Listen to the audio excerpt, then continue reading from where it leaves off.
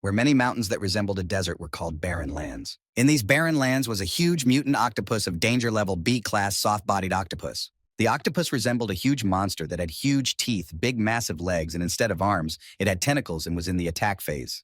Suddenly, a guy with them hair and a red scarf with his hands ready to fight flies through the air at him. He prepares to strike a fiery blow at the creature with his hands. With focused eyes and complete confidence in the accuracy of the defeat, he delivers a ripping blow that hits the mutant octopus. And suddenly, the guy realizes that the skin of these monsters is too soft, and the momentum from his strike is completely dissipated. At that moment, the creature looks at him with its eyes red with anger. The guy realizes he's in a jam and just ducks, realizing that the only thing he can do is defend himself. He clamps his eyes shut and waits for the punch he feels he missed. But at the same instant, a girl appears and splits her hand into many small pieces. She doesn't feel the least bit intimidated and tells the guy to go back out, to which he replies thank you and breaks out into a happy smile. The blue, huge creature looks at its tentacle hand in bewilderment. And in the next few seconds, his arm starts the regeneration process and it completely starts to recover. A guy and a girl in a fighting position realize that all their attacks are simply useless. The point of the sharpened spear passes over the surface of the barren lands, drawing golden patterns on them. And the guy who showed up with the spear says that if normal attacks don't work, they'll try this. The guy with the blue hair smirking evilly thinks it's about time. But the girl with the evil look threatens him to shut up now. The next minute, the guy with the spear summons magic that draws a huge golden ring around him.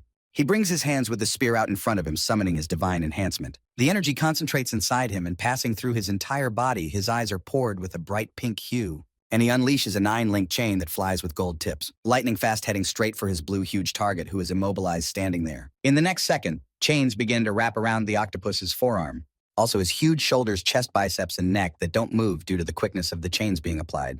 And here he is already standing fully wrapped in chains, controlling his every move. The guy with the spear starts screaming and turns to the power of his weapon once again, invoking again the magic of the 9-link chain, but this time the magic is stronger. The circuit he summoned this time is completely covered with electric current. And it flies into a mutant octopus that starts to get violently electrocuted. The mutant's teeth become sharper, his eyes blacker, as if his entire body is undergoing a regeneration phase. But then he roared angrily and broke all the chains that were on him. His whole body changed color and became as red as the core inside him. And he just fell backwards like a breathless body. And that was the end of it. He was sent to the next world. The guy exclaimed that he was finished. He felt like he had eaten everyone who happened to be in these lands, and he assumed that his level was not at all B, but much higher. But the guy with the spear was sure that a little more, and they would all have to retreat. As suddenly a strange red glow began to emanate from his huge belly. They began to exclaim that most likely this lifeless monster was about to give birth, and hands with huge, sharp claws emerged from its belly. The second creature left the breathless body of its master and made its way outside. It was a huge demonic fetus desiccation hazard level S-class parasite. It had 4 thin arms, and the core of the past monster was its head. Then he turned his head in the shape of an egg, and the guys realized he was looking at them. The next moment, he released a red ball from his core that was his head. He channeled it with a huge red stream, and that stream turned into a ball, which made a huge hole in the stone mountains shaped like a red ray. The guy with the blue hair said that if things keep going at this rate, there won't be a wet spot left on their team. But then suddenly he looked somewhere in the distance and was puzzled, not knowing what was going on. The monster that was the demonic desiccation germ was also puzzled. There was a huge creature in the sky with gargoyle wings, centaur horns, and a reptilian tail. The guy with the spear shouted to his team to get behind him. And he realized that this creature was far worse than anything they'd ever seen. The demonic drying germ looked with its huge eyes at what was happening around it. A monster with gargoyle wings flew over the barren lands and sizzled everything with its huge red beam. Yes, and he himself resembled in his own image his red energy. A dark purple glow appeared in the sky that was in the shape of a cross. This glow summoned a creature with gargoyle wings and channeled its power from the sky to the ground to where the demonic fetus of desiccation stood. The dark purple beam came straight at him, sizzling not only the fetus but everything around it. The sizzling ray that directed the creature with gargoyle wings left a huge crater near where it left the huge hole in the mountains and the fetus. A guy with blue hair and a girl stood behind the guy who asked them to stand for him under his dome. The team didn't realize what was even happening next to them. Trying to cheer everyone up somehow, the guy with blue hair spoke in sarcastic phrases about how a creature with gargoyle wings doesn't even warn of an attack, though all of the spear guy's skills were clearly used to suppress demonic attacks. In the next minute, he used up all the energy of the magic stone and their dome shattered into pieces. He thanked God that another enemy had not appeared on their horizon. And out of the mist appeared a neat foot wearing purple-heeled boots. And she stated to the team that in destroying the monster, she had not expended much effort, and that she as queen was just what they needed. The guy thought that he did not feel very much upon arrival in this world, to what she said as if she had read his mind, that the one who decided to save this world is so weak. And went on to say that there were still a great many things she had to teach this boy, and only then could he be sure of becoming king of these lands. He smiled nervously and thought to himself that in any case, he had already surprisingly become the ruler of the kingdom. And yes, that creature that flew in the sky and decided to destroy them was the demon queen, Isabella, whose danger level is immeasurable, and she was the wife of this guy with the spear. Once upon a time, the plains of Siolo were home to many different tribes. But among these tribes, there were only the two strongest demon tribe and human tribe. A few centuries ago, two tribes got into a war over resources. And after a while, the ranks of each tribe grew smaller and smaller. The human tribe was the first to offer a truce. And then the demon tribe did not resist this decision. The treaty was read, and Demon Queen Isabella Wasp agreed to sign the peace treaty. These days, in the city on Earth, the city was plunging into night, and some lights were visible from apartment windows. In one of the apartments, there were cries that All-Star should use everything and leave the rest to his buddy. On the computer desk were many packages from convenience food and several bottles of water. A golden emblem in the shape of wings flashed victoriously on the computer screen, and the guy exclaimed that they had won. At this point, the guy was happy, and in his headphones, all did not stop talking about how good he was at computer games, and that he does not even take the game seriously anymore, but nevertheless plays perfectly. He reluctantly took off his headphones and decided to take a little break from video games, and said out loud that if he wasn't called for mid to low-level games, it would be a superior game. The guy who sat and played computer games like a god was named Xiang Ye. His parents are constantly working abroad, and he has almost no friends. He did not get in touch with his acquaintances for a whole summer, and simply withdrew from them. And from his parents, there is only a common photo on the wall as a memory. The only thing Xiang Ye could do was either draw or play nightly. At first, he assumed his summer would be the same summer as all the other kids. But he had absolutely no idea that he would become the savior of another world he didn't even know about. And as he had been sitting playing on the computer for quite some time, he was drawn to sleep. When he woke up, but not really seeing the whole environment yet, he didn't understand why his ceiling looked like that. But when he came to his senses after the dream, he saw a pretty girl with purple horns and white hair looking at him. He was very frightened when he saw the girl who had a tail and asked her who she was and why she was in his house. But instead of greeting, and she spat words at him about how he was an idiot and that the place he was in was not his home. He lifted himself off the floor he was sleeping on and looked around. The first thing he could think was that he was hallucinating from the games and not realizing where he was. But the next moment he was relieved that these hallucinations felt all too real. In front of him were 4 girls and an old woman wearing a purple cloak with a scepter. Xiang Ye was happy to see these people and the clothes they were wearing. And the only thing that was probably right was that he thought he was in a different universe. Interrupting the monologue of the guy, the girl with horns turned to the old woman who was the high priest and asked if this was really the guy mentioned in the prophecy.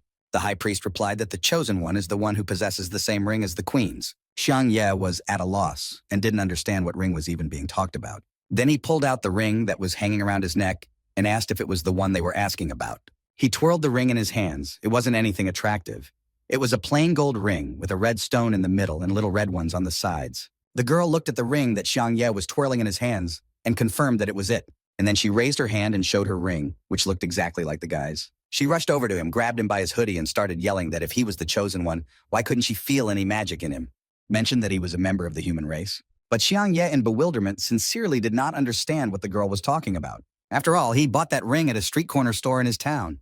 But reaching the climax of her emotions, the girl spit his words back out about how he was able to buy it in the first place. Turning to the high priest the next second, she asked if there might be something wrong with the summoning spell, because she didn't understand how she could even summon such a useless person like Xiang Yi. But the high priest stood his ground and claimed that the spell was performed correctly, and he is the only one who can save the demon race from extinction. And Xiang Ye just listened to all this nonsense in his opinion and wanted a simple explanation.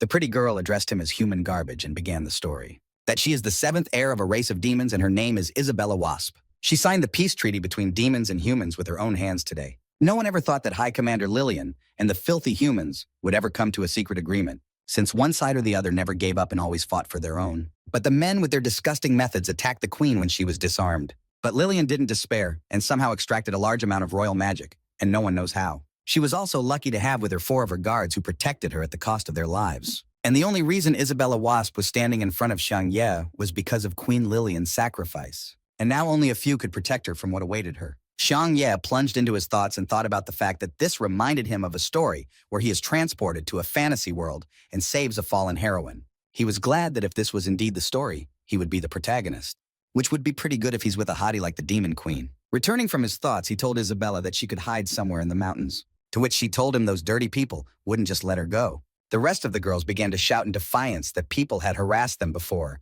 and that's why they found themselves surrounded here. And being in such despair, the queen decided to trust the chosen one, but they could not imagine that it would turn out to be a man capable of nothing. At this point, the queen felt faint and was asked by the girl if she was all right. After coming to her senses a bit, she started screaming again about how she could feel her aura weakening. Her anger had reached a certain limit and her eyes flashed with that tide. Her body began to exude an incomprehensible power that pulled people away from Isabella at a certain distance. Immediately, the purple coloring began to slide off her hands, and they began to resemble human hands. The dark purple coloring was also disappearing from her legs, and the reptile's tail, her own tail, was beginning to disintegrate. The high priest and the girls who were nearby looked at this transformation in amazement, and only one Xiangye was both furious and fearful for what he had just seen. He started chanting about it getting smaller but still being big. And then she stood there in shock and didn't realize what had happened to her beautiful body, and why it had changed so much to resemble a human form after all. The high priest began to broadcast that the queen's aura was most likely depleted, and that's probably the reason Isabella's body took on this image. But Isabella began to worry about how she would appear in front of her people. And the girls were tearfully talking about how their majesty had used up her aura for them, and they wanted to destroy Xiangye as a useless person because of that. Xiangye didn't expect such events, and in shock started yelling that he was the victim here and didn't even want to be summoned into this world. The next moment, interrupting their altercation, the doors opened and reported that the human race had almost broken through all their defenses. A guy with blood on his face and a creature with the face of a crow asked Isabella to leave the place. The girls began chanting that they would protect their queen no matter what the cost. And she pulled Xiangye's things on and dropped a phrase about how she was glad to have fighters like them.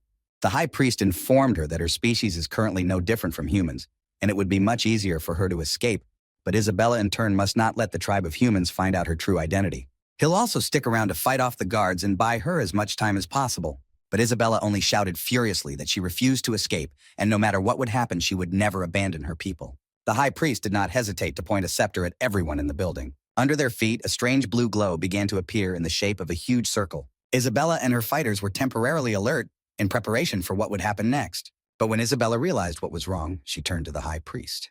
And her fighters wouldn't let her leave the circle and asked her to stay inside it. Xiangye wasted no time while everyone was busy running out of the circle with the words that when the human race came, he would ask them to send them back. But Isabella's fighters caught on in time and realized that they must not let him escape.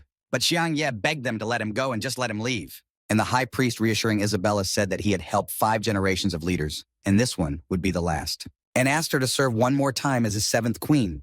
Isabella Wasp, with tears in her eyes at what she heard, slowly fell through the blue glow. The high priest stood and watched as everyone who was with him flew away in a flash. He turned 180 degrees and began to move away from the place. Just as suddenly, there was a huge explosion and the blast wave blew out the door to the building they were all in a minute ago. He stopped and waited for the huge cloud of dust behind him to settle. He slowly turned around 90 degrees to survey what had happened. In the doorway stood a man with his army who were dressed all in the same shades of red with white inset clothing. It was Regent Tolzangus, and his first words were about where the queen was. The high priest stood looking at him and just smiled, realizing that he would no longer get them just like that. A huge forest in which there was a mass of coniferous type trees. The first blue sparks that started to break through were in the clearing, and their entire team that was transported from the building landed in a clearing in the woods. As the 6 of them landed, they looked around, the blue glow still lingering on them. Someone dared to ask if they were still surrounded by the human race. Finally, they saw in the distance the castle they had been in a moment ago. One of the fighters began to comfort the queen, and the other fighter girl suggested to leave the place as soon as possible. But Isabella Wasp said not to worry, and she would not grieve at a time like this. She was going to avenge all the warriors who sacrificed their lives. While the 6 of us were talking, some soldiers saw them from the hillock. They began to rejoice that they had finally found those who belonged to the race of demons. They began to move in the opposite direction from the castle. Just as suddenly, someone launched an arrow, and it swept through with lightning speed. But by the time Queen Isabella Wasp noticed this arrow, it was too late. One of the arrows stabbed into her fighter, who was standing not far away from Xiangye, and pierced through her shoulder. He started yelling that the fighter was bleeding, but the girl just said that this arrow belonged to humans. The others began to care for Her Majesty and shout for her to get out of the place faster. The regent's army began running at them and shouting that they would be given 20 pieces of gold for each demon's head.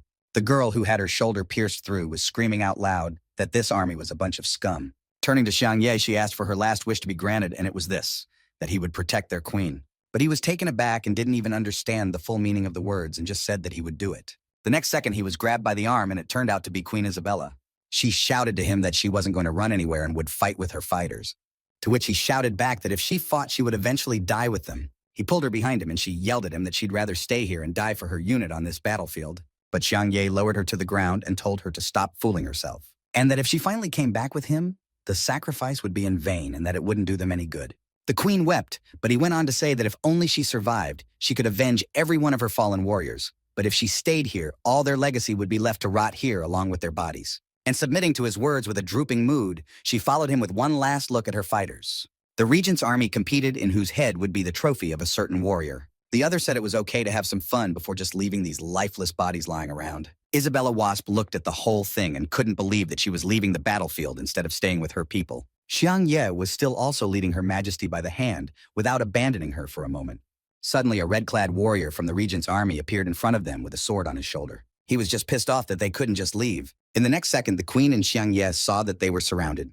Someone from the regent's army said that the two men looked human, but their clothes seemed strange to them, and they thought they were demon slaves. But the other wondered whether he should destroy them or still let them live.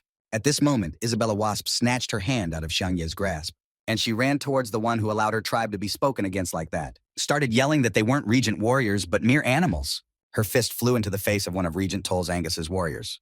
At the same moment, she was grabbed by Xiang Ye and pulled her to herself, guffawing that she was really happy to see her people. But one of the army started talking about how he had heard how the slaves of the demon tribe were being brainwashed and made to see people as a threat. And the other enthusiastically said that it means these two are slaves of the demon race and wonder if they will be rewarded for bringing their heads. The third in turn added that if they had anything to do with this race, they'd better die at once. Xiang Ye thought to himself that these guys didn't care that they were from the human race and were willing to destroy a mere human. He grabbed Isabella's head, and she didn't realize what was happening at all.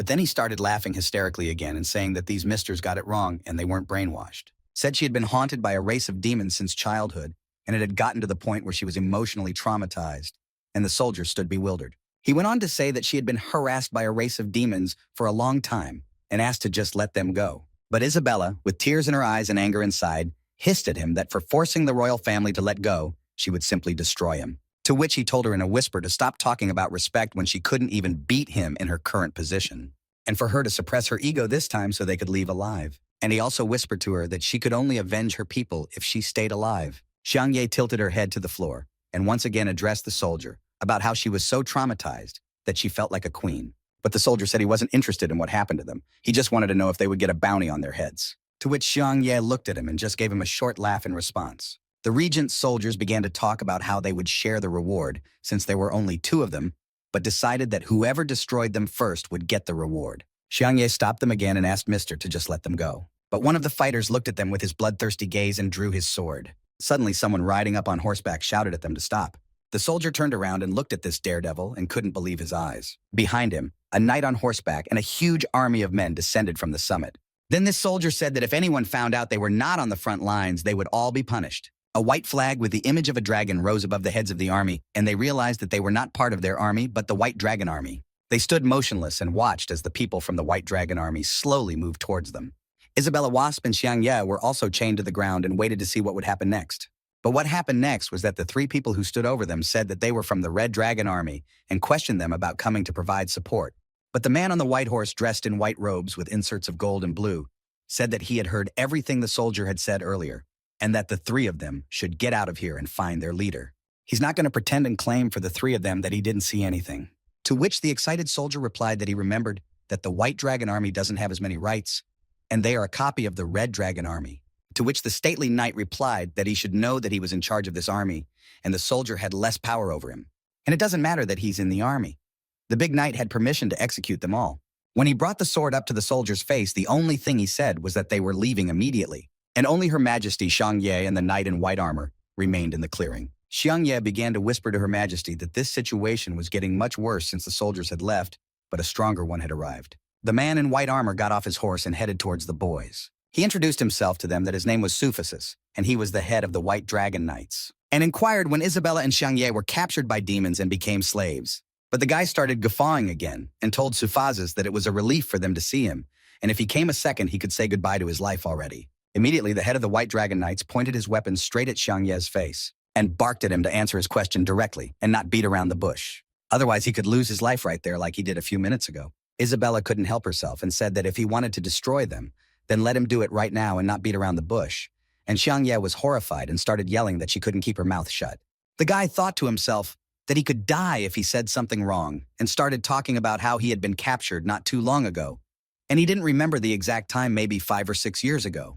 Sufissus was simply dumbfounded by what he heard and turned an unblinking gaze on them and asked what their roles were in the demon race, and Xiang Ye was surprised at such a question, thinking to himself what kind of role he could have had since the only thing he knows how to do is play computer games and he doesn't even have any locations, but told the knight in white that he was just an assistant cook, turned his hands to Isabella and said that this was his wife and she too had been captured by demons and had become a slave. Sufissus shifted his gaze from Xiang Ye to Isabella and was very surprised at this answer. And Xiang Ye began to rejoice to himself that the knight in white had finally bought it, and he confirmed aloud that this was the case. But Sufaz asked the question again about why he was walking around naked. Xiang Ye was surprised and thought to himself that he had given his clothes to the queen and was therefore walking around undressed. But he couldn't say anything out loud. Sufissus touched his dazzling white cape, taking it by the base where it detached. The guy looked at him and didn't understand what was going on or what this knight was doing. In the next second, the white robe was removed from the white dragon knight, and he threw it over Xiang Ye, who couldn't utter a word and just stood motionless. Sufazis assumed and told him that they probably took his clothes since they often tried to escape. Xiang Ye can't think of anything but that this guy has such a gentle aura around him. But as he continued talking, the knight told the boys to join him and he would get them home. Isabella bellowed in his face about their points to take this demon poisoner, and Xiang Ye whispered to her again in bewilderment about how she couldn't keep her mouth shut. Immediately when Xiang Ye covered his mouth with Isabella's hand, the knight in white armor was called out by one of the army of soldiers and said that the red and black dragon armies have withdrawn their troops. To which Sufissus only threw a short phrase about how it looked like he was late to the party, and Isabella in turn baited Xiang Ye's hand and started yelling at the guy next to him again that if he did anything to belittle her, she would make his life a nightmare. And Xiang Ye just told her to keep her mouth shut and keep quiet because the last thing he wanted was for them to be exposed. But she told him that if she returned to the human race, she would never go back to the demon plane. Xiang Ye had called her an idiot, and if she was sent to the other world at this place, she might forget about going back anywhere at all. And the last thing he told her was to listen to him and not dare expose herself. Sufazu replied to the soldier that if there was no longer a need for his intervention here, then it was okay to go home.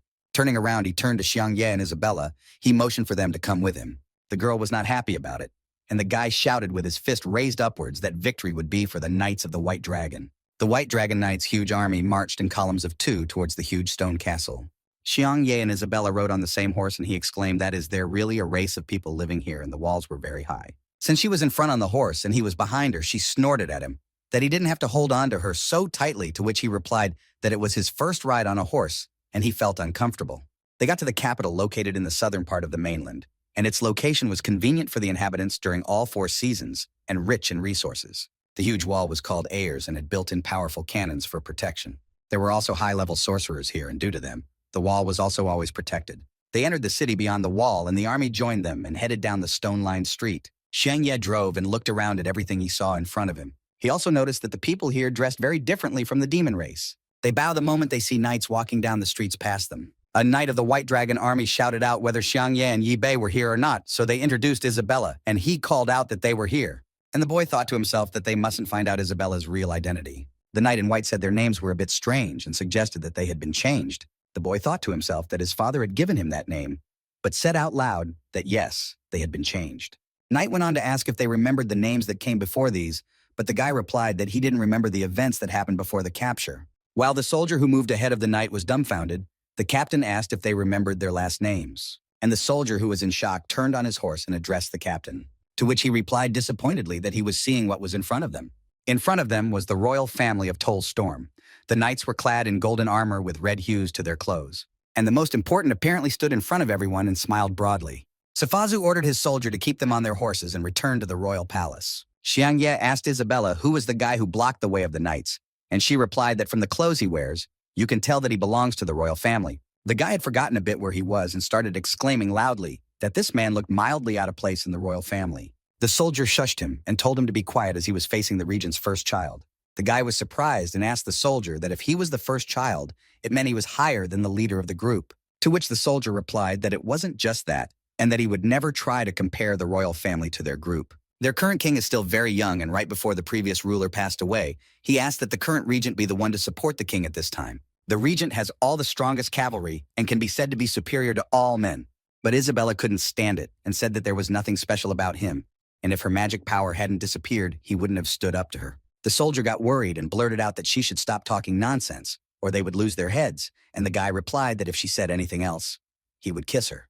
Sufazu climbed off his horse and bowed before the representative of the royal family to greet him, to which His Majesty replied that he thought his father had returned as soon as the gates opened, and he didn't think it was a useless team of white dragons. But Sufazu most likely applied his charms and said he even put together a welcome party for him showing flower girls. But the regent looked at this in shock and thought that there was something he clearly didn't understand. The White Dragon Knight continued that His Majesty had sent out a team to sign an agreement with the demon race. But somehow he was one step ahead of them to where it should be signed. And a guy with red hair with crazy eyes replied that the king had just changed various ideas about how easy it was to send the queen to the other world, and asked him if he was a White Dragon Knight, questioning the king's decisions. But not knowing what to say to that, he gritted his teeth that he was just... But he was interrupted and began to say for him that he was just relatively curious, regardless of whether these were actual decisions of the king or simple intentions of the regent. He turned and saw none other than his father in front of him. Sufazu looked a lot like him. His father had the same facial features and hair.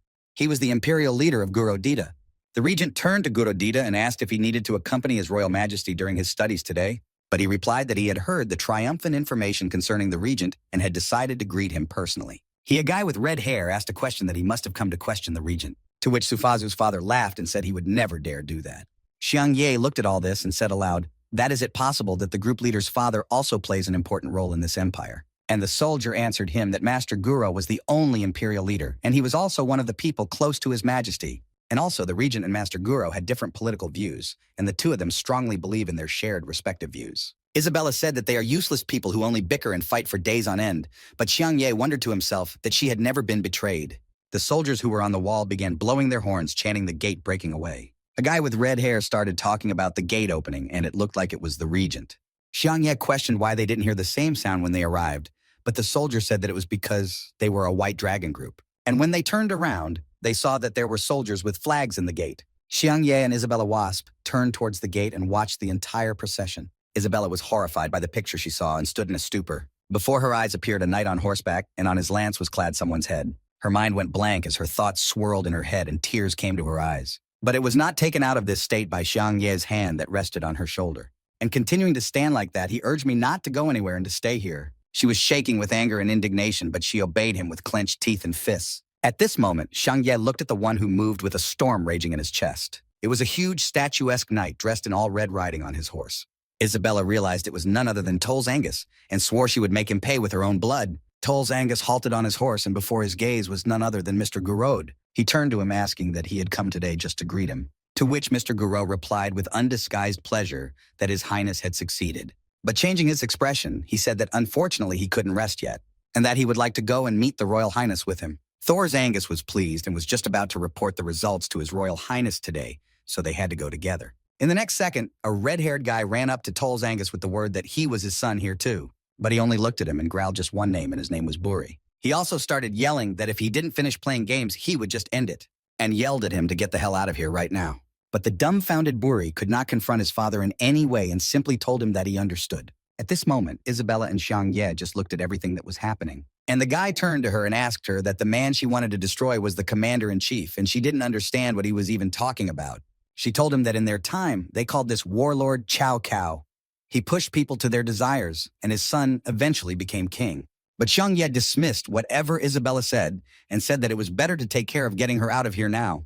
And she growled back at him that he was probably hoping she'd get out of here and let him go. The soldier interrupted Isabella and Xiang Ye's bickering by calling out for them to pay attention to him, that he had been given the responsibility of escorting them both to Master Guro's residence. Xiang Yi exclaimed with a smile on his face that it was very good while Isabella was still absorbed in her thoughts. Not long afterward, they arrived at the residence, and a building of equal beauty opened before them. Xiang Ye opened his mouth in surprise and said that if this place was so huge, what kind of privileges did the group leader have? But Isabella shook her head and said that he hadn't seen anything yet. They went inside, and golden decorations with a statue in the middle spread out in front of them, and Xiang Ye thought that this place looked like a museum. A girl appeared behind them and turned to them and asked that they were most likely the master's companions. And she introduced herself that she was a housekeeper whose name was Elena, and the owner had told them that she and the other girls should take care of them. The guy was just blown away by the beauties he saw and thought he had female butlers while greeting them. The housekeeper was respectful of them and asked about the fact that they were probably hungry and very tired. Xiang Ye shouted out with joy that he was indeed very hungry, and Isabella was wary and asked if he found it very strange that slaves were treated so well here. Xiang Ye replied that if they wanted to harm them, they would have done it long ago, and from now on, they should just go with the flow. To which Isabella said she thought it actually made sense, and the two of them began to follow the huge hall in the opposite direction of the servants. And the housekeeper Helena was standing behind them at this moment, plotting something evil. Meanwhile, Master Guro and Tolls Angus came to His Majesty in the Great Hall for the red carpet. His Majesty said that the two of them had done well, and it was no wonder they were the best warriors within these city walls. And since the negotiations with the Demon Queen had been completed, he asked what they wanted as a reward. Tolls Angus thanked him and replied that he didn't need any reward. He thought to himself that sharing duties and wishes was such a foolish thing to do, and what the regent had done was punishable with great offense. Master Guro told His Highness that the contract that had been signed with the demon race led to a truce. The White Dragon Group was also sent to represent them. He also said that the regent rushed forward to the place to tear the dew and send the Demon Queen to the other world, and that it was because of him that His Majesty's name was now tarnished and that it threatened them with even more serious consequences in the near future. And if the missing queen returns to the demon people, there will be a full-scale battle against them. Sufazu, who was there, thought that the clash of the two nations would lead to the death of both their people and the people of the people. His Majesty addressed his mentor about how he seemed overly concerned about it and it should be given other motives. Tolls Angus told His Majesty that he should be allowed to give a full account of what happened. After all nations decided to sign a truce treaty, His Majesty received a letter from the right hand of the Demon Queen Lillian. In that letter, she stated that she had already received significant support from her people. She also said that if they helped overthrow Queen Isabella, she would lead the demon nation and create a stronger relationship between the two nations. To which Tolls Angus said that the people had already accepted Queen Isabella as their new ruler. Master Guro thought about the fact that the previous Queen Isabella was reported missing after the battle, and this leads to the termination of the treaty. And Torso again spoke of the business they had agreed upon, with Lillian clearly spelled out in the contract, and passed it on for His Majesty's consideration. His Majesty had the envelope with the contract delivered directly from his throne and placed in his hands. He unfolded it and immediately began to study what was written in it. He immediately marveled and said that this time he had done well for the kingdom. But Master Guro exclaimed that the Wasp clan had ruled the demon nation for centuries, and he didn't understand how a traitor like Lillian overthrew the clan so easily and became the new queen. He knew there was something clearly wrong. But His Majesty interrupted his train of thought and said that there was no point in continuing further, and that he will allow the regent to accomplish whatever he really wants. Master Guro was taken aback by this statement and simply replied that he understood perfectly well. Tolls Angus was as delighted to hear it as his subjects who were behind him, and Sufazu, who was behind his father, was clearly unhappy that his father was so stopped in his reasoning. At this time, steam was rising from the hot water that was being drawn into the huge pool. But Isabella didn't stop to think that if she returned to her people for the moment, they wouldn't even recognize her as their queen. And does she really live out the rest of her days as one of those people? Meanwhile, Xiang Ye had loosened up and was in the hot pool. He was overjoyed that he could finally relax briefly, but he was overcome by thoughts that now was not the time and he wanted to go home. He twirled the ring in his hands again, thinking that if it had brought him here, he could bring it back again, since he had no intention of spending the rest of his days in a world he didn't even know. Though once he got to Queen Isabella's castle, he thought things were pretty interesting, but that was until he saw newly alive people being sent to the other side of the world, right before his eyes, and it didn't give him peace of mind. And he was very curious if he would return to his world if he gave up his life right now. He shook his head to chase the thoughts away and figured he didn't want to check it out right now. And since this ring is so important, he can wear it on his finger, so he started putting it on himself. Behind him, someone was walking quietly behind him toward him in the pool, while Xiang Ye fiddled with the ring because he couldn't put it on himself. He thought it was only on his ring finger, and then he was called out. He turned to Isabella, addressing her as captain, and asked what she had returned already. He was astonished to see a completely naked man standing in front of him, and he in turn looked at him like he'd never seen a naked body before. Sufazu stood behind him and told him that if he was here too, they could go swimming together. He was dumbfounded by the body he saw, as what he saw from him clearly surprised him. Sufazu walked into the pool and was not far from Xiang Ye, but the guy himself didn't want to be close to him either. Immediately, Isabella's words flashed through his mind that slaves were treated too well here, and he recognized that she was right. Thinking to himself that this guy was cunning, he looked with undisguised horror and embarrassment at the White Dragon Knight who was in the same pool with him. Sufazu began to wash himself, and he thought about what if all those scars on him were from the battlefield. And as he continued to watch the movements, he asked himself that he was probably the optimist. Interrupting Xiang Ye, Sufazu's thoughts, asked if they were already used to this place. And then it dawned on the guy that this was some kind of expression, and this knight was planning to make him sag, but instead blurted out that everything was fine. And Sufazu said that tomorrow he would send people out to find their real family. And Xiang Ye wondered if he really wanted to help us in our search from the family. Sufazu confirmed this, but also said that the information they gave him was very little. And Xiang Ye thought that if someone was found by their stories, he would be very surprised. Knight again asked if he could remember any of the relatives, but the guy replied that he got a concussion after the tackle, and thought he was probably trying to expose and find holes in his excuses.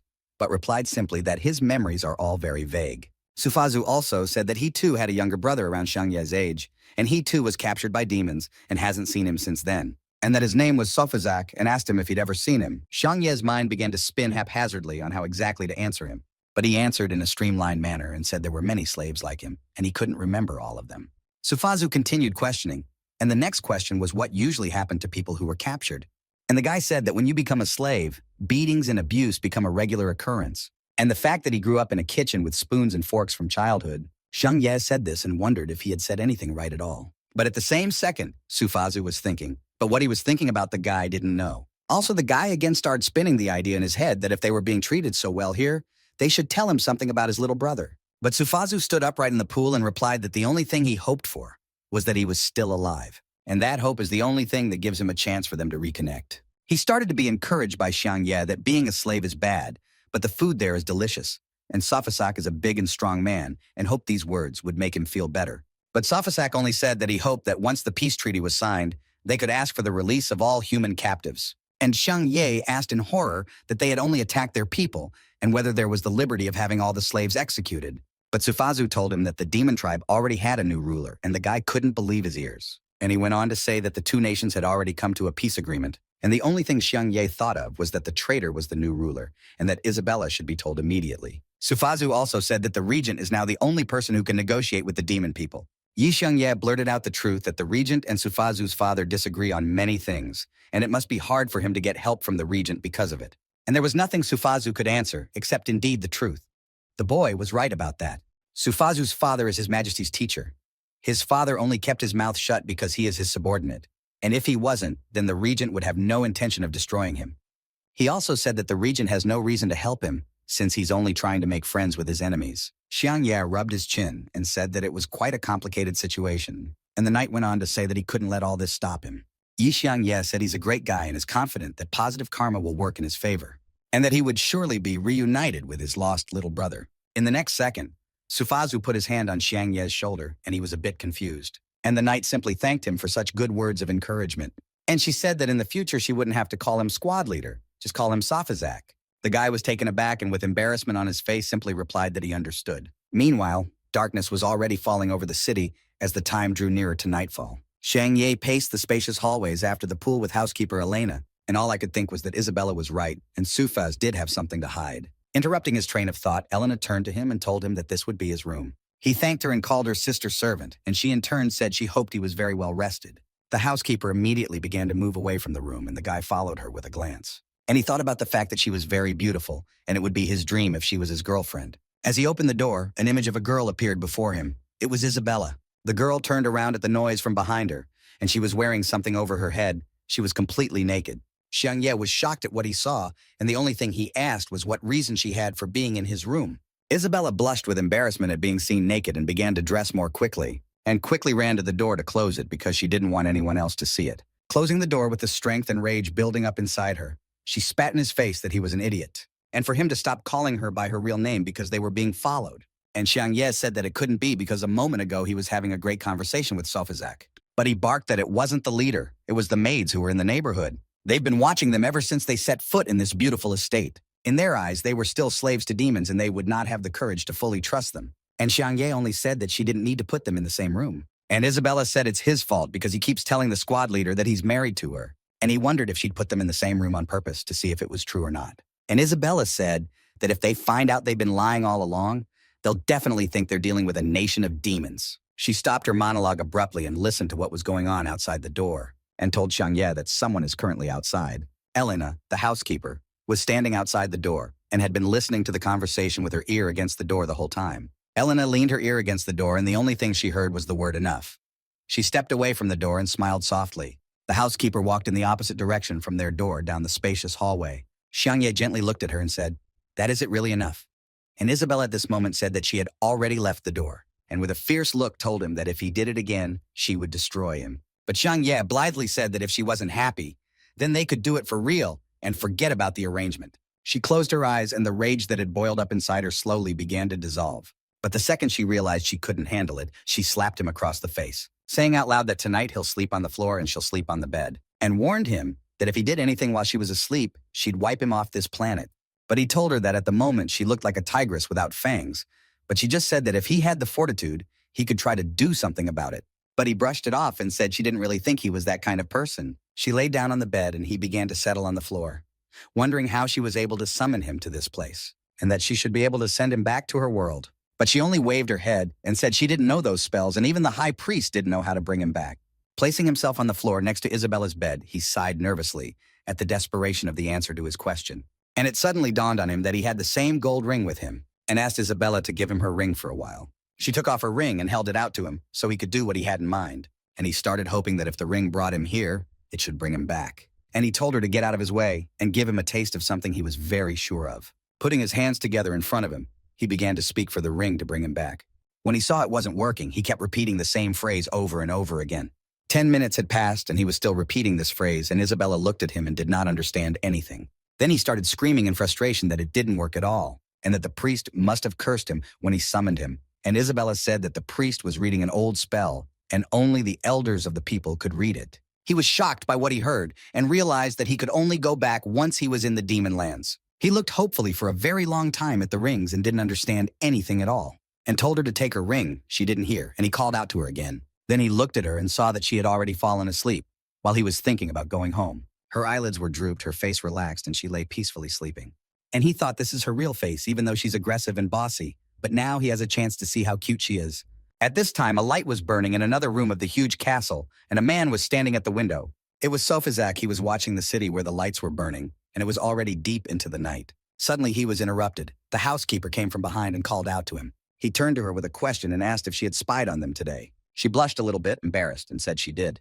But she was only doing it because they had recently come from the demon nation. The next second, he pulled her to him by her slim waist, bringing her closer to his bare torso, and asked her not to bother them next time without his permission. She was embarrassed and didn't realize it was the first time he had brought guests home. But he explained to her that when he saw him, he felt an unnatural connection between them, as if he were his family.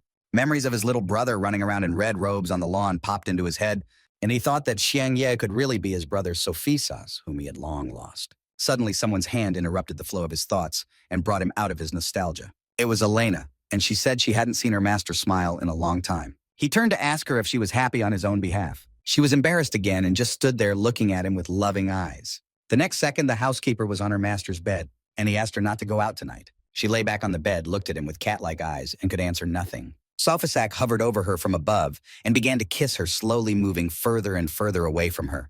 And by the light of the lantern in his room, they finally wanted some privacy. The sun was already rising over the castle and illuminating all the windows in the entire castle on the lands they found themselves in. Xiang Ye was sleeping peacefully, but when the sun started to shine through his window, he started to open his eyes. Rising from the blanket he had spread on the floor, he rubbed the back of his head, and he looked at the bed where Isabella was peacefully lying asleep yesterday. He looked at the made bed and didn't realize where she had disappeared to, and started asking himself where she could be. Just as suddenly, he was called by name, and he looked back and turned at the same moment. He stood with a bare torso and greeted the sister servant that was Elena. She smiled with the clothes in her hands and said good morning to him, addressing him as Mr. Xiang started to put on his clothes, and Elena said that the master himself picked out the clothes especially for him. And while she was putting on what she brought him, he said it looked great on him. He looked at himself in his gloved cloak, black pants, and thought this is what they wear in this world. Turning to the servant, he asked if she knew where Isabella had gone now, and she replied that Miss Isabella and the master were practicing in the garden and that he could go to them too.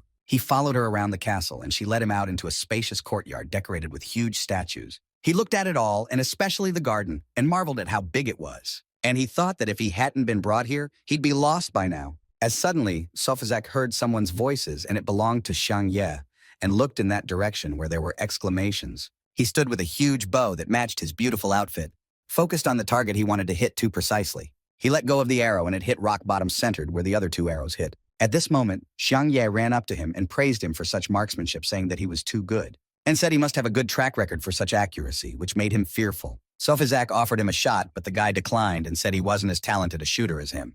But he didn't care and said there was nothing wrong with it, but Bei was pretty talented for it.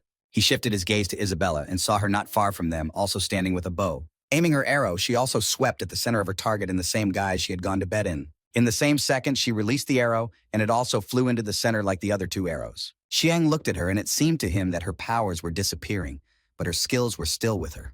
He remembered telling her she couldn't take anyone in her form, and I realized how stupid he was to say those words to her without a shadow of a doubt. Elena came over to Sofazak and Sian and told them that breakfast was ready. There were plates of cake, candy, and donuts on the table, and coffee had been made. Sofazak addressed them that they had already lived with the demon people for so long and were used to living with them. Isabella sipped her coffee in silence, and Xiang said he really liked it and was really used to it. He said that he had helped them a lot, but they couldn't keep bothering him while thinking that they had to leave the place somehow. Sofazak wiped his mouth with a napkin and told them not to worry, and they could live here as long as they wanted to. And the fact that he's already ordered and assigned a housekeeper, Elena, to the two of them. That she is the servant who will teach them how to live comfortably in the kingdom again. Xiang smiled and wondered to himself if the knight thought they would live here for the rest of their lives. He looked at the housekeeper and Sofazak intently and thought, what if he... But suddenly his thought was lied about, and Isabella said they just wanted to be able to live on their own again, and that they really don't want to bring him any more problems than he has now. He folded his hands in a lock in front of him and said it was no problem, and in fact, they wanted a leg up on the kingdom, and also that they could all organize work for them to have something to do. And if they really wanted to stay and work here, that would be great. And also that he'd really like to try Xiang Ye's cooking. He immediately smiled back at him and thought to himself that now he was really bent over. Immediately, Isabella couldn't stand it any longer and loudly shouted that they'd had enough of it all. She stood up and said she would rather go back to demon territory than have to work here in the kitchen for the rest of her life. He began to calm her down and told her to stop provoking him right now. Just then, he asked the two of them what Xiang Ye and Bei were even talking about. And Isabella continued that she had heard about how the kingdom treated humans when she was at the demon's house. Legends say that in the past, humans were wiped out because of their weak and fragile appearance. Because of the constant aggression, the humans went in search of a dragon to watch over them. The dragon helped them to build settlements and cities, and also taught the people how to use magic. Later on, dragons became symbols of humans because they did so much for them. The king had 7 armies, and each army had its own dragon symbol of different colors. The strongest were red and black defenders, were purple jade amber, and ash and white were the king's personal guard. And if a man wanted to get out of poverty, the best solution was to join the army and work there. But there were only 2 ways to get into the army. And the first way was to train hard and prove yourself worthy. And the second way was to get a diploma from an honor school in the capital city. Since the school was established, it has produced a large number of distinguished alumni who have gone on to service. According to legends, the headmaster, Basil Andre, is over 500 years old and has achieved divine-level spells. It's said that all the teachers in the school could take out 1,000 armed troops. And then Isabella told him she wanted to be an honor student, and whether she's going to study the art of swordsmanship or magic in her, since her only desire was only to become much stronger. Xiang Ye grimaced and thought that this was probably the only way to get to the demon frame. Immediately, Sofazak turned to her, asking if she was sure of her decision, and she shouted out a phrase she shouldn't have, but said out loud that she had to get revenge. Sofazak asked her again, as he didn't understand who she wanted revenge on or why she wanted it. Xiang realized that things were getting hot, and they would be put in jeopardy, but confirmed her words that they wanted revenge, since they have been oppressed by a race of demons for quite some time, and the only way is to train and destroy them. He shouted a chant that this was the only way they could save millions of prisoners. But Sofazak said if that was the only reason, he wouldn't let him go to school. Xiang was taken aback by his statement and wondered why it was impossible after all. And Sofazak left saying that fighting is not as easy as it seems, and he'd better stay here and he'll find him his family. Xiang Ye called out to him to bring him back and change his mind, and he said that he actually had another reason for wanting to go there.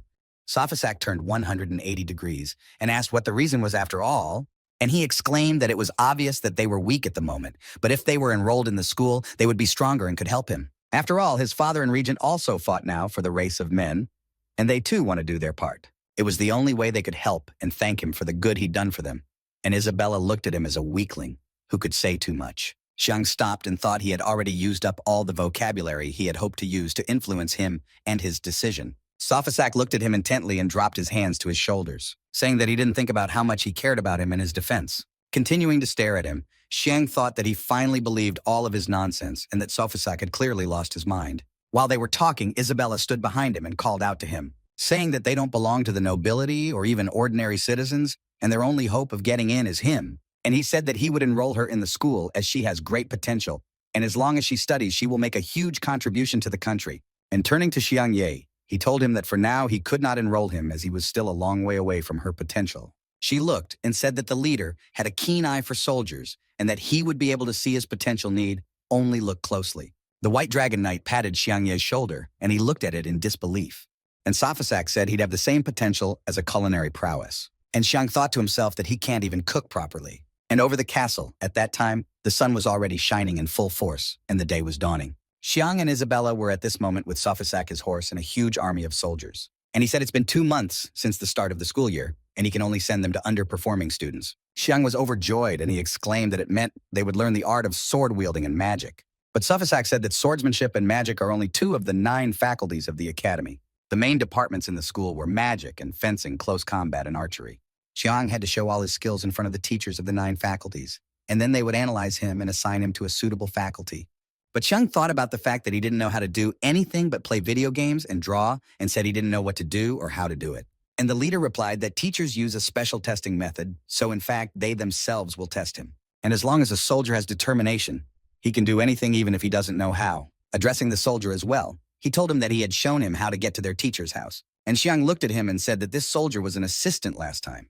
In the next second, the leader jumped on his horse, and Xiang called out to him and asked if Sophisac would also go with them to the teachers from the school. But he replied that he had to pay a visit to His Highness with his father today, and that if the 2 of them passed the test, the teachers would give them accommodation at the academy. But if suddenly Xiang doesn't pass the test, he will pick him up and bring him back to his home. Isabella hissed about him being human scum, and the soldier jumped with laughter. Xiang, yes, strongly disliked this, but after a few minutes they found themselves in front of the Honorable Academy. He looked at the building that was no smaller than the one they lived in, and thought that this was his first test in this world. And at this time, they went to the academy grounds, and around them were stone buildings and statues made of stone. A huge number of people were sitting on the floor waiting for their time to speak. And someone said that before them stood an old man who would teach them to master the mind. It was the teacher of the Academy of Close Combat, Mike Yasso, and said that before learning this art, you must learn how to use the power of shadow. From the stage where Mike Yasso was standing, he called out to one of the sitters named Eli, and told him to show everyone how it's done. He understood, and the old man threw a rock at him, and he reacted and caught it.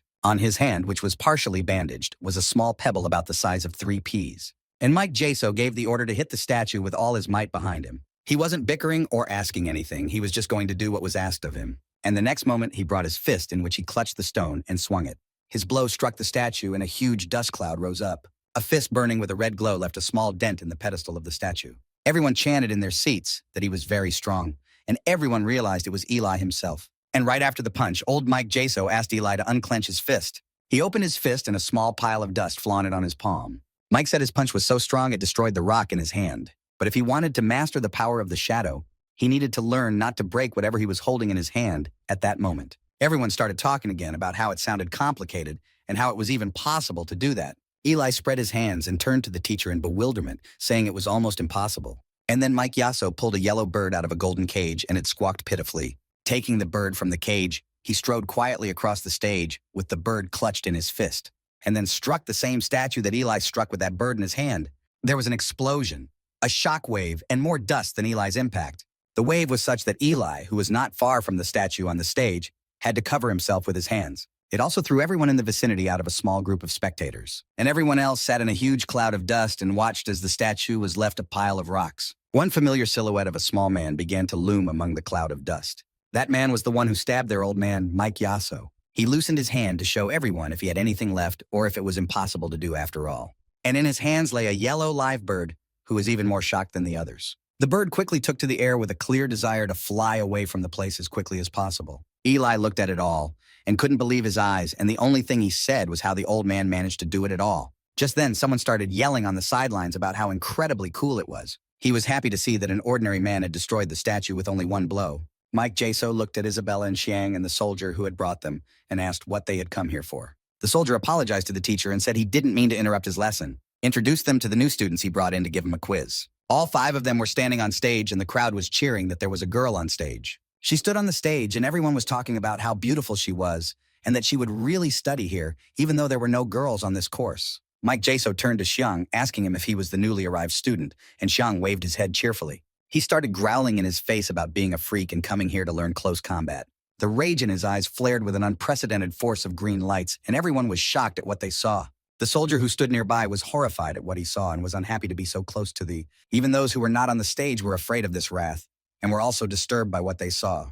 Isabella alone could not understand anything and stood as if nothing had happened. Eli was also scared, even though he was the strongest of the class.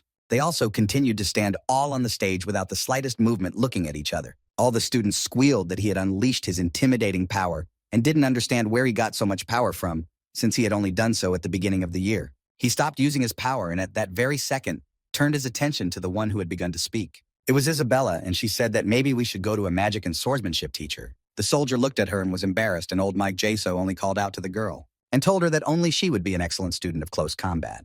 But she apologized to him and said she only wanted to study magic and swordsmanship. He covered his eyes at what he heard and said that he felt sorry at such a statement. Opening his eyes, he shifted his gaze to the boy and looked at him intently, telling him that he seems to be fine and fit for close combat as well. But all he could think about was that he wouldn't be able to keep standing after this old man's ability like that. The soldier, putting his hand on Xiang, told him that he seemed to have withstood Teacher Mike's intimidating ability. And as soon as he put his hand on his shoulder, Xiang slowly backed away. The soldier snuggled up to Xian lying on the floor, and Isabella looked at him and said he was weak. The bright sun was shining in the sky. Now it was about 12 o'clock in the afternoon. Xiang was lying with his eyes closed and at the same second opened them as quickly as if he was startled by something. He blew up and started yelling at the soldier, asking what just happened. He also sat on the stage and asked where everyone had gone, and Isabella addressed him like garbage and said that everyone had already left. Eli watched him and said he was paralyzed by the intimidating power of Mike's teacher. Xiang looked puzzled and said he was very strong and didn't understand how he was doing it. Eli was surprised at this question, saying he didn't pass the test, but he could tutor him.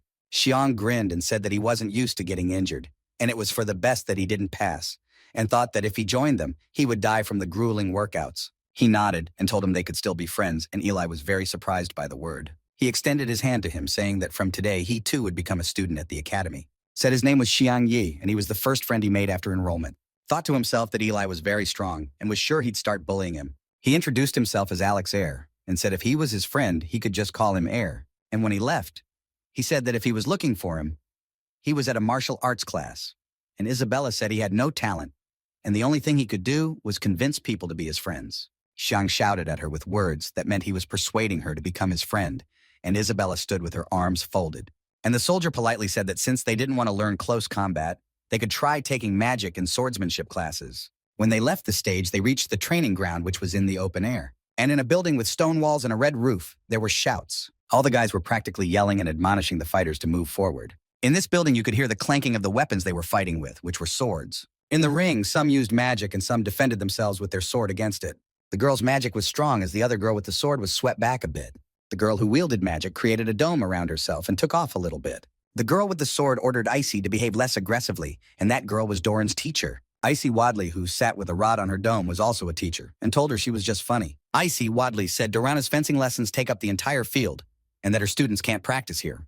And the next second, she struck Dorana with a blast of green magic that flew straight at her. But the beam of green hit the ground, and Dorana was able to jump away from where the blow was struck, and told Icy that she should warn her about wanting to take the field instead of just attacking her every time. The crowd of students again began frantically shouting and telling the teacher not to give up and move forward. The regent's red-haired son stood in the crowd and shouted that he wanted to see something real, and asked that the teacher show all the anger of their fencing class. Students from the magic class started yelling at them that they were constantly taking up all the practice fields, and the guy behind the fencing class said they were right. This guy looked more mature than the crowd he was in and stood with a book in his hands. Someone approached the ring with a broom and asked if they could stop the fight. It was an elderly man with a white beard, and he said he had just cleaned this place up and it was dirty again. But the two teachers, Icy and Dorana, did not relent and continued their battle for the field. The beam of green magic that Icy released traveled across Dorana's armored shoulder. She looked at her armor and raised her sword for a further attack, saying that if she wants to play so badly, she'll play with her on that field. Icy pointed two green beams at Dorana, and in the next second, she jumped into the air from that spot. Finding herself with Dorana, she drew her sword, and Icy released a magic ball. When Dorana was very close to her, Icy made a green shield in front of her. Just as suddenly, Icy saw that something was wrong, and Dorana began to disappear in front of her. Dorana looked in front of herself at the last moment, seeing Icy's gaze turned in front of herself.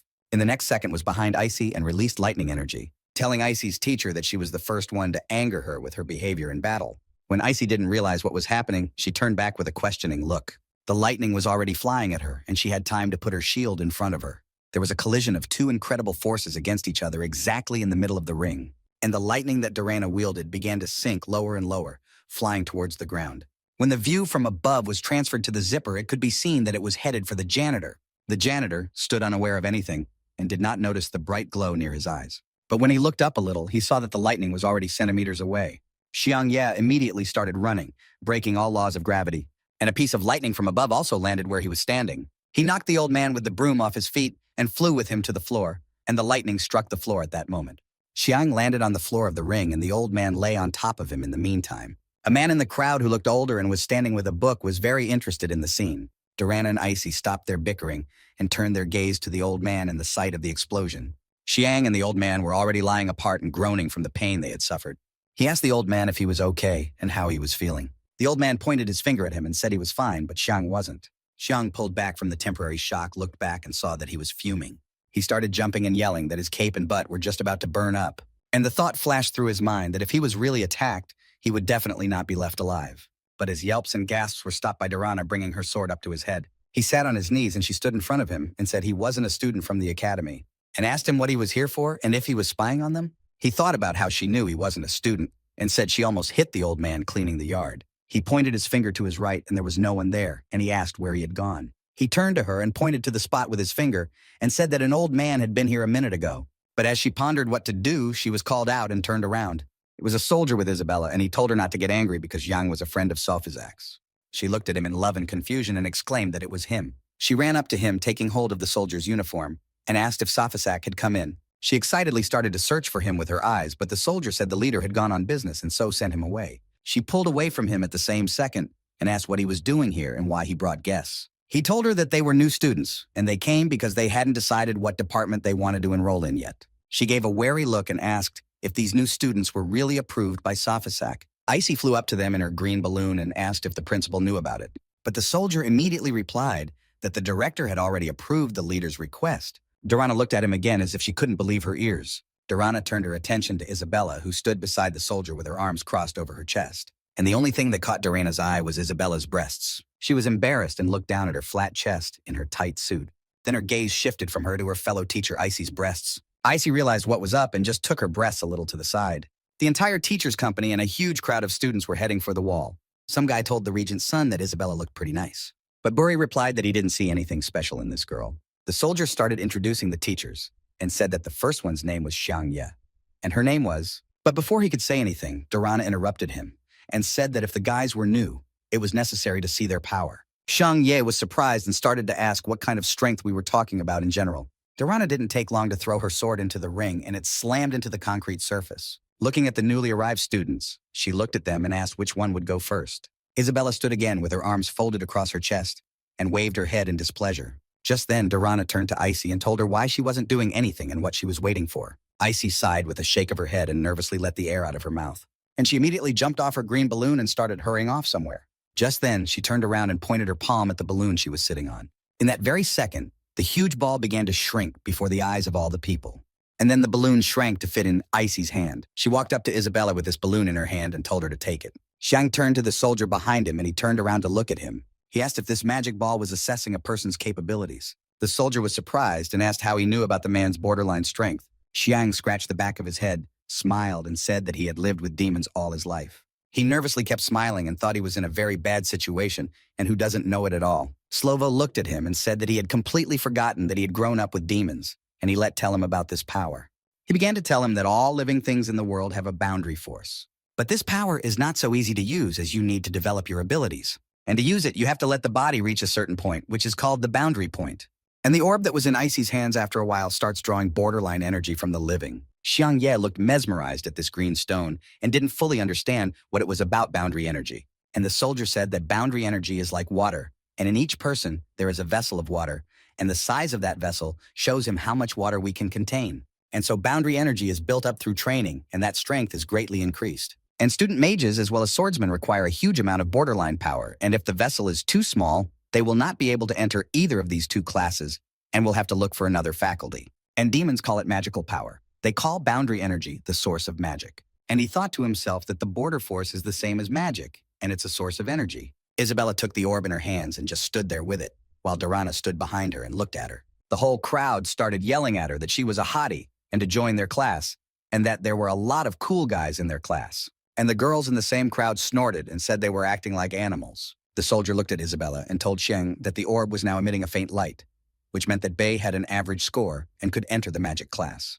Xiang looked at her and asked what would happen if he didn't glow at all, and the soldier replied that in that case, she would have to give up her swordsmanship and magical powers. Durana thought about the fact that now she understood why Sofizak had sent her to study here, and it was in her opinion only because of her large breasts. Interrupting the thought, she turned to Isabella and said it was taking too long, and she thought she had a little bit of potential in her. Icy barked at Durana and told her to shut up now, and she got embarrassed. Icy opened her eyes wide, and the only thing she could say was that she could feel her. Isabella was also standing with a balloon in her hand, and everyone started exclaiming and asking what was going on. She stood still looking at the orb and the glow it gave off. Dorana watched and exclaimed in bewilderment at what was even going on here. The soldier said she was something, and Shang's mouth was agape in admiration. Buri stood in the crowd with her friends and looked amazed at all this. And there were cheers in the crowd about how much power there was in her. Icy raised her hand and palmed it, and began summoning a glow and waving it in her direction. A green balloon popped out of Isabella's hands and rose up at her eye level. Rising just above his head, the balloon flew towards his teacher. Icy took the orb in her hand and asked Isabella if she had studied energy before. She said she studied magic, but for some unknown reason, her borderline powers disappeared. Icy listened to her and thought about the fact that she felt a great power in her.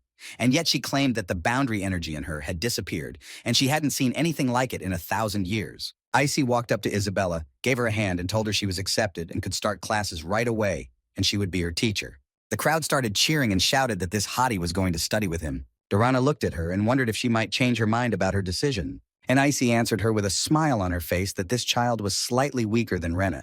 The soldier stood in bewilderment and said that Bei really was something from her hand sphere, just bursting, and Xiang thought about the fact that she wasn't a demon queen for nothing. He watched with amorous eyes and thought she had lost her borderline strength, but her potential was still incredible. Dorana stood next to Isabella and Icy and told Icy that she congratulated her because she got someone special. Isabella sighed quietly and covered her eyes with a peaceful look. Opening them, she slowly walked away from the teachers towards the sword that was stuck in the pavement. She walked over to him, took him at his base, and tried to pull him upward. Icy looked at her with a questioning look and said she already passed her test. Why is she going to the sword? Isabella pulled her sword from the concrete slab and said she hadn't decided whether she wanted to study fencing or magic yet.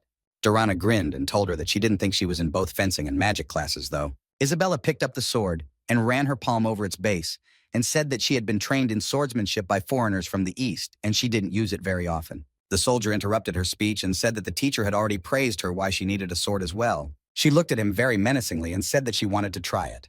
Dorana agreed and said she would test her sword skills right away, and she turned to her students to ask who would like to check out a new student. Buri volunteered and told if he could check it out. His friend put his hand up and was very pleased. He grinned and told her not to worry and that he would be gentle with her. They both got in the ring and he told her he'd see how she did with his sword. The soldier marveled at the words of a concerned Xiang about how he would see how cruel he could really be. Doran's teacher walked up to them in the middle and told them it was just a test fight, and Buri shouldn't use borderline force, and he confirmed her words and said he wouldn't hurt the little girl. Xiang stood not far from Isabella and called out to her, asking what she was doing just now, and warned her to be careful because this guy looked like a total pervert. He kept telling her she had to be careful, but she told him he really annoyed her. Dorana interrupted everyone and told Isabella and Buri to start the fight. Just then, rocks flew from under the guy's feet that even started to ignite sparks. He flew at her, with his sword drawn and a fierce rage in his eyes. He was already a few centimeters away from her, and she was standing there with her sword lowered. Just then, her voluminous breasts appeared at his sparkling eye level, and he took notice. Immediately, she brought her weapon in front of her and fended off Buri, who was at her chest level. He flew off to the side, and she remained standing there with her sword raised. He turned to face her and immediately took a huge swing of his hand and sword. Taking off a little, he jumped over Isabella's head and was behind her. And lightning fast, he attacked from the back, pointing his weapon at her. But she saw it in time and dodged, and the point went right by her face. He landed on the concrete slab and, sitting on one knee, looked up at her. Smiling sarcastically, he told her that it looked like the lady had a few tricks up her sleeve. She looked at him and just snorted, without even waggling an eyebrow at him. But then she felt some sort of lightness and turned her attention to it. And the lightness was due to the fact that he cut her bra strap. They stood in the ring, and around them students exclaimed about how cool he was, and watched with amorous eyes as Shitsu fought so well in the ring. Xiang was a refugee from the fact that these guys annoyed him and really thought they were crazy. Isabella was at this time adjusting her strap, and Buri made a triumphant chuckle. And no sooner had she corrected herself than Stormy ran straight at her. The sword slid with sparks across the smoothness of the rank and headed straight for her chest. But Isabella dodged by crouching down and lowering her head and torso to let him walk past her. He was on top of her in bewilderment, and she looked up and swung her gaze upward, and their swords made contact in the air in a mighty struggle between them. Isabella, with her strengthened sword, threw back the storm that was flying at her, and it landed in the opposite direction. And the second she didn't wait for his attack and launched it herself. Buri prepared by drawing his sword at the level of his head and covering himself with his left hand, grouping himself together. But immediately he regrouped and thrust his sword out towards the flying Isabella. Their swords made contact, and because of the sparks that bounced off them, the swords began to heat up. Isabella took the full force of Tempest, and with a little twist of her sword, fended him off and swept her sword across its blade. And she walked past him, deliberately not catching him, and he flew forward with his sword. And when he realized he was flying forward, his gaze turned back to Isabella. And then he turned around because she had already drawn her weapon and he could only stop her. And while he was defending himself, she threw him back a few meters with her strength again. He was very angry at such a trick. His eyes were furious and his pupils were constricted. Her body reappeared in front of him and he put his hand over her head. And then he started backing away and she swung her sword in front of him. She also began to skid her feet so that they began to rotate. Durana's swordsmanship teacher looked at her, and a long-forgotten technique she remembered because of her began to emerge in her mind. At this time, Burry was on the defensive, and Isabella was spinning with her sword to meet him. Burry growled an unprintable word about the case he'd gotten himself into and figured he wouldn't last long like that. His anger and rage began to cloud his eyes and his mind, and he shut down his emotions that hour. Taking his sword better in his hand, he began to glow blue, and swirls of his red energy hovered near him. In the next moment, all the energy that had accumulated near him was transferred to the sword. Isabella was surprised at what she saw and stopped spinning on her axis at that instant. He smiled his sinister smile and laughed nervously at the situation, and immediately directed a stream of his power at her and her sword that she held in front of her. She realized what he had done and was surprised that she had so hurt his delicate mental organization. Xiangye was terrified. He realized what was going to happen and started screaming her name. He began to smile again and directed the boundary energy back in her direction, and Isabella still pivoted backwards as well. Isabella again dodged his force that was directed towards her. The guy who was the oldest watched the fight and said the phrase "ice field," pointed his hand at the ring, and a blue glow burst from his gloved hand. Immediately, a huge shield of blue glow appeared in front of Tempest's force. The guy who put it up ran into the ring and stood next to Isabella, holding up his shield. Stormy was very upset by what he saw and only hissed his name out loud. His name was Lei En, and when he lowered his shield, he picked up Isabella, who was holding a sword in her arms. Stormy looked at them sullenly, and Lei carried the girls out of the ring. He set her on the floor near the ring and asked if she was okay. Suddenly, someone's hand laid on his shoulder and called out to him. It was Xiang. He unwrapped it and thanked him for saving his wife. Lei En was discouraged by this statement and said the word wife out loud. But he wasn't the only one repeating the word. The whole crowd started saying it. Xiang asked Isabella if she was okay, and she snorted and said that Burry was acting like a child.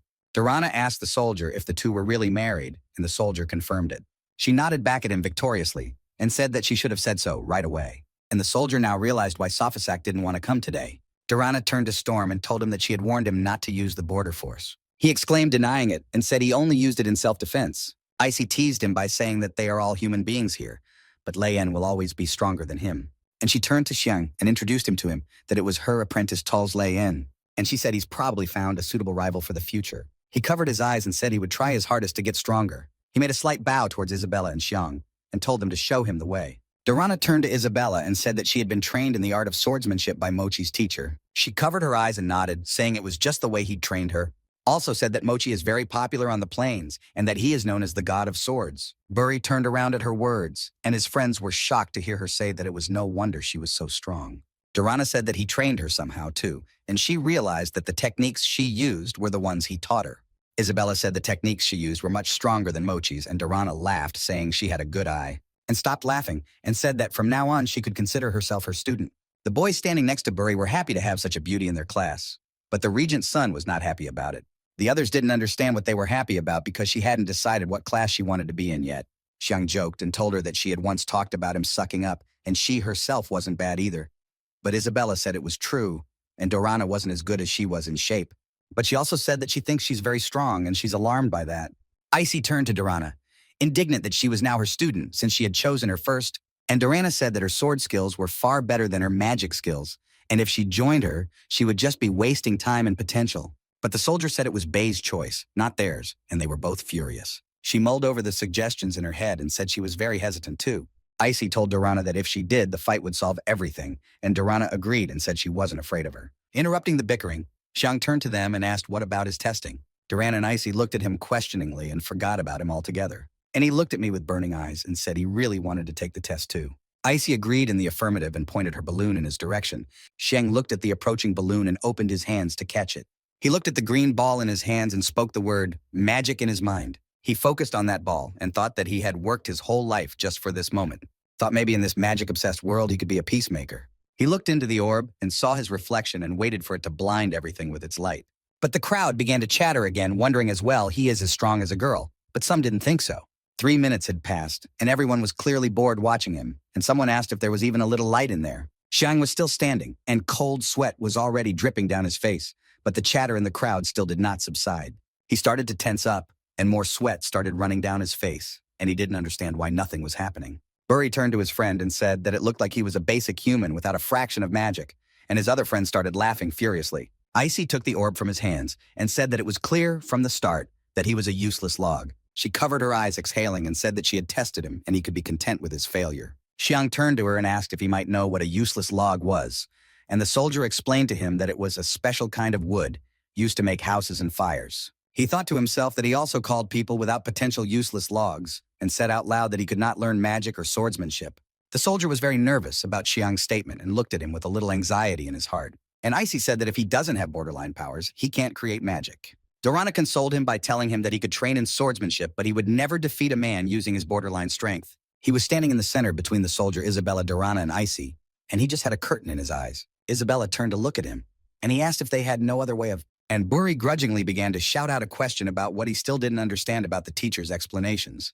And the fact that he's already been told he's a useless log, and if he keeps this up, everyone will think he's a dumbass too. Xiang stood there realizing that this was the end and listened to the shouts from the crowd telling him to get lost and there was no place for such dumbasses. When he opened his eyes, the only thing that came out of his mouth was that he had figured it all out long ago. He remembered that before coming to this academy, he had been told that he might have potential in the culinary arts. And he said out loud what Safasak knew about it beforehand, and that's why he told him so. At that very minute, Xiang was distracted from his thoughts as Isabella began to shout beside him. She yelled that maybe she'd give it another try to show who's really trash around here. Stormy gritted his teeth in puzzlement and asked if she wanted to fight him again. Xiang smiled victoriously at what he heard from Isabella and covered his eyes confidently. Immediately he pulled her to him, saying that he may be a log, but his wife is the best, and she will always be at his defense. She turned around looking at him and asked her if he was right in that judgment. She swatted his hand away and told him to move away, and he grouped himself defensively against her. He turned to the soldier and told him to show him the other faculties. Maybe he was capable of showing something on the others. Turning to Isabella, he said that she should stay here, whether she was learning swordsmanship or magic. He supported her verbally and added that also she could achieve anything she wanted to achieve. And Dorana said that since it was over, they could go back to class, but Icy protested and said that it wasn't fair because she was her student. And as they continued to argue, they stood in that spot and proved to each other which class Isabella should be in after all. But she didn't listen to the teachers standing next to her and turned around to look at Xiang. They reached the next wall in about the same room with stone walls and a red roof. Above him flew a girl on a broomstick who was dressed in a burgundy costume with a cap on her head. But interrupting the long silence, Xiang turned to the soldier he was walking beside. And he couldn't stop thinking about one thing told him that if he couldn't use frontier energy, the soldier got embarrassed. And he kept asking if that meant he wouldn't get into the school. And the soldier said that it doesn't matter which department he chooses. It's how well he fits into each of them. And so far, at this point, he could only choose non-martial faculties. He frowned again and said out loud that he was just going to be a cook. The soldier interrupted him and informed him that they were already approaching the next faculty. Xiang grinned and looked at him and asked what this faculty was and what they studied here. And standing at the door, the soldier said it was the blacksmithing department. They exited through the doors where they could see students sitting on the floor and gawking at the stage with a sword stuck in it. He was very surprised at what he saw and asked what they were doing, painting something or doing something else. In front of him sat students with pencil sheets in their hands. He looked at their sheets and saw that they were drawing the sword that was on the stage, and their diagrams were horrible. He walked over to one of the students and took a closer look at how and what he was drawing. In front of him was a clipboard and a clothespin that held a piece of paper the guy was drawing on. He was a little shocked and horrified at what he saw and said it looked ugly. The guy heard what Xiang said and turned around to them in a frenzy with a question, and Xiang was just surprised to hear him at all, and just greeted him and the student sitting next to him.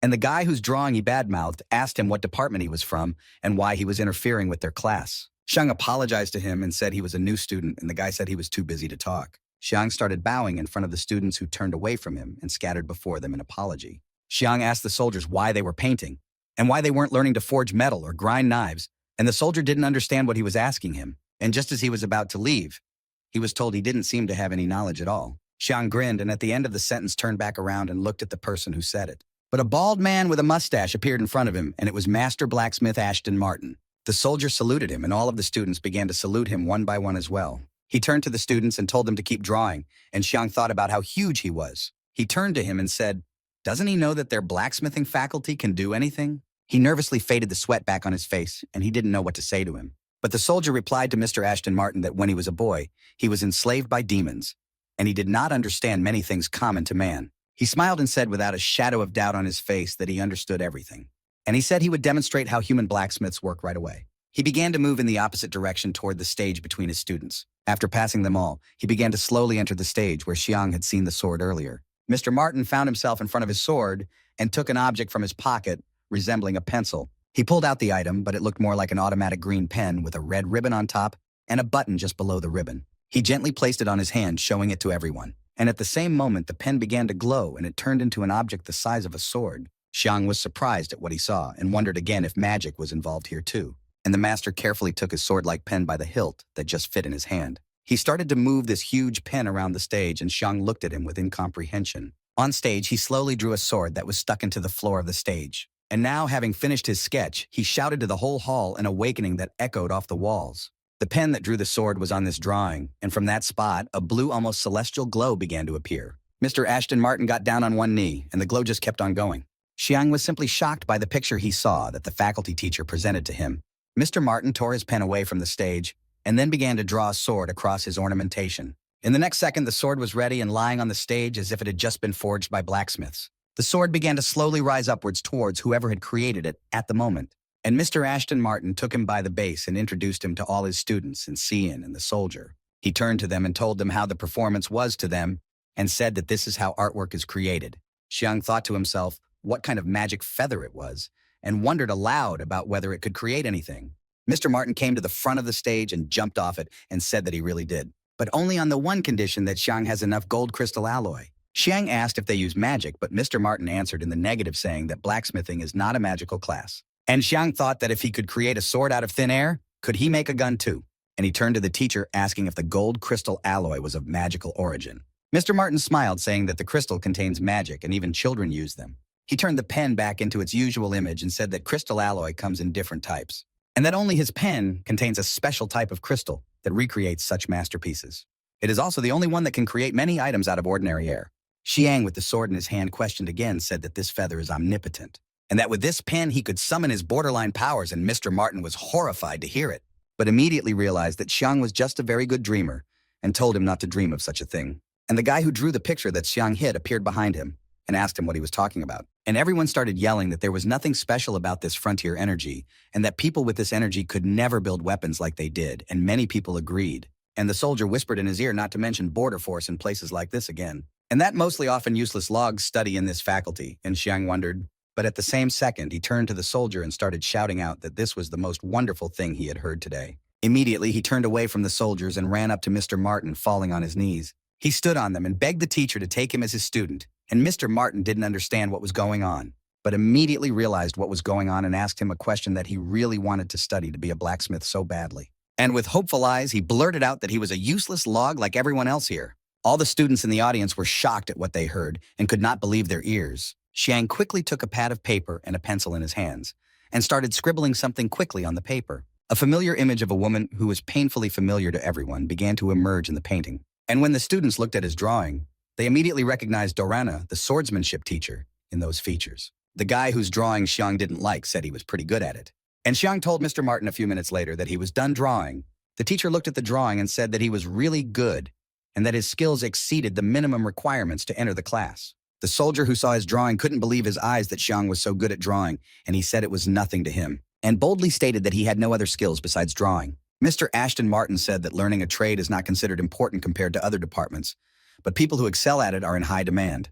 Xiang thought that in this world, drawing was something of a blessing, and told the teacher that he thought craft also played an important role like other faculties, and the fact that creating objects with regular drawing sounded really cool. But that arrogant guy who was insulted by Xiang again said that there are a few rules of instructions regarding blacksmithing to begin with, and he needs to learn all 3 basic rules.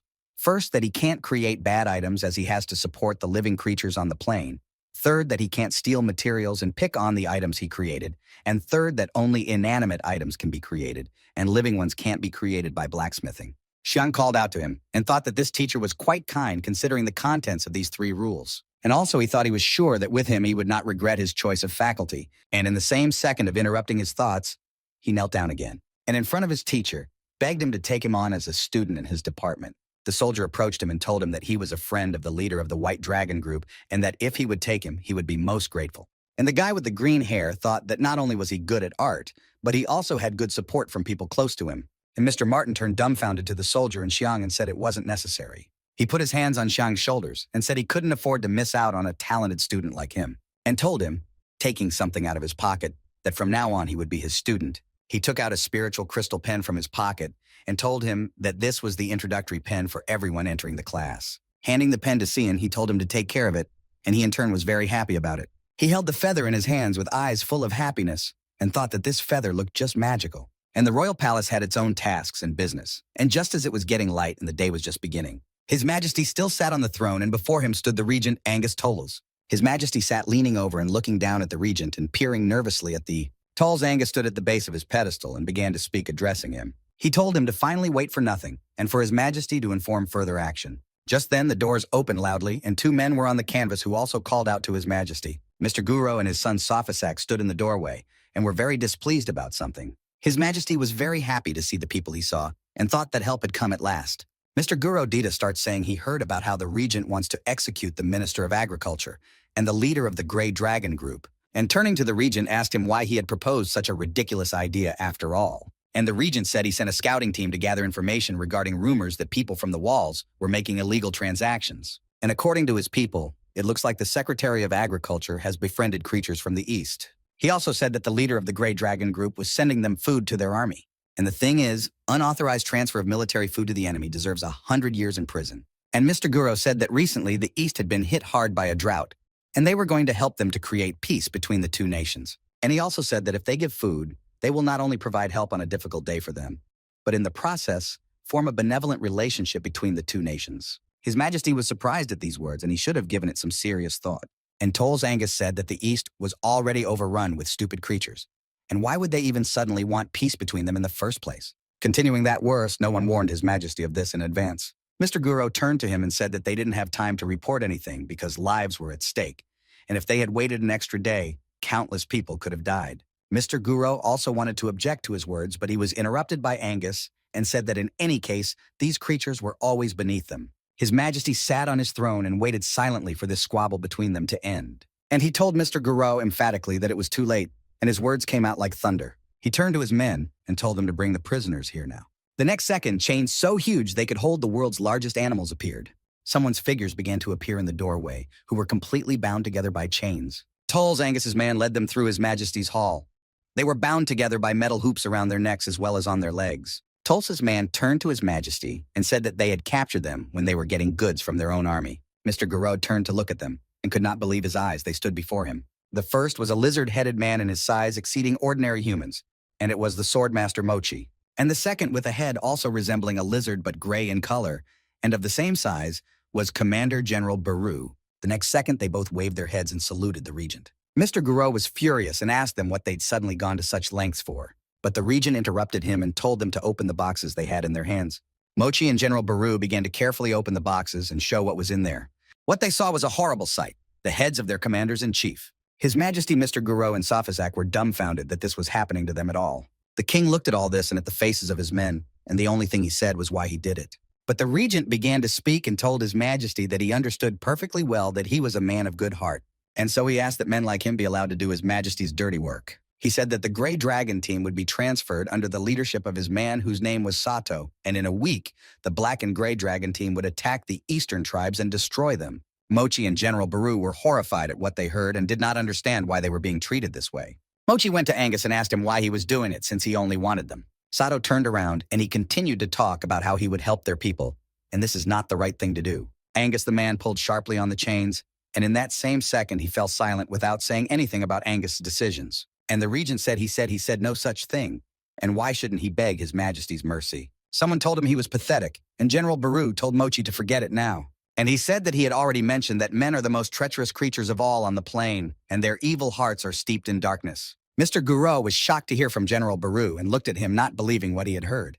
His face twisted in a grimace of anger, and he thought he had no idea it was going to be this bad. But he still turned to the king and said that he would advise everyone to stop now and not create unnecessary tension between the other races. His Majesty was simply in shock and could not say anything coherently except some single words. Sato grinned, and after all the words were said, he let go of the chains he had used to restrain Mochi and Baru. Mochi marveled at the ease he felt at the second he started breathing again. His eyes lit up and he felt his borderline energy within him begin to return. But Sato didn't let go of the chains. They broke free of the chains themselves, and he started yelling for someone to grab them. Mochi looked away and said, yelling at them for having the nerve to declare war on his people. He abruptly snapped out of his seat and said that then his king would pay for it. With a chain around his neck, he was quickly heading towards the king's pedestal, having already passed Mr. Gurod and Tol's Angus. He jumped all the steps that separated him from the king, and with a huge yellow power in his hand flew at him. Mochi pointed his huge clawed paw at him, but the sword blocked his boundary force. And he saw Sophisac standing in front of the king with sword in hand and blocking his way.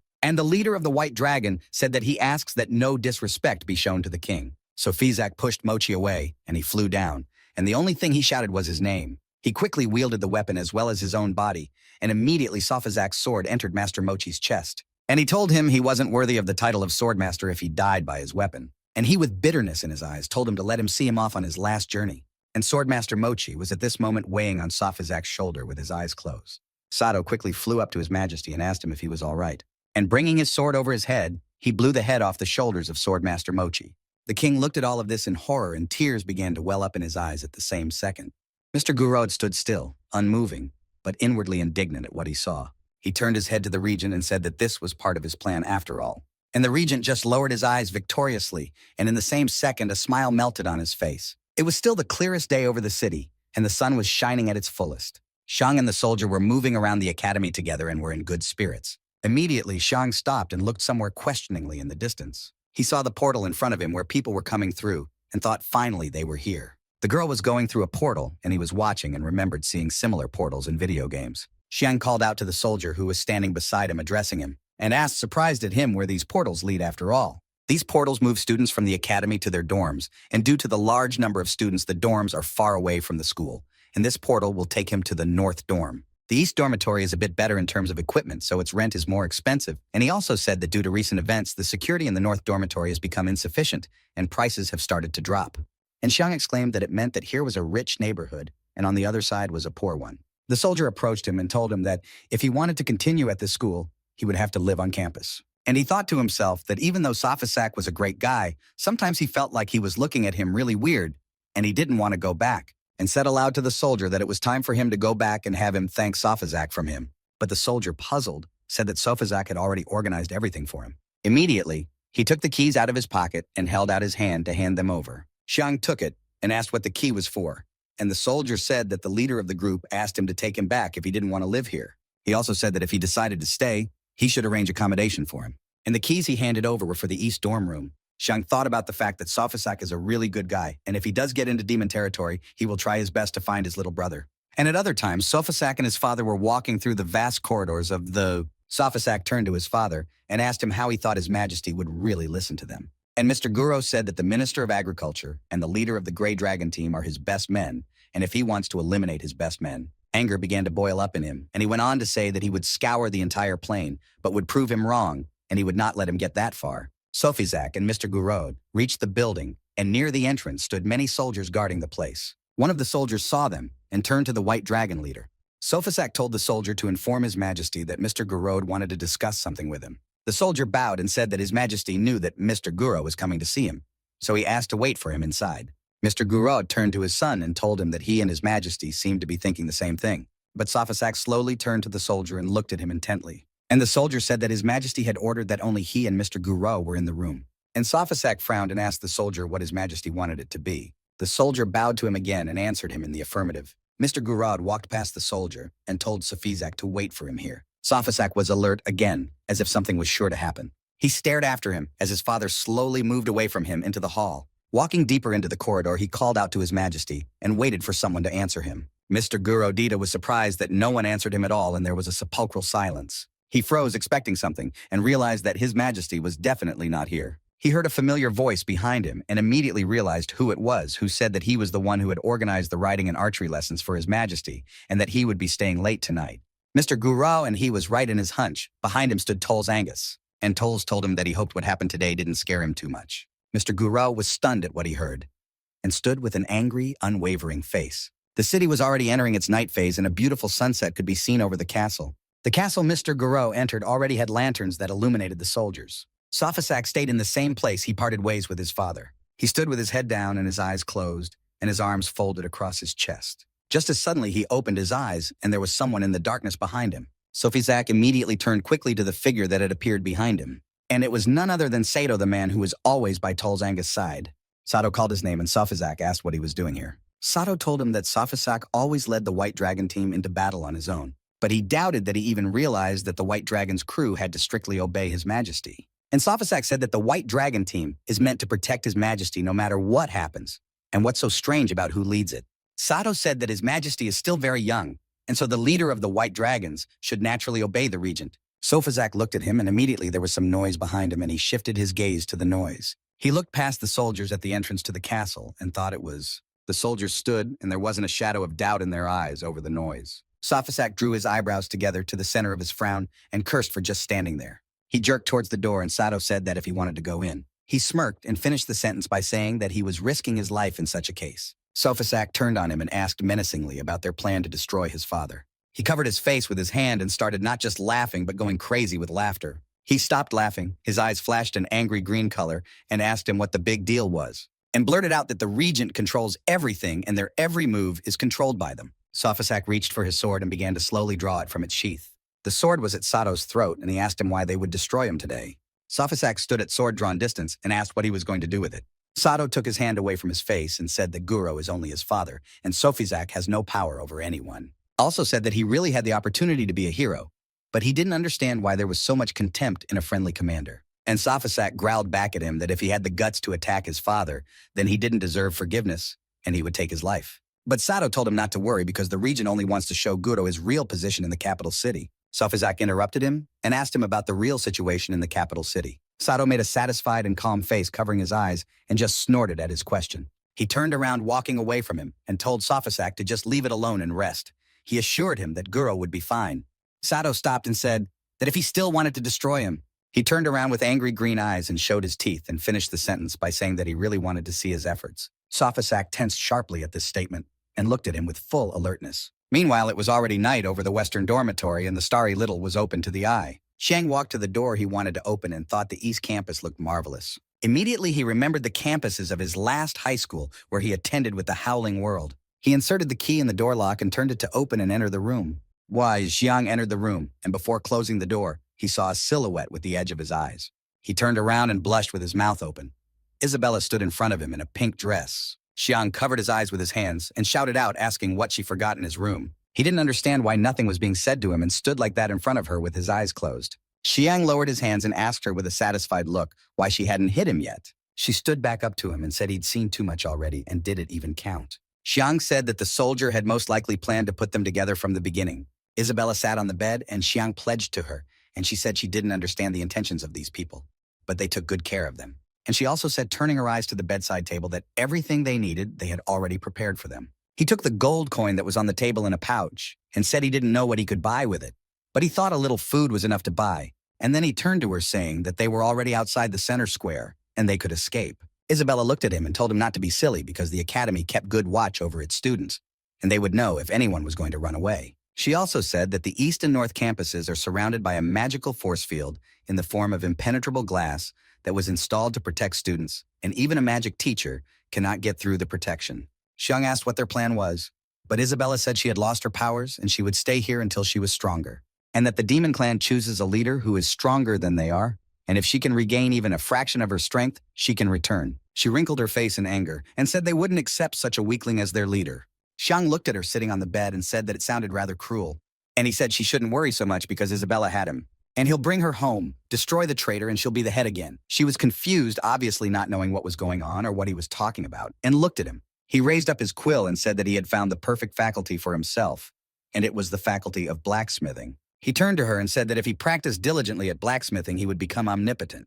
She seemed to relax at his words, but asked if that was really the case. And he questioned her and asked her if she'd decided what she was going to study after all. She told him that for a while, she would have to build up her strength so she would be learning both, and later said that both teachers accepted her decision. Xiang lay down on the bed and summed up her words by saying that she would now be a swordsman mage. She turned to him and said he was the only one who could come up with such a crazy name, and he told her it was right, because she would use magic and sword at the same time, and asked her if that's what they were doing here. She stared at him with all eyes and said that now it sounded rather curious. But immediately she was embarrassed to cover her eyes a little and looked away. Then she turned back and asked him what he had left on her bed. He smiled and said he was here because he and she were married after all. She snorted at first and then turned away from him embarrassed, and with flushed cheeks, said it was because he called her his wife in front of everyone. Yixiang also blushed and thought that she was aggressive and cold most of the time, but she was very cute when she was shy. He lay back on the bed and said that he was talking so that none of the guys would mess with her because she attracts a lot of attention.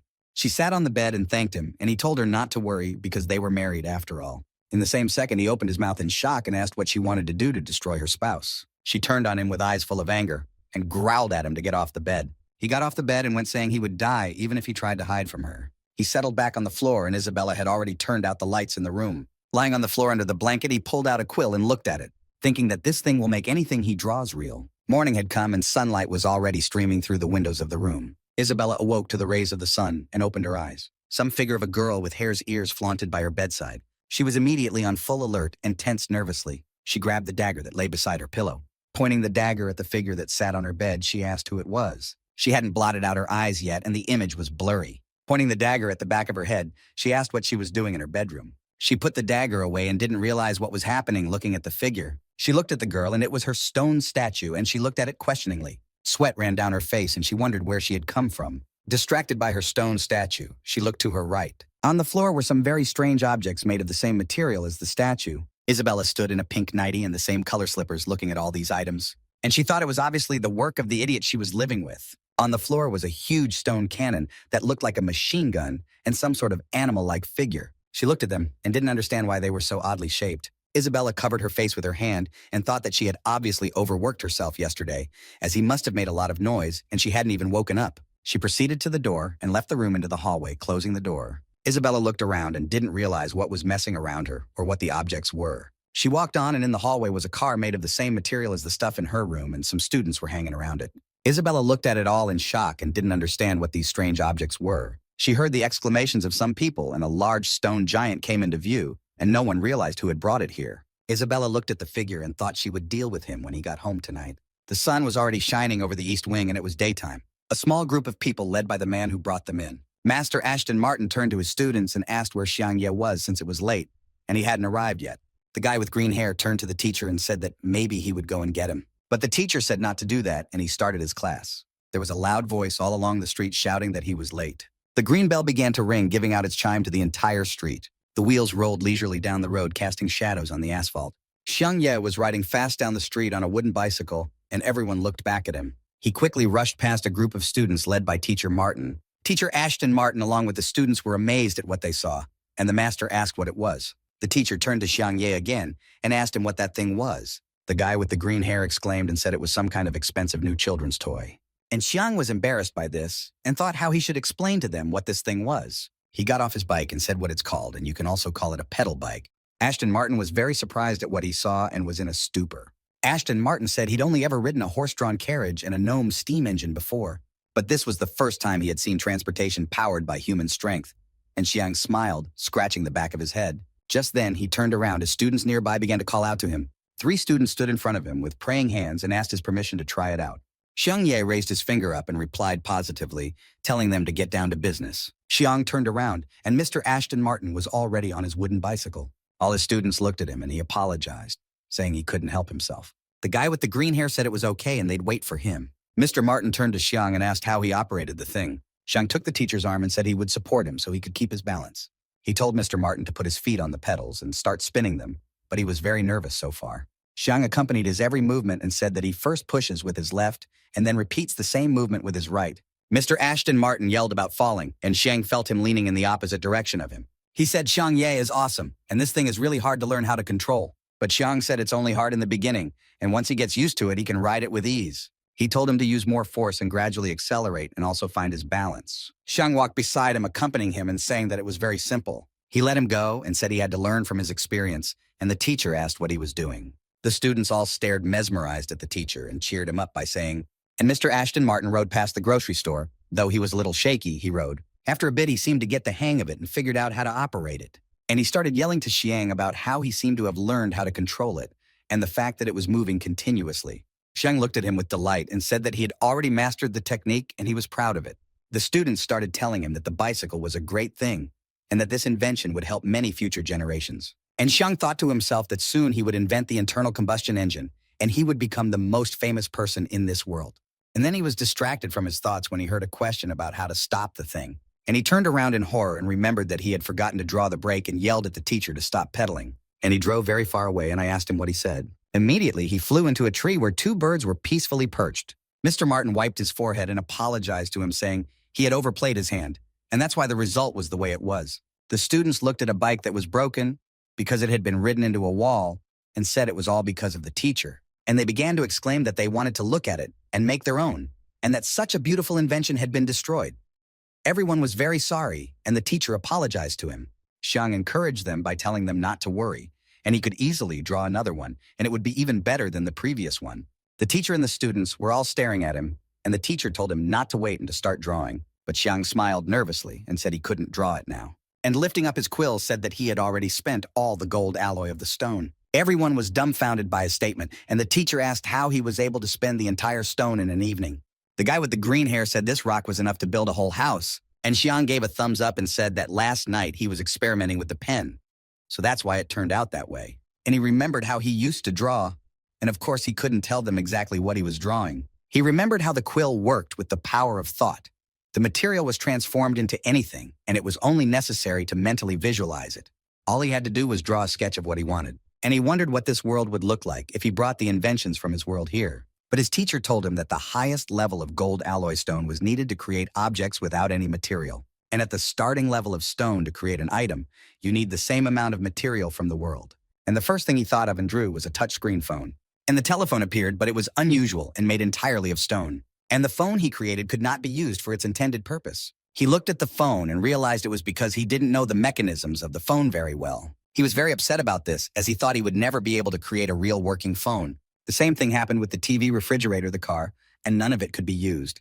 And he also thought that he didn't have the right material to create these items, and what should he do then? The teacher asked him about drawing a bunch of experimental papers, and Xiang smiled and scratched the back of his head again. A guy with green hair flew up to him and asked him what type of stuff he was drawing. And Xiang, with a smile on his face, said not to ask him anything because they all failed. A few minutes later, they were all outside the blacksmithing classroom, and altogether the teacher and students entered in a large crowd. On the wall was a picture of a guy with golden hair. Mr. Ashton Martin walked over to the table that was next to this painting and took hold of an object that resembled a metal box. And he pulled out a small glowing pebble that looked like a small pea and stuck this blue glow pebble into the quill he took from Xiang. Master Ashton Martin turned to his students and said they were almost out of stone. And handing over the quill, Xiang told him to use it more sparingly. He looked at the quill and thought he could continue his experiments again. The teacher turned to everyone and said that he asked them to draw more because that's how they improve their craft. And today, he's going to tell them about the differences between the various goldstone alloys and how they are used. Everyone sat on their knees while Xiang stood, and everyone pulled him down, inviting him to sit down as the teacher had already started his lecture. He turned his back to the students and reached for some kind of box that stood on the table. I pushed the button that was on the box. The lid flipped back and it opened. This box contained 4 feathers neatly laid out and resting on red velvet. But that wasn't all it contained. The box began to open further, and they saw the stones neatly arranged in a glass flask. It opened again and this time showed the rocks lying just below and 2 larger feathers. And so another tier with stones in it came into view. The box had 4 tiers in all. The teacher touched them and asked them if they knew about why the stones became stirred into feathers when used in blacksmithing. The guy with green hair replied that it's all because the power of the stone is so great that it's hard to control in normal form, and it also brings harm to its user. Xiang was immediately surprised by what he heard. The teacher looked at his student and said he got all the answers right. Delving deeper into history, he said that 2 decades ago, he paid a visit to a settlement of dwarves who perfected his creations. Even then, they had already built the stone into the hammer and used it as a forging tool. The items forged with it were beautiful and strong, but using the hammer was difficult. Subsequently, he began to think about how to put the stone into small instruments, and after his long search, he found a way to control the power of the stone. Xiang looked at him as he spoke, and the teacher continued that this way was to create objects through outdrawing. Xiang wondered if this was really the origins of blacksmithing, and why he felt like something was missing. Xiang raised his hand and questioned the teacher about where the golden alloy stone came from after all. Mr. Martin replied that the stone here is quarried on the eastern border of the capital. All the stone they used was from this area. The guy with green hair said that he had heard of another stone being mined in the golden dragon's habitat. He confirmed that he had indeed heard that, and someone had said that this particular dragon was a dangerous creature compared to the others. And Xiang thought that if they killed this dragon, they would get a whole bunch of golden stone. And the teacher said that's why His Majesty ordered the Purple Dragon team to mine the materials. And they're responsible for collecting the stone and cleaning it. They then sell it for military funding. He reached for the stone, took it in his hands, and said that this stone was worth about 10 gold coins. The students were surprised at how expensive it was, and it worked out that they carried 10 gold coins with them every day. Xiang turned to the guy with green hair His name was Moto and asked him what he could get for 1 gold coin. And Moto said that 1 gold coin can be exchanged for 10 silver coins.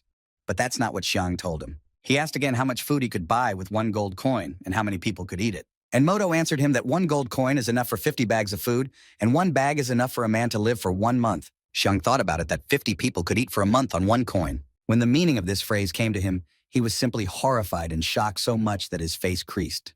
And Moto said it turns out he spent the monthly cost of rationing 500 people in one night. The teacher went on to say that these crystalline stones that he held in his hands were the lowest level of gold alloy stone. He held out a glass flask of stones and said that these lowest level and medium level stones were worth 50 gold coins apiece. Said that these stones consist of 3 lower level stones joined together. The magic of the stone connects them and the power of the stone increases 3-fold. The only benefit was that they were much more effective than the lower level stones, and their additional property was that they were valued at a higher rate. However, for them, this additional property is useless and does not help in any way. There were 3 flasks of stones in the box, and the teacher said that it was a gold alloy top-level stone. All the students were shocked, and almost many opened their mouths talking about how they must be very expensive, since the average level was already worth 50 gold coins. And the teacher continued by saying that from time to time they tried to find top-level stones. The sea-wave-colored stone was called the Aqua Magic Stone, and its value was 100 gold coins. Everyone looked all glad at once and were shocked at the statement of its cost. Aqua Magic Stone has the properties of water and wood. They could take any piece of wood and turn it into top-quality wood. It was usually used in repairing wooden objects. The violet stone is called the Violet Thunderstone. It contains particles of electricity. Due to impulses, this stone can compress objects. It was also used in the calibration of unsynchronized objects. The value of this stone is 300 gold coins. Red stone is called fire crystal. Its elements are fire and metal. It turns material into metal and strengthens already existing metals. The value of this stone is 500 gold coins. All the students began to talk again about how they had never seen so much money in one place and how their teacher was so rich. The teacher told everyone with a smile that such expensive stones are very rarely used. The teacher also said that rich mages set these 3 stones on the end of their staffs and use them as a substitute for their magic when it is depleted. The fire crystal stone summons fireballs. The purple thunderstone summons thunderstorms.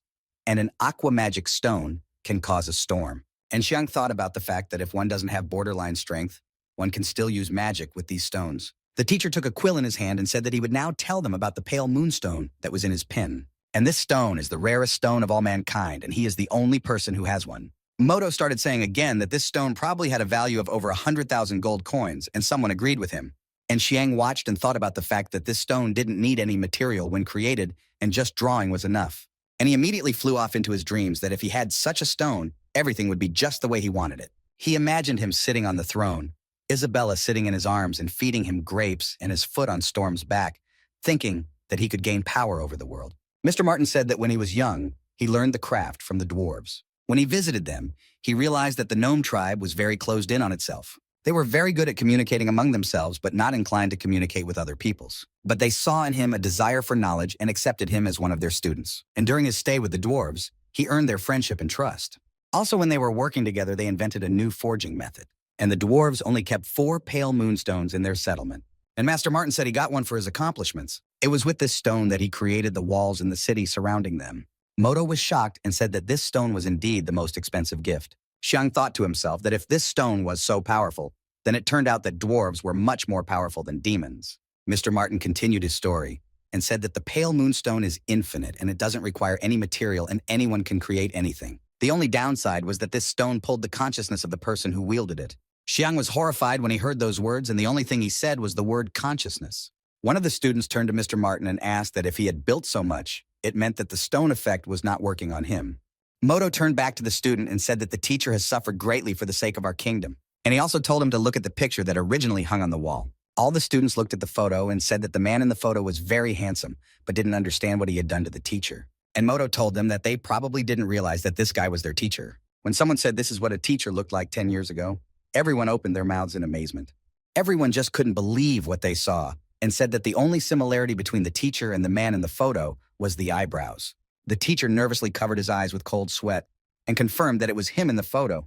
And when all the students realized that it was really true, then they were all shocked. The bright midday sun shone over the castle and illuminated everything around it. Safizak stood at the threshold of the huge building and waited for the one who was to come to him. He looked to his right and saw the one he was waiting for approaching. Turning, he saw a carriage with 3 horses, 2 of them white and 1 black, which stood in the middle. The carriage parked just outside the sofa sack and the entrance to the huge palace.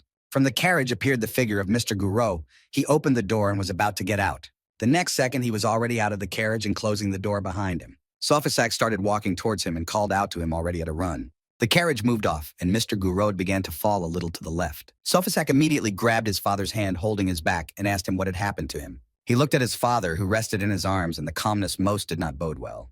Sofizak was very excited, and he started rushing questions about whether he had been injured. But his father pushed him away from him and sidestepped him and told him to leave him alone. He got to his feet and started yelling that it was over and everything was over. His body shook nervously, and he started repeating again that the end had come. His face was gaunt, as if he hadn't slept for several nights in a row, repeating the same phrase over and over again. Mr. Gurod began to laugh nervously and maliciously, and Sofasak called out to bring him to his senses. Moving a little closer to him, he questioned again what they had done to him. But Mr. Guro started to move forward towards the building and said no one is going to change that, and started laughing again. An equally pleasant and sunny afternoon stood over the academy in which Isabella and Xiang were studying. Isabella stood in the ring with a sword and black tape over her eyes. Behind her, 3 objects that looked like small arrowheads appeared in the air. She perked up her ears as she felt some objects moving behind her. She turned around, swung her sword, and smashed all 3 of those arrows the first time. As soon as she broke 3 arrows from the left, were approaching 3 more that she heard as well. Immediately, she turned around very quickly and smashed those 3 arrows as well. She stood blindfolded in the ring, waiting for 3 more arrows to approach. Sweat was dripping down Isabella, and at that time, Durana came up to her and told her that she had performed very well.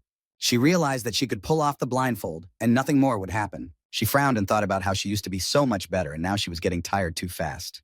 Durana looked all over her, and her gaze was a little wary. She took her hand, turned the other side, and there was a bloody scratch on it. Durana told her to remember to practice a little more before she left. Isabella looked across the ring and saw that most of the students were sitting on the floor with arrows in their bodies, and the teacher told her that she was learning much faster than the others. She looked at all of them and said she would be sure to remember to practice a little. Dusk was already settling over the academy, and the sunset was unprecedentedly beautiful. Isabella walked into the east wing, and tired after the day, she opened the door to her room. She looked in front of her and was surprised at what she saw in her room. In front of her stood her 2 teachers, Miss Durana and Miss Wadley, in swimsuits. Isabella walked up to them and asked them what they were doing in her room. She came closer, looking at them, especially Miss Wadley's hat, and didn't understand why they didn't say anything back. Isabella found no other way but to touch them. She looked at them again in wonder and said aloud that they were stone statues. From behind the door peeked out, asking her if they were really good. And she asked him how he made these stone statues colored, and he replied that he added dye to the original material, so they took on that color. He started drawing something on the floor and said that in the future he would create many things she had never seen. Isabella saw some leaf on the floor and held out her hand to it. She looked at the image on that sheet and asked him what the figures were. While she was looking at them, he told her that these figures were given to him by his teacher Martin. He also told her that he had brought these blueprints with him when he returned from the gnome tribe. He told her that apparently the knowledge of the dwarves had already surpassed that of the demons, and they had already invented the steam engine and used them in trains. His teacher saw that he was interested in experimenting with new ideas and gave him these blueprints. Isabella found nothing better than to give him a kick in the ass, and Xiang jumped up in surprise. Isabella asked him if he was afraid of exposing himself by creating all this. But he grabbed his heel in pain and said, why should he be afraid if none of these people know that he is no blacksmith? She grabbed his ear and pulled it up, and he nervously started laughing in pain. She asked him what the statue was on her bed last night, and if it was really with that expression on its face and what he was implying by it. She held him by the ear, and he said he just wanted to see if he could bring the drawing to life. She pointed her finger at the statues of her teachers and said that if he had already tried it, what were those statues standing in their room for? Xiang was surprised by this statement and said that he wanted to experiment with colors. He looked at her, writhing in the pain and terror he felt for Isabella. She made a fist saying he was human scum, but he asked her to wait and let her explain. But she didn't wait for his explanation and just slapped him across the face. The next day, the bright morning sun shone brightly into their room, illuminating everything. Xiang woke up with a huge black eye under his right eye that was swollen with puffiness. He remembered riding his bicycle yesterday morning and exposing himself to the steam engine, and he thought that if he could change the design, maybe in the future he could build his own machine. He imagined a huge iron robot and thought that if it did develop further, then maybe he'll build this big iron thing that's unrivaled. He remembered how Isabella had beaten him yesterday and said that perhaps she would soon recognize all his power and great potential. He got ready to leave the room in the east wing and headed toward his classroom and saw them standing in the crowd. Some of his buddies from class stood around, not realizing what they were doing here. Moto saw Xiang and called out his name for him to notice them. Xiang was back on his bike and asked Moto what was going on here after all. And he told him that their teacher, Mr. Ashton Martin, had gone into the gold mine. He told him that last night he had gone with his teacher to the base of the Purple Dragon team to buy some stone. But they didn't know that the price of the stone had been increased. This was told to them by one of the Purple Dragon leader's team. Mr. Ashton Martin was just horrified and couldn't believe what he was told. And he quizzed him about the fact that the price of the stones had almost tripled. He was told that that's right, it did increase, but if he did decide to buy them, then he would have been sold at a lower price of twice the original price. The teacher began to confront him and said that the golden stone was very important to them, and if they were going to charge prices for it, how were the blacksmiths supposed to learn? The others began to support Martin's teacher and said they agreed, and the prices should be reasonable for people. The teacher started to confront him and said that the leader of the Purple Dragon had promised that the price of goldstone would not go up, and the guy replied that he was now the former leader of the Purple Dragon because he had been caught cheating, and the man asked the question to all also. They wanted to leave this world as well as the leader of the Purple Dragon. The man leaned back in his chair, and his soldiers pointed their spears at the teacher and his students. And to the teacher, the man said that he had lived too long in the heart of the kingdom and had not thought about the problems outside of it. He also said that at the moment His Majesty's army was fighting the Eastern nations, and at a time like this they needed a lot of funding. If they could increase the value on the stones, then the teachers could also increase the value of their services. The student with a disappointed face said that was all they could do. The teacher was just on the verge of a breakdown due to his furious rage, and he watched the man ceaselessly. And bringing his story to a close, Moto said that afterward the teacher himself went down into the mine. Xiang asked Moto if the teacher could take care of himself, since he had heard that there were dangerous creatures in those mines. And the students started talking about how they had never seen a teacher in combat, and another confirmed it. Moto said he was only a blacksmithing teacher, and how could he handle a dragon? The students also said that the teacher already knew that the prices of the stones were high, but they didn't know that they would be increased even more, and he had to suffer again because of the people of the kingdom. Xiang thought and said that they must stop him at all costs, and also said he would ask for the help of a swordsmanship teacher and a magic teacher. But Moto told him that the teachers weren't there today, and Xiang asked what reason they weren't there. Moto told him that every year there is a spring hunt, and before the hunt the teachers pay a visit to His Majesty to get the rules for the year. And Xiang questioned again why of all days they were invited today. He turned around walking away from the students and said that in that case he would go look for Safazak. Moto said it won't work because most of it is organized by the White Dragon team. Xiang started yelling in rage about how he couldn't do either of those things at all. Then what was he even capable of? And he thought only that they must not let such an innocent soul suffer. Suddenly they felt some kind of tremor rattling on the ground like an earthquake, and Xiang asked what it was. Just then Xiang shifted his gaze and was surprised by the sight he saw. Eli walked through the academy with a large stone in his hands and greeted the elder, and the elder greeted him. He carried the stone and smiled as if it weighed nothing and carried it like a light feather. Xiang was surprised that just when he needed help he saw him. Eli threw a rock near the guys and everyone suddenly started coughing really hard because of the huge cloud of dust. Contacted the guys and told them it was material for this month for their practices. Moto was surprised and told Eli that the teacher wasn't with them and had left on his own business and asked if he could pay when he returned. Eli slapped his chest near his heart and told the guy not to worry about it since he trusted him. He put his hand to his head and saluted and said he had to go now. Xiang grabbed onto him, namely his arm, and pulled on him, not letting him get away. He asked if Eli wanted to make some more money, and the guy just exhaled nervously. Xiang approached Moto with a bag of gold and told him to take him to the Purple Dragon team since he wanted to buy a top-level gold alloy. Moto was surprised by his request and asked what he wanted to buy it for. Behind the huge stone walls sat 3 soldiers who were talking to each other at a table. One soldier asked another if this teacher Martin had walked right through here, and another confirmed his words, and also told the soldier that the teacher said supposedly he wanted to collect the stone himself. And the first soldier who asked told the second that the teacher was an idiot for sending himself to be fed to the dragon. And the third spoke in defense of the teacher that he is still a master and has a couple of trumps hidden up his sleeve. The second replied snidely that even if he defeated the dragon, he would have to pass them. Suddenly there was a noise that was unlike anything they had heard before in their lives. The third soldier perked up his ears and looked questioningly in the direction the noise was coming from. 2 of the soldiers looked at the third questioningly, and he told them to look back. They looked back and saw just something, and all 3 of them wondered what it really was. A machine that looked like a machine from Xiang's world appeared behind them. But the soldiers didn't know what kind of monster it was and were scared as it was coming straight at them. This monster on wheels drove past the table of soldiers, breaking their wooden barrier. The soldiers squealed that this monster had penetrated the royal walls, and the commander had to be notified immediately. Behind the wheel of this monster was Xiang. In the passenger seat was Isabella, and behind were Eli and Moto. Eli yelled for them to go slower, and Moto asked him if he'd come up with it from the blueprints Mr. Martin had given him. Xiang told them about it being called a car, and he improved it a bit. He informed them that he had made this machine electronic. Moto interrogated him, and also questioned the fact that he had asked to buy a purple thunderstone to supply power to the thing. Xiang turned to Moto and said that it was all right, and he was smart enough to guess. He also told them all that he was counting on them all to save Teacher Martin. Eli pointed his finger forward and told him to watch where he was going. Isabella also squealed and told him to look forward instead of fidgeting around. Xiang told them to hold on tight as he would speed up. Somewhere far away was a gold alloy mine, and next to it was a purple tent with soldiers guarding its entrance. Master Ashton Martin reached this mine and stopped after looking around. The soldiers saw him on the horizon and tensed up as they didn't know what to do. They asked who he was and what he would do here, and he said he was a blacksmithing teacher from the Royal Academy. He said that he would like to collect the alloy for the academy because that was the only way he would be able to teach his students. But the soldiers answered him that the commander of the Purple Dragon had made rules that no one but their team could collect alloy in this mine. The soldier turned on him and shouted at the teacher how dare he defy them. The teacher walked past the soldiers.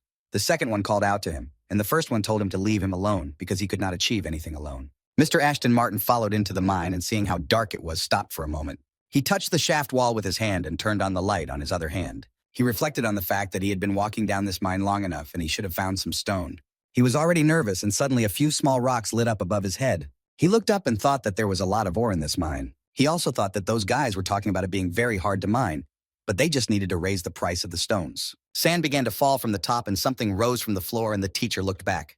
He turned around with a burning ball in his hand and saw a huge creature emerge from the ground.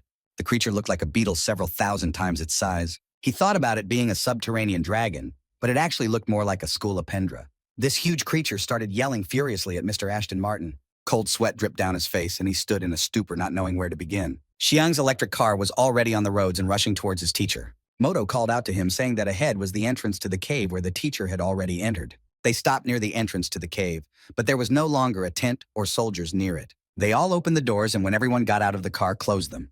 Xiang said that if they didn't meet the teacher on the way, then he had already entered the cave. Isabella clutched her head and screwed up her face in a painful grimace. Thinking to herself that her confidence in this car had definitely waned, Xiang turned his attention to his right and was surprised at what he saw. Eli squatted down and squirmed in pain, and Xiang asked how he was feeling and also said that they should be ready to fight any minute. And he said he's fine, and once he gets some rest, he'll be fully ready. He turned to Bi and asked her if they could handle the underground dragons together. And she replied with an unwavering face that the locals in the demon nation eat them fried. Yi Xiang, motivating everyone, said to already enter the cave and find their teacher. Suddenly there was a noise from the cave as if it were not inside but beside them. A large ball of dust enveloped them, and they began to cough outside the mine. Xiang covered his face with his hand and started asking the guys what was even going on. He closed one eye and opened the other to look inside the mine. As soon as he opened his eyes, he saw that out of the cloud of dust some silhouette was visible. And there was an old wagon going and squeaking very hard with its rusty wheels. It was Mr. Ashton Martin with some sort of implement put on his arm and a huge cart of stones. He opened his eyes wide and couldn't believe it when he looked at the picture in front of him. 4 students stood in front of him and he asked them what they were doing here. Moto did not answer his question but asked his own at once as to whether he was wounded or not. The teacher smiled his friendly smile and said he was fine. After destroying many bug-like dragons, he said that he easily handled this little thing. And Xiang didn't listen to anything he said from the start and called out to him. Said, pointing to his gun worn on his arm, that it was a firearm. The teacher smiled again and said it was not a firearm, but a steam ejector invented by the dwarves. Moto stood with his glasses on and tears streaming from his eyes, and he said it was just beautiful. He looked at the cart full of stones and said that now they would be able to mine their own stones and would not need to buy them from the army. But the teacher said they couldn't use them yet, as they still needed to be processed. Eli said the school had a stone working class, and he was sure they could help them. But Xiang answered him that if he said so, the teacher had already thought of it long ago. And he also added that, if he understood correctly, the stone refining teacher was at loggerheads with the Purple Dragon team. Mr. Ashton Martin looked at him thoughtfully after considering his remark and confirmed it. It didn't take long for Isabella to tell the boys and the teacher that they had guests. They looked at the forest from which a small group of Purple Dragon soldiers were coming out. Moto pointed a finger back at them and said there were quite a few of them here. They stood in the middle and were surrounded by a small army of armed soldiers. And Xiang noticed that they didn't seem very eager to share their stones. And suddenly a man who was dressed differently from the soldiers came out to them and said that Teacher Martin was brave enough. He also said that the Purple Dragon had control of the area. Xiang asked who this man was, and Mr. Martin told him that his name was Yalu, and he was a processing teacher, and he also worked for the Purple Dragon. And also Mr. Martin added that Yalu thought resource gathering was a very dangerous occupation. And then he turned to Yal and said that these underground dragons were not dangerous at all, and that he had mined these stones himself. He also told him that his people lied to him about the price hike. He said that the people of the kingdom labor for 20 or 30 years to live with a roof over their heads, and he sells the lowest level stones for the price of an average wage over 20 years. Xiang thought about how it was exactly the same in his world, and he didn't know that buying a house was so difficult. And Master Martin said that he would speak to His Majesty about no longer needing their services to supply the gold alloy stones. But Yalu told him that even if His Majesty allowed him to mine the stones himself, how would he process them? But Mr. Martin said it was his own fault that he left the gnome settlement without mastering the art of stoneworking because he left in a hurry. And Xiang stated what's the big deal that they couldn't process this stone, and said that as soon as they left here, they would go to the dwarves for the master. And he said that whether the military budget was the real reason for the rise in stone prices, and Yalu looked at him and wondered where he'd seen him, and Xiang growled that they were all greedy people responsible for the price hikes in the capital. But Yalu reprimanded and said that commoners like them were of no interest to him and why he had to worry about his words, and asked him if he even knew the people behind what they were doing here. He also added that he thought about letting them all leave in peace, but after saying that, he would bury them right here. All the soldiers surrounding them began to approach them with their weapons pointed at them. And the teacher said it was his fault because he didn't know he'd put them all in such danger. But Xiang said that if the teacher is in danger, then the students must save him. Moto confirmed his words but said his fault was that he was too reckless when he decided to call everyone here. The teacher turned around to all the kids and told them all a big thank you for coming to help. And Yalu, without waiting for them to talk, growled for all the soldiers to go forward. Immediately, the soldiers grabbed their swords and began to gradually approach the center. Xiang concentrated fully on the situation and called out to Eli and Bi, reminding them of their plan, and Eli replied that he remembered that they had to clear the way for them. Isabella stood with her eyes closed and concentrated on the energy flowing within her, while 3 soldiers were already flying at her with swords. Isabella immediately drew her sword and got into a fighting stance to attack. And the second she did, she fended off the 2 soldiers who ran up first. Eli folded his bandaged hands in front of him, and after uttering the word concentration, a fiery glow began to emanate from his hands. He looked at a few soldiers running at him with his fiery gaze and said this is what he meant. From his hands began to emanate a shockwave that threw 3 soldiers away from him. Teacher Ashton Martin's steam ejector was blowing steam at full blast. The teacher pointed his hand on which was a weapon at the soldiers who were approaching him, and he also flipped off a few soldiers who flew away from him by rising into the air. The boys and the teacher also stood in the center, and the other soldiers were afraid to approach them. Someone asked if they were students, and another remarked that they were very strong. And Moto told the boys that he didn't know his teacher was so strong. He asked Xiang what else he had time to paint, and he told him that he was experimenting. And if he wasn't wrong, blacksmithing could be the strongest department in the academy. Eli began summoning lightning in one hand and wind in the other. And when the other soldiers came up to him and drew their weapons, he put 2 hands up. And dropping his hands to the ground, he said a thunderous boom and whirled the soldiers around. Isabella flew by very fast so that sparks flew off her foot. And running past a small section of soldiers, she slashed each of them with her sword. She ran to the beginning of the forest and stopped. And the soldiers who had been hurt by her and still survived exclaimed that they were in pain and that she had hurt them. She looked back at what she had done as she ran forward. Eli was in good spirits and brought his fist with a lightning bolt over his head. But something immediately put him in a stupor, and he lowered his fist without realizing what was happening. He looked down and saw that he had stepped on some green substance and wondered aloud what it was. But the substance was as if it were alive. It began to slowly climb up Eli's leg. And while he was trying to get his foot out of that liquid, teacher Yalu was running it behind him. He realized Eli wasn't following him and immediately produced several green orbs in his hand. Eli looked back with side vision and saw several green orbs flying at him, which Mr. Yalu directed. He quickly spun around 180 degrees and with his hands began batting away each of the balls. His fist flew into the balloon and he saw that it didn't shatter it, but the liquid parted and stuck to his hand. The green substance stuck to him, and he told me why the thing moved on its own. She moved around his body in complete control of his movements. Teacher Ashton Martin turned to look at him and clicked him to fight it out. He immediately came to his senses and summoned his red-hot fist to his aid. He looked down at his hands and the substance began to dissolve a little on him. But immediately he shifted his gaze and saw that his movement was stiffening again and that fire could not defeat this liquid. Mr. Yalu watched Eli and said it was his hand slime that was resistant to fire. He summoned a few more orbs, but already pink in color, and told Eli to try something else. And the next second, he aimed 2 pink orbs and they flew at Eli. But the blacksmithing teacher pulled his steam weapon in front of Eli's face, and the orbs hit him. Mr. Martin shifted his gaze to Mr. Yalu, and steam was coming from his weapon where the balls had hit. The next second, Mr. Martin looked at his weapon and saw that instead of 2 pink orbs, there were 2 holes on his weapon, and he said that this thing was eating his weapon. He threw off his weapon and asked Yalu why he was willing to go that far, but he only laughed in response. And he answered him that he had long ago given the answer to this question. He had told them before that this would be the place of their destruction. Immediately, Mr. Yalu was pierced by a sharp pain, and he could do nothing and just stood there not understanding where it came from. But while Mr. Yalu was talking to Mr. Martin and Eli, Isabella swept in behind him and slashed his leg with her sword. She stood up, opening her arms, and Eli said it was pretty enough. Suddenly, a chuckle sounded behind Isabella. The laugh came from Mr. Yalu.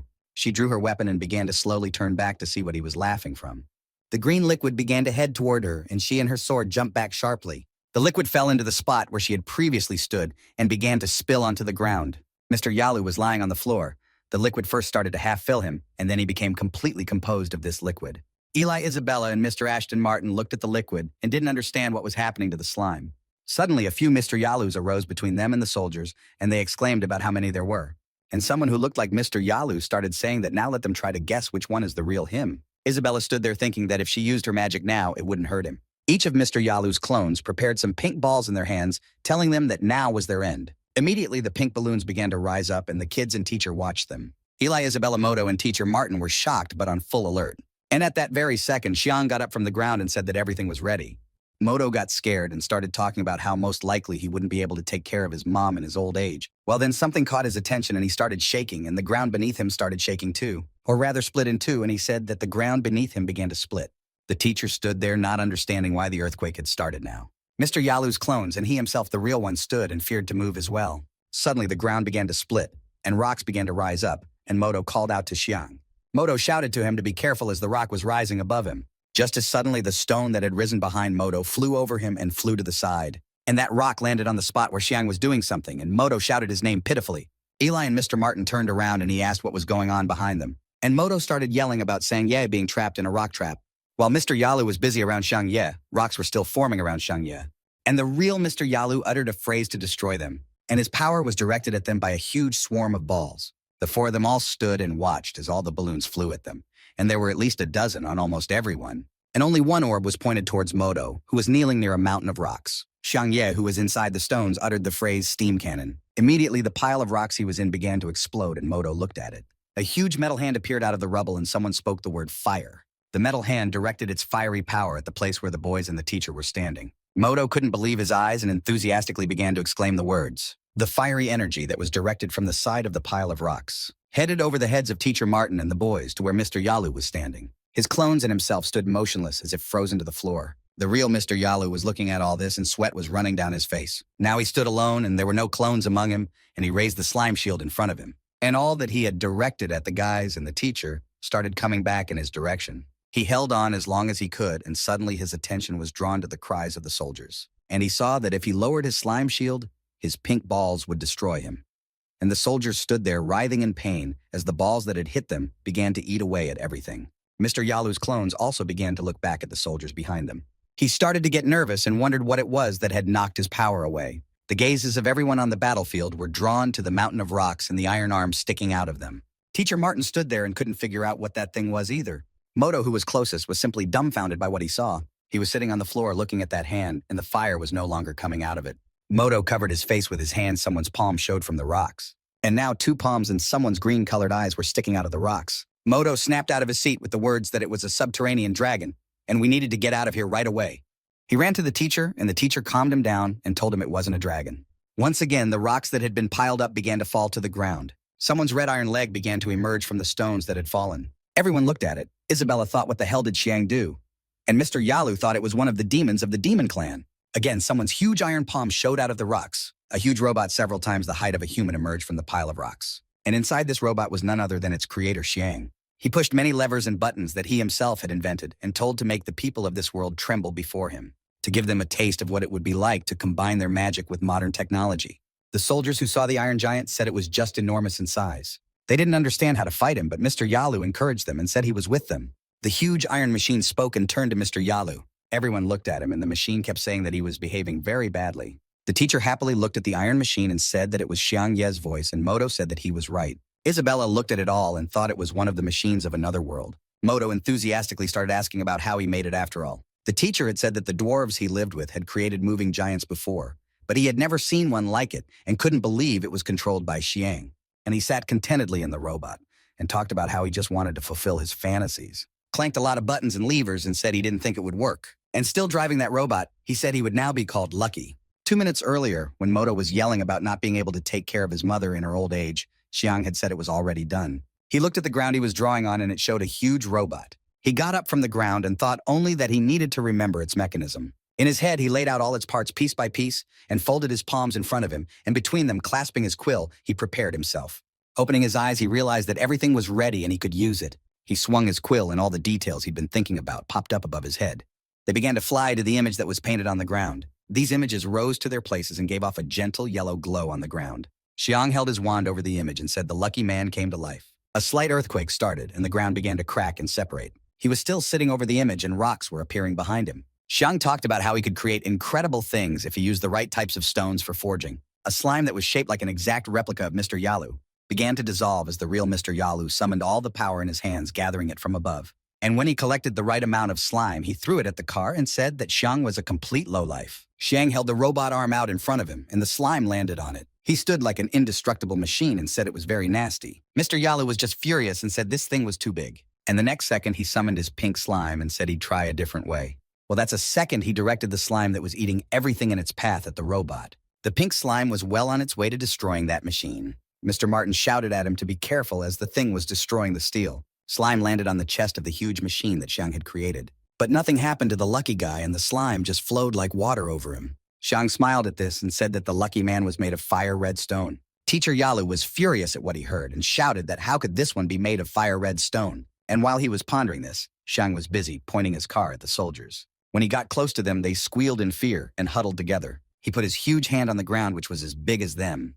Mr. Yalu watched as that huge hand swept aside all of his soldiers.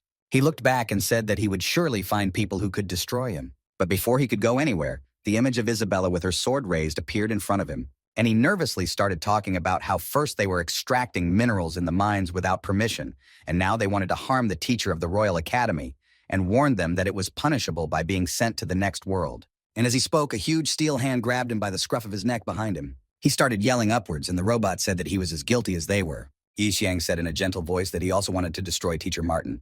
He also asked him why don't they all check on His Majesty together. He looked at the robot and didn't know what to answer and nervously repeated one word. Xiang asked him again how much he was getting from the purple dragon and told him about how much they could pay him. He flashed his eyes and asked him if maybe they should team up after all. Mr. Yalu told him he didn't have the guts to suggest something like that, and he also said he didn't understand the size of the organization he was going up against. At the same time, somewhere far away from this place in a perfectly castle sat Buri with a glass of wine in his hand.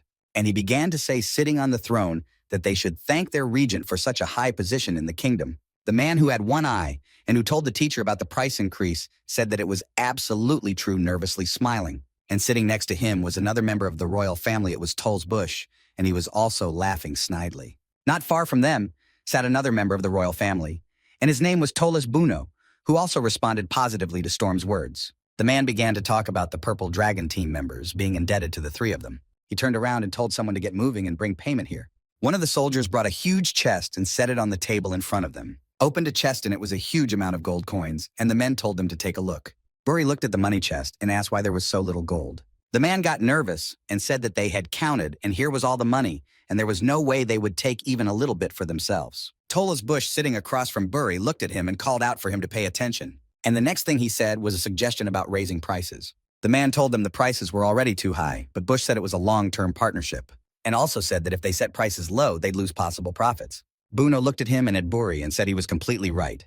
Buri agreed with the brothers and told them to increase the prices fivefold, and also said that these pathetic townspeople would still support them, and the brothers laughed back. The man who stood by the chest thought to himself that they were even worse than he was. The soldier interrupted their dialogue and said he had urgent news. The man was interrupted from his thoughts. He turned around and asked what had happened. He told them that Teacher Martin and his students had taken a large amount of gold alloy out of the mine. The man started shouting menacingly and asked him if they had sent Mr. Yala to deal with them. The soldier was nervous and said about how the teacher and his students had already handled them. The three brothers couldn't believe their ears, turned around and looked at him questioningly. Evening came, and there was already a soft yellow sunset over the west gate. There were a lot of soldiers at the door guarding the gate, and the teacher and his students were driving their car. Moto asked them why there were so many soldiers, and Xiang replied by saying that they attracted unwanted attention. The soldiers pointed their guns at the car and threatened them to stop. Mr. Martin came out asking the soldiers to let them pass, as they were looking for their group commander. Mr. Martin tensed when he saw a group of people who said there was no need, and the Tolls brothers told him that Mr. Sato and His Majesty were currently in a meeting. The man smiled at them and told them they were very brave for daring to go against them, and at that very second, Mr. Yalu's body emerged from the car with his mouth closed. The man turned to Mr. Martin and said that he thought that he couldn't just understand the situation, but it turned out that he was just mentally retarded, and ordered the soldiers to grab them. The soldiers began to slowly approach the car with fear in their eyes. Isabella stepped out of the car in her boots and a sword hanging from her belt, and she threatened the soldiers, telling them that if they made another move, she wouldn't be nice to them. Buri looked at her and couldn't believe his eyes when he said she was here too. Xiang also got out of the car and told the prince that he, too, had apparently directly participated in the increase in stone prices. Xiang stepped closer to him and Buri folded his arms across his chest and simply snorted. Stormy turned to Isabella and told her that he had been away from class for a few days and he already missed those guys, and Isabella said that people like him weren't worthy of talking to her. Xiang looked at the prince and thought about the fact that he was just ignoring him. Stormy told Isabella that associating with fools like her wouldn't do her any good.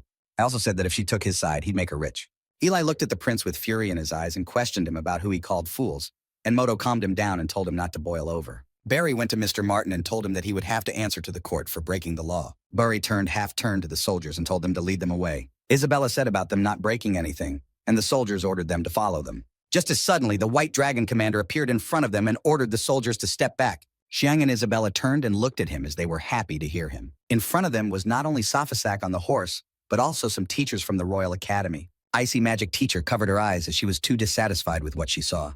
There was also the guy who once saved Isabella in the ring from Storm. Everyone in the place stood there saying nothing and assessing the situation. Dorana leaned her face against Sofazak's shoulders, and he said they had already arrived at the location. She started telling him in a childish voice that she still wanted to ride the horse. He turned to her and said maybe they'd go for a ride after they were done with the case. A flushed Dorana told him that she was very happy that it would be just the two of them riding together. Mr. Martin, Isabella, and Xiang stood puzzled and listened to what they were talking about.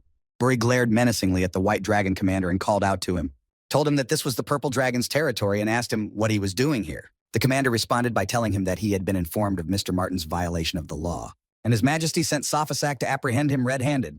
Stormy was just perplexed and said he was messing around. Stormy told him about Mr. Martin being detained by the Purple Dragon team, and most likely he's here to just let him go. Renee, who had once protected Isabella, approached the prince and told him to better back off. Buri turned and addressed him by name with a menacing look on his face, and also repeated again saying that it was His Majesty's order. Buri looked at him again and growled questioningly that he was on their side too. Rainey lowered his head and told him about forgetting something very important, and told him that the kingdom still belonged to His Majesty, and asked him if he needed any more explanation. Buri turned to him in a whisper and told him why they people of royal descent should follow orders. And Renee told him that if he pointed out the fact that he was royalty, he should not forget that he was his uncle. And at that very second, the bangs that covered his one eye opened and a violet glow came into view, and it began to envelop everyone present in the place. Buri started to fall backwards in pain, and he didn't realize what was happening. Xiang was amazed by what he saw and watched the scene from afar. Xiang complained about the pain in his heart, and Isabella went over to him and told him that since he didn't have borderline strength, he should be patient until Renee's power surge was over. He squirmed in pain and began to think about how strong Rainey was. The two brothers who were standing behind Buri began to apologize as their brother was pressured. And he said that having Angus on their side didn't mean they were invulnerable. And since he was his brother, he'd pay him back. He also told him that he was nothing more than a scumbag from the royal family. Buri began to languish in pain and beg his uncle's forgiveness. Renee's flash of power ended and he turned around walking away from them while the two brothers ran up to Storm. Immediately, Xiang exhaled and felt the power within him stop squirming in pain. Buri stood up and shouted to his uncle that he would remember him for what he had done to him today. Just as suddenly someone took his ear from behind and pulled upward to get him to his feet. It was Dorana. She asked him why he wasn't in class and he grimaced in pain and started apologizing and saying he wouldn't miss class again. She slapped him on the back and the two brothers stood looking at him, wondering whether to help him or not. Safasak got off his horse and headed towards Mr. Martin, along with the teachers and Renee. Mr. Martin turned to him and said if necessary, let him be arrested. Icy looked at him with a smile on her face and asked him why he was slowing down. And she told him that His Majesty never wanted to arrest him, and he asked what Safasak was talking about then. And Safasak told him that he was glad when he saw that Mr. Martin was okay. Xiang walked over to Safasak and told him about the predicament they had put him in again. Xiang was scratching the back of his head, and Safasak interrupted him and put his hand on his head. Isabella looked and puzzled, not understanding why exactly such a gesture was from Safasak. And I told him to try and never get into that kind of situation again, since he didn't want to see him dead anytime soon. Xiang blushed too at his gesture and said that he understood everything he was told. Safasak also didn't miss that his wife Bei was beside him, and he called out to her as well. Icy told her that His Majesty was preparing a feast, and the best students of the academy were invited to the feast, and she chose her and Renee. She looked at her with cat eyes and asked what she thought of it. But Isabella didn't answer the question, but asked what kind of celebration it was. Dorana called out to Icy and told her that she had already chosen one student, and it was Renee. And she said Bei should represent the class, and Icy said she should represent the magic class. And a fight broke out between them again. While they were arguing, Renee asked her if she had decided anything or not. He also asked her if she would be representing the magic class with him. She covered her eyes and told him that she didn't quite understand what it was done for. Xiang watched the teachers arguing amongst themselves, looked at how Renee was interacting with Isabella, and just snorted nervously. Sophisak asked Xiang Ye to go for a walk with him. Sophisak informed him that they must report the situation to His Majesty. Xiang agreed to this, and from the car Mr. Yalu shouted about when he would be released after all. A short while later, Mr. Martin, Isabella, Xiang, and Sophisak were already in His Majesty's palace. Mr. Martin and everyone who was there told it like it really was. And His Majesty did not interrupt anyone and listened to every word attentively, and at the end of it all said that everything was clear to him. His Majesty said that at the moment Sato was indeed the commander of the Purple Dragon, and they should not make any hasty decisions. And he also warned them that he had to ask the regent for advice. Xiang had been looking at His Majesty the entire time and only thought of one thing: why the king was a child. Sophisak also told the king that the Purple Dragon commander had raised the price of gold alloy throughout the city, and that meant that the cost to the residents of the entire city would also increase, which was not the norm. And the king said that the regent had told him that at this point the military budget had been cut too much, and they had to put up with the price hikes. And Xiang told the king that it might be beneficial if all the money went to the army and not to the corrupt. A man burst into the palace and bellowed at the door that he despised people who appropriated the things of others. Xiang was clearly surprised by this appearance and turned back startled. Tolls Angus was standing near the entrance, and it was he who said those words. And Xiang's only thought was that he shouldn't have said what he said recently. The regent was approached and asked what he was doing here and why he barged in so abruptly. Sophisak grabbed Xiang and dragged him from his seat so that the regent could take his place. He turned to His Majesty and said that he had heard there was trouble on the western border and had come to find out what had happened there. He said that he had heard about how the second leader of the Purple Dragon had increased the price of gold alloy and squandered the military budget. It was a man who had one eye closed, and the regent said he had already dealt with him. He also growled, saying that he despises all thieves and punishes them severely. Xiang stood beside Sophisak, and cold sweat ran down his face because of his words. And Sophisak listened to everything the regent said and looked at him questioningly. And then he looked away and snorted, remembering what had happened this afternoon. Mr. Martin, standing behind the regent, wanted to inquire about the price of gold alloy. And the regent interrupted him and said he was one of their most valuable personnel. And he also added that his students are very important to them and the kingdom. And as he finished, he flashed his eyes, reflecting a red color at Xiang. And he thought he was the kind of guy who would destroy him first in case of trouble. And without turning to the king, he turned to him and said he had a proposal. His Majesty looked nervously at the regent and told him to say it. And told him that it was possible to hand over the gold alloy gathering duties to the White Dragon Group and the blacksmith class. And everyone in the palace was simply dumbfounded by the announcement. And Mr. Martin turned to the regent and inquired whether his intentions were serious. And the regent said that he knew that the stone would need to be cleaned in the future, and that he had already arranged this with Mr. Yalu. The king looked at Angus and asked him how the military budget would still exist. And the regent proclaimed that the White Dragon Group would now be in charge. Xiang listened to everything the regent said, nervously gulped, and thought that there was nothing good here. He also thought about who he wanted to be good in front of and immediately thought of Sophisak. And the king listened to everything and said that in that case, they were following the regent's advice. The king turned to Mr. Martin and said he wanted him to do something else, and Mr. Martin listened to him. And the king said, since the regent wanted to go west, he wanted to postpone the spring annual hunting festival and move it to the summer. He also said he wanted him to build an arena in 10 days. And Xiang thought about the fact that he didn't know there was anything like the Olympics in this world. And they all left the king and headed down the stairs, each on their own business. But Sophisak, who was walking behind the regent, called out to him to speak. He told him about his honor helping them today, but he doesn't understand why. The regent told him that Sophisak was one of his most important generals, and also told him that he had become a hero at the age of 15, and that he had turned the outcome of many battles in their favor, and added that he was then adopted by Guru, and now he was just His Majesty's attendant and organizer of official events. He also said he didn't think the sword was more interested in fighting. And Sophisak replied that he was in His Majesty's service, and he did whatever he was ordered to do. And also reminded the regent that he only became commander of the White Dragon because his father wanted to keep His Majesty safe, and he didn't know that there were regent's men in the White Dragon team, and if the power of the kingdom was in the king's hands, he would have no need to protect it. The regent snorted and said that the power of the kingdom should be in the hands of someone who can rule, and reminded him that His Majesty is still too young. He'd like to take back his power, but he's doing what's best for the country. Sophisak said he agreed that His Majesty was young, but instead of ruling the country, he was abusing his power. The regent was just furious, and he didn't think the White Dragon Knight would say that. In the next second, he released his borderline strength. Mr. Martin and the students who were with him were just dumbfounded by what they saw. He turned with fiery eyes and asked Sophisak if when Mr. Guru arrived at his place, he had explained nothing to him. Sophisak took up arms and said he wanted to ask something of him and what he had really done to his father. And after saying those words, the red power of the regent and the blue power of the White Dragon Knight mixed together. Xiang looked at it all with his mouth hanging open and said that they were going to fight.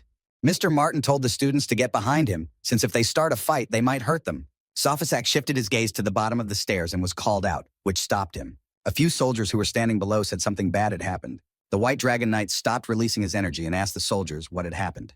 One soldier said Mr. Guro, and the other went on to say that he hanged himself in the library. Safasak was overcome with a wave, and all his thoughts were clouded by those words. The students and Mr. Martin were also dumbfounded to hear the news from the soldiers. And the regent said in a low voice that he's been disappointing him a lot lately. Night was already falling over the east wing where most of the students were. The sword blade was being carefully cleaned by a woman's hand with a white cloth. Isabella was sitting on the bed, wiping her sword after the fight. Sprawled out on the floor quietly and peacefully slumbering lay Xiang.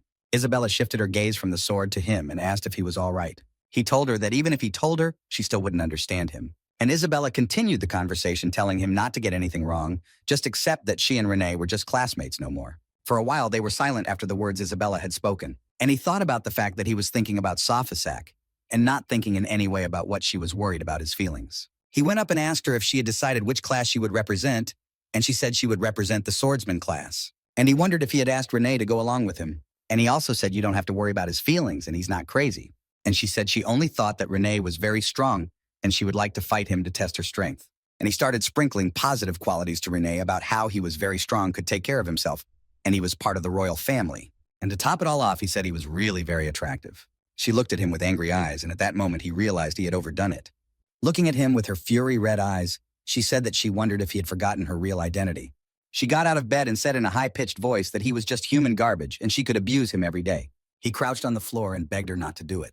And a mind-blowing scream from their room began to echo throughout the entire East Wing. The next morning, a small cemetery was formed near the wall. A small stone monument was erected and laid entirely with fresh flowers. Standing near the grave was Safasak housekeepers, Helena, Isabella Xiang, Mr. Martin, and Dorana. There were no tears in Safizak's eyes. He was completely destroyed morally. Mr. Martin said that Mr. Guro was His Majesty's teacher and that he turned himself inside out for the welfare of the kingdom. His passing was a great loss. If it had happened to any other general, even His Majesty.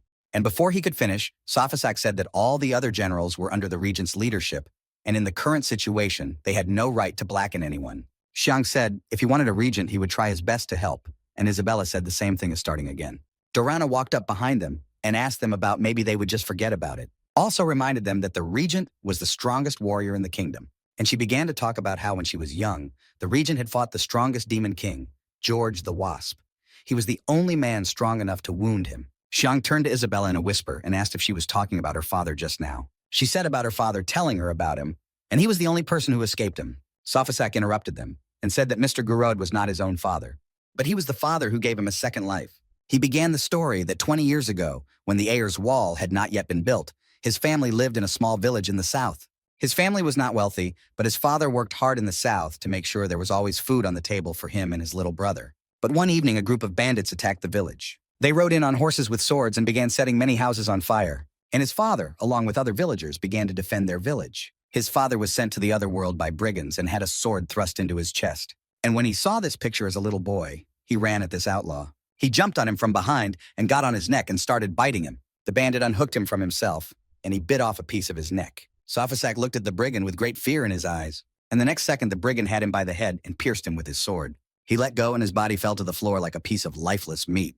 And the last thing he heard was that one of the brigands had ordered that anyone who resisted be killed and the rest captured. Safasak looked at the people with bloody hair and bodies. Then he shifted his hazy gaze to his father's lifeless body and called out to him.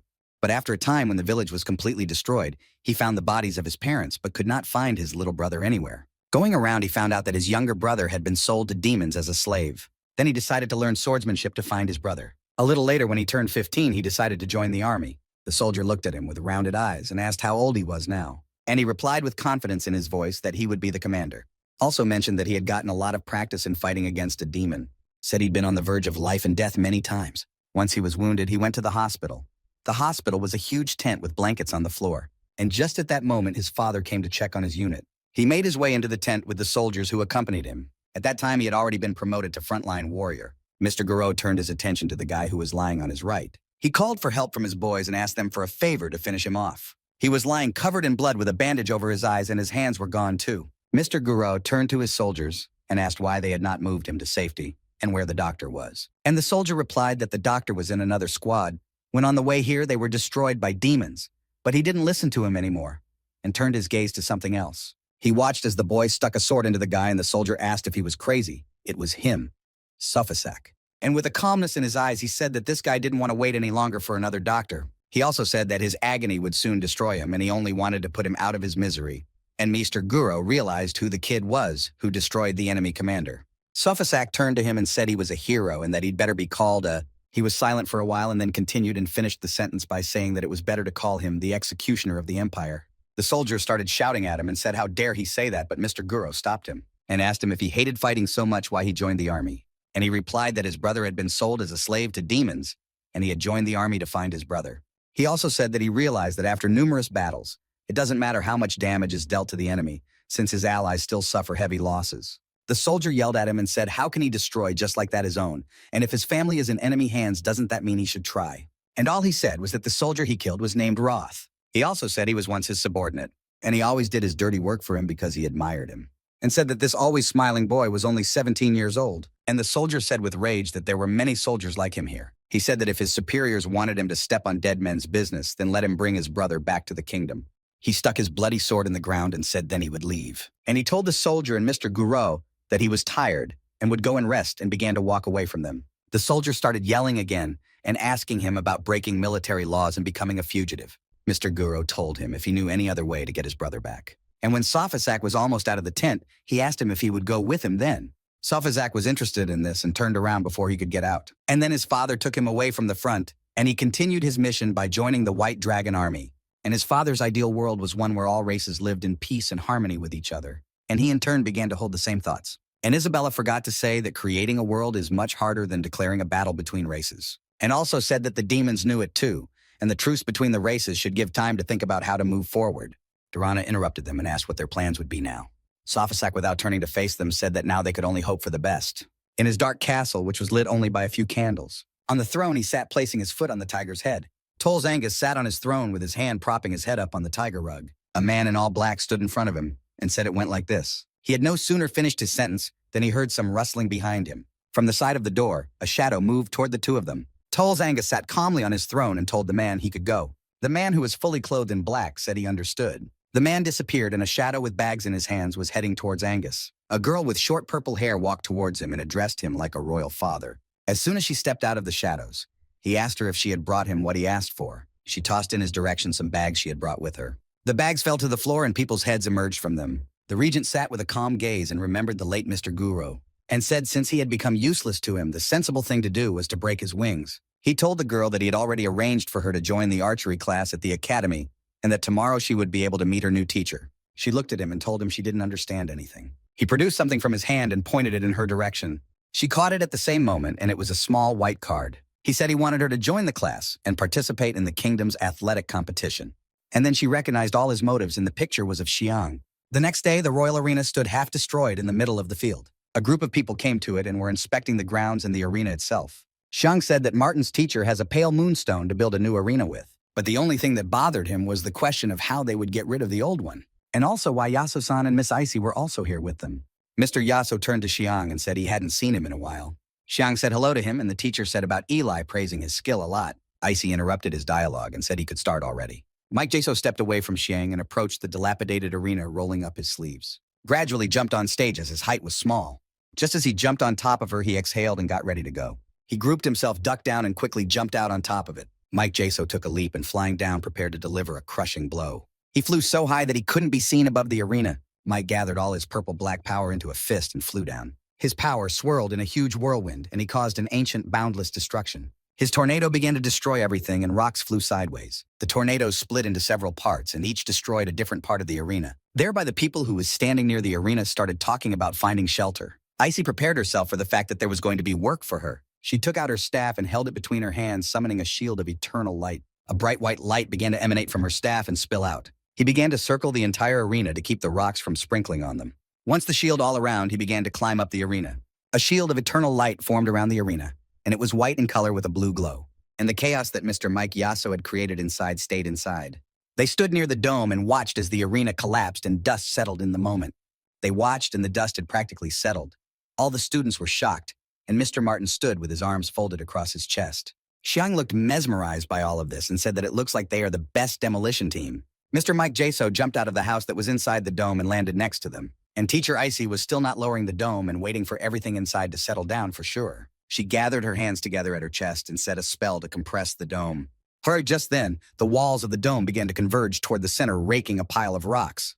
The stones began to move and slowly climb up the dome. Once they were all upstairs and the dome was full, it stopped shrinking and was like a small glass flask. Teacher Mike Jaso stood next to Teacher Icy and talked about how his back was hurting. Mr. Martin smiled at the two teachers and thanked them for their work. Icy cheered him up and told him he had done his best, and Mr. Martin said he would be sure to do so. The group of kids said goodbye to the two teachers and told them that they would be seeing each other soon. Xiang turned to Eli and said that the championship was 10 days away and asked if he was preparing for it. And he replied that his teacher told him that working in the arena would be the best preparation for the championship. Xiang wondered if it was really that bad, and he had known about him carrying material for their class for ages. Mr. Martin came up behind him and told him that Eli was a good kid. Also told him the story that he has a lot of brothers and sisters at home, so he has to earn money while studying. And then he sends money to the family to cover all his expenses. Xiang said that he was not only a great student but also a great brother, and Eli said that he was a senior after all. And he also said that if he wins the championship, he will greatly improve his family's standard of living. He raised his fist up and said that this time he must win. Xiang was curious and wondered if there was that big of a prize pool. And Moto came up behind them without hesitation, answering his question in the affirmative. He raised his finger up and proclaimed that the winner would receive 1,000 gold coins and a goblet composed entirely of gold. Xiang frowned and said that this money could only buy a few superior gold alloy stones. In addition, he will also be awarded a high honorary military rank, and after graduating from the academy, he will be able to join the army and earn a fortune. Xiang inquired about the military rank and asked if it would be able to go beyond other kingdoms. Moto answered positively, but it was a bit hard and risky to go it alone, and he thought that he and BA could return to the Demon Nation. He also thought about the fact that he'd been gone a long time. If he didn't come back before the end of the vacation, he'd be screwed, but if he did come back. It was a sunny day outside, and there were shouts of instruction and agreement. Teacher Martin said to take the plan and wait for his command, and the student responded positively. Suddenly, Mr. Martin was called from behind, and he turned to look.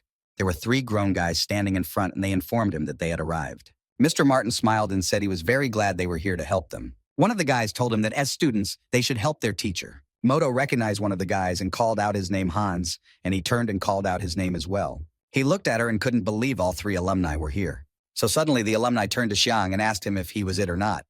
One of the guys said he'd heard about him creating big metal giants and a steam engine, and the other asked how he ran them. Xiang scratched the back of his head and said that there was nothing complicated about it, just that he was smart. And also said that they had even more outstanding abilities since he had heard that the 3 of them were famous blacksmiths in the kingdom. Mr. Martin interrupted them and said that he had invited them to raise their skill level while he was busy. And he also said that for the next 10 days, he wants them to do a special program, and Xiang and Moto were very surprised by this statement.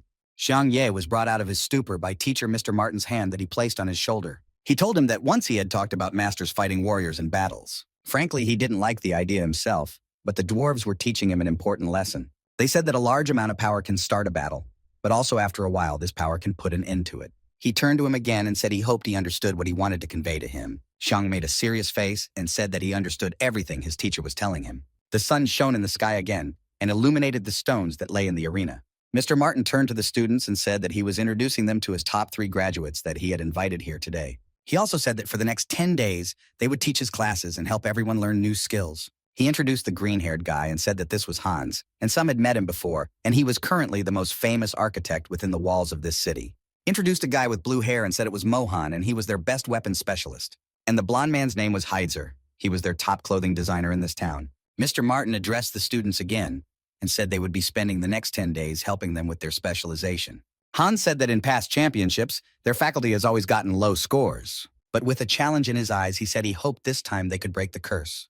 Mr. Martin said that each class sends 5 students to the championship, and they don't qualify for the trophy, but they have to achieve high scores. Eli stood up and held a huge rock in his hands and said that he too needed to do well in this championship, so he had to try his best. The training ground was already illuminated by the small sunset. Here the magic class was practicing. Huge, toothy, and fanged monsters stood on this range, and they were gray in color.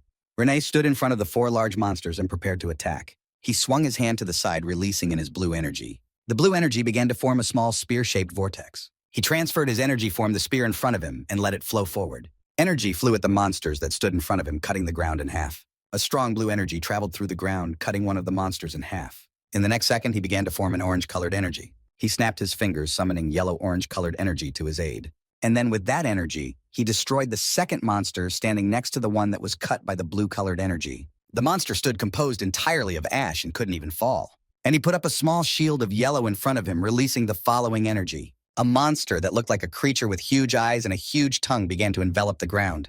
With his other hand, which was not holding a shield, he thrust forward as if he were striking a blow.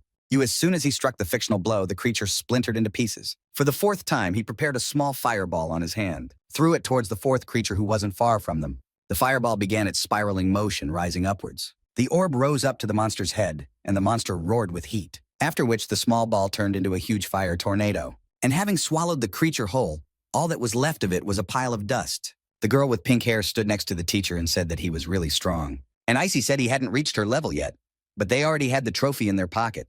And the girl told the teacher that if he's so good, why don't they send him to the championship alone? Well, the teacher fiddled and said she didn't want Durana to finish second in this championship. On the horizon could be seen huge hills overgrown with green vegetation, and the sky was a gentle blue shade. The resulting current turned into a huge, beautiful waterfall. And at the bottom of this waterfall stood Durana the fencing teacher and looked at Isabella. She sat under the jets of water from the waterfall that flowed over her head, with her legs folded in the lotus position. Durana thought about the fact that her swordsmanship skills had already reached an incredible level. She also thought about the fact that she still needed to design her borderline power. Isabella sat with her eyes closed with a peaceful face and her wet hair tickling her skin. In that same second, she sank completely into herself and saw herself from the outside, but with dry hair. She opened her eyes and was simply stunned by what she saw. Isabella was standing on a rock and there were a lot of people around her. She looked at them in horror and didn't understand what they were doing or if they were even doing anything at all. Isabella was very much frightened and began to stagger gradually backward. She looked to one side and to the other. A cold sweat began to run down her face, and she thought about the fact that all her generals were here. Isabella raised her arms, bent at the elbows, and started screaming furiously, asking who did it. She immediately fell silent and felt some clawed hand grab her face. Behind her was a girl exactly like her when she was together with her borderline power. And this girl with red eyes told her not to be afraid of her because she was the queen and she was the queen. Isabella started to raise her voice, recoiled from her a little, and said it was the other her. The girl who was behind her smiled and said that the perpetrator of all the carnage had been. And after waiting a little while for the final word, she said that they were her. Isabella was horrified and looked at it all from the side, and the girl behind her held her by the shoulders. The girl again went on to say that it was true, and they all suffered and gave their lives because she was weak and naive. She couldn't believe her ears and repeated the words again that it was all happening because of her. And the girl standing next to her grabbed her head and said that she trusted people because of her weakness, and she believed Lillian because of her naivety. And pressing her forehead against Isabella's, she said that this was the result of her actions. Isabella pushed the girl away quickly and said that it wasn't true, and everything was a lie. She looked at the people around her again and said it was absolutely not her fault. She closed her eyes and clenched her teeth, and said that she just didn't want to see any more destruction of people, and she didn't know that it would lead to senseless sacrifices among her people. And the girl said that the royal father's ideas on land grabs were wonderful. Isabella didn't understand what royal father we were talking about, and the girl said she had ruined everything. And also told her that even after all this, she continues to sacrifice the lives of those who protect her without a second thought. And forgot looking at her and didn't realize it was happening to her, and the girl kept telling her and reminded her that she'd forgotten who she really was. Immediately, a huge hand grabbed Isabella's leg. She turned around and looked to see who it was. And all her generals who were dead and lying down began to shout, addressing her as Her Majesty, then reached out with more and more hands. Dead people were climbing on top of each other, clinging to her leg. Isabella's eyes lit up slightly with a bright red glow narrowing her pupils. Sparks of black flew out of her covered in a red hue, and she screamed that she didn't need to be reminded of that. At this time, the swordsmanship teacher was standing leaning against the ground wall from which the waterfall flowed down. Just as suddenly, her eyes flew open and she heard something strange. She half-turned and saw the water spit up and out of its banks. Durana looked at it, all the sweat drained from her face, and she realized something was wrong. Isabella sat under the jets of water, but this time she was fully in the water and a soft red glow emanated from her. She opened her mouth slightly, her eyes opened, and there was only a red glow in them. The water no longer hit her as a red aura with black sparks began to emanate from her. The swordsmanship teacher looked at her and thought about what a powerful borderline power she had. And her power and the orb that was around her dissipated more and more. Immediately, Durana jumped from the shore to where Isabella was sitting underwater. The immense power that emanated from Isabella had no time to escape, and Durana struck. That blow was delivered to her back between her neck and cervical vertebrae, and Isabella came to her senses. Durana sat beside her and thought about the fact that it was close, and she was practically consumed by her borderline power. And she also noticed that her aura was very powerful. And she'd seen a similar aura before, but his presence made her blood run cold in her veins. Mr. Yalu's lab featured small green flasks. He stood on top and watched everything work, and there was a blue slime in the middle. He watched as the slime slowly grew across the grounds of his lab. He stood twirling the 3 blue balls in his hand as others called out to him. Toll's Bush stood behind him and asked him if there was a reason he had called him here. Yalu thought about the fact that the bastard doesn't even address him as a teacher and talked about coming up with a new substance. He said he could beat Renee with this stuff, and Bush didn't believe it. And I asked him if he was serious, and Mr. Yalu said he was quite serious. But he said he wouldn't just give it away, and he had conditions for it. They were walking through the city, and he said that he had not seen Xiang Ye before, and he wondered how he had achieved such success. Sofazak was walking through town along with a guy with purple hair. Sofazak told him about Martin's teacher not belittling him. And also Martin's teacher said that he would surpass him. The guy who was walking next to him said that it was true that he was originally good at drawing and he had seen his work. He said Bay is working hard too, so he wants to cheer them up somehow when they meet. The guy got embarrassed and asked him if Mistress had prepared all this, and also said that he had heard that lately she was also working hard, and the leader told him to shut up. They walked farther and farther into town as suddenly the guy asked him what was there. A man was sitting on a chair that looked like a hammock and something was blowing on his face. Sofizak asked him what it was that he was selling, and the man replied that it's called a fan and it's very effective. All they had to do was pull the rope and cold air would start blowing on them. The man showed a clear example on the fan that was blowing on him. The guy who went with the commander was very happy with what he saw and said this thing was a lot of fun.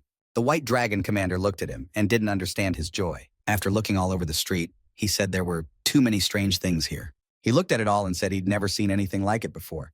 And the guy standing with him looked puzzled. They walked on and heard someone calling out to the people behind the counter.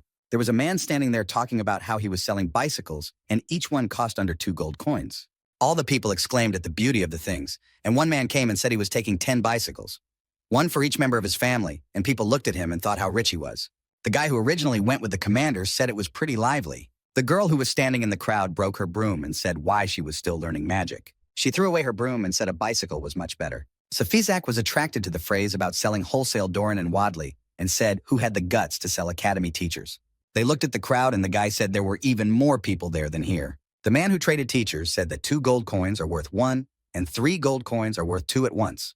The crowd chanted that they wanted to buy them, and the man who was selling said that the more you buy, the cheaper it is. The guy who was standing with the White Dragon commander said that they were just teacher figurines, and they weren't real. A large man in the crowd asked the salesman how much he wanted for the one behind him. The seller said that their boss told them that they are one-of-a-kind scale 1-to-1, and the starting price is 2,000 gold coins. Cries began to break out in the crowd that it was too expensive, but they really wanted the figure. Sofasak walked up to the salesman and asked their boss was Xiang Ye by any chance. The man looked at him and realized he had been approached by the general, greeted him, and told him he was right. Sofasak told the salesman with a smile on his face that he was just a boy, and the salesman said the whole block is full of Mr. E's new inventions. A ringing sound came from somewhere off to the side, and the whole crowd returned to the noise. A huge blue truck-like vehicle drove into the middle. The guy who was with the commander said what kind of monster it was, and Sofizak said it was Xiang's steam-powered car. Hans was driving the car, and Moto was riding beside him and said that the streets were very crowded. He looked at the crowd and found the White Dragon commander in the crowd. He opened the car door standing on one of the steps and shouted a greeting to him. Sofasak was pleased by this gesture from the student, and it made him smile a little. At this time, a new arena was already standing in place of the old ruined arena. Some have not yet finished preparing the arena for the championship. Mr. Martin met the White Dragon commander and the guy who was with him and told them that the arena was almost ready. Sofasak said the work was done by truly talented craftsmen, and Mr. Martin thanked him for the compliment. Mr. Martin said to him that if he came to see Xiang Ye, but unfortunately he, along with Eli, went south to the forest of useless trees. He asked him why they went into the forest of useless trees. But Mr. Martin shook his head, looked at his Moto student, and said they hadn't told him that. Moto said that before he left, he asked me to give him this box overflowing with gold coins. The guy who had been with the commander all this time opened the chest and was surprised at the amount of gold coins. He asked if Xiang Ye had earned it all, and the teacher replied that it was his donation to the war fund. Sofizak said about it being money for the garage that they earn with a lot of hard work. Mr. Martin addressed him and said he was very much mistaken. He told the White Dragon commander that they could now mine their own ore. They also replaced human labor with modern machines. And they also enlisted the help of a martial arts class, and teacher Mike Jaso promised that every other box would count for practice. Also, Mr. Martin said that the cost of resources had never been so low, and the commander was surprised. Moto showed the commander a pebble and said that this gold alloy stone was valued at 10 gold coins. He also said that Mr. Yalu handles them for 5 gold, the price changed by 2 coins. The boy said that 5 gold coins was robbery, but Moto whispered to him that he had heard that the regent had demanded that prices be raised. Sofisak said that in that case, the living wage should also go down by reducing the burden of city residents. Mr. Martin said that's a good point. The cost of living will go down, and all the money here is made by Xiang's invention. Sofizak was more pleased than ever to hear the words from the blacksmithing teacher. A huge forest where many trees stood was surrounded by fog and the glow of the moon. They were walking so the forest as Eli suddenly said that they had come. and Xiang asked him whether they were really useless trees. They continued walking forward and saw before them not just trees, but the biggest trees in the world. They were wearing backpacks with food and water needed for a few hours. Xiang Ye walked over to one of the huge trees and touched it, and he was surprised since the texture was not like other trees. He crouched down on one knee and began to take off his briefcase with Eli standing behind him. Xiang said that he wanted to test this tree and see if it was really what they told him it was according to their ideas. Xiang took out a small pipe from his briefcase, opened it, and there were several blueprints. All his blueprints were signed with the tools he needed in the woods. And he pulled one of the blueprints that said chainsaw. He set the briefcase aside and sat down on one knee and unfolded the blueprint looking at it. He said to begin the transition, and the drawing began to emit a small glow. The glow began to spread throughout the drawing, and the drawing began to take shape. Its shape came out of the drawing and resembled a huge cobblestone. He stood up and there was a rock hanging in the air in front of him, and he reached for his belt. Taking his quill from behind his belt, he began to draw a chainsaw on this rock. His pen began to emit a red glow and the drawing began to take on an orange glow. The next second, the stone slowly began to transform into what Xiang needed. He looked at it and waited for his item's transformation to complete. And when the transformation was complete, the omen seeds took the chainsaw by the handles. When he got it, he took it upstairs and said he would now add electrical alloy. And Eli swept up and said that using transition scrolls to summon already finished forging stones and creating tools right on the spot helps cut down on time significantly. And Xiang said that his seniors had taught him this, and it was very useful, and now he had to get down to business. Eli picked up the chainsaw and swung it around like he was going to slash the tree with his sword. In the next second, he had already started sawing that tree, making a whirring sound. Eli was very tense as he cut the tree and sweat was running down it. There were a lot of red sparks coming from the tree, which a priori should not be the case.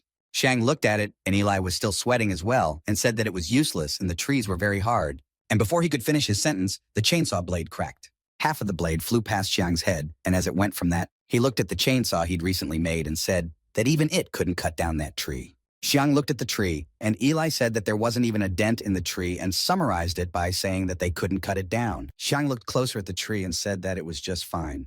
Eli looked at him and said he still didn't understand why he needed this useless stuff. Xiang turned to him and said that they only considered it useless because they couldn't build houses and make fire out of this forest. He touched the wood and told him they were trying to apply it in completely the wrong areas, and also added that if they use useless wood properly, it will turn into a valuable resource. Birds flew over the arena, and its golden white colors shimmered in the sun. The music from the huge golden trumpets was already in full swing.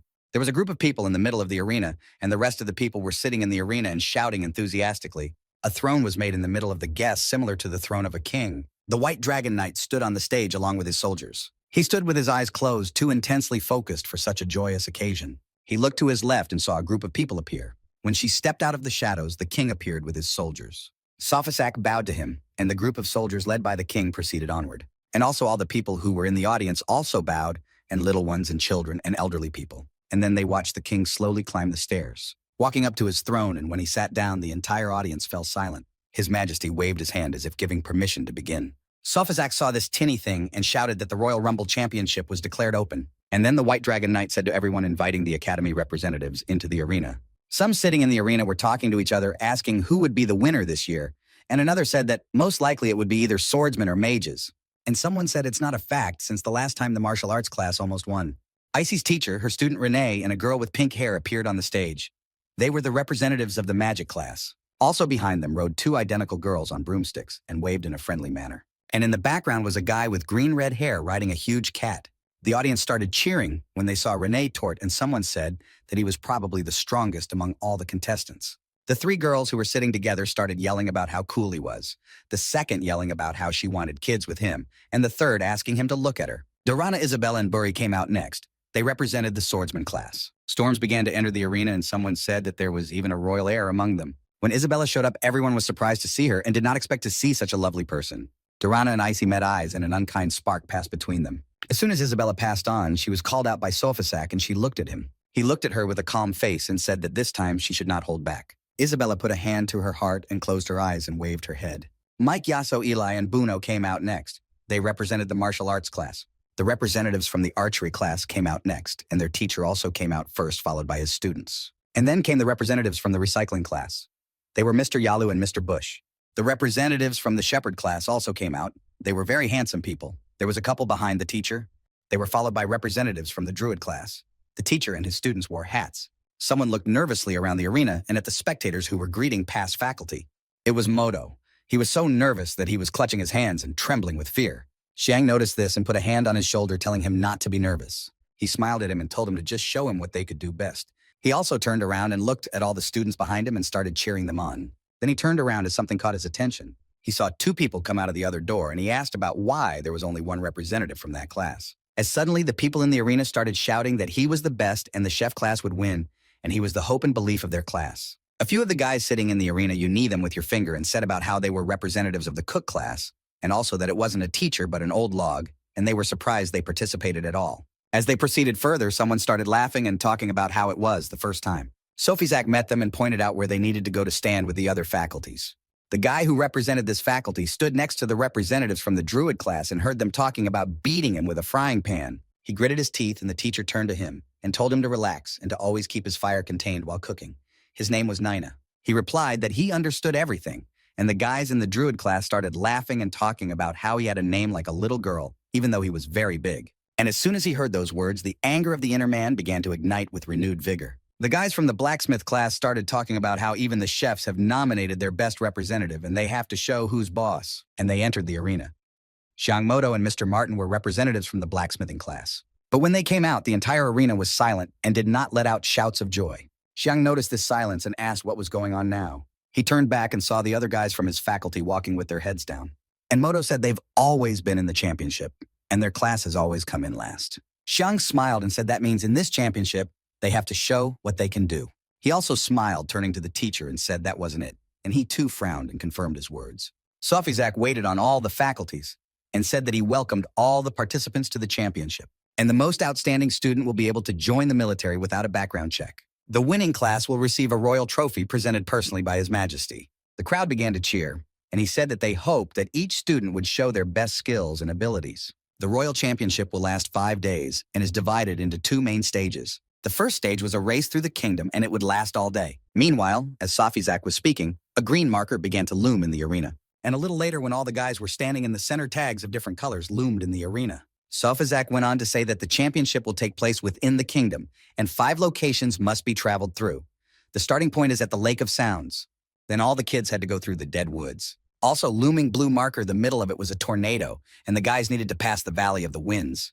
The next marker was fire red, and all students had to go through a sand river. Then the marker was also blue, and they had to finish at Kings Mountain Ridge. One of the guys who was sitting in the arena said that this time they chose very difficult locations.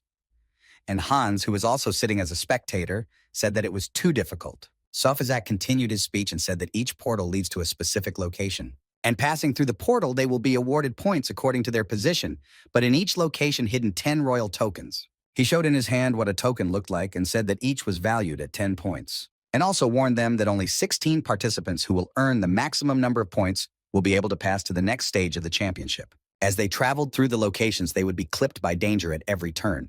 Before setting off, they had to confirm that they agreed to all the conditions. At that very second, a small yellow circle popped up in front of each of the students. Xiang looked at him and didn't understand what he was supposed to do with him. Rene immediately realized what needed to be done and leaned his hand on that circle. Just then, Isabella also leaned her hand against this circle, and the circle lit up with a red glow. And in the next second, all of the students who were standing in the center of the arena put their hands on it. Moto said that the most dangerous locations in the kingdom were gathered here. He also told Xiang to give up before it was too late. Xiang finished listening to him and, ignoring his words, took his hand and put it to the circle. Moto watched as the next second the circle began to shrink and absorb into his hand. He was very much frightened, and Xiang laughed a little. Moto grabbed his wrist and asked him what he had done to him. But Xiang laughed again and told him that it was too late to give up. A portal began to show in front of the entrance they were coming out of. It emerged from the ground, emitting a gentle blue glow. And in the next second, it was already completely out of the ground and ready to be used.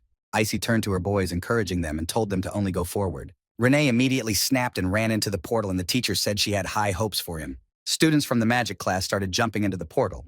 The last one was a guy on a huge cat. Immediately, the martial arts class snapped and ran after them. The teacher told them to memorize his words, and Eli said that everything depended on his training. The swordsman class also snapped and ran into the portal, and Durana called out to Isabella. She looked at her, and the teacher told her to learn to control her borderline power. And Isabella closed her eyes, concentrating on her words, and said she understood her. Then she opened her eyes and thought about the fact that this would most likely be difficult. But the swordsman class was in no hurry to go to the portal, as Moto was very scared and didn't want to go, and Xiang was pulling him along. Moto grabbed his teacher's hand and said that if he dies, let him take care of his mom. Xiang pulled him away from the teacher and told him why he was afraid if he was coming with him. Xiang and the boys picked up Moto in their arms and carried him along with them into the portal. Mr. Yalu clicked Mr. Martin, and he turned back to look at him. Mr. Yalu told him that he thought they should do some preparation. Mr. Martin did not understand what he was saying and asked him again what they needed to prepare for. And Mr. Yalu turned around and said he had a small set of coffins to prepare. Xiang shoved his face through and squinted as he passed through. He walked through the portals and nearly fell over when he stepped fully on the ground. He looked at the picture he saw before him and was very surprised. He saw many people standing on the shore, and most likely it was a lake of sounds. This lake was a very beautiful soft blue color and clear as a teardrop. Xiang turned to Moto and said that it was strange that it was actually a lake and not a sea. I also asked him if he knew why this place is called the Lake of Sounds.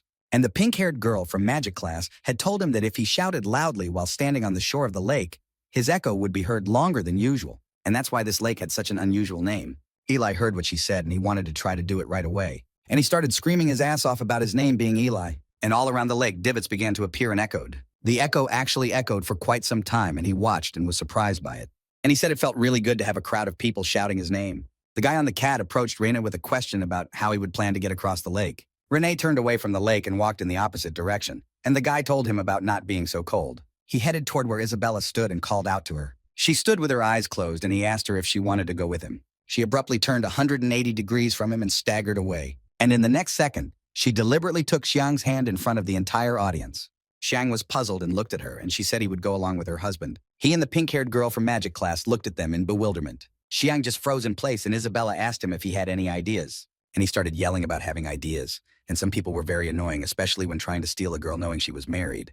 Rena disliked the phrase very much and gritted his teeth in anger. Immediately, he turned toward the lake and walked closer to it. Xiang turned to Isabella and told her that he was glad to see that she still relied on him when it came to chasing away annoying guys. Immediately, she turned around and away from him and headed in the other direction. He also cringed and thought about the fact that something was wrong, and it seemed to him that she had been decidedly weird lately. He walked closer to the lake and stood at the edge as suddenly the ground beneath his feet began to glow. A piece of earth broke off the ground with him rising slightly upward, and he with his hands behind his back flew over the lake heading for his goal. Eli and a few students rolled up their sleeves and laughed happily, and Eli cheered up the guys and said to them that he was going first. And then like lightning, he bounced off the shore, skidding into the water. Eli jumped into the lake dressed completely in his clothes and dove in like a real swimmer.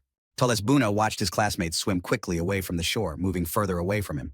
And the next second he said, without addressing anyone, that they were a bunch of idiots. Naina from the cook class approached the lake, passing by Tulsa Buno. And following Eli's example, he jumped into the water with him. Buno was approached by his brothers Buri and Bush, and Buri said his class was full of assholes. Buri turned to Brother Bush and told him to show them what he could do. Bush covered his eyes with a little nod and said he'd be happy to demonstrate. He began to summon energy by placing his hands above his head. His power was similar to Mr. Yalu's slime, only now it was blue. And then he crouched down on one knee, and the slime began to form a small dome. Bush looked at him with his arms folded across his chest and waited for him to finish. And Buri stood and smiled at what one of his older brothers was doing, and immediately he created a slime into a huge blue transparent ball on which they began to float across the lake. The guys from the Druid class approached the students from the archery class and asked them if they remembered what they had agreed on, and they answered affirmatively. One of the Druid class guys who was blonde took out a small blue vial. I opened its lid and began to gradually pour it out in front of me. Droplets began to slowly pour into the lake near the shore, and the lake began to have divots that immediately turned icy. Students from the Druid and Archer classes stood on a small ice platform. A red-haired girl from the archery class walked onto the platform and said hello. She said hello to a girl from the Shepherd's class, and she asked them if they could go with them. But the blonde guy in the Druid class said they couldn't because there were no more seats. And the girl looked at them with pitying eyes and asked them again to let them in, because they had enough room and they would help them row. And all the guys on the platform immediately melted at the sound of her voice and eyes. And the red-haired girl who was conscious told her that they had already given up first place, and instead of seducing the guys, they would rather try to cross the lake themselves. And the blonde thought his mind boggled for a moment, and he almost agreed with it and told them to be on their own. And the girl watched as they started to drift apart and said that that kid from the archery class had ruined everything. But she turned to the guy who was next to her and was her brother and said that now all hope is on him. He looked at the swimmers and replied to her that he would have no problem doing it. The next moment, the gray-haired guy swung his hand to the side and something began to manifest. He was still hugging his sister as well, and in his hand appeared a huge staff with a blue ball on top. He looked at this staff with his beautiful painted face and began to whisper something. He flashed his eyes with large lashes and said aloud that he was summoning an ancient beast. And in that second, two blue circles began to appear over the lake, and one was slightly smaller than the other. Xiang looked at it and said about how it was like magic. Isabella told him that it wasn't magic, but the art of summoning, and Xiang didn't understand what she was talking about. From the largest circle, which was black inside, a head began to appear. and the next second a huge owl appeared before them. It was a beast of the beholder's eye. The gray-haired guy told his sister about being blessed by the ancient gods, and his sister told him it was what was needed. And the shepherd class climbed on the beast and flew over the lake. And two sisters from the magic class started moving behind them, and one said to speed up, but the other said that there might be traps here, and it was better to let them lead them. A guy from magic class with green-orange hair watched as the twins moved away from him. And then he looked at his cat on which he was sitting and told him not to move out, addressing him as a general. And his stone-faced cat told him he wasn't going in the water. And the guy turned to his cat and asked if he wasn't going to swim, then how they were going to finish. And the cat said it's his problem now, and he won't go in the water, and the guy told him he couldn't swim, and the cat said he didn't say he could. And the guy with the green-red hair started whimpering and yelling about being eliminated in the first round. Xiang was already drawing something on the ground again, while Moto and the pink-haired girl from the magic class were watching him. The girl turned to Sen and asked him what they were going to cross the lake on.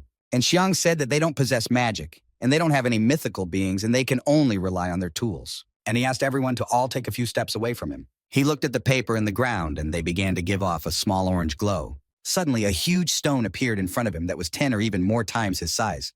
The girl looked at him and said something about him using an expensive transition scroll for the sake of an ordinary boulder. And he started drawing on this boulder and talking out loud about what kind of ship he had better make. Moto walked closer to him from behind and called out to him, interrupting him from his musings. Xiang turned to him and he asked him why he drew Z's diagram. And he flashed his eyes and said he was going to show him. Xiang leaned his quill against the stone. The quill and the blueprint on the stones began to glow with a red light. The entire stone began to burn with red and yellow hues, and the students stood looking at it. The pink-haired girl from the magic class was simply mesmerized by this picture. And a little later, a rock hit the ground, and not a little dust showered the students. In front of the group of guys was a huge boat with seats, and behind it was a small place that passed for a small bed. The girl standing next to Xiang said that it was a very strange boat, and he just smiled. She turned on him and said she didn't understand something about it. She asked him why he didn't just move the finished boat instead of the material, and he said there was one principle in forging. And she said that in the process of forging, she doesn't need to draw very precise, rough sketches of what she wants. Whatever the blacksmith creates all depends on his thoughts and knowledge of the object being created. And if the move stone already had a basic sketch on it, he could create any boat he wanted. The pink-haired girl looked at him and smiled, saying she understood. She took him by the head and said, "I wonder how many kinds of boats were there." Xiang, slightly embarrassed, looked at her and laughing said, "Really?" He told her that they'd been experimenting a bit the night before the championship. Xiang was already exhausted enough from this, and so was Moto, who was helping him. Moto asked him why he was telling her about their technology since she was from the opposing team. He waved him off and said it didn't matter, and Moto told him that even if he catches up with the competition, he should at least think about Yibei's feelings. He thought of the words Moto had said, and at the same second, he looked at Isabella. She still stood frowning and folding her arms across her chest. He looked at her and was a little taken aback at the sight of her, for she was really out of sorts. Xiang's face changed and thought about the fact that it bothered her a bit after all. The girl with the pink hair kept up with him and asked him what his real name was, and then told him he had a rather unusual name. She held out her hand to him and said her name was Aisha and asked him to take care of her. They shook hands and he said it was a pleasure to meet her. Aisha said their boat was very big and asked her to take her and her classmates with her. Her classmate was on a huge cat, and when he approached them, he said it would be very beautiful. Embarrassment appeared on his face, and he said that the blacksmith class was the best class in the academy. Moto started yelling really hard and said they weren't helping their competitors. Xiang looked at him and thought that at this rate, he would die a virgin. Xiang turned to Aisha and asked her if they had any flying brooms. The guy on the cat talked about actually, and Aisha wants to help him, and he can't fly or swim. Xiang yanked the whiskers of his huge cat and asked what about this beast. The cat started talking and told him what he was doing because he touched his face. Xiang nervously started scratching the back of his head and said about how it was his fault. Aisha turned to Moto and said that if they agreed to take them with them. And with the sweetest smile, she finished the sentence by saying that she would pay them back. The guys in the blacksmithing class stammered, and Xiang wondered what they were even thinking at this moment. Isabella interrupted them and said if they did it, then they should do it together. She was fine with that. Xiang walked over to Isabella, who was still angry, and asked her again, after all, "Let's do this together." She got embarrassed and said what she was trying to say was that she didn't mind crossing the lake with the competitors. Xiang went to the boat and said that in that case, it was high time for them to depart. They looked up into the sky and saw a huge bird. This bird was an eagle, but the bird was rather uneasy as it watched them. And at this time, as the eagle flew above them, he transmitted images of the students in the arena through his eyes. Hans wondered why everyone hadn't left yet, and Heitzer wondered what they were even talking about. The king sat on his throne, and on the left and right side sat the teachers from the faculties. Mr. Martin thought about what Mr. Yalu meant after all. He stared at it without taking his eyes off it and thought about how much it bothered him. A class of druids and archers moved wigs on a small platform of ice. A few people who were also on the ice floe were paddling with their oars. The blonde guy in the druid class said he didn't think they were sailing fast enough. And the red-haired girl from the archery class told him not to worry, and they would definitely make it in time. One of the guys interrupted their conversation and told everyone to look since there was something on the lake. They all turned around in friendship and saw a huge boat cutting through the water. The boat swept so fast past the class of archers and druids that they were swept away by the waves. Xiang was at the wheel, and Isabella was his passenger. Everyone else was in the seats. Xiang turned around to look at them and said they were going very well. The blonde guy was just shocked, and the red-haired girl said it was the blacksmiths. The girl who was in the capuchin looked at them and wondered what they were floating on after all. It was the girl with pink hair that Tall's Angus had earlier. She looked in her seeing eyes and saw the very man in the picture. The eagle who was watching everyone transmitted an image of a huge boat into the arena. People began to exclaim and did not realize what they had created because some had never seen such boats before. His Majesty was watching the championship along with his teachers, and Safazak was standing next to him. The king loved the performance and said that this year's blacksmiths did well. The king turned to Safazak, he turned to him for further conversation. The king asked him how well he knew the student Xiang Ye. Safazak covered his eyes and said that he considered him his good friend. The king said that he was a clever craftsman and that he would be useful to the kingdom in the future. Safazak was very much pleased by these words and smiled contentedly. There was also still floating around the lake on his small earthen island, Renee. He turned back to see what noise had disturbed him in the midst of the lake. Turning back, he saw something approaching him very quickly. It was the students from the martial arts class, and the first one to rumble with his hands was Eli. They worked their hands very fast, cutting through the water like it was a boat. One of the students in the martial arts class turned back around and was very surprised. The next second, he turned to Eli saying that Wei Liang had disappeared. Renee was still turned toward them and watching what they were doing. Suddenly, he looked forward and was very much startled by what he saw. His small earthen island was broken into small pieces by some huge tentacles. But Renee was not confused, and his shoes began to glow gold, and he walked on the water. He stood in the middle, and around him were several huge tentacles that peeked out of the water. Eli submerged himself completely in the water and began to quickly search for his classmate Wei Liang. He saw at the bottom a huge creature with many tentacles, and in one of those tentacles was his classmate. Wei Liang was very much frightened and was screaming in the water while the oxygen slowly left him. Eli swam up to him and began to release his classmate and spiraling tentacles. He realized he wasn't going to release it, and the next instant he used force and ripped the tentacle apart. Eli shifted his gaze to the center of the huge beast and saw two glowing eyes. He quickly began to swim away from it, holding his classmate in his arms. He surfaced energetically from the lake, bouncing a few meters off the water. He looked down, still holding his classmate, and wondered what that thing was. And in the next second, the huge head of a monster appeared out of the water. Renee, a group of students from the martial arts class, were looking at a huge fish with large fangs. Behind this fish swam the three Tolls brothers with a group of students in their balloon. Stormy looked in front of him and couldn't believe that they were finally in a place. He saw before him this monster and said it was the patron saint of the Lake of Sounds, the King of the Abyss. This monster began to throw his tentacles that grew from his beard. One of those tentacles was aimed at Eli along with his classmate, and he fended her off. And the next several tentacles flew toward Renee, who stood motionless on the water. The tentacles had no time to touch him and received an electric shock as he put up his shield. Eli was still fighting off those tentacles and asked one of his classmates to take care of Wei Liang. He handed the classmate over and turned around to see that the tentacles were beginning to form a huge ball. The tentacles formed a cone-shaped spear and the fish pointed it at Eli. Eli realized he wasn't going to make it this easy and brought his fist up and screamed at him. His strike came on the center of those tentacles, and they began to fly apart in different directions into small pieces. He prepared himself and brought up his second fist, which had the power of the wind in it. He aimed his wind fist at the huge fish, and the whirlpool spun toward the monster. A huge tornado of both wind and water missed the fish, and it opened its mouth. Her mouth began to glow a soft purple color and make some kind of sound. All the students who were nearby covered their ears from that sound. Eli said he can't fully utilize his abilities in the water. The two twin sisters defended themselves from that sound with their delicately purple shields. The twins merged together and cast a spell to summon heavenly lightning. And in that same second, black lightning bolts flew from their shields toward the huge fish. The patron of the Lake of Sounds began squirming in pain and emitting a yellow glow due to the lightning. The lightning started to disperse through the water, and all the students who were in it got electrocuted. Two sisters stopped using zippers, and one of them said they accidentally hit more than a few people. Renee put his huge blue shield in front of him and began his attack. His eyes lit up with a gentle color, and he summoned the maelstrom to his aid. The King of the Abyss was perplexed and watched as the water rose around him. Eli and some students from the martial arts class began to swim up to this beast little by little. A huge vortex formed around the patron saint of the Lake of Sounds, and a tornado of water formed around him. Renee looked at him, emitting a blue glow from his eyes, and said that there was no need to obstruct the king's path. A huge tornado of water began to slowly lift the patron saint of the Lake of Sounds into the air. The guys in the martial arts class realized that they too were being sucked into this vortex, and someone started yelling for them to retreat. And at that moment, a huge owl was flying over the lake, called by the shepherd class. My brother and sister were standing next to each other, and she asked what it was pointing her finger down. As suddenly this whirlpool started to rise higher and higher and caught the owl a bit. The owl on which the shepherd's class was riding hit this maelstrom. A huge tornado of water rose very high and no one saw the monster anymore. Rene stood embittered he had to waste his strength and watched the lake lord walk away from him. He lifted himself a little over that about the bottom of his boots, small whirlpools appeared. He threw his hands in a lock to his back and flew on as if nothing had happened. The two twin sisters looked at him hurriedly and one of them asked how you like that, Rene. And in the arena everyone was shocked at how he got rid of the monsters with just one spell. Some said he was a prince after all and others said he was very strong.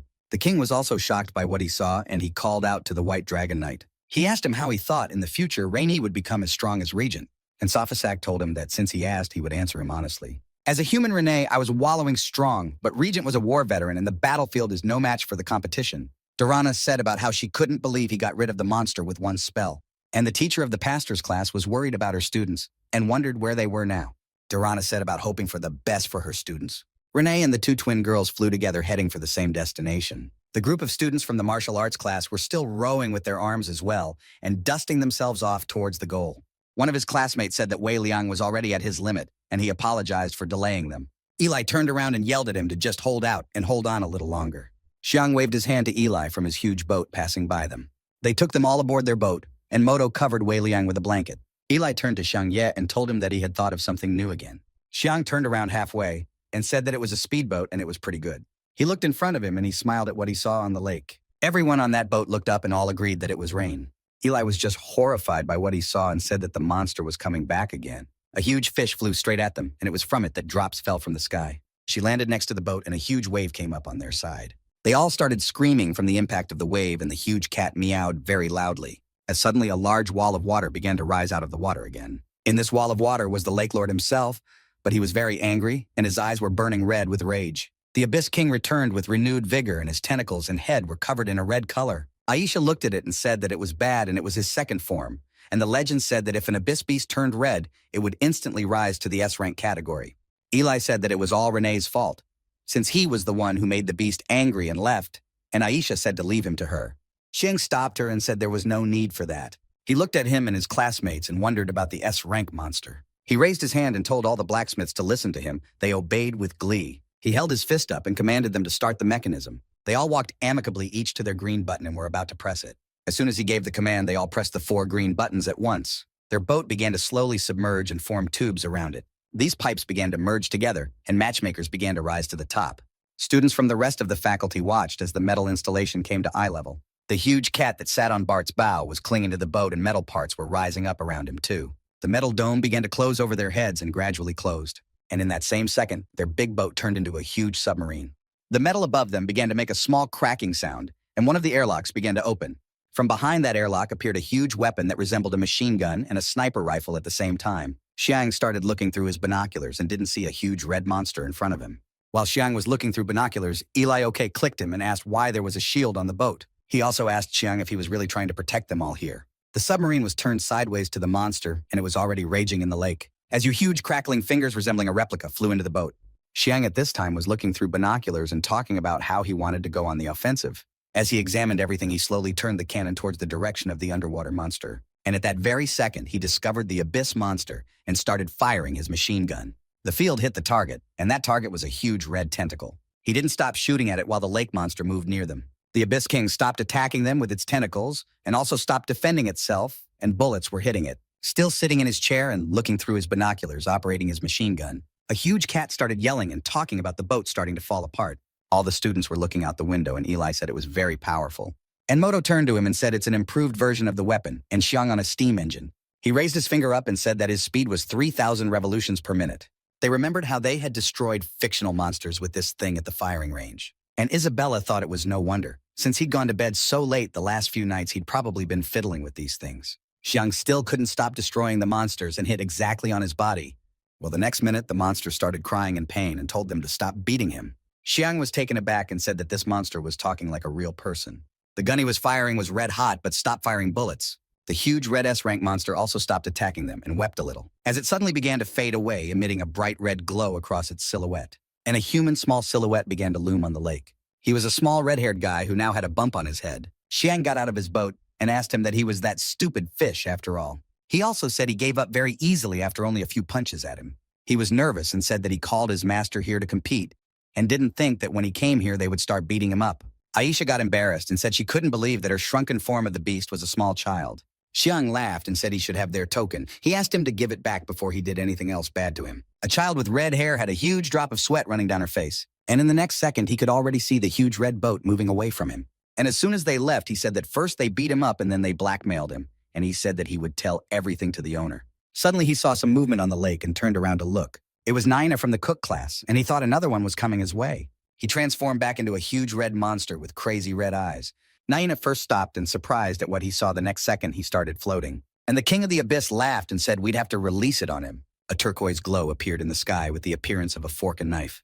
And Naina said that the fish was very huge, and he would make a great sashimi out of it. The monster laughed and talked about how he sounded like a little girl. Naina answered nothing and closed his eyes, remembering all the things I had told him in the arena. The next second, a frenzied scream began to echo throughout the lake. At this time, Rainy had already arrived at his destination and came ashore from the lake. 2 gold tokens that were in front of the portal got in his way. He held out his hand to the 2 tokens that were in small orange orbs. And that same protective orbs melted and the 2 tokens fell onto Renee's hand. Without waiting for the others from his class, he began to enter the next portal. The 2 twin sisters who were flying behind him were already flying towards the land to the next portal as well. They landed on dry land and descended from their brooms. One of the sisters who was in blue dressed and vaporized her broom. The other sister who was wearing green also vaporized her broom, and the first one noticed that there was a token in front of them. The girl in green asked her sister that she had perfectly seen Renee get 2 tokens in front of them. And the girl in blue said he came first and got 2 tokens, and therefore second place only gets 1 token. 2 girls walked through the portal, and one of them said all they had to do was hold on to second place. Next, a huge boat docked on the shore along with a group of students. Xiang went on to say that they had a very easy first round. He tossed the 2 tokens in his hand and said that they also received a reward for defeating the monster. He turned around and told Moto and the rest of the guys to hide the tokens. Moto said that they doubted they could get past the second round of the championship since it was already good for them. And the other guy agreed with him and told him to give the tokens to his wife. Xiang held out the tokens to Moto and told him to take them since his original plan was for them both to have a token each. He turned to Isabella, who had moved closer to the portal, and told her to take 1 token as well. He held it out to her and said it was obvious she wanted to take the lead and us the next round. She backed away from him little by little towards the portal and said she didn't want that, and told him to get out and she'd get her own tokens. Xiang thought that even though she had lost her power, as a queen, she had not lost her pride. The guy who was with the cat said that if they didn't need him, they could, but Aisha interrupted him and said that they had already helped them cross the lake and threatened him not to use them. Cat said with a grim face that the girl was right and he was judging him too. Eli turned to Xiang and told him not to take offense because they would be ahead of them. Isabella had already entered the portal and Eli put his hand around Xiang's neck and raised his hand up, telling everyone to follow them. Isabella, with a face as disgruntled as she had been throughout the championship, walked through the portal. She raised her gaze before her and her eyes lit up with fire. But it was not her eyes that burned at all, but the forest in which they had passed through the portal. Almost everyone went through the portal, and Eli said something about the forest burning. Inside the forest, every tree was suffering from being on fire, and a few branches were starting to fall. When one of the branches landed, it landed on a tree resembling a small human silhouette. Just as suddenly, the human silhouette of a tree began to rise and burn little by little. In this forest, there were many living monsters that were made of wood. Buno was walking with his brothers through the burning forest and said they had collected 3 more tokens and now had 6 and asked if they should stop. Bush told his brother that he promised Mr. Yalu to finish off Xiang Ye. And he also said that this fire wouldn't kill them, but he wanted to lure out the forest guardian. Burry said about them getting out of here since if they managed to lure the guards out, he would kill them. A group of students who were sailing on a boat were moving through a forest that was still green. Moto covered his nose and mouth with a rag as the smoke was already reaching them. As suddenly he dropped the rag and started yelling as he saw a huge green snake. He fell to the floor saying it was a snake and it started crawling away from him. Xiang also covered his nasopharynx with a handkerchief, and the cat said that they were all trying to escape from here. And then Xiang said that setting fire to the forest during the championship was the worst idea ever. Aisha said that this fire was 100% man-made. Xiang thought it was Renee, but Aisha told him that it was unlikely that he would do such a thing, even though he was not a very nice person. The next second, Xiang heard a movement that was near his ear. He jumped away from where he was standing and saw a huge electric ball of many dark colors begin to burn near them. Aisha pulled the handkerchief away from her mouth and said about it being the twins' magic. Moto looked to the side and shouted about someone fighting there. They were all behind huge bushes and looked in the direction Aisha was looking. They saw huge monsters composed of wood fighting alongside the twins. A girl dressed in green shot her lightning bolts at him and begged him to give her her sister. The trees spoke of how they were pathetic humans who had upset the balance of life of their forest. The blue-clothed girl who was in the clutches of one of the trees was beginning to lose consciousness. One of the trees pointed her hand at the girl and told them to all get out of here. And the green-clothed girl held a shield in front of her, and from which she exuded her lightning bolts. She watched as her energy gradually overcame the tree that had attacked her. But turning to her right, she saw the branches of another tree pointing in her direction. Suddenly, small blue ice flows flew from nowhere. These ice flows were directed into the trees that attacked one of the twins. The green-clad girl with tears in her eyes was happy to see Aisha, and Sheng looked at them and talked about how there were a lot of Groots here. One of the Groots said that people are not worthy of respect and they will never forget them. And before he could say anything, his fist came right at his head. As he started to fall sideways from the fist, Isabella was already flying at him. She flew at Groot with her sword that she always went into battle with. It traveled lightning all over his body and struck a great many blows. And the very last blow came to his head. It sliced it in half. Eli and Isabella had accomplished what they were supposed to, and were standing not far from the tree. Groot fell to the ground in several pieces, just the way he was cut, and Isabella. From the half of his leg that remained on the ground, green branches began to grow, joining the rest of the pieces. The next second he was practically whole, and Eli spoke of him regenerating. One of the twins who was wearing green, and said their actions were useless. She also said that they had regeneration, so she and her sister couldn't beat them. Eli said about maybe he would just hit them with his fiery fist, but Isabel replied negatively. She said it's very dry around here and he'll cause more fire. The girl in green said she was right, and especially her sister, he still had her. Xiang interrupted the guy's dialogue and called out to those wooden guys. He told him that all they had to do was cross and no harm would come to them. One of the Groots showed the girl's sister and said they were the ones who started the fire, and now they are talking about their innocence. They launched an attack with their huge fingers and said that no one would leave here alive today. Eli talked about how the negotiations didn't work, and she'll have to fight for sure now. They looked into the forest and saw that the whole forest was ablaze, and they couldn't even see the end of it. Well, here one of the grounders who attacked was tied up by other wooden hinges. Behind him was Renee, and he asked why such a huge forest was burning. He held his hand out in front of him, restraining his movements, and the Gru said about it being humans who started the fire. Rainey said nothing and thought about what if only someone could outrun him. He also thought that the fire must have awakened the spirits of the forest. And at the moment, he couldn't use his abilities, as it would be better if he just left. He turned away from them in the opposite direction and said that this time he would let them leave. The whole forest was ablaze and on fire, denuding many trees, and on the ground lay a small mouse. And some hands more like a woman's reached for the beast. The silhouette of a woman took a mouse on her hand and looked at him also. This silhouette had a huge tail. Mad red eyes looked to her left, and she said the damn people did it. Some of the Groots were chained to the ground to huge ice shards. A huge boulder was dropped on one of the piles. Eli shook off his hands and said it should work now, and also said that it was so much easier to contain them. Xiang apologized to them and said they just needed to get out of here. The green-clothed girl looked at her sister and asked her to wake up. Isabella saw some shadows were behind a tree and told them to stop hiding and come out. A gray-haired guy from the shepherd class came into the light along with his sister. They walked out together, chained together, just as they had always walked. The girl said they had just arrived and were unaware of what was going on here. A guy with green-red hair asked them if they had then summoned a huge bird. He also asked them why there were only two of them now. But the guy replied that if it wasn't for that Renee, they would have been in better condition, and the girl said they couldn't find anyone else. Eli was shocked at what he heard and asked him again if he was actually a guy. He looked at him, removing his bangs from his face, and asked him what he had never seen such hot guys before. A girl in the blacksmith class said she'd never seen such a feminine guy before. Eli interrupted everyone and said that a powerful wave of border force was approaching them. They all got ready and heard something explode in the clearing. They were roots that moved by digging into the ground. Eli and Isabella, who was standing in front of the guys, began to slowly back away. Aisha didn't wait to be approached and began to build her magic shield. And as soon as the huge blue shield lined up around them, huge roots began to strike it. They hit with such force that the shield shattered into small pieces, and Eli asked her if she was okay. Xiang defended himself with his hand and asked what was going on and who was attacking them after all. He also said it was a powerful attack, so it looks like they'll have to fight again. The huge roots stopped attacking alone and began to weave together as one. They began to form a huge ball of roots that looked like an arrow. Suddenly, some voice said that what stood before her were ordinary human scum. A girl with a snake tail formed from the roots and told them they had the audacity to harm her domain. This busty red-eyed girl was the queen of the danger level S spikes. Isabella said that whoever started the fire sicked the queen on them. The guy on the cat said they only wanted to go through the woods and had no intention of causing harm and asked her to let them leave. But the Spike Queen told them that she never thought such a ferocious beast would have to submit to man. And the guy with the green-red hair got embarrassed and said that in truth it was more like he was his servant. She lowered her hand and called on the green energy for help and said it was time to end this. She summoned her roots again and pointed them at the guy who was on the huge cat. As suddenly along her roots, someone began to move very quickly in her direction. It was Isabella, who flew over all her barriers and was already behind her. The Spike Queen noticed some movement not far from her and put out her hand, forming spikes on it. Isabella struck, but the hand on which the huge spikes grew defended the queen. The Spike Queen looked in the other direction, and the huge blue clumps Aisha had formed were already heading towards her. Aisha held her hands in front of her and pointed more and more ice shards at the queen. The Spike Queen waved her tail and began to swiftly kick away a huge pile of shards. While she was busy with both Isabella and Aisha, an eye began to glitter behind her. A guy with green-red hair on his cat was flying at her, and the cat wanted to strike. Suddenly, a huge brute appeared behind the Spike Queen, and the cat's strike landed on it. The queen turned around, and the Groot told her to be careful. She was furious when she saw that she was protected by a tree and someone was about to attack her from behind.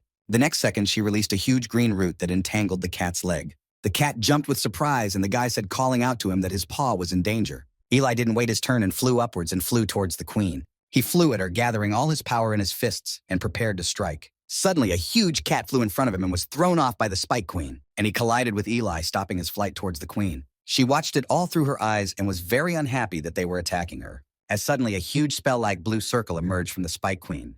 It was Aisha who summoned her power in the form of freezing rain. The blue circle began to fill with a black void, and ice flows flew from it. The Spike Queen raised her hand up to this blue circle, and it glowed green. At the same second, Aisha's blue circle began to take on a green color. Isabella drew her sword, and in the same second, it burst into flames all over the place. She gripped her sword tighter in her hands and immediately zipped off to meet the queen. The queen was busy turning the circle in the other direction, so that the ice flows would not hit her, but would immediately break. As she held the circle with one hand, she saw Isabella heading towards her and put her other hand out in her direction. Behind Isabella, who was coming toward her at full speed, roots began to emerge from the ground. She was already a few meters away from the queen as suddenly those roots flew at Isabella. Xiang saw them too late, and calling out to Isabella, said what she had behind her. Two huge roots that were heading toward her pierced her shoulder and chest. The Spike Queen looked at her like she was weak and continued onward.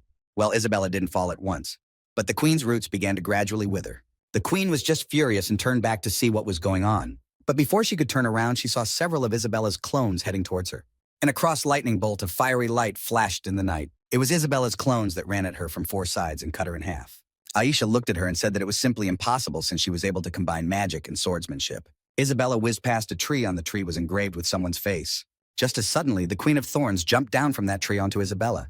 But before he could attack her, a friend of some kind of green ball hit the queen's face. This ball pushed the queen away so that she blew down one tree and hit a second tree. Isabella turned back in the opposite direction from where the queen had landed and said what appeared. A group of guys sitting behind the bushes didn't realize what it was. Naina stood with huge tentacles on his shoulder and said that he had found fish in the lake and who knew that a snake would fall into his hands here. He told them about how there were so many of them here and they couldn't handle her. Xiang and Moto started laughing, and Moto said that this guy has a voice like a girl. Nain frowned, and Xiang said to apologize to him and his friend for that. And he told him with a happy face that thank you for helping them. And he also said his voice helped diffuse the situation, and he was offended by it again. Isabella said it was a crushing blow, and what to do if she reappears out of the trees. And Aisha said that the guardian of the forest was a humanoid snake, which is what they saw. She also said that she is a spirit of the forest, and she depends on the energy from the trees around her. Said her tail is underground and connects to the roots of the surrounding trees. She absorbs their life force. The Spike Queen woke up and interrupted their dialogue, saying that she would bury them here as well. Xiang was horrified and asked Naina what it was that he had hit her so hard with the skillet. In the next second, he immediately headed towards the Queen of the Forest while the guys cheered him on. Xiang turned his attention to the shepherds and asked them why they didn't fight alongside them. But the guy replied that it doesn't make any difference whether they're in combat or not. And Xiang said they should at least know healing spells. And he also told them to be sure to help them when needed in return. He would also help them in the future. In the huge dust that rose in the forest, a woman's silhouette peeked out. It was the Spike Queen, and she said they were just a bunch of pests. She quickly began to move towards them and said again that this place would become their grave. Eli began to slowly back up and look around to see where she was. Looking back, he saw that something was slowly coming out of the ground. It was a multitude of green roots that released the Queen of Thorns. These spikes immediately headed towards the students from class and martial arts. And those who didn't have time to escape these roots twisted them by wrapping themselves around them several times. These roots had thorns that cut into the student's skin, and blood started to come out. The two guys from the martial arts class who were being held captive started screaming in pain. These roots also headed to other guys and from other departments of the academy. But before they could reach a certain target, a huge red beam cut them in half. It was Isabella with her sword, and she cut a small amount of roots. She turned back around and saw that several roots from behind were heading towards her, and she turned around sharply again and cut them with a precise blow. She was shocked as the ground beneath her feet shook, and more roots appeared behind her. Eli was fleeing, and the roots were digging into the ground, trying to nail him in place. He ran too fast that sparks flew from under his feet, and the roots couldn't catch up.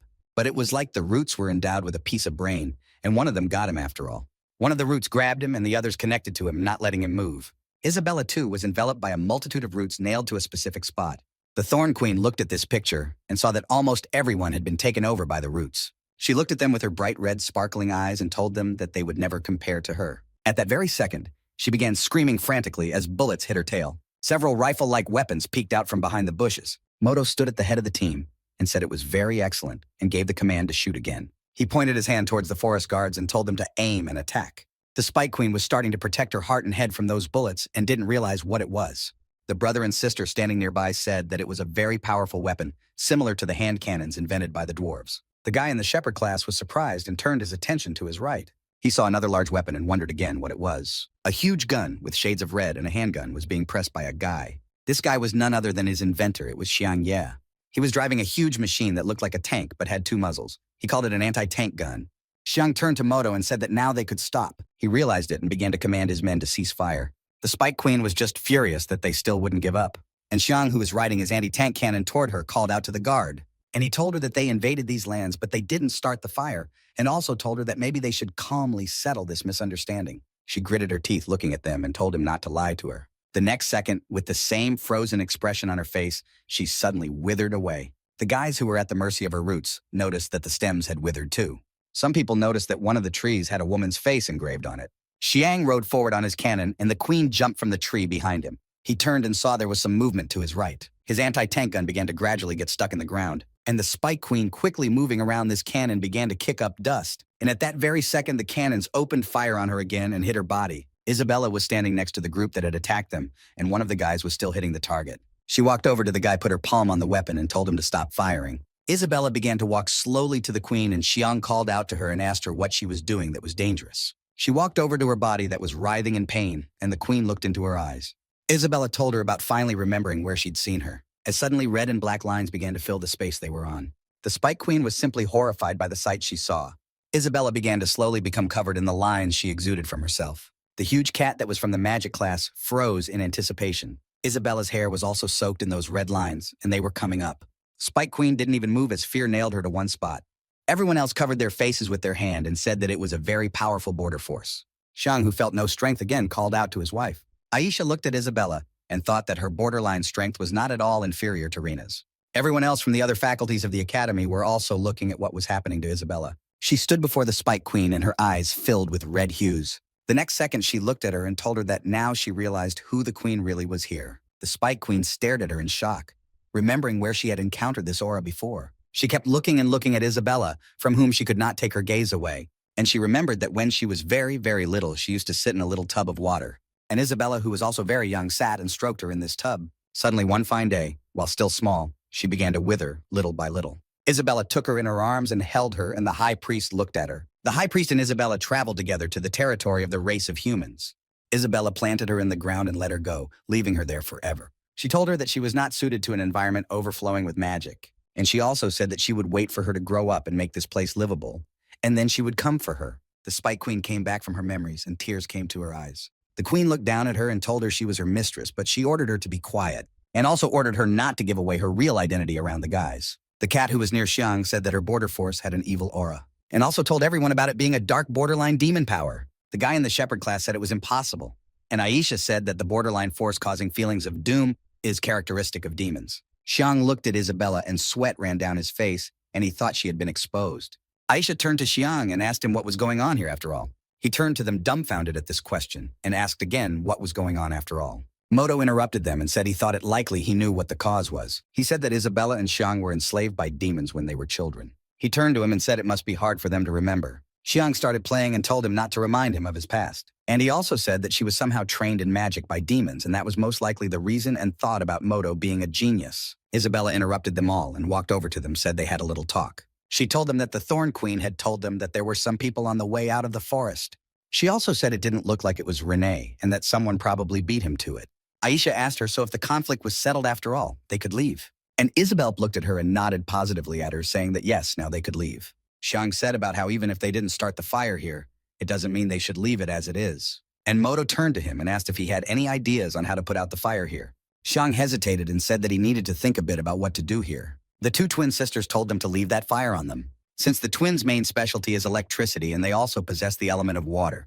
Aisha looked at them and asked them about the fact that they wanted to use heavenly chi magic. They said that it was, and the guy on the cat said that heavenly chi required a lot of strength, and if they used it now, they wouldn't be able to continue participating in the championship. The girl in the blue dress said that if they hadn't shown up here, they wouldn't have survived anyway. And the next second, they both began to summon Heavenly Ki to put out the fire. Both of them in one voice began to summon the highest level of magic, crushing heaven-shattering lightning. The two of them formed a small magical blue circle near them. They both realized that their strength was already leaving them, but they tried their best. A lightning bolt in the shape of a small ball began to appear from a huge blue-colored circle. In the next second, a yellow, wide lightning bolt began to shoot out from that ball. This lightning could be seen from everywhere as it struck directly into the sky. A group of students stood and watched as the lightning spun back into the sky. The sky began to turn dark colors. A storm cloud loomed over them. And at that very second, rain poured down from that huge cloud, extinguishing all the fire. Xiang looked at him and smiled. He said that it was very cool and it should definitely put out the fire. Eli and Nina were also looking at the rain and were glad that this fire would stop. The Spike Queen approached them and said that she shouldn't have blamed them for burning the forest, and she apologized to each of them. Xiang turned to her and said that this was the first time they had invaded her forest, and as compensation, they would find those responsible for the arson, and they would restore justice to her land. The trees stretched their roots into a small clearing and placed a token. Some trees brought one token down from the top and gave them one too. Some roots reached into a small crevice and pulled out a single token as well. The roots that were near the small mountain also gave their token. And a few roots that were not far from the group of students also pulled out a single token. Xiang and Isabella were simply amazed at the picture they saw. All the roots held 5 tokens in front of them and held them out to them. Isabella held out her hand and the roots gave all 5 tokens to her palm. Aisha was amazed at what she saw and said she got 5 tokens at once. And the Queen of Spikes said it was for settling a misunderstanding between them and told them to accept it as an apology. Isabella turned and headed toward the group of shepherds with the 2 twins. She held out one of the tokens and said the fire was put out because of them. The girl who was wearing blue thanked her and said they didn't need them. Isabella was surprised by this answer and asked them if they had given up yet. The girl in green confirmed her words and said that they had run out of border force, and the girl in blue said that the fire was caused by humans and they put it out for the sake of reconciliation between the races. The guy in the shepherd class said if they don't want them, they'll take them. And the next second 2 tokens flew into his hands and he was very happy about it. He told his sister to split one for each of them, and Xiang said this guy had a sister complex. The girl in the blue garb called out to the guy and said they had 1 token too, and also told them that they could take him with them too. The guy took his sister's hands and said that this time they would beat everyone, and Xiang told them to stop. Eli went along with his guys and told them to go all ready for the next round. The 2 twins sitting by the tree and the Spike Queen looked at the students moving away from them. Isabella was last as she suddenly heard the Spike Queen call out to her, and she asked her if she could go with her this time too. She turned around and said not yet, and she still didn't know how to escape. But she said that when that happens, she'll take her with her. The Spike Queen looked at her and was glad to hear it, but no one could hear what they were talking about since they were communicating on a telepathic level. The shadows were already thickening over the forest, and the moon was shining brightly in the sky. A group of students walking through the woods saw a portal in front of them. The guy with the green-red hair said there seemed to be a token in front of the portal. He asked who would get it because there were so many of them. Xiang then said there was a game to play and it was called rock, paper, scissors. Everyone looked at him because they were puzzled by it, and he asked if no one knew what it was. Xiang put his hand behind his head, smiled, and said that he would teach them how to play then. After a while, they played rock, paper, scissors and watched who would get what. The last time they played and 4 had scissors fall out and only Eli had a rock. The guy who was on the cat said he lost again, and the cat said he was useless. Eli reached for the token and said he believed it was his. The next second, some whip was behind him and took Eli's token from him. He turned around and saw the girl from the archery department, the same one that Toll's Angus had. He saw the students from the archery and druid faculty in front of him. Xiang was just pissed off that they took it and said that the token belonged to Eli. He became hysterical and said that you had just stolen it and asked for it back now. The red-haired girl from the archery class said they weren't playing family here, and Xiang said that since they didn't want to play fair, then they would follow their rules, and the next second pointed a gun at them. The archers also took out their bows and prepared to shoot their golden arrows, and she asked if he really wanted to compare their strengths. Xiang said that if they were going to use a bow while shooting, they would most likely die. Eli put his hand on Xiang's shoulder and told him to get them out of here, and he also told him that he didn't need the token from the beginning and should just leave it to them. Xiang started to protest, but Eli said their class would get their own tokens. The red-haired girl confirmed his words and told me to use only my powers. Moto looked at the way they entered the portal and said that it was just a class of brutes. Xiang was not happy that they took their token and told everyone to leave as well. Through the portal, everyone entered the next location, and it was called the Valley of the Winds. A huge rock fell from the cliff and hit the ground with a thud. Buri swung his sword in front of a huge monster made entirely of stone. All 3 of Tulsa's brothers were furious at being prevented from moving on. Buri asked why they had to fight the monster in such conditions since he couldn't even stand on his feet. One of the guys going on the team said they can't keep going like this. Bush turned to his brother and told them to use their second form to get rid of them. Bono said that if they used up all of their border strength now, they wouldn't be able to deal with stronger monsters later. A huge stone monster interrupted their dialogue and started screaming very hard. In the next second, the stone monster with big blue eyes brought its fist above his head, and no sooner had he struck than suddenly not a few rays pierced him. The three brothers were simply stunned as they prepared to be destroyed. They looked up and saw someone coming down from there toward them. Descending to the ground, he headed in their direction in his golden boots. It was Rene himself, who was their uncle. All three brothers were surprised to see their uncle in front of them and called out to him. He turned to them and said that they were the scum who had beaten him to it after all. Bruno turned to him and said they had just found a very shortcut. Rainy glared at him with his eyes and said that means the forest fire was their doing. They were just dumbfounded at what they heard, as they didn't understand how he could have guessed it. While they were talking, the huge stone monster began to move its arm, and the arm that was detached from him began to creep up the main body. Rene looked up and saw three huge stone monsters standing in front.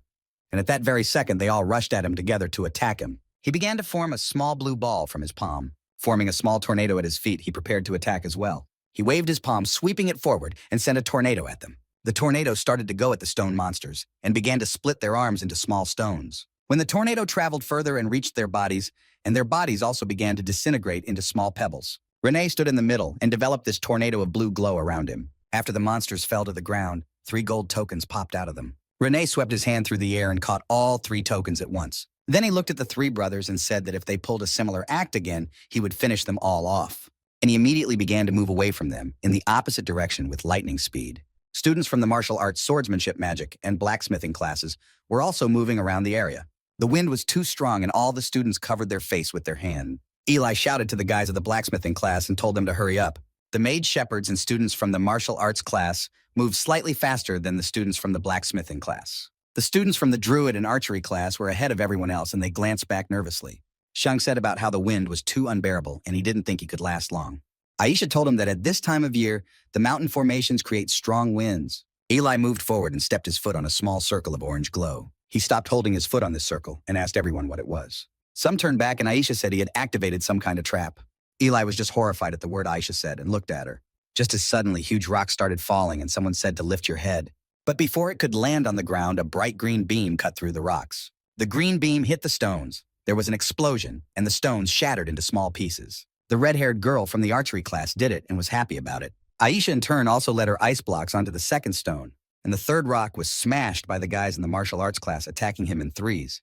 They struck at 3 points and broke it in half, making small dents. Eli stared at the rock that was approaching exactly on top of him. He prepared his fist with fiery power and brought it above him ready to strike. He flew up and delivered a crushing blow with his fist, and the stone also shattered into pieces. Small pieces fell to the ground not far from the rest of the students from the other faculties. The red-haired girl from the archer class and the blonde from the druid class looked at the rocks. She looked up and saw some rocks flying in her direction. Also, the other students looked up and saw the rocks flying down as if joining each other. Isabella, along with Aisha, stood next to each other and were surprised at what they saw. The stones they smashed turned into huge stone monsters. All the students looked at the monsters and the 2 of them looked at them. Xiang looked at all of this and asked what else they had to fight in such conditions. Eli put a hand on Xian's shoulder and he interrupted the flow of his thoughts. He said he helped them at the lake this time, so he's going to rely on him. The huge 2 monsters brought their fists in and flew at them. Eli readied his fist that burned with flames up to his shoulder. The next fist also lit up with flames and he roared towards the 2 monsters. He ran from bringing 2 fists above him at once to strike with the 2 of them. He ran to them and their fists reached him and they met. He screamed furiously from the immense power he exuded from himself. The 2 monsters who had set their 2 fists were simply furious. 2 monsters stood side by side fighting Eli alone. Aisha looked at all this and said that he moved the 2 stone golems by himself, and Xiang said how strong he was. Naina noticed it too and said out loud that it looked like it was stronger than him. Eli didn't give up and moved his fists back 2 huge monsters. Suddenly, cracks began to appear on the golem's fists from the shocks Eli was making. In the next second, he summoned an ascension fist and smashed the golems with his fiery fists. From his hands, a huge wave of fire erupted and shredded the golems into several pieces. And the golems began to fall down to the ground into small stones and no longer formed together. Eli looked at it all and exhaled as he was very tired from fighting him. Just as suddenly, they all fell to the ground and each of the stones began to move slightly. The red-haired archer girl and the guy from the druid class stood and hoped they wouldn't connect. But it didn't happen, and in the next second, the stones started to gather back into the golem. Xiang talked about the golems uniting, and Aisha said that he was even bigger now. In front stood a huge golem whose red eyes were glowing with rage. A group of guys from the martial arts class said they needed to help Eli. The golem didn't even wait to be helped and lifted his foot to step on Eli.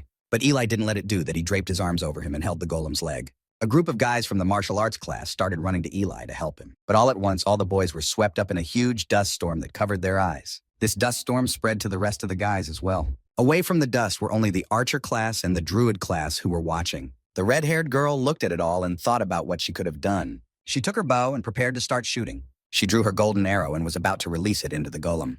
Xiang noticed what she was trying to do and blocked her weapon with his body, telling her to stop.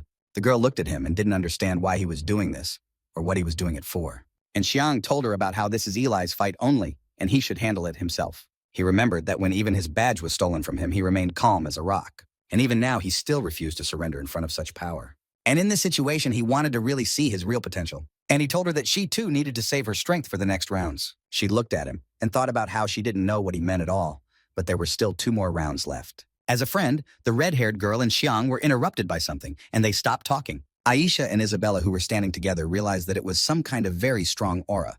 The golem still wouldn't give up, and with its bright red eyes, wanted to destroy Eli.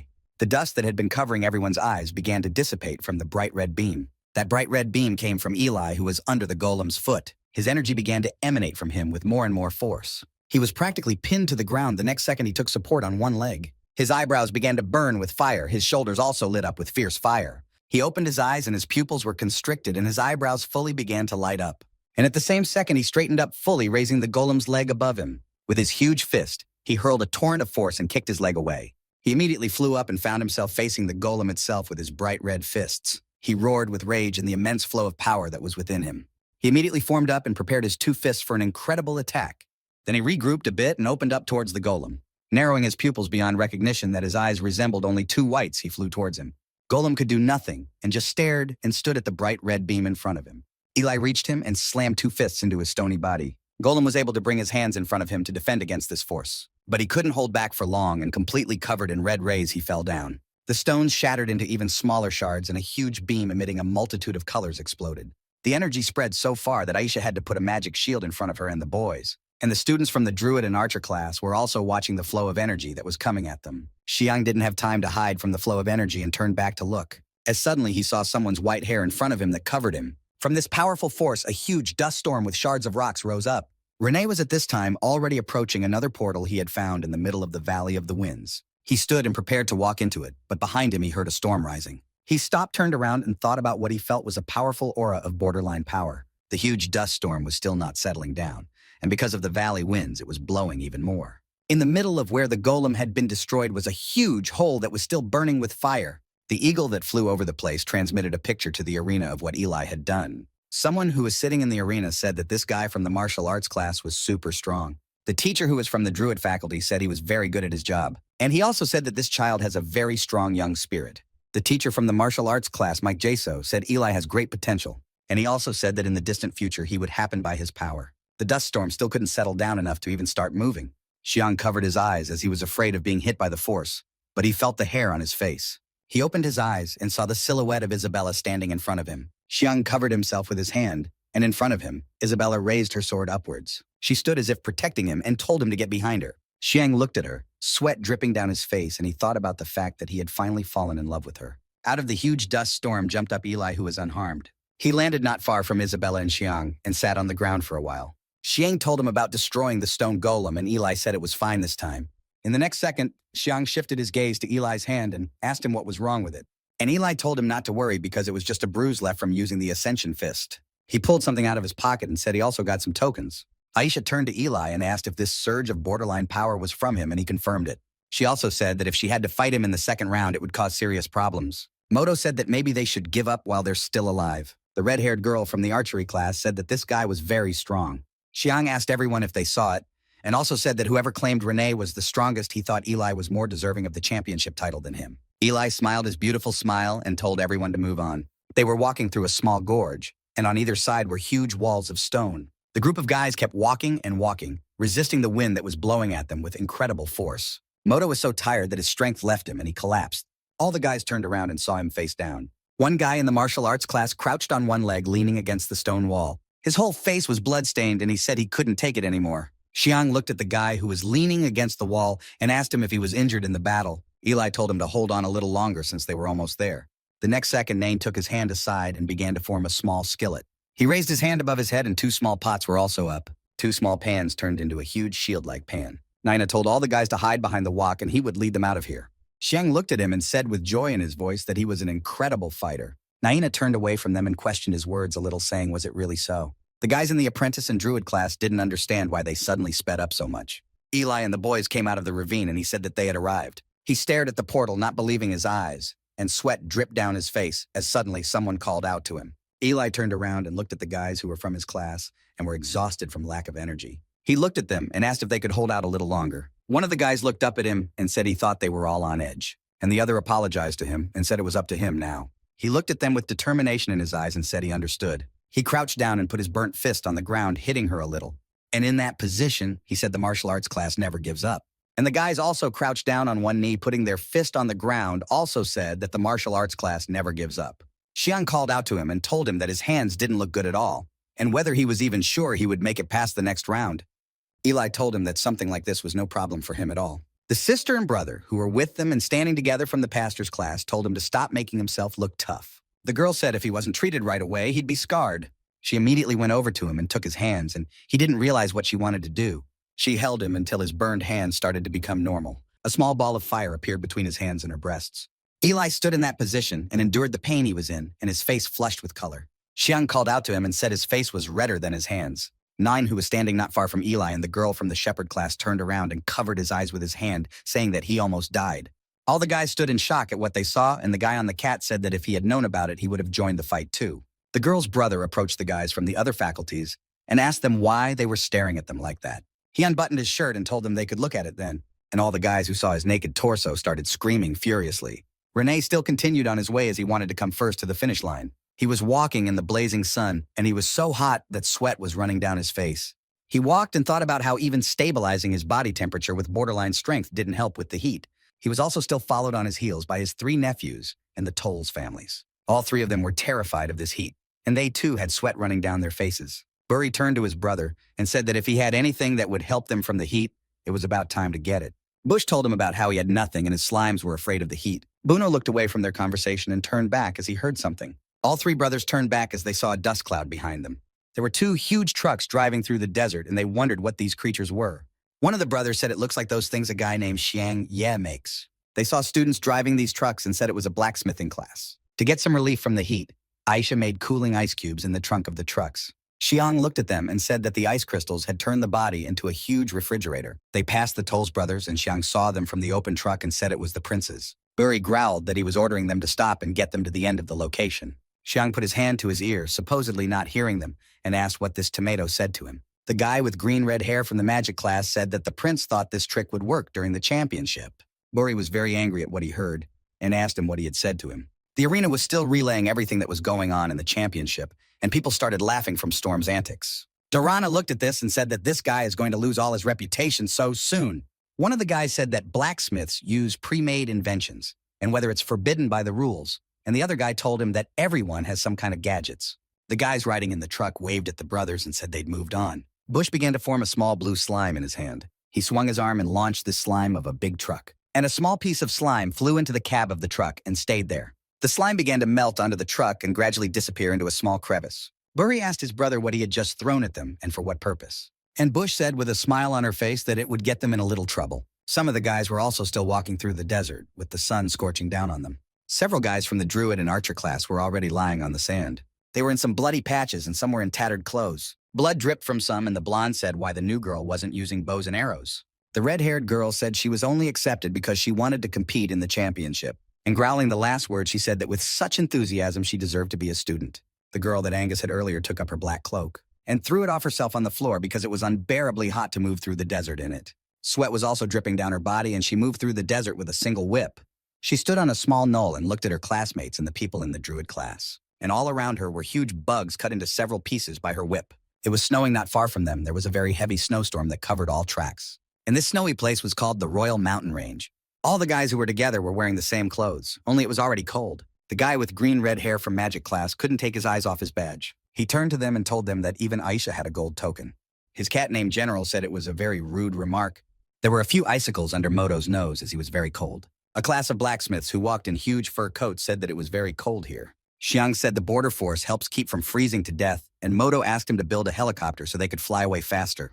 The group of students stopped as they noticed a huge boulder in front of them. Aisha was confused as she saw the red glow again. A huge iron thing appeared in front of them with snow flying off of it. Xiang and his classmates approached the iron thing. They watched the helicopter chase away the blizzard and excess snow. Eli looked at her and said that Xiang Ye had done something magical again. Xiang walked over to the helicopter and pressed the button that provided them with a ladder. He was standing next to those stairs and telling all the passengers to complain to the board. But suddenly he looked back and saw that Nina was not going to go with them and went in the opposite direction. He called out to him and asked if he would go with them, and Moto reminded Xiang of his words about wanting to prove himself. The chopper blades began to spin and the helicopter began to gradually take off. The brother and sister in the pastoral class did not understand what was just happening and were very frightened.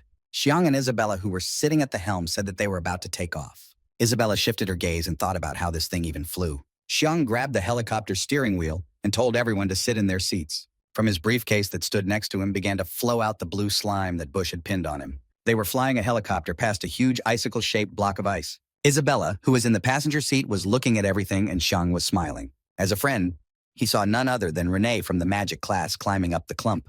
Renee gradually jumped on the clump while holding on with his hand, and suddenly he saw a flying machine at his eye level. Aisha, who also saw him, asked if he was so strong, why he was climbing with his hands. And the guy with green-red hair asked why he wasn't using magic. Aisha started screaming very loudly and said that something was wrong here. Xiang was very much startled by this, and he turned to her and asked what had happened after all. In the arena, the images started to disappear for some reason, and there was a ripple instead of a picture. Some people sitting as spectators started talking, and someone asked why nothing was showing. Hans, who was also sitting as a spectator, did not understand what was going on. Some started talking about why the teacher's projections were no longer broadcasting the championship, and another replied to him that they thought the broadcast would go on even in bad weather. Heiser talked about how the weather on the mountain range is horrible, but there is also an absolute belt there. The absolute belt is a rare geographical phenomenon that is located at the top of the Moon Mountain, and the King's Mountain Range being inside it, their boundary force ceases to operate. One of the guys listened to him and said that means they can't use magic. Then how can they climb the mountain? And he said that it all depends on their abilities. Over the arena, the colors were already thickening, the sun was already setting and dusk was descending. Some people were already asleep and some who were stronger were just yawning. All the teachers kept their eyes down and watched the image of the championship broadcast. The king turned to Safizak and asked him who he thought would finish first. But he addressed it and responded with a streamlined answer saying time will tell. At that moment, the king looked at the portal and saw some small figure. Someone's foot stepped into the arena and everyone held their breath. The king peered in and was surprised by what the students saw, and he only added. All the people looked at it and couldn't believe their eyes as it was impossible. The first to enter the arena was Naina, who represented the cooking class. A group of students who were cheering for the cooking class jumped up from their seats and started yelling. Mr. Martin approached the culinary class teacher and said he had raised a very outstanding student, and the teacher thanked him. Naina's belt began to glow as soon as he entered the arena, and everyone's eyes were on him. The next second, 3 tokens popped out of his pockets for all to see. 3 tokens flew toward the small yellow circle. People started exclaiming about the fact that he had 30 points, and who would have ever thought a chef could do so well in championship trials. Icy looked at him with her hands folded behind her in a lock and said that 30 points was good enough. She thought why was the first not Rene since he had very good potential. As suddenly people were shocked by what they saw as the second contestant was also already in the arena. Second to enter the stage was Eli, who was representing the martial arts class. He also presented all the tokens that were in his possession to the audience. The tokens went into the same circle and 40 points popped up on the scoreboard. People who were in the role of spectators were just amazed as he had even more points. One audience member said he thought Eli would be champion and the other agreed. The girl said the guy was very handsome and she would be a fan. Eli looked at the stage and was overjoyed as everyone was shouting words that he would win and he was the strongest. He put his fist up and said he would definitely bring home first place. As a friend, a third contestant entered the stage and he was the guy from the royal family, Rene. He stood with his eyes closed, clearly not happy that he came in third. All the girls, when they saw him, got embarrassed and started shouting that he was very cute. The teacher in the pastoral class said he was still the most welcome of the students. But in the next second, interrupting everyone's conversations, he showed his badges. The teacher from the pastor's class was surprised that there were so many. But not only the teacher was amazed by this, as all the spectators were shocked by such a number. The tokens moved into the circle, and it was obvious that he had scored 100 points, and some wondered if the championship should even be continued. Durana looked at him and said it's just impossible, he broke the record. Aisha and the guy who was on the huge cat entered the arena next. They took out their tokens too, and they each had one and represented a class of magic. Next came a brother and sister from the shepherd class. The brother had 20 points, the sister had 10. After everyone else, the 3 Tolls brothers entered. They entered with faces as if they were the first. The brothers each had 30 points and represented the fencing class. Next entered the girl with purple hair that Tolls Angus had earlier. Stormy looked at her angrily and asked why she was even here. She gave them a disgruntled look and walked past them since she didn't need them. Her tokens flew to the same circle and she had 20 points too. The guys from the archer class and the druid class entered next. The red-haired girl and the blonde man also had 20 points each. After them entered the arena Moto. He represented the blacksmith class. His tokens also flew into the circle and he had 10 points on his score. He was standing in the center of the arena and there were students walking around him and he was very upset about something. Mr. Martin looked at Moto in surprise and didn't understand why he entered alone. He watched and still also thought what had happened to Xiang and the rest of his class. Hans was also in shock and sweat was running down his face and he asked where the others were. Eli put his hand on Moto's shoulder and asked what happened and where Xiang Ye was. Aisha also approached them and asked if they were okay. Buri looked at this trio and said they would not return and his brothers laughed. He also said they probably won't even find their bodies. Moto, with tears in his eyes, he started yelling at him and said that if it wasn't for him, Xiang Ye would never have fallen there. Safasak turned to the king and asked permission to step away from him for a while. Safasak ran up to Moto's clique and crouched down on one knee in front of him. With a fierce look, he asked him what had happened there after all. Moto saw Safasak and couldn't really say anything as he started to cry. The helicopter that Xiang Ye had created landed on a huge ice block not far from the portal. Xiang Ye told everyone that they could go to the finish line and they still had the helicopter stone alloy extract left. Eli asked him that he didn't have a set yet and why he was collecting them. Xiang replied to him that he didn't want to just throw it away and would have to collect it. I thought to myself that if people wanted to replicate this technology, there might be difficulties. He turned to his classmates and told them to come with him. He didn't have time to say anything before a bird-shaped slime suddenly began to appear above them. They all looked up and didn't realize what it was that three brothers were flying on that bird. Buri looked down at everyone else and just laughed contentedly, smiling. Moto looked up and said that they were the three brothers. Xiang looked at them and asked what they were up to again since the championship had already come to an end. Just as suddenly, a small piece of slime flew towards Xiang and everyone had time to react. Bush stood and thanked them for their tokens and said they were taking them all. Xiang quickly turned his head and wondered how that thing ended up in his backpack. They were standing downstairs yelling at them to give them their tokens back. Buri told him about how it was so embarrassing because they had taken them away from him and it was quite an unpleasant feeling. Someone looked at the three Tolls brothers and a blue veil covered them. Bush and Buri turned around and looked to their left and were very frightened. Eli flew at them with all his might and wanted to strike at them. But the blue slime that appeared as a shield in front of Bush prevented him from striking and Bush told him that his blows were too weak. And he hit Eli with his slime but didn't hit him because he dodged it. He crouched down on one knee and asked why he couldn't and used his borderline power. Aisha told him about them being in the absolute belt and they can't use their border force here. Bush was twirling a blue slime in his hands and said it looks like they're all here in his hands. He finished his sentence and some kind of beam cut his slime sharply, and he was very surprised by it. The brothers flew their blue bird composed entirely of slime and had cannons aimed at them. They were students from the blacksmithing department and they said that with a snot like that, they could only dream of having it in their hands. But immediately Bush put up a slime shield in front of him and said their bullets were useless. But immediately a stone appeared in front of them, and Xiang said that these guys seemed to have forgotten who they were dealing with. And he started clanking something with his hands and holding something huge in his hand. He held a huge cannon in his hands and said that blacksmiths don't need a border force. He fired a missile from his cannon that flew straight at the brothers. Bush began to build a shield that was much stronger and thicker. There was a huge explosion in the sky from the missile hitting the target. Xiang looked at this and was overjoyed, and a smile sparkled on his face. And the three brothers stood in the slime their brother had lined up in front of them. Buri was behind the blue slime and bellowed at the fact that they weren't working out. He roared, saying that they had the guts to go against the royal family members, and he would prepare 6 graves for them right here and now. Eli stepped forward and talked about how they weren't afraid of them at all. Xiang didn't look at him and told him to get out of here right now, and also said that if none of them can use the border force, then their class has an advantage, and asked him to let him deal with them. Bush started to summon the slime again and said no one was leaving here alive. A huge stream of slime started pouring out of his sleeves and began to cover everything. All the guys were shocked and started yelling about how they were all surrounded. Xiang yelled at Eli and asked him to help them, and Eli agreed and told him to come back quickly. Xiang looked at Eli running away and told him that he would definitely do it. Moto waved his hand and told his team to fire on the guys. Buno stood with his shield catching bullets and talking about how it was useless. The next second he turned around and saw a huge missile flying at him. He immediately flew off as his shield and missile hit each other. And Xiang, who had directed that missile, stood there looking at what he had done. He frowned as behind him he felt someone approaching him. Stormy ran at him with all speed and with his sword drawn told him to go to the other world. His sword was a few centimeters away from Xiang as suddenly someone knocked his sword away. It was Isabella who put up her sword so he wouldn't destroy Xiang. She swung her sword and flung Buri a few meters away from Xiang. And he was writhing in pain and flying down a mountain ridge that was completely covered in snow. He stopped and thought about the fact that she didn't have borderline strength but enough power to flip him off. Xiang turned to Isabella and asked her why she didn't leave with the rest of the guys after all. And she told him about how she wanted their tokens, and Xiang said she wasn't that cruel. Meanwhile, Eli brought his fist up and smashed the wall of slime that was blocking their way into the portal. and a small group of students quickly headed towards the portal, and Eli was already walking through it.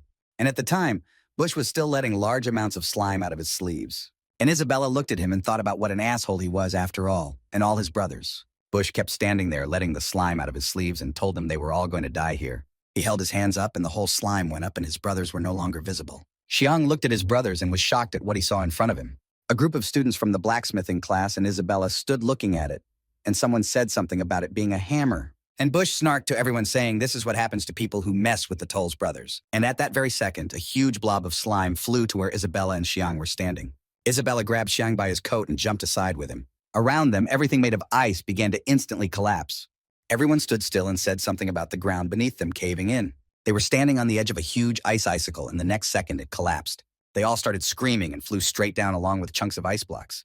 A small amount of slime was still pouring out of Bush's hands, and he and his brothers walked to the edge of the collapse, and Burry told them to leave. Moto flew and screamed about how he wouldn't be able to take care of her in her old age. Just as suddenly he stopped feeling weightless from flying, and someone grabbed him. He looked up and saw Isabella holding him by the collar of his coat. She looked at him and told him to get in now. Just as suddenly, she threw it upwards so that it flew to the edge of the clump. Isabella shifted her gaze from Moto to the people who were flying down with her. And she saw Xiang flying not far away from her and flew lightning towards him. She flew up close to his body and put her arms around his back, and immediately told him in a gentle voice that she was going to drop him off, and he screamed at her and told her what was in her backside. He was shocked by the picture he saw, and Isabella didn't know what he was talking about. And behind her, a huge block of ice flew at them along with them. He swapped them in midair, and now she was flying from below and he from above. And in the next second, the block hit Xiang on the head, and he shielded Isabella with his body. She looked at him and realized that he was slowly passing out from the impact and saw the drops of blood. She screamed at him to wake up, but he flew and didn't move. Isabella realized he was unconscious and turned in midair to take him under her shoulders. And looking down, she saw the rest of the blacksmithing students flying down with them. And the next second, they all landed on the ground and clumps sprinkled on top of them. Xiang tearfully stood in the arena and said that this was all that had happened to them. Eli was furious and gritted his teeth and said it was impossible. He shifted his gaze to the Tolls brothers and told Stormy about being a bastard. Mr. Martin looked at the brothers and also asked about what happened to Xiang Ye. Eli's hands lit up with anger and told them that he would never forgive them. And in the next second, with his fists blazing, he tore at his brothers, and Moto called his name. Sophisak put a hand on his shoulder and told him to stop, and Xiang saw him and called out to him. He told him that outside the competition, he could not attack other competitors, and said that he could be immediately disqualified, and asked him about the fact that he didn't want that. Eli turned on him and menacingly asked him how he could compare rivals to friends. Aisha, who was with Moto, said about someone approaching in the portal. Immediately, the unknown man's foot stuck out, stepping into the arena. The body of the barely alive Xiang, who was unconscious, appeared in front of them. He was carried by Isabella with his waist and leg tied by his shoulders, and everyone exclaimed that it was Yi Bei and Xiang Ye. Isabella was covered in abrasions, and her clothes were torn as well, and the ropes that held her to Xiang had come undone. And the two of them immediately began to fall to the floor, Isabella from helplessness and Xiang from unconsciousness. But they didn't reach the ground, as Isabella was picked up by Dorana, and Icy magically picked up Xiang, carrying him to the pillow. A group of students who had been tested with them in the championship ran towards them. Dorana turned to Isabella and asked her about whether she had taken Xiang up the moon mountain herself. It lay in her arms and said about there being a little problem. Icy told Isabella that it was good that she was able to finish, but she didn't understand why she was carrying that useless log on her. Isabella looked at Xiang and said about it not being useless, and at the last gasp said he was hers and closed her eyes from lack of strength. Sofizak walked over to her and put his palm to her forehead to check her temperature. He talked about how on the mountain she couldn't use borderline strength and was injured due to the cold. Sofizak said to take the two of them to the nurse's station when suddenly something in her pocket lit up. 3 tokens flew out of her pocket and Isabella pried her eyes open. Isabella took one of the tokens and held it out, showing it to the teachers, and said that this token belonged to Xiang Ye, and Dorana gave her a nervous look and told her that she understood and she would help her through it. After a while, On started to open her eyes a little at a time. On the sides of the arena were placed huge horns from which an unprecedented noise emanated. And the people in the arena all clapped, and Sofizak started talking about how 5 rounds had ended. He stood in the arena with all the students and said that according to the results of the first stage, only 16 students from the faculties will make it to the next stage. And he started talking about how first place went to Torst Ren, who had 100 points. Second place went to Wad Eli, who had 40 points. Third place went to Vakiri Naina, who had 30 points and was from the chef class. And he said he was in 4th place, but he couldn't be heard anymore because the next second doctors were carrying Isabella and Xiang on a stretcher with some teachers and Moto walking with them. Xiang was unconscious all this time as suddenly he opened his eyes and looked to his left away. He saw that next to him was Isabella, who was also being carried on a stretcher. He closed his eyes and the frostbite made him a little glitchy. He was walking alone in the desert where the sun was scorching very hard. Sweat dripped down his face and his lips were dry and bursting from lack of moisture. He talked about being thirsty and thought about the fact that he hadn't had a can of Coke since he landed. And lying down on the sand, he thought he could use a cold glass of Coke. He looked up a little and a glass of Coke and ice appeared in front of him. And holding it was Isabella, who was wearing a striped bathing suit. He jumped up from his seat, called out to her, and was very surprised at the sight he saw. His nose bled a little, and he asked her why she was dressed like that. She told him he was stupid and that it was for the beach, and asked him what he expected her to be wearing. He was embarrassed and surprised that he was on the beach with her. Isabella took his hand and told him to follow her because they were here too. He didn't realize who she was talking about at first, but when he looked ahead, he saw some teachers and girl students who were also wearing swimsuits like Isabella. Blood began to pour more and more from his nose, and he asked how that was even possible. Isabella hugged him from behind and suggested he go and swim together. He covered his nose with his hand, and Aisha in her swimsuit took his hand and said he wanted to swim too. Suddenly, everyone swooped in and told him to pay attention to everyone and swim with her. His eyes began to blur, and he asked what they were all doing. He fell to the sand, and teachers and students pounced on him and shouted his name. He was lying on the sand and started screaming frantically for people to get away from him. He opened his mouth wide and started screaming, but his screams were heard by his teachers and students who were nearby. He woke up opening his eyes. Cold sweat ran down his face from the fright he had experienced. And above him stood his blacksmithing classmates and Mr. Martin, who were watching him. Xiang asked what was going on here, and the teacher said he was finally awake. Moto asked him if he had a nightmare. Xiang's footprint was on the teacher, and the teacher told him not to worry because he would erase it later. He put his hand over his face, closed his eyes, and thought about how who would have known that being surrounded by so many girls was so scary. He opened his eye and clearly began to see the white hair in front of him. He squinted to see if it was his Isabella or not. Moto brought him out of his musings and told him that Eli and the rest of the boys had visited him recently, but since the second stage was tomorrow, the teachers told them to go back to training. Xiang said about how recently they had only escaped death, and tomorrow they would already be competing. Xiang asked them what happened to them, and the bald guy said that everything was a blur to him, and the guy with black hair said that he only remembered his hands getting very hot, and what happened after that he didn't remember. Also, the guy with black hair said he remembered a magic sign appearing over his palm, and shortly thereafter he blacked out. Xiang looked at his palm and said that means that the pact they signed before the start of the championship was actually for the defense. His classmates started talking, and one said not to talk about it anymore, and asked how many of them made it to the next round of the championship, and the other said that only he and Moto made it. And Moto blushed and said that Yibei had thrown him up when they fell off the cliff, and without knowing it, he had made it to the next stage. He also said that she then brought Xiang on her back, and he asked him how she was and where she was. Mr. Martin said that Yibei has recovered very quickly, and she and Sofasak are practicing sword training in the garden. They were standing in the garden and sword fighting as suddenly the sword flew sideways. Sofasak stood and did not attack Isabella, and her flying sword stabbed into the ground not far from them. She shifted her gaze from the sword to Sofasak and was covered in sweat as she was very tired from the fight. And Sofasak put his sword in its scabbard and said that Durana had trained a very strong student. Suddenly, Xiang was standing not far from them, and he called out to Isabella, and both Sofasak and the housekeeper, Elena, turned at his voice. She was walking away from him in the opposite direction, and he was shouting after her and asking why she was overstretching her body as she had just recovered. She was walking with her eyes closed, and he said that all the more reason she had a competition tomorrow. And what if she crippled herself at all? She opened her eyes, and he talked about what he heard her carry him upstairs. Isabella also did not turn around and told him not to be deceived, and she only did it so that he would stay, and she would have one less opponent. Sofasak and Elena stood nearby and were dumbfounded by Isabella's statement, and Xiang just laughed when he saw them. Xiang looked at her again and said she was right, but if they met as opponents next time, he wouldn't hold back against her, and Isabella said she'd like to see it. Xiang was furious and asked what he had done to make her so mad, but Sofasak came closer and told him that Yi Bei was quite determined. He looked at her and said it looked like she wanted to win the title badly. And Xiang said that didn't give her the right to treat him so shitty, and Sofasak thought about the fact that he knew she wanted permission to go out into the wasteland. Elena's housekeeper said that Miss Bei is a very strong girl, and maybe she doesn't really like him trying to tell her what to do. Xiang said he understood everything, and he assumed she was very determined, and Sofasak said he always talks very funny. And he put his hand on his shoulder and told him to come back soon and prepare for tomorrow, since tomorrow he fought first against the third Prince of Tolls. Xiang turned to him and shouted in a frenzy about how he could be first tomorrow. And Sofasak said that the fights were randomly selected, and he as well as Yi Bei were in the hospital when it was announced, so he was unaware. And Xiang said that it was great since they humiliated him last round, and this time he will show them who is the boss. The next day, all the students and spectators were already in the arena waiting for the next round. The entire arena was screaming and calling out for their favorite students who had passed on. The bald guy who was from the blacksmith class told Hans that Xiang had prepared new inventions for this round, and Hans was just shocked that the two blacksmiths were able to pass to the next round. A light was on in a room near the arena, and muffled screams could be heard there. There was a guy walking around the room talking about what he was even doing in this place. and talked about how he just wanted to get to the championship and get through the first round. He grabbed his head and started yelling about who would have thought he would make it to the next round, and Xiang told him to calm down and relax. Xiang held the sheet in his hands and said to Moto about looking at the list of fights, and told him that he had to fight against the third prince.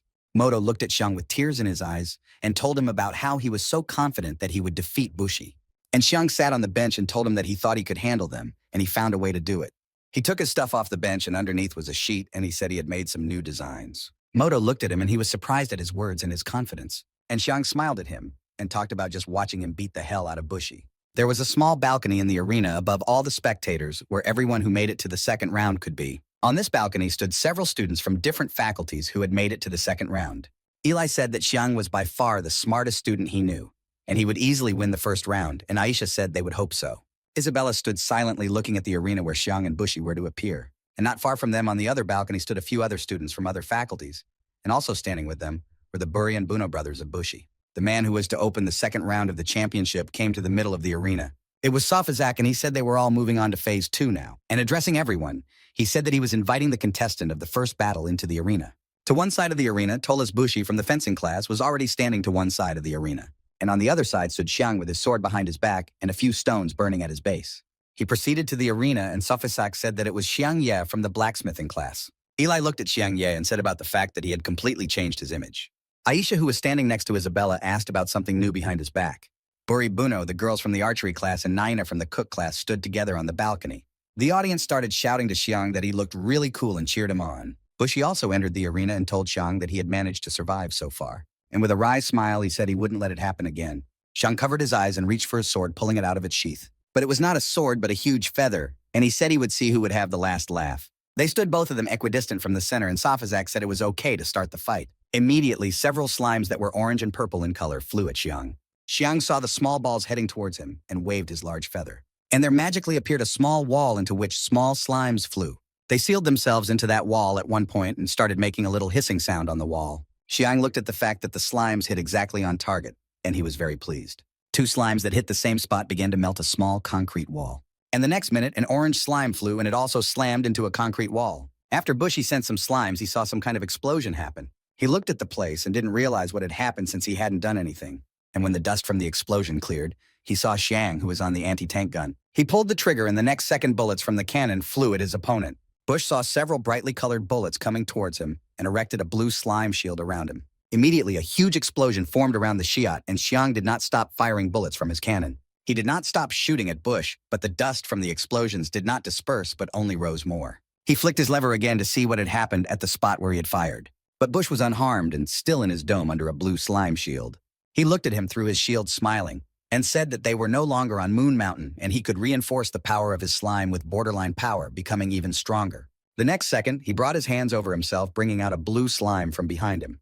And a huge stream of slime in a wave headed for the spot where Xiang stood on his anti-tank cannon. He saw a huge wave coming at him and pressed the orange button on his gun. His anti-tank cannon began to be enveloped by a metal anti-bomb defense. Slime collided with the metal defense and began to scatter like small ice flakes in the same second. His anti-tank cannon was like a knight's helmet with a non-stop slime. From the small slit, Xiang could see what was happening outside and immediately realized what to do. The wheels on the anti-tank cannon began to grind from the high flow of energy that was coming at them. The huge sharp iron nose that was on the anti-tank gun spun and the machine headed for Bushi. In the next second, he was already beside Bushi, touching his iron nose and his slime defense. Bushi smiled and talked about how he wanted to break through his shield, but he wouldn't succeed. And Xiang, looking at him through a small slit, said who actually said he wanted to punch him for defense. Then something incredible began to happen.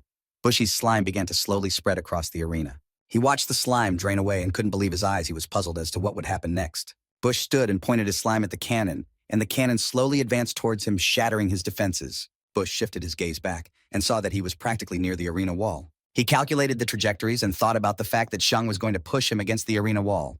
Slime started to get under the wheels of the anti-tank gun, and the wheels started grinding. Xiang pressed his green button and told him while leaving the anti-tank cannon through the back door.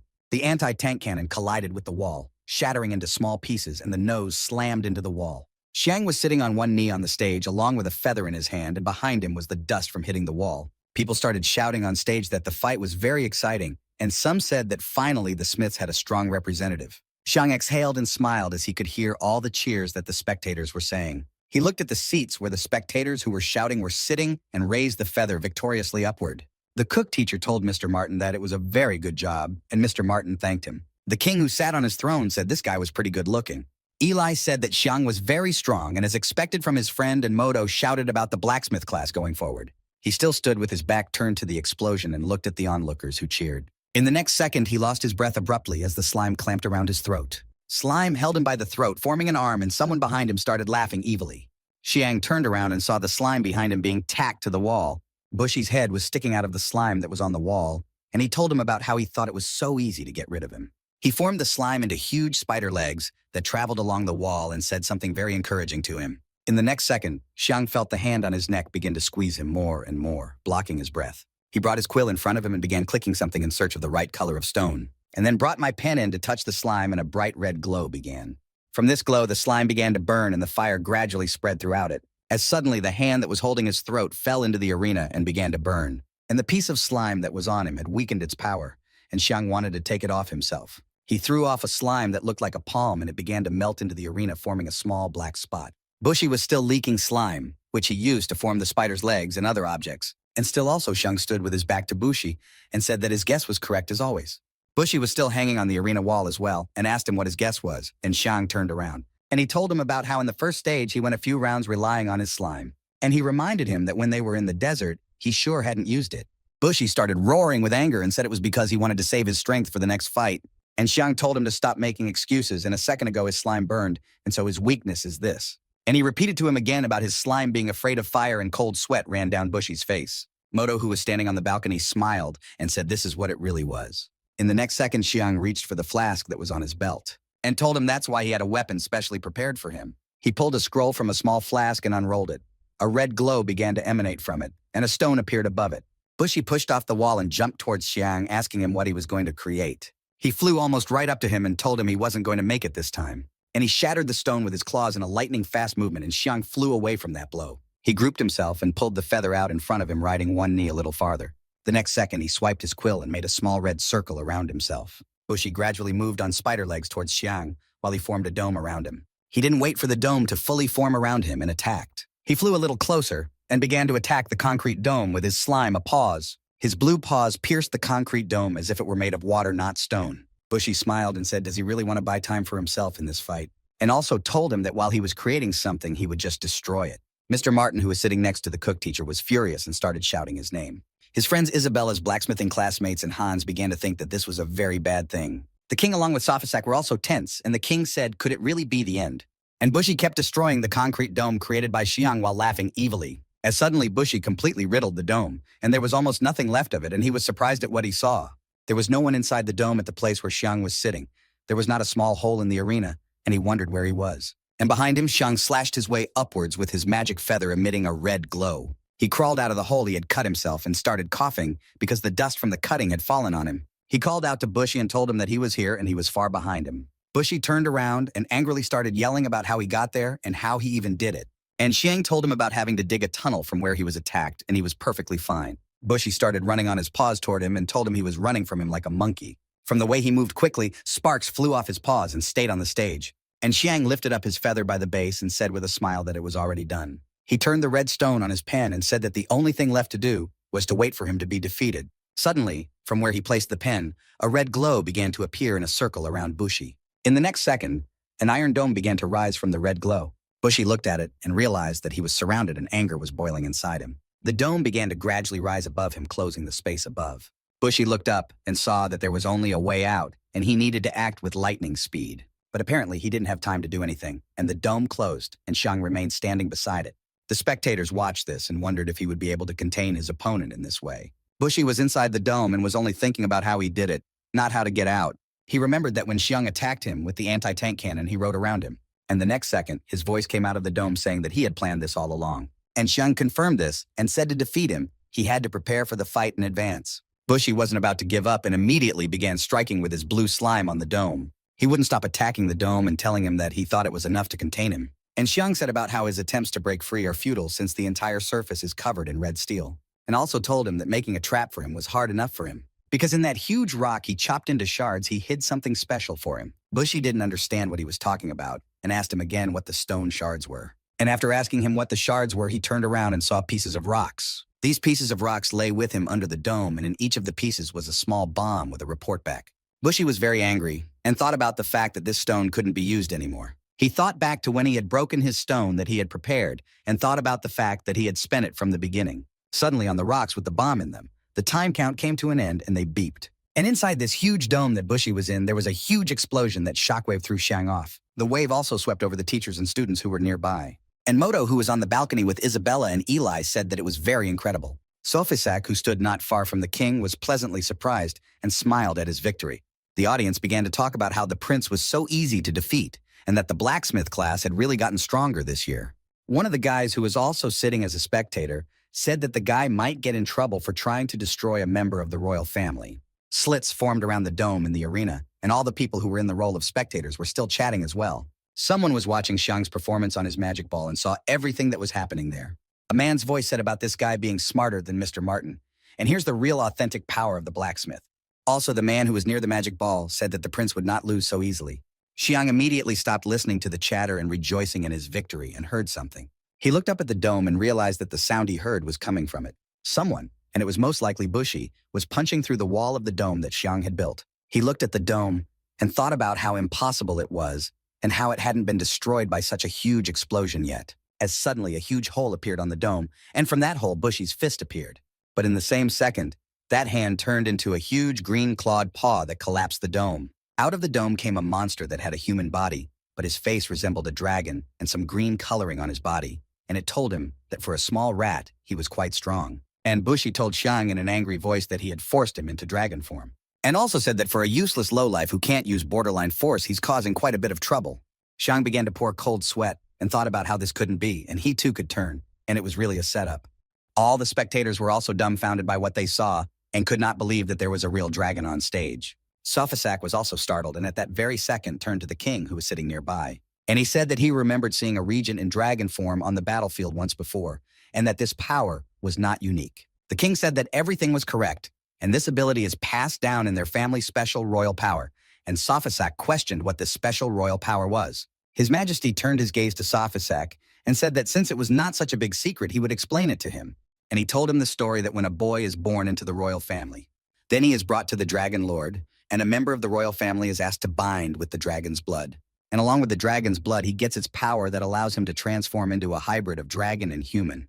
Sofisak listened and said that it turns out His Majesty also has this ability. He nodded affirmatively at him and told him that it was correct, and he too had dragon blood in him. And also told him that after turning into a dragon, his body and power are greatly enhanced, and his body becomes not only stronger but also impenetrable. Since the strongest factor of this ability is that its borderline power can increase dozens of times, and of course it depends on the person. Sofisak wondered if Xiang could overpower the third prince in this form. Bushi told Xiang that he found Yalu's black slime in the dragon cave, and it is called the crystal dragon slime.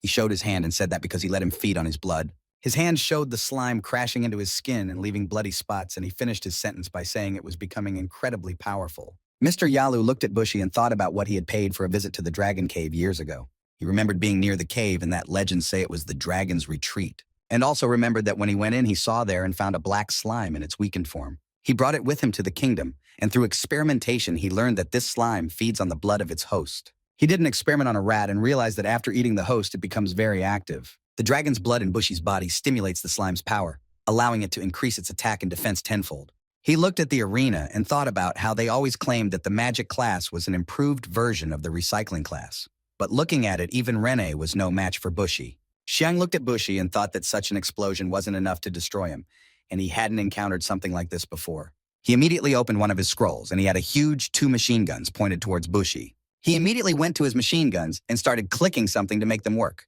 And after he finished setting them up, projectiles of bullets flew out of them, aimed at the Bushis. Bushi was calm and stood waiting for the bullets to arrive in his new body. A huge projectile of bullets started hitting his body and they just flew off him, and he smiled victoriously. Xiang immediately began to draw something on the arena with his pen, which gave off a yellow glow. And his machine guns still attacked the Bushis, but the bullets bounced off him without penetrating his defenses. Bushi told him not to even try since normal physical attacks don't work on him. And in the next second he began to release a black slime that had already completely filled his body. Xiang saw what he was doing and was very much surprised by it and wondered what he should do next. 2 of the slime's arms flew towards the machine guns and shattered them into small pieces. Also, the slime started to move towards Xiang, and he put his feather and a blue glow was emitted from it. He could see that the slime was starting to slowly approach him, but he lined up a small rock. Immediately, a slime flew into that rock, hit it, and began to pierce through Xiang's defenses. Bushi stood firm and said of what was once again his famous red steel, and said that right now red steel was as useless against him as paper was against Xiang. And after those words, Xiang's defense shattered into small pieces by introducing him to Bushi. In the meantime, Xiang had already managed to make a rocket launcher and aimed 4 rockets at Bushi. Bushi placed an arm composed entirely of slime in front of him, defending himself from the missiles. The missile slammed into his arm and didn't kill him, it just melted into yellow goo. Bushi watched her cling to him and his body, and didn't realize what it was that was so sticky. He shifted his gaze and saw that his leg had the same yellow mucus stain on it. Meanwhile, Xiang kept firing his rocket launcher toward Bushi. He released so many missiles that they completely restrained his movements, and he stopped resisting. Bushi began to growl angrily and asked Xiang if he was still tired of fighting him. Bushi stopped talking to him and looked away as he heard some sort of squeaking. In the 4 places around Bushi, Xiang threw out 4 small rackets with a green color inside. Just as suddenly, these missiles started exploding and completely destroying the arena. As Bushi was completely immobilized by Xiang's missiles, he began to fall down along with the stage slabs below. Xiang covered his face with his hand as dust rose from the huge collapse. Bushi ripped the slime fluid on himself and told him about how this attack was nothing to him and he would destroy him. Xiang began to slowly descend towards him and told him that with his tiny brains. Struck his pen against a stone and finished the sentence saying that he would never know what he had prepared for him next. Bushi looked at him and didn't understand what he was even talking about or what else he had next. A blue glow began to emanate from Xiang's feather and rocks gathered around it. Eli watched from the balcony and said that it was a useless tree he had brought for him.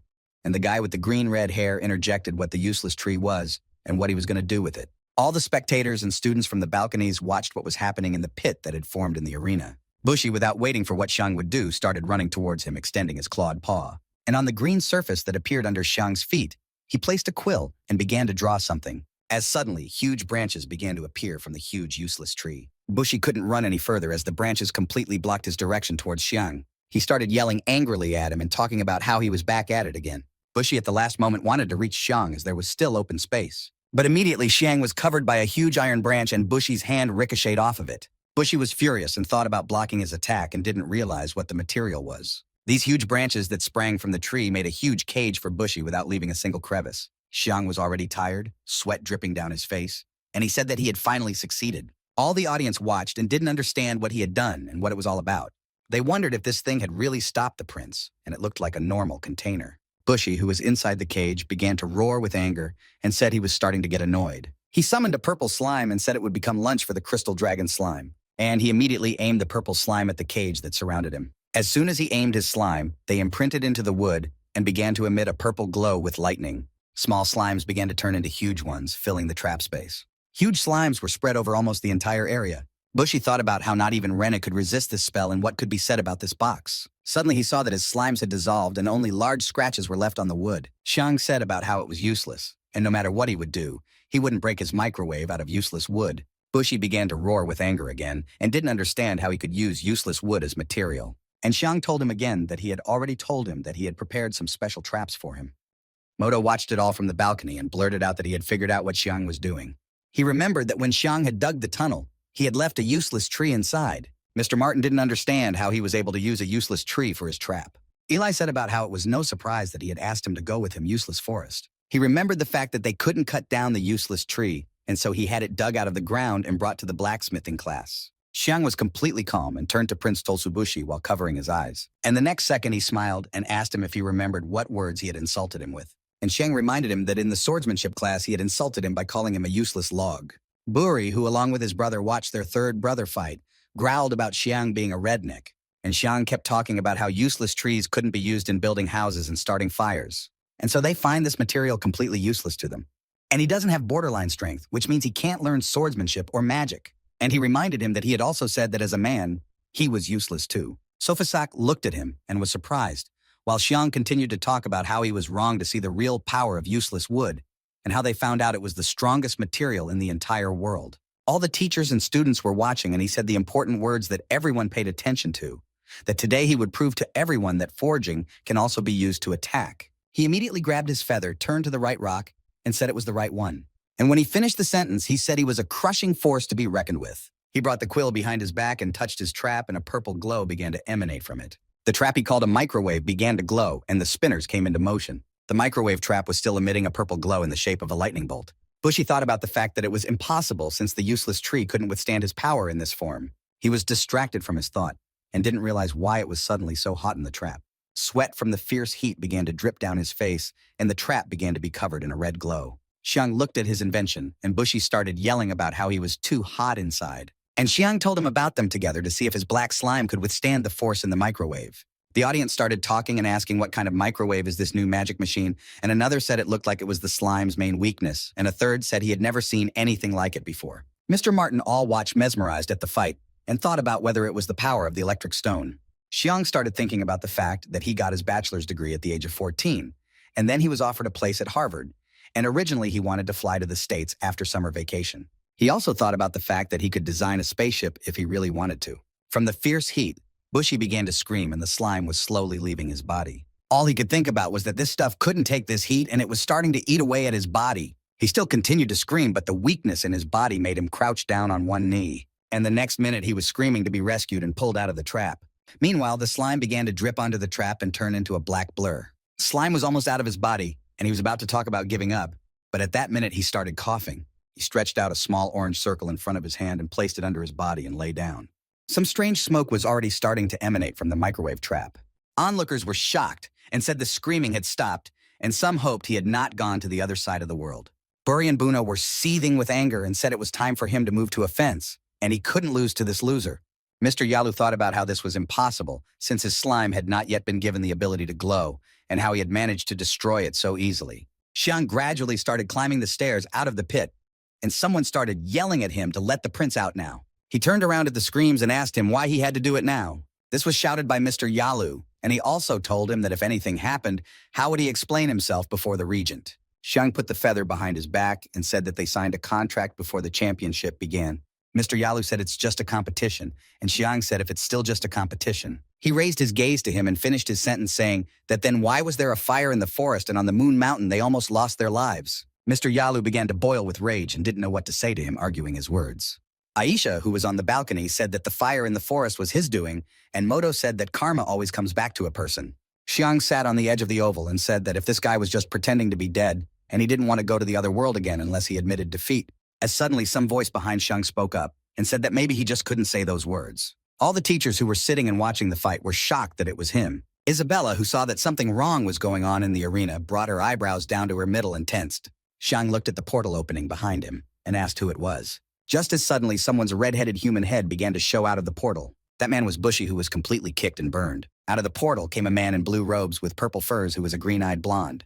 He turned to the king and turned around to greet his majesty from the center of the arena. He said his name was Basil Andre and he was requesting permission to intervene. The king smiled at him and greeted his headmaster of the famous academy. He told him about how he didn't think he was coming to watch the championship.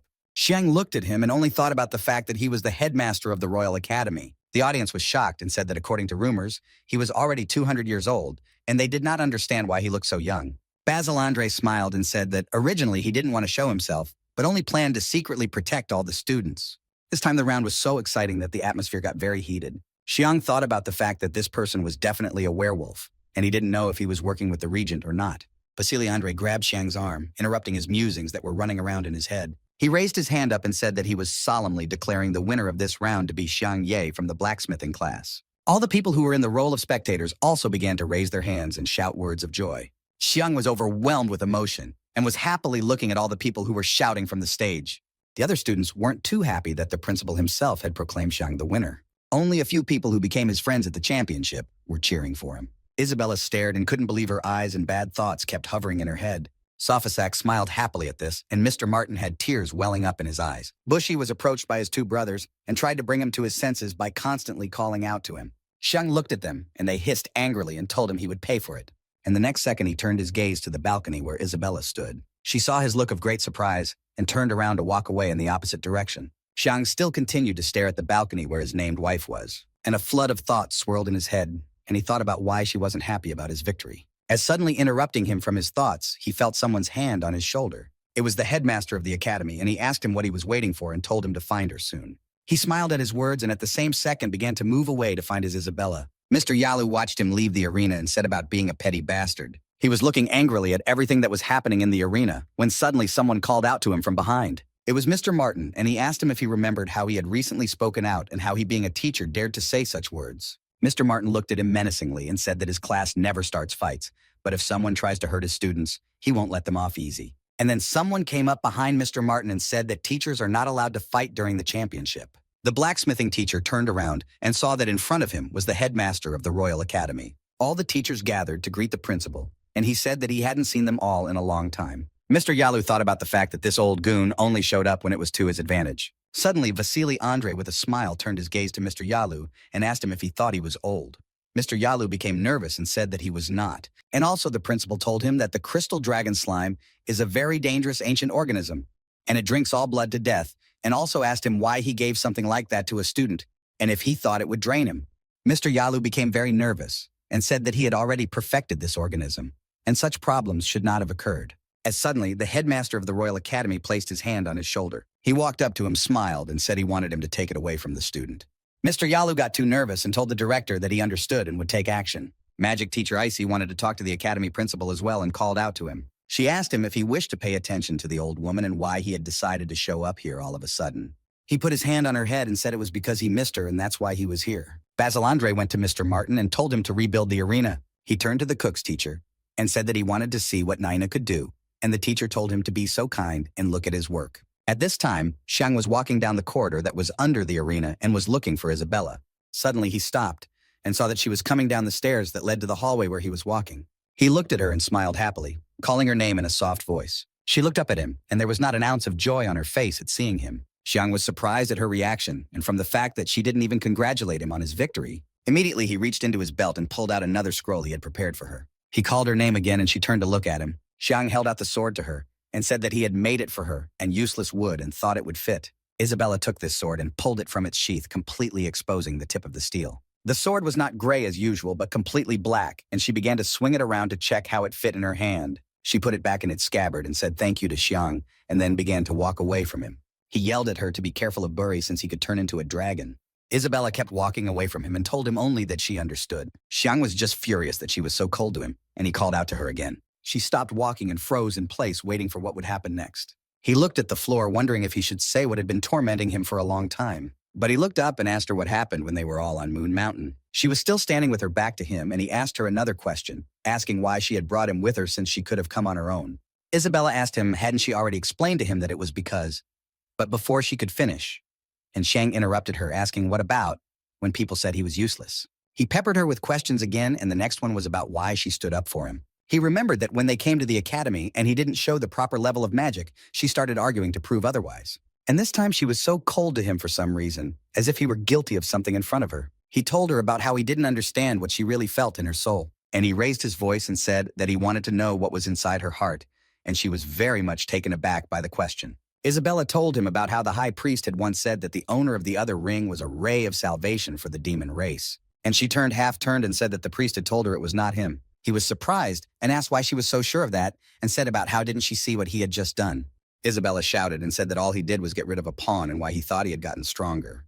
Xiang was just shocked that she was talking to him like that and couldn't say anything to her. And then she asked him again if he really wanted to know what happened on Moon Mountain. She turned to him with her eyes sparkling and said she would tell him everything. She told him about when he hit the rock she wanted to save the others, but there wasn't enough time. As suddenly she saw some strange light that began to emanate from their hands. And after what happened, they were instantly transported to a dark room. He lay his whole body on top of her and she looked at all the other students in the blacksmithing class. Just as suddenly she heard some voice that told her not to be afraid as their border force couldn't handle the displacement, and they all passed out. She looked at the two silhouettes. One was large and the other was smaller. She still held Xiang on her shoulder, asked the shadow who it was. And the smaller shadow told her that it had been a long time since they had seen each other. Isabella was very much startled and remembered where she had heard that voice before. She thought about the fact that it was that stupid fish in the Lake of Sounds that had attacked them. Just as suddenly, a bigger shadow said that he was the principal of the Royal Academy in the Wu Nai Kingdom, and his name was Basil Andre. And he told her that he had the pleasure of meeting the Demon Queen.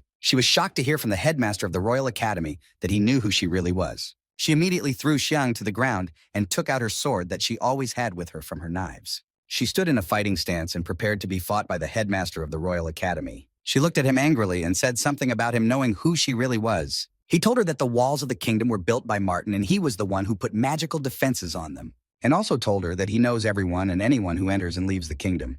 Just as suddenly it began to exude some sort of magic, and blue shards began to appear around it. An orb appeared in front of him, and he spoke of having some connections in the demon race. He sat down in a chair and said that in the past he had regularly visited the house she lived in. She looked at the magic ball carefully, and the next second she couldn't believe her eyes. The principal of the Royal Academy said that at the time, her father and him were best friends. She couldn't believe her eyes, as she could clearly see her father on the throne in the magic ball. Basil Andre told her that when a problem arose they had disagreed and had not seen each other again since. She asked him why he had befriended her father, for he was the strongest of men, and he told her that these disputes between nations were provoked by men, but in his eyes. All living things on the plane are born the same, and he saw no differences between the different peoples. And he also told her that she would feel the same way after she knew the truth, and said that everything here belonged to a much larger entity than it really was. She thought about what else was true and told him that she didn't know what he meant. The headmaster of the Royal Academy told her that she's unlikely to understand now, but one day she will. She asked him what he was going to do now, and if he would just let her continue to learn swordsmanship and human magic. And all he told her was that she needed to train hard and improve her strength, since he wanted to see if she could surpass her past self in her current form. She thought about the fact that he knew her true identity, but didn't care. Means he must have had a different identity. The blue glow of his bust appeared behind him, and his green eyes burned brightly on it, and she thought about how at first she was going to attack, but after talking to him, and because of him, she felt like she was in an anthill. Xiang interrupted her and asked her what meant he knew her real identity. She still stood half-turned to him and said it was right, and no one would fool him, and asked him if he knew how stupid he looked when he cared so much. He didn't answer her anything to that question and just continued to listen to her in silence. She told him that this was her only chance to get out of here, and she had to do her best. She slowed her step and told him about how he could do whatever he wanted now. Xiang clenched his fists from the anger that was simmering inside him since he couldn't say anything to her. People were still sitting in the arena as well, waiting for the next battle in the royal arena. So Fizak took the stage and started talking about the second round of the championship going on. He said the next speaker would be Moss Faley from the magic class, who was on a giant cat. And on the opposite side, Naina from the cooking class will fight alongside him. Durana said about Xiang exceeding expectations and wondering how the cooking class will turn out, and Icy said that Faley will definitely win. Durana told her not to be so cocky, or she would most likely end up just like Mr. Yalu. Icy asked her about what she was trying to say that Faley would lose, and Durana told her about how she thought she was just scared and the fight hadn't even started yet. Aisha stood on the balcony and thought about how Faley had been clumsy lately, but he's also one of the strongest experts in their class. And she didn't think he was going to lose to a cooking class. Suddenly, Sophisak told them to start the fight. Naina prepared a huge blue frying pan in his hand with which he was going to attack. Faley didn't believe the gesture, and his cat said to just do it and be done for good. He drew his green eyebrows together in the middle and answered him affirmatively to his request. Faley was giving off a golden glow around him, and he started levitating and flew upwards, getting off the cat. Faley's cat switched to a run and immediately headed in the direction of the cooking class student. Naina realized the cat was headed for him and threw his blue frying pan at him. The frying pan flew past the cat as he dodged it at the same second. Another frying pan flew in his direction, but this time the cat fought it off with his tail. Nain immediately prepared another pan as suddenly the shadow of a cat appeared behind him.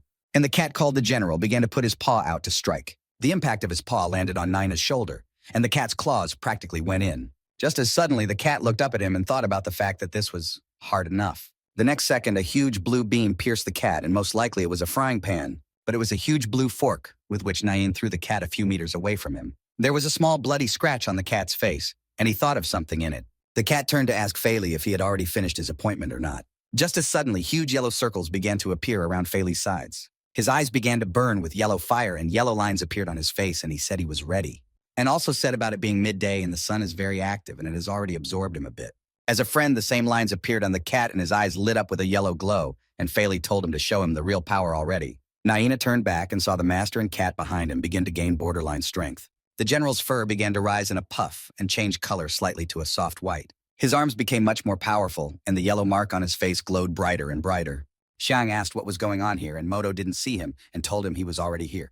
He also told him about Faley transforming and Xiang paying attention to the cat. Naina was confused at the sight before him as he had not expected it. And the next second, he saw the incredible thing that the cat and Faley had become one, and the creature said that he didn't know how he had trained, but he had little chance of standing up to him. The onlookers were confused and said that it was not a cat but some monster, and someone said that it was very big. Aisha, who was watching from the balcony, thought about the fact that it was the first time she had seen the general so big. Eli couldn't believe his eyes either, and was very much surprised by this as he had never seen him like this either. Someone remarked that he had a very big brain, and everyone wondered how he trained. In the next second, Naina pointed his forks, spoons, and knives at the cat. One of the forks that reflected the blue glow flew into the cat. Nina, with quick movements, pointed the many objects he could make at the cat. At this time, the cat did not move, but just stood there waiting for objects to fly toward him. The forks and knives were a couple centimeters away from him, and as soon as they hit him, that very second they shattered into small pieces. All the spectators saw how the cat was completely calm and did not try to destroy his opponent. Naina watched him, and then some dust started to disperse from the cat, and he didn't notice it. He began to move quickly around the arena and ran in zigzags so he couldn't be seen.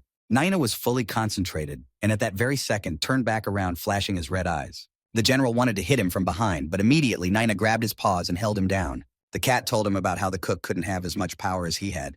Nain began to chicken out of the fact that he wouldn't stop resisting the cat's power. And the cat looked at him with unwavering calm and thought out his next moves. Suddenly the cat brought his knee up to strike at Naina, deflected his blow by setting his knee up. But in the next minute he exerted more strength and pushed Naina away from him with his foot. And as he flew to the arena floor, he immediately pounced on him with renewed vigor. He threw him back even further, giving him a second blow that should have destroyed him. Naina touched his feet to the floor and a tremendous force pushed him backwards. Just as suddenly he stopped and slammed into the arena wall, making a crack in it. He stood and waited for the cat to strike him again, and the cat wasn't going to do it. Naina began to cover his face with his palm as he saw some strong glow. Onlookers also started covering themselves with their hands and talking about how much it was blinding. The king also covered his face with his hand, while Safasak and the director of the Royal Academy watched the fight. Mr. Martin also covered his face with his hand, and the chef teacher watched his student. Naina got into a fighting stance and saw someone descending from above, emitting that glow. It was Feli, who was completely saturated by the sun, and it was from him that there was such a glow. He folded his arms near his chest and released a small yellow ball from his palms. Naina was looking at this, and sweat was running down his face from being a little hot. He immediately stopped peering and quickly realized he should make for cover. He prepared his walks and folded his arms in the center, extending them fully in front of him. The small yellow ball that came out of Feli's hands turned into a star with his height. A huge yellow beam emanating from that star headed for Naina's walk. Naina stood and held back the yellow power that Feli was directing at him, and Feli in turn tried his best to make that power destroy Naina. It was already hard enough for the student from the chef class to restrain his strength. From his walks began to emanate a yellow glow that fell on the spectators, and they were shocked by the power they saw. Suddenly, several beams hit the arena wall, and one of them flew into the audience. But the same beam was stopped by some purple net that appeared right in front of the audience. The director of the Royal Academy made this net and said that this ability was dangerous. A cat named General, who was in the arena, was also covering his face from the glow. When the glow stopped, the rays stopped coming from Naina's walks, and huge holes were seen on the wall. And in that very minute, Feli lost all of his strength and began to fall down into the arena from it. The general managed to pick him up and looked at him and said it was too careless. The cat told him about almost blowing up the entire arena, and he almost got hit too. Feli looked at him and told him about how he hadn't fully mastered the ability yet. All the spectators were shocked when they saw that half of the arena was just destroyed. Moto was just horrified by what he saw, and he commented on what a powerful ability it was. He asked what kind of magic Feli was using, and talked about how it didn't look ordinary. Aisha turned to him and said he was using light magic. She said that there are 5 basic elements: water, fire, wind, earth, and lightning, and these elements can be combined to get more advanced. Her ice spells are the result of combining wind and water. Also, besides elemental magic, there are light and darkness magic, and one of them was used by Feli. Xiang listened attentively, and she talked about Feli being a student with rare light magic. He remembered what Isabella had told him after the fight, and she was most likely not wrong. Since while he was fighting stronger enemies, he couldn't even think of that. And what if students could harness that kind of strong energy at a championship game? He didn't know what kind of power the King's Royal Academy director and Safasak possessed, and he decided he needed to find a way to maximize his own potential. Suddenly there was a huge explosion in the arena where Naina was standing. He stood behind his green shield and couldn't believe his eyes. Naina said the blow was so powerful that his 10-layer walk was shattered in one blow. Feli looked at him and talked about using that stupid walk to block his best attack, and the cat said he was too hasty. Cat flipped Feli off and told him to just wait, and the sunlight would destroy him. The general opened his paws and turning to Naina told them to see what he could do. As suddenly a bang formed where the cat was standing, and it was from him jumping back from his seat. He made a lightning-fast move towards his opponent, who was a student from the chef class. The general raised his paw to strike him, and Nain put a walk shield in front of him. And while Nain waited for the attack ahead holding his shield, the cat moved back. He struck a small blow on Naina's forearm, and a small trickle of blood began to run. At that very second, Naina pulled some sort of small green ball out of his pocket. He tossed that ball on the floor, and a green mist appeared around it, hiding it. The cat looked at him and said he was using a house veil to limit his field of vision. Nain was completely immersed in the green mist that cloaked him, and he couldn't see the cat either. Suddenly behind him he heard someone run, and next to him someone swung a paw. The cat kicked him in his torso and told him that his 5 senses were superior to human senses in any situation. The next second he kicked him in the leg and said that even if he were blind, he would still find him by the smell of garlic coming from him. Naina covered himself with his arms and the cat threw 3 punches at his legs and 2 punches at his arms with lightning speed. Faili watched the generals fight and said his cat was just showing off in front of everyone. Naina was still also defending himself against the cat protecting his face, and he was already practically covered in blood. The next second he got angry and said it should work any moment. So suddenly the hands he had folded in front of him began to emit energy and form a ball around him. He kept making more and more of this orb that grew larger and larger as he concentrated. The next second, the cat's paw hit some rock and he flew sideways. Faili, who had been watching the fight, was surprised that someone had been knocked to the ground, and leaving a green trail behind him, flew out of the fog, none other than the general. Faili turned to him and told him how come he was thrown back during the fight. Well, the cat didn't answer him that question, and the next second he wasn't there. How did you suddenly all the viewers notice that the cat took its true form in which it was originally? He appeared friendly to everyone and slowly approached Naina. And then when he got a little closer, he started rolling around on the floor like he was a little kitten. Viewers started talking about the fact that this cat started acting not normal, and some wondered if he was dancing or not. Faili called out to his cat and asked him what he was doing now since they were having a fight. And while he was trying to bring him to his senses, Naina said his cat inhaled the vapors of his cat weed and lost his temper. Faili said that the gas was only effective against cats, and Naina said that she and he breathed the gas too, but for some reason, only the general behaved that way. Xiang watched the fight and he smiled at this because he realized that it was catnip. Mr. Martin turned to the cook's teacher and asked where they got this herb, and he said he had found it during one expedition in the mountains, and told him that the herb gave off a light, sweet aroma, and so he took it with him to see if it could be used as a spice. Suddenly he discovered that cats are attracted to the smell of this herb, and when consumed, cats go into a state of euphoria. Naina told Faili not to worry as his cat will be fine, and he will be back to normal after some time. And he asked him if he wanted to continue fighting him or if he was giving up after all. He shouted that he was surrendering to him, and as the general bit his hand very hard, he shouted at him, asking him to let go. Safazak said about Faili Moss admitting defeat, and the winner is Naina from cooking class. He said that the next speaker was Tolz Buri, who represented the swordsman class. And out of the opposite ring appeared a beautiful female leg clad in purple hues. Safazak continued by saying that his opponent would be Yibei from the same class. She looked very menacingly in the direction where the headmaster of the Royal Academy was sitting along with the king. And Safazak gave a command to the two opponents that they could already start the fight.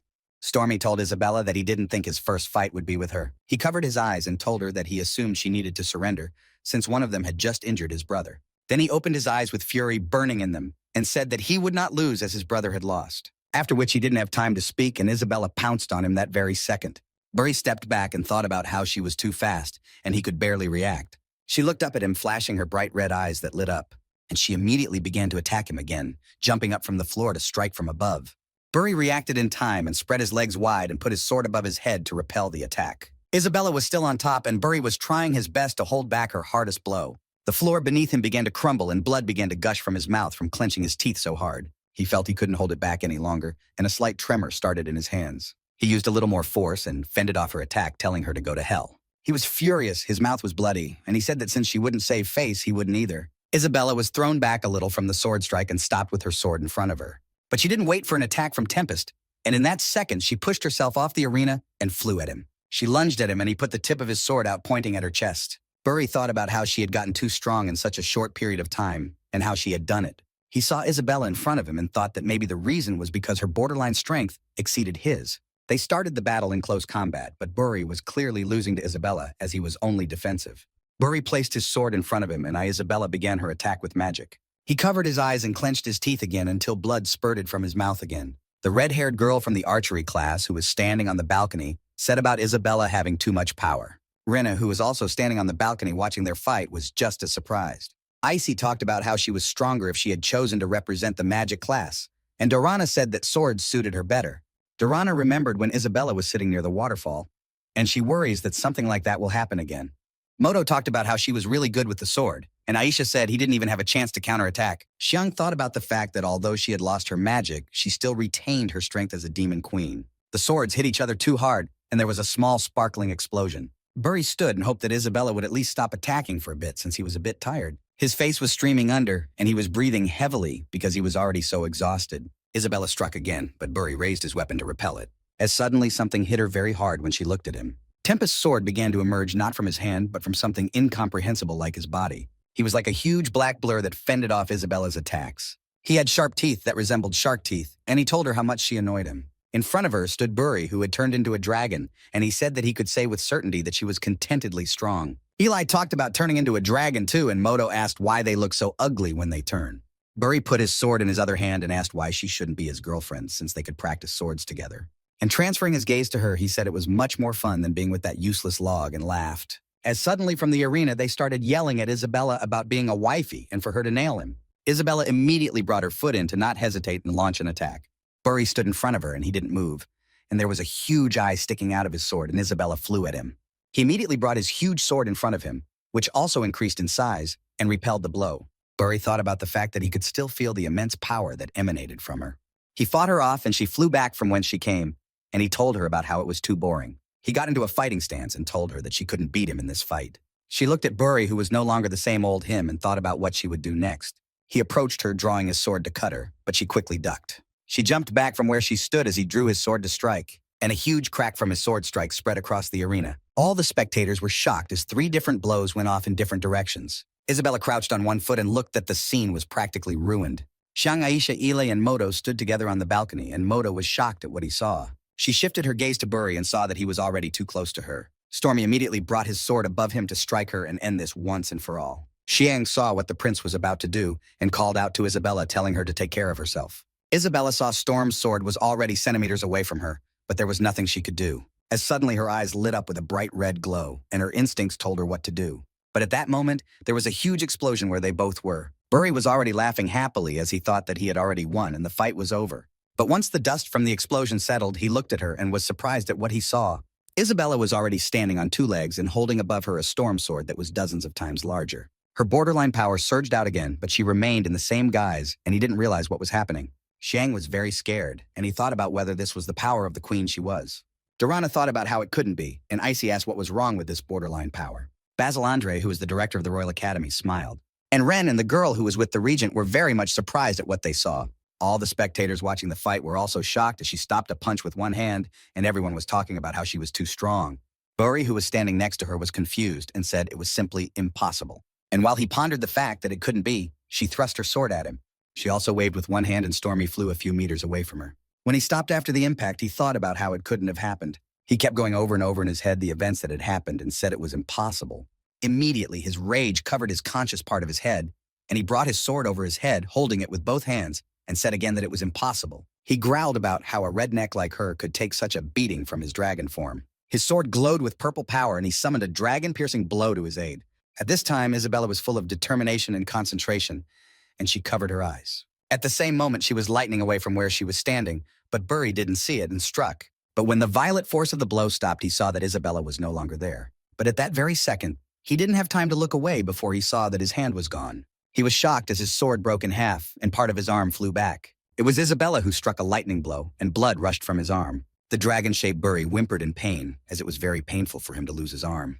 She stood with her back to him without turning, and behind her he took on his true form. At that very minute, the audience started shouting, but she couldn't hear what they were saying. The 4 friends who were standing on the balcony were surprised, and Moto was happy that she had won. He put his hand on Xiang's shoulder and told him it was fine, and they both go on to the next round, and Xiang said he had to try hard to win his fight. And he also swept up and said that Isabella won her fights with ease.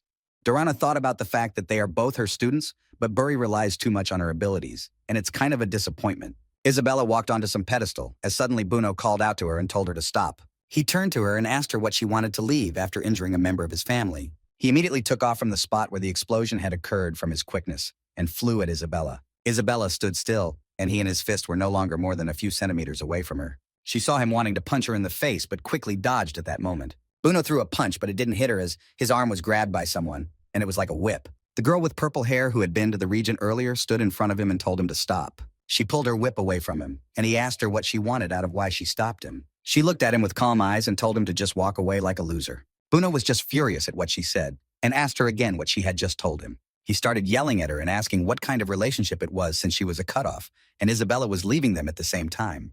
Buno didn't stop and wanted to continue hurling accusations at her, but at that time, he was interrupted by Sofasak and said that he had had enough of this performance. He told him about avoiding conflicts with other competitors outside the competition area. If they did not want to be disqualified, he asked him if he wanted to become the laughingstock of the nation. The audience laughed and asked why he kept causing a problem, and someone told them to start the next round already. Buno started to walk away and, transferring his gaze back, told the girl to just wait. The girl with purple hair asked about this being the last fight for the day. Sofasak turned to her and said she was right, as this was indeed the last fight. He said it was necessary for Teacher Martin to rebuild the arena, and the girl said it didn't need to be done. She turned to him and said that she would finish her fight very quickly. This girl's name was Thorst Penny, who was from the archer class, and she had to fight against a blonde man whose name was Tia from the druid class. A beautiful sun shone over the settlement of the eastern tribe, illuminating everything around. But for some reason, something was burning in this settlement, and the smoke was rising higher and higher above the clouds. The blow came in the chest of a creature that looked like a human, and he flew off into the wall like everyone else who tried to resist, and the creatures with the children sat there afraid. A small cage was erected around them, and they all sat in it, and someone closed the door. Just as suddenly, another creature also took a hit, and someone told him to get on his knees. This creature that was completely green in clothes, and also with green hair, fell down. The creature knelt and looked up with eyes full of tears, and he saw Tolls Angus and Sato in front of him. Tolls Angus started to remove himself and told Sato to destroy him, and he said he understood. Sato turned to his men and told these punishers to listen up. An army of soldiers stood over each creature, and Sato ordered them all destroyed. They executed their order lightning fast, and the shadows of the heads fell to the ground along with the lifeless bodies. When the soldiers had accomplished their task, they brought their swords above their heads, raising them upward. The two shadows that stood in the forest behind the trees said that they could not believe that humans had destroyed the eastern tribe. One of the shadows asked where they were going to take the remaining refugees, and the other said he didn't know that. The first shadow said that it was all the minister's fault for not sending troops here and forcing them to watch their fellow humans being slaughtered right in front of their eyes. And he also said that after the settlements are destroyed, the humans will move their borderline right to the border of the Orc tribe. And the other shadow said it was because of this man who didn't want to make a peace treaty. They looked at Tolls Angus and said that as long as he existed, there would be no peace on the plains of Hallow. Meanwhile, the second round of the championship was still going on in the arena as well. Viewers were watching and asking about what's going on now, and if this guy is really going to the other side of the world. Tia from the druid class gritted his teeth and screamed in pain as a black whip was wrapped around his neck. And Penny from the archery class set a purple dumbbell in the air and yanked a whip through it, suspending Tia. She had been waiting since the beginning of their duel for those long-awaited words. Just as suddenly, Tia began to gasp for air and he hissed his surrender. The teacher from the druid class wondered how she, such a simple student, could have such skills. He went to the archery teacher and asked why she was using a whip since she wasn't his student, and he said that there were no rules limiting the choice of weapons depending on class.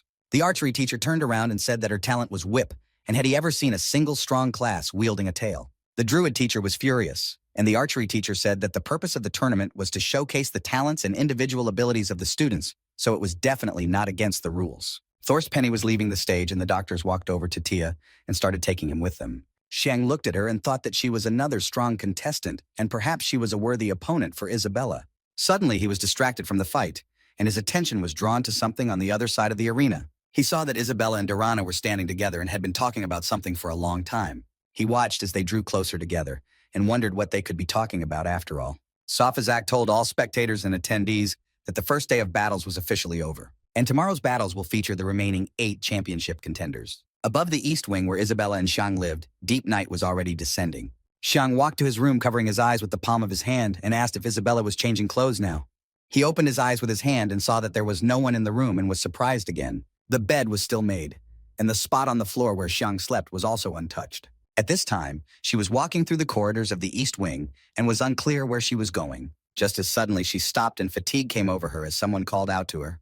She covered her eyes and realized it was Xiang, and he said with joy in his voice that he had finally found her. He asked her about her things not being in the room anymore and where she was going. Isabella talked about Durana saying she could help her learn to control her borderline power, so she decided to live with her, and Xiang asked when she was coming back. She covered her eyes and spoke about how he didn't need to worry about when she'd be back. Xiang started to raise his voice and asked what if she found out about her real and identity. Isabella still stood in a half-turn and told him that he may not worry about her anymore since she had told him earlier. He couldn't say anything to her, and she started walking away from him in the opposite direction. He then went to his room and lay on his bed, not understanding what was happening to her. He got out of bed and reached for his notebook, his briefcase, which also held the scrolls. A light came on in the room he was in, and it reflected throughout the city. Morning came, and Safisak welcomed all the teachers and spectators into the arena. He told everyone that the next round was about to begin, and the first contestants would be Torst Rena, who represented the magic class.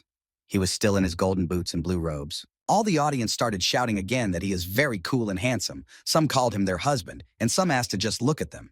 And on the other side of the arena was a red-haired girl who was dressed in all green. This girl who represented the archery class was called Jolun Tanya. Eli looked at her and said that she looked strong enough, and Moto said that everyone was sure that Rena would still take the cup. Then he turned to Siang and asked him what he thought about it. Moto looked at him since he didn't answer him and thought about how he was very focused today. Sofazak steps out from the middle of the arena and says that the fight can begin. Tanya lowered her hand on which was engraved a blue picture in the shape of an arrow. And in that hand, a heavenly colored arrow began to appear and she was already preparing to attack with it. She drew her arrow and immediately released it in the direction where Rena stood. The arrow flew emitting a bright blue glow that was visible from start to finish. At this time, Rena stood there doing nothing and waiting for that long-awaited arrow to approach. He closed his eyes and focused on what he had to do from the moment he stepped into the ring, and his concentration made a circular magical shield around him resembling a honeycomb. Tanya immediately pulled out 3 more arrows, but they were green in color and pointed them at him. These arrows also struck the blue shield that Rena had lined up in front of him. Tanya looked at him and thought about the fact that this type of attack was useless against him. She drew the arrow again, but this time she aimed not at him, but at the sky and thought about what she would try to do so. The arrow immediately flew upward and a moment later came, but much brighter. Immediately, the arrows began to separate and at an equidistant distance from each other began to fly downward. Rena looked up and saw a rain of green arrows raining down on him, but his honeycomb defense prevented him from getting close to it and doing damage. From the spectators' side, they could only see that there was green rain around Ren, and they couldn't see him. The red-haired girl began to access her magic again, and her hand began to glow blue. At this time, Ren stood unwaveringly inside the dome and simply defended herself against her attacks. He opened his eyes and shifted his gaze to the shield where small cracks had formed. Tanya's green energy began to pass through the cracks and completely destroy the dome from the inside. Suddenly, the dome cracked like glass shattering, and she thought to herself that she had it all worked out. At this time, he didn't attack her. He covered his eyes, and the air around him began to move. Tanya stood mesmerized and could do nothing but think about what was happening. At the place where Ren stood, there was a huge tornado around which Tanya's arrows were flying and flying. She took up the arrow and thought about the fact that she had to attack at full strength if she wanted to defeat him. Her green energy began to shift not only to the arrow, but also to the bow she wielded in her hands. And she had already prepared an arrow to start attacking Rennie, who was inside the tornado. A huge bright green arrow headed towards where Ren was still standing. Tanya was sweating really hard from having already lost enough energy, and half of it transferred to her bow. Well, when she released that arrow full of energy, she summoned an archer ability called the Arrow of Destruction. Her energy sent a huge strong stream across the arena, and a huge crack was left where it flew. Crushing everything in its path, this arrow flew into the tornado, and the next second there was a huge explosion. The girl waited for the dust to settle and said that there was something wrong here, for he must be badly wounded if not destroyed. The dust completely blocked the sense of seeing, and Ren had one small scratch on his face. Rena began to speak from the veil of dust about how she had used her strongest skill from the beginning. Once the dust cleared, Tanya saw that there was a huge hole behind Ren on the stage. She started breathing nervously and thought about the fact that he was blocking her strongest skill.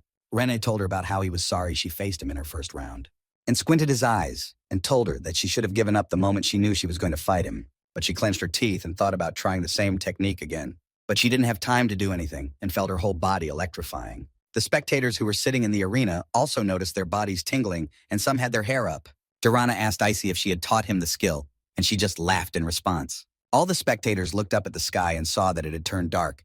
They were getting scared, and some thought it was weather magic. Tanya was also looking at the sky where there were lightning bolts, and she was thinking about what he had done after all. Also, thoughts began to run through her mind that her body was numb and she couldn't move. She immediately shifted her gaze to Ren, who was already about to strike. He got off the ground a little and told her about her hitting him, but that was all she could do. Behind her, the ground began to get expensive and she just tisked and drew her arrow again.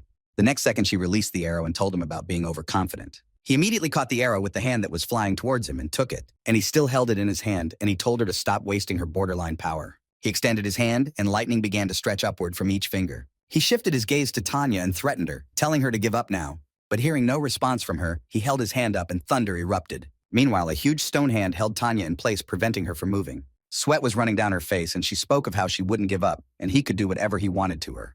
His pupils couldn't be seen in his, and they were completely white, and he told her about it being her choice. And immediately, everyone looked up at the sky, and it was even blacker than it had been before. Everyone was waiting to see what was about to happen as lightning did not descend from the sky. Xiang asked if he is really able to summon a dragon, and Aisha said that it is not a real dragon, and the dragon reflects the power of Rene's magic.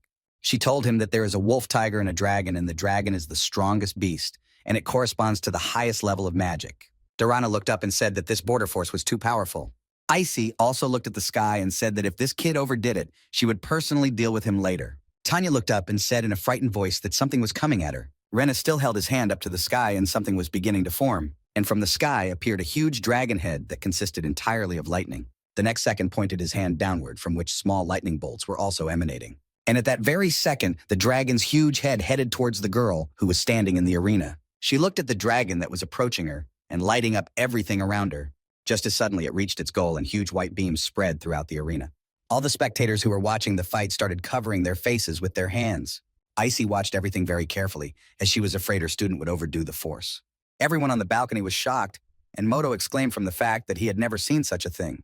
King also covered his face with his hand, and Principal Basil Andre was shocked at what he saw. Rena stood in his own place and didn't even think of attacking again, as he was sure that everything was finished. When the dust cleared, he saw that her teacher was already sitting where Tanya had been. He immediately picked her up in his arms to carry her to the hospital and help take care of her health. Icy came up behind Rena and spoke about him going too far. He started wiping his face where there was a scratch and blood and said that there were people here to help her, but did not answer the teacher's objections. The principal of the Royal Academy approached the archery teacher and told him not to worry, as she had just fainted for a while. He also told him about she has good potential, but unfortunately she met someone stronger. He told him to take her to the druid teacher for treatment, and the archer teacher said he understood. All the spectators were saying that his first ability was the strongest, and he was too strong for the others. Moto, who was standing on the balcony, was drenched in sweat because he was too scared. He got hysterical and said it really scared him, and he shouldn't have been in that stage of the competition. But Xiang, who was beside him, listened to his exclamations but just thought about what he would do next. Aisha said about them just giving up if they meet him, and Moto said she's right, and it won't be easy with him. Eli said it would be cool if he met him in the first round. Xiang told him that he's very strong, and he will likely have a fight with him, but let him not forget that he is also one of his opponents, and Eli told him that he will give him indulgences when it happens. Sovazak stepped into the middle of the arena and greeted the people, inviting them to the next round of competition. On the first side of the arena was Eli, who represented the melee class, and his opponent was Emery, who represented the shepherd class. Moto turned and saw Xiang start to walk away from the balcony, and he was surprised. He turned to him and asked if he wouldn't watch Eli fight, and Xiang said that he would definitely win. Isabella looked after him and thought that he might be disappointed when he knew the end of the fight. Eli threw punches with his fist in the arena that burned with red flames. Emery was standing in the middle, and he was breaking up the arena around her and making little indentations in it. As suddenly he stopped doing that, he looked at her and asked her why he couldn't hit her. She looked at him and a soft aura enveloped him, and she said he couldn't be cruel to a girl like her. Everyone who watched it was shocked, especially the headmaster of the Royal Academy, and he said he couldn't believe it. Just as suddenly someone called out to him, and he realized it was someone to his right. Mr. Martin approached him, and he asked him what was wrong or if he wanted something. Mr. Martin told the principal of the Royal Academy that his student Xiang Ye asked him to find the principal. He smiled a kind smile and said he understood and would come to him soon. He stood near the entrance to the arena outside and waited for the director to approach him. As suddenly he heard some voice from behind, and this voice told him that he heard that he wanted to talk to him. Xiang put his hand behind his head, saluted him, and said that he didn't want to disturb him, but he had something. At the same second, the director of the Royal Academy raised his finger and pointed at the small circle and told him that he was already aware of it. A huge portal grew out of the small circle and told him that it wasn't particularly comfortable here, and why don't they go somewhere else? He told Xiang to follow him, and Xiang told him he understood. As suddenly they were transported from the huge portal that was near the arena to a room similar to a library. He took a seat at his huge table and also told Xiang to take a seat, and Xiang was surprised at this. He sat down on a chair and asked about whether the magic and the transition scrolls he used and his teleportation were the same thing or not. Basil Andre told him that it would be inconvenient if he made the scrolls separately each time. As suddenly he began to draw a small hexagonal purple star in the air with his fingers. He drew a circle in front of him and a star in it and said that he had just shown how to make a transition seal, and now everyone could make the scrolls themselves. Xiang looked at this and was very much surprised as he realized that he would be able to use the power without the scrolls. And Basil Andre told him that if he could draw a seal, he could also use teleportation magic. Xiang thought about the fact that this guy was giving away magic for free and he wasn't that bad. Basil Andre thanked him. Xiang was surprised and asked what he had just read his mind. While the kettle magically poured him tea, he said it always happens, not intentionally. Spoon began stirring the contents of the mug, and he said that when Xiang had the same level as him, he too would most likely be able to read other people's thoughts. The mug flew to his hand, and he said that it seems to be the reason girls avoid relationships with him. Xiang asked if it annoyed him, and he replied that he was the first person to say such a thing to him. Others usually wished for this ability and envied him. He also said that this ability was becoming quite annoying, and the regent disliked him mostly because of it. Xiang said that he is only disliked because of his own bad thoughts that he tries to hide from the public, and the director said that he is very smart. He also asked about being here because he wants to know what happened that day. Xiang looked at him with a smile and said affirmatively that he really wanted to know about it. At the same second, he lowered his gaze to the table thinking about something and wanting to say something. Basil Andre told him about not being from this world, and he wanted to go back since he got here. Xiang was surprised at what he heard and shouted a question to him asking if he could send him back. The principal said that with his borderline strength, he wouldn't be able to do it alone, and Xiang asked him about the fact that he was very strong while being unable to do it. Basil Andre smiled and told him about the thing he had that would help him get back. He touched his neck to get the chain and said maybe, and he immediately pulled out a gold ring with red stones and said this could be the ring. The headmaster told him that the red stone on this ring was called the primary pearl of the world, and it was one of the first items created when the plains of Hello were still forming. And according to the calculations, there were only 2 pearls left, and one of them was in his possession and the other in the Demon Queen's. Also, these pearls contain a large amount of borderline power, but however, the Demon Queen pearl was only used to summon it. If he still wanted to, then the headmaster could use the boundary power of the world pearl to send him back to his world. Xiang was very much surprised and asked again if he would be able to go back. The director of the Royal Academy was silent for a while, and then answered affirmatively. Xiang had been thinking many thoughts in his head the entire time, and looked at the ring. But once he came to one opinion, he told the principal that he wanted to stay. The headmaster of the Royal Academy was very much taken aback by his answer, and placed the mug of tea on the table. Xiang talked about how in his world the words Demon Queen is associated with some sort of grotesque, but she is not. He remembered that while he was with her, she made him experience different feelings. She was not much different from other human girls, and also she trusted him, and he felt it. He got up from his chair and told the headmaster that he had promised to bring her back to the demon tribe no matter what, and until she returned the title of queen, he would not leave this world. The director of the Royal Academy was surprised again and asked again what it meant to return her title. Xiang told the principal that he knows that Isabella has a low opinion of him and generally considers him a heavy burden, and the principal said that he thinks he understands the demon tribe a little bit. Xiang leaned his hands on the stand and said that he wanted to prove to her that he was capable of handling everything. He looked at the director and said that he would do his best, even if it cost him his life. After Xiang's words, the director of the Royal Academy started laughing very loudly and told him that it is good to be young since at his age thoughts are simple and pure, and it is very beautiful. Since one doesn't want to hold back, pulling the other back, while the latter doesn't want to get in the way of the former. And he told him about being very charming. Xiang looked at him and sweat ran down his face and asked him what he meant. And the principal asked him if he wanted to know what really happened that day. He smiled again as he always did and told him he would tell him everything that was there. He told him that Isabella had asked him since he already knew everything he could send them back, but he said why us, and whether that meant she wanted to take him back too to end things. And she told him he thought it was right since they promised each other they'd get through everything together. He laughed again and said that this kid thinks this world is nothing more than a game. He also told her that she was the one who had been betrayed and the one who wanted her throne back, and asked if she wanted to put the future of this world in human hands. She looked at him with all determination and told him that everything was right, but she was trying hard too. The principal told her that he had a suggestion on how to let him return to his real world. He also asked her if she would let him go, and Isabella looked at him. Since one day he'll be back in his own world anyway, and he asked again if she could live with the guilt, if he got hurt trying to solve her problems. She took Xiang up on it, and he said he didn't even have to be responsible for her. And Isabella asked him to let them return to the Moon Mountain to continue the competition. He looked at her and asked if she was going to climb the mountain with him. She held him on her and said he got it right, she was going to carry him with her. She also said that everyone thinks he's a useless log or even her personal slave. She lowered her eyes, pondering something, and said she certainly didn't think so. And she told the principal with full confidence that she thought she was wrong about him. She remembered him taking Icy's balloon and said he used to have a life of his own.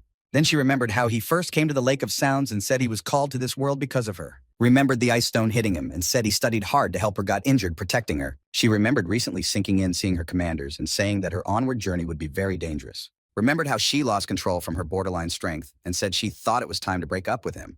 And after replaying the memories in her head, she told him that she wouldn't leave him to die here. She looked at him on her shoulder and said that she wanted to finish the first part of the championship with him, because he had promised her that. He looked at her smiling and asked what was the point of all this. Isabella said to let him think it was a return of all the pure love and care he'd given her. And she'll keep her distance from him after the first round of the championship. They were immediately transported after her words to the Moon Mountain, and she stuck her sword into it to climb it. Xiang was attached completely to her while she gradually jumped along with him on her sword, advancing further and further. There was a huge metal chain tied to the sword, and she threw it farther and farther again and again. And while she was standing on one of the swords, she grabbed the chain and climbed up it to the second sword. She looked up and saw that there was a short distance to go. Isabella looked at him and told him to wait a little longer because they were getting close. She reached the top ball and, standing on it, took the chain in her hands and began to untwist it. Just as suddenly, Isabella pulled the sword out of the mount and began to unsheath it again to cast it. She did it successfully, and the sword stuck into the mountain, but there were a lot of cracks around it. Just as it began to creep up the iron chain, something happened. The upper sword unhooked, she fell on the lower one, and the 2 balls connected by the chain flew down. She held onto the mountain with her hands, and blood began to run down her arms from the pain she was feeling. She climbed the moonlit mountain with her bare hands, leaving her footprints on it. When she looked at her hand, she was surprised and didn't recognize what was left of it. But that didn't deter her, as the immense motivation that blazed within her propelled her upward. And once she started crawling on her own without swords, the distance immediately subjectively increased. And showing all this to Xiang, the director told him this is what happened after he passed out.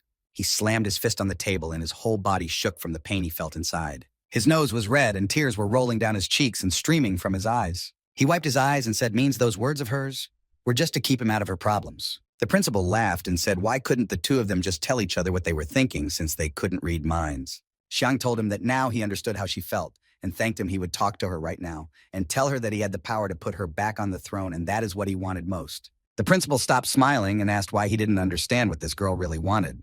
After all, she'd tried so hard to keep him out of her own problems, and even after all this, she would be embarrassed if he exposed her, and Xiang said he was right.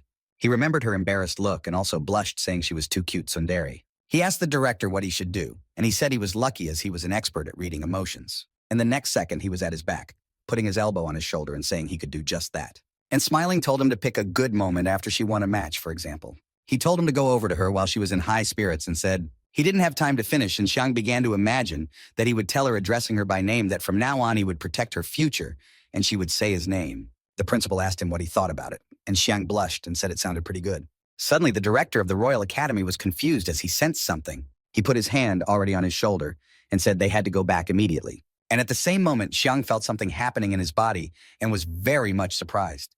And the next second, they were where they had been a few minutes earlier. But only this time, the director moved them not outside the arena, but inside, and they saw the fight. On the stage fought Moto, who was already completely beaten up, and his body was bloody. And his rival was Prince Buno Tolas, who beat him out of a vicious laugh. Moto flinched from his punch, and Buno decided to throw another punch before it landed. But he had no sooner done so than he heard behind him that he had been ordered to stop. The director of the Royal Academy was lightning fast and picked up Moto in his arms. He told him that it was very uncool, and he just didn't have the strength to resist him. He held him in his hands completely beaten and asked him if he could hear him. Xiang looked at him and didn't recognize his friend as he was very badly beaten. The doctors were carrying him away on a stretcher, and they were yelling for a hurry. Xiang walked over to his friend and called out to him since he didn't respond to anyone's shouts. As suddenly, Moto's completely swollen face turned to his friend, and he called out to him and told him he hadn't given up. Xiang was glad that he finally pulled back and told him that he had been a great good boy.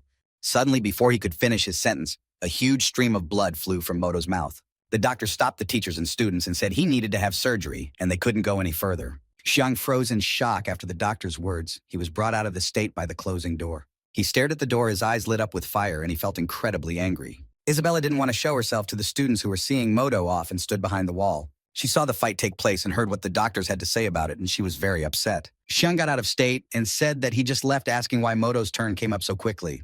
Eli, who was behind him, said the 2 matches before Moto were over pretty quickly. He also told him that he broke Emery's spell and won his round.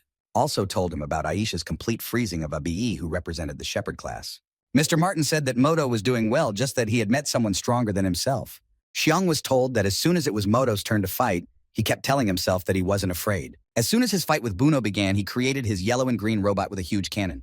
And everything was great, and it worked perfectly and performed its function. But Buno told him about what he thought he just might, and used it to relieve stress. Buno took off his jersey, completely destroying his robot, and struck the arena, which pushed Moto away. Xiang said that he knew no mercy, and the guy from the blacksmith class said that if they hadn't shown up in time, he would have been destroyed. Xiang pulled away from the conversation, walked to the door, and called out to Moto, telling him that he had to survive. Night was already falling over the east wing, and the championship came to an end for the day. Xiang was lying on the floor in his room and couldn't sleep as he was thinking about something. He kept thinking about how even with the technology from his world, he was still weaker than these people. Suddenly, his musings were interrupted by someone as he heard a knock on his door. He jumped up from the floor and thought about Isabella finally coming to her senses and coming to their room. He rushed with all speed to the door to open and launch it.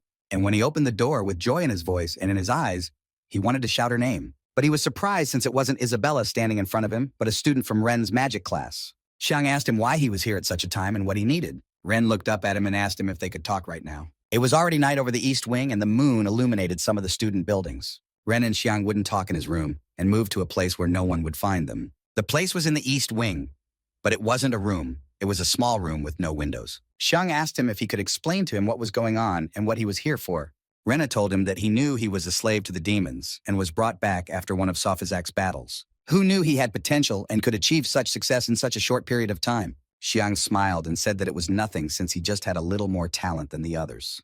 Rena talked about how he wasn't bad during his match yesterday, and everyone, including the king, supported him, but not him. He has spoken to the king, and if he continues to progress at the same pace after graduation, they will attach him to the army as a sergeant. Xiang was surprised and asked him which rank was higher, sergeant or major, and Rene told him that the rank of major was, of course, higher. Xiang told him that it wouldn't work like that, and he had to recommend him and the title of Major too. But he thought about what he was saying as if he had already taken the first place and received that title. Ren lowered his eyes and told Xiang about how he was quite greedy in that regard. He said that the rank of sergeant was already good, and Xiang said that after the championship, he would become a major and let him not worry. Ren stood up and said that the rank of major gives only one advantage, and that is the free entrance to and exit from the walls of the capital. But there is also a disadvantage. Major must always be ready to instantly engage in combat. Blacksmiths are incapable of fighting, so he offered to create a new unit for him to command and said it was a mutually beneficial deal. Xiang was listening to him, and every word was hitting his self-esteem as suddenly he shouted, saying his name. He growled to him about who said blacksmiths couldn't fight and whether he himself doubted his abilities. Rene was very surprised by these words, and he went on to ask him why he was making decisions for him and if he had asked him to do so. Rene talked about doing it in good faith, but since he still has no confidence in him, he may as well remain a useless log. He covered his eyes and said it was the best thing he could have asked for him.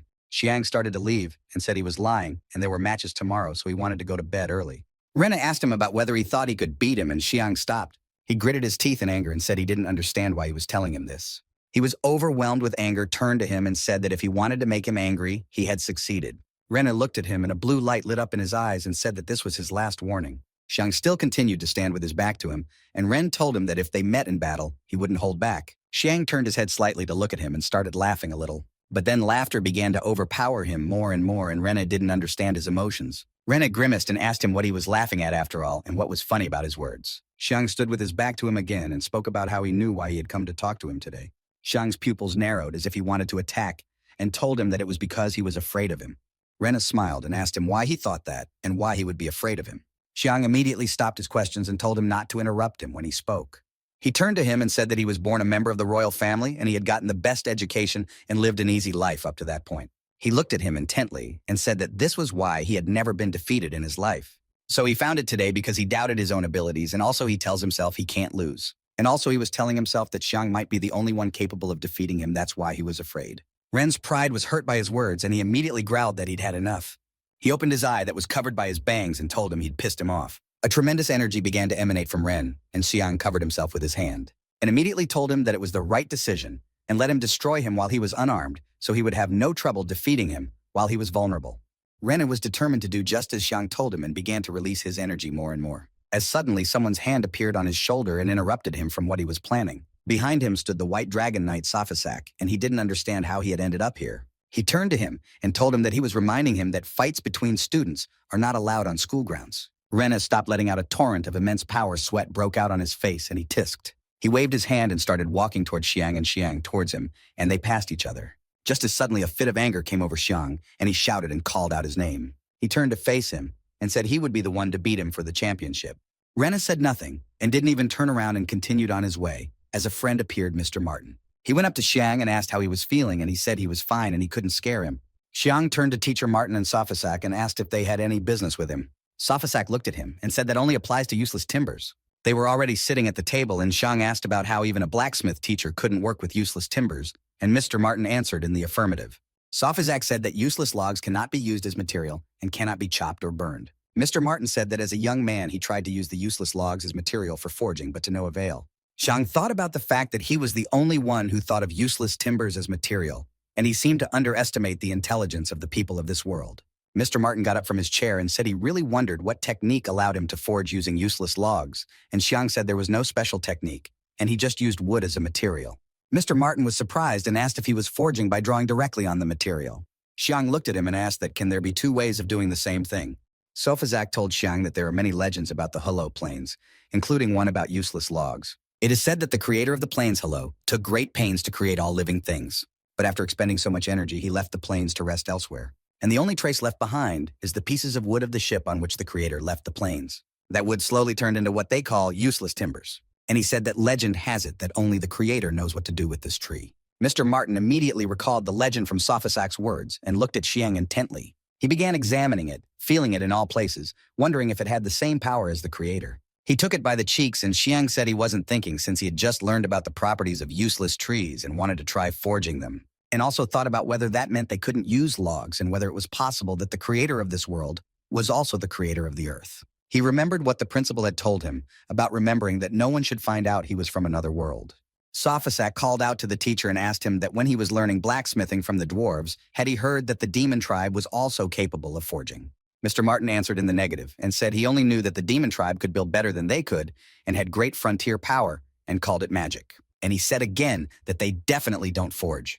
Sophisac said that Xiang must have been in contact with someone else when he was with the demons. Mr. Martin talked about being able to use useless logs, and maybe he really can beat Ren. Xiang immediately said that maybe that wasn't an option, and he would definitely defeat him. What Sophisac said is that he's very confident and determined, but he has to tell him something. If he hadn't just shown up, he might have actually destroyed him. Xiang said that the next time they met in the arena, he would defeat him. The next day, all the student residents were already at the arena and wanted to watch the championship. Sophisac stood in the middle of the rental with the competitors and said they had reached the second round of the championship. Everyone who made it to the second round was standing behind him, and he said the quarterfinals were about to begin. Xiang looked at Isabella, and she covered her eyes again, concentrating on winning. Sophisac said that Xiang Ye from the blacksmith class and Nina from the cooking class would fight in the first round, and also said that the students could get ready, and the duel would begin in 10 minutes. Xiang Ye retired to a room in which he could prepare and began to pack his briefcase. He also took a few scrolls and tucked them into his belt to quickly use them in case of anything.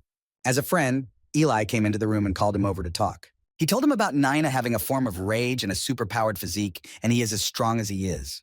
Xiang turned to face him and told him not to worry about him, and he already had a plan. Aisha, who was not far behind the wall, looked menacingly at Eli, who was cheering something. Xiang told him that with what he said, he doesn't even know how he won his previous fight. Aisha said Eli was really strong yesterday, but he should still get a stern reprimand to come down to earth. Eli was furious at these words and asked why he couldn't hit her, saying that he couldn't believe she must have used some kind of magic and illusions. He remembered his fight, and Emery telling him that with his aura, he had single-handedly dispelled her illusion, and she used the last ability called Star Shackles against him in battle. And his movements were immediately completely blocked, as the stars were very sharp. After that, she covered her eyes and used another of her abilities called Seduction. Eli resisted her warm aura, but also the shackles of the stars completely restrained him. He looked at her and immediately got embarrassed because he felt himself falling in love with her. All the onlookers were also shocked, and it didn't matter who it was, man or girl. And they also looked at her and fell lightning fast in love from her abilities that she applied. It also began to work on some teachers, and some resisted it. Sophisac covered the king's eyes with his hand and said he had no need to see this ability. After he kept not giving up and resisting her abilities, he broke her shackles. And he summoned his borderline strength, saying that these emotions wouldn't be able to stop him. Emery was amazed that he had completely shattered all of her abilities that she had applied to him. She looked at him with fear in her eyes and asked why it didn't work on him. But she didn't have time to speak before Eli struck her cheek with his fist. Her face flushed, and she thought about how manly he was after all. She fell to the floor and said it hurt, and Eli put his fist up and said he won. The audience looked at him and weren't even going to yell anything because they were shocked by this. Teacher Mike Jaso covered his eyes and asked if he couldn't hold back fighting a woman. Just as suddenly, Eli heard the audience start talking about how he punched her in the face and it wasn't fair. Xiang finished listening to this and smiled slightly, thinking that he was too straightforward a guy. Eli told Aisha that he was just trying to win, and she said he was overdoing it. But he asked again, doesn't that mean she went too far too? She immediately began to remember her fight as she began to use her power against her opponent. Eli told her about Abi trying to summon his into the beast when she froze him in place. And while Aisha and Eli were talking, Xiang said that Aisha was also quite strong. But they didn't hear him and continued talking about duels, and Xiang turned to the side. He saw Isabella also standing near the window, watching something from it. He looked at her, and for some reason her presence immediately made him smile. Sophisac stood in the arena and said that 10 minutes had passed and invited the students to enter the arena. The spectators said that this round promises to be interesting, as it is a battle between the first contestant from the cooking class and the last one from the blacksmith class. Xiang walked out and heard everything the people were saying, namely the question. They were curious about what unusual weapon he would demonstrate this time. One man said he thinks the blacksmith boy's gun is in his bag, and the other guy said he thinks they're both contentedly strong. Nina came out and people were wondering what ability the guy was using, and also said about how his voice is like a girl and really funny. Xiang and Naina were standing in the arena looking at each other when suddenly Sophisac said for them to start the fight. Naina told him about how he didn't think he would have to fight him in this round. At this time, Xiang, without thinking, reached for his quill, which he tucked behind his back. Naina concluded his monologue by saying that competition is competition. Xiang told him that he understood and suggested that he start a duel. Immediately, Naina swung his hand and channeled his green energy into Xiang. Xiang raised his feather upwards, and the same front began to line up small stone columns. And while the columns were struck by the frying pan that Nain had directed, he flew toward it from the side. And he immediately threw the frying pan at him, and Xiang barely had time to dodge it. The next second, Naina brought his skillet over his head to strike at Xiang's head. In the meantime, Xiang didn't resist but only clanked on his feather, selecting the right stone. He stood with his back to him and a small blue shield appeared behind him that would protect him. Naina was delivering his blow and saw a magical barrier appear behind Xiang, and he wondered. He didn't realize how he'd done it, and looked at him in horror. Xiang looked at Naina, and it made him smile a lot as he managed to do so. In the next second, a stream of blue energy began to emanate from the magic shield. That blue energy was like a stream of water that threw back Naina. But due to the large flow of energy, Xiang couldn't handle it and fell face down. Naina stood behind him and with his strength held back this stream of energy that was coming at him. Naina stood completely wet and asked Xiang if it was water magic. But when he shifted his gaze, he saw that he was lying on the floor just as wet. Just as suddenly, he stood up and said that he knew he would try to attack him from the back, and thought to himself that he had forgotten that Newton's third law is so painful. There were abrasions on Xiang's face, and he said that he would now defeat him with magic. When the audience saw what he did, they didn't understand how he did it. Magic teacher Icy also wondered about the fact that it was a water magic seal. Bruno, who was standing on the balcony, also asked if he wasn't a useless log and why he was using magic. Isabella, who was standing next to Eli, asked what he was going to do. Naina asked Xiang what it was and how a magic circle appeared behind his back. Xiang turned around and said that it was correct and it was a magic seal to create a water pillar. Icy went up to Mr. Martin and asked him if it was true that Xiang Ye was a useless log. She also asked Mr. Martin how he could use magic if he didn't have any. He asked her if she remembered lending him a spell book years ago. She blushed and said she remembered everything since he was quite handsome back then. Mr. Martin covered his eyes and said that some time ago, he discovered that if you draw a seal using a high-level element stone, you can use magic yourself. So last night, he and Sophisac came to Cyan's house to talk about useless trees, and he asked him about magic. Xiang asked him if there were other ways to activate the magic circle, besides using border force. Mr. Martin answered him favorably, and told him that if you take the stones of the elements, you just have to draw the seal to make it work. The water stone will allow you to use water magic, and with the electricity stone, you can use the power of electricity, and the red fire stone allows you to use fire. Xiang smiled and asked, didn't that mean that blacksmiths could fight like ordinary mages? Sophisac told him about how mages only need to learn the basics of seal making to use magic, and also told him about how blacksmiths are still weaker than mages in that regard. Mr. Martin told him that it takes an entire elemental stone to create such magic. He also warned him that each seal only works once. Icy told him that actually these stones just create magic and that's it. She also asked him if they weren't super expensive, saying that even a very rich man couldn't afford one, and Mr. Martin said he was damn rich. Mr. Martin told her that in a short time, he had made a lot of money selling his inventions, and also their figures with Durana sold best. Durana said that means it was him, and he's the reason men have been staring at her lately. She said how dare he disrespect his teachers, and Icy said she would destroy him. At this time, Xiang, who was in the arena, did not understand what was happening to him, and he wondered why his back suddenly felt cold all of a sudden. Nine asked Xiang about being a borderline powersmith and didn't tell anyone about it. And Xiang smiled and told him about how he was just an ordinary, useless log. Naina immediately prepared his frying pan and spatula with which he was going to strike. Xiang in turn prepared his feather and saw Naina flying at him. In that same second, a huge black wall appeared between Xiang and Naina. Naina swung his frying pan and immediately destroyed the wall that was blocking his path. And behind that back stood Xiang holding the scroll of the seal he wanted to use. Xiang smiled looking at him and touched the seal on the parchment with his quill. In the same second, the seal began to spark with lightning, emitting a purple color. Naina immediately began to slowly back away from where something was about to happen, but he immediately burst out of his seat and began to come behind Xiang again to strike. The seal completely came out of the parchment, emitting a purple glow with lightning. From this seal, a huge purple dragon appeared. It was thunder magic. Nain, who was at the side, saw that Xiang had already appeared two purple dragons. One of the dragons noticed Naina and he was too scared to do so. In the next second, two dragons with their mouths open flew at him. He put the frying pan and shovel in front of him, fighting them off, and immediately flew backwards from the collision. He held his skillet and spatula, and they began to disappear from the kind of force Xiang used. A purple electric force struck Nain and he began to scream in pain. Electricity erupted throughout the arena and Naina was thrown back against the arena wall. Xiang smiled and said that being able to use magic was too great. He looked at his burned parchment and said that just one use is a damn inconvenience. Xiang turned around to look and said that it seems it will take time to overpower this guy. Naina assumed a fighting stance. His body was burnt and he was very angry. He told him that it looked like he could only use his spells once. Xiang told him about it being a valid point, but he had prepared well for their fight.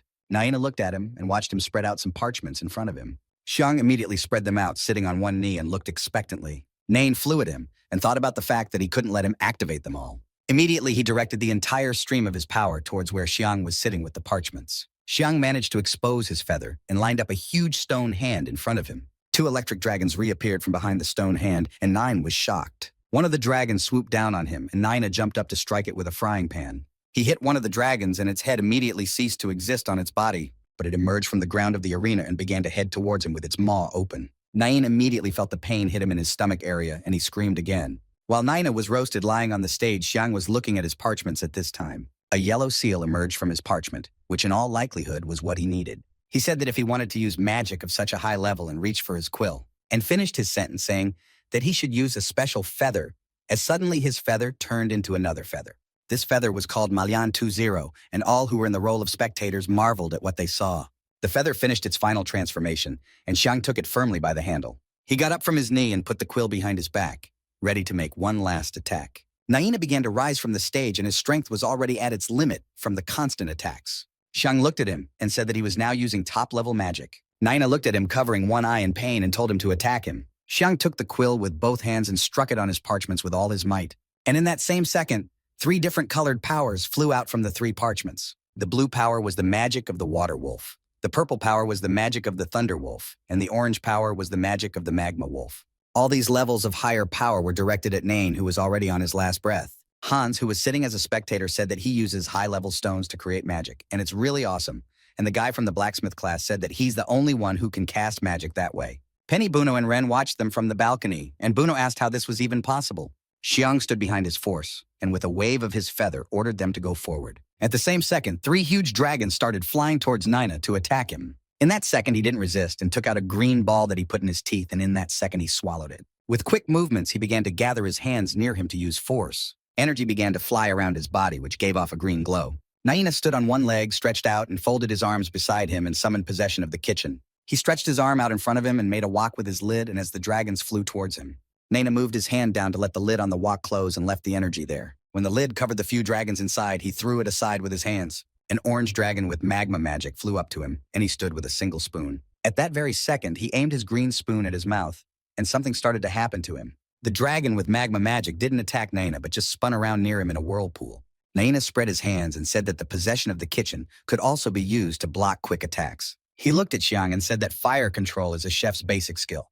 Xiang was shocked that he had handled his attack and said that the chefs in this world were damn strong. He thought that it took 3 different alloy stones to create 3 top-level spells, and he should use them more carefully. The audience was thrilled to see that students from the culinary class could fight too. Classmates from his class were shouting for him to go forward, and also that the cooking class was the best. Mr. Martin turned to teacher Mumu and asked what he had just eaten, and he said it was a power pill. Mumu's teacher said that Naina made it himself.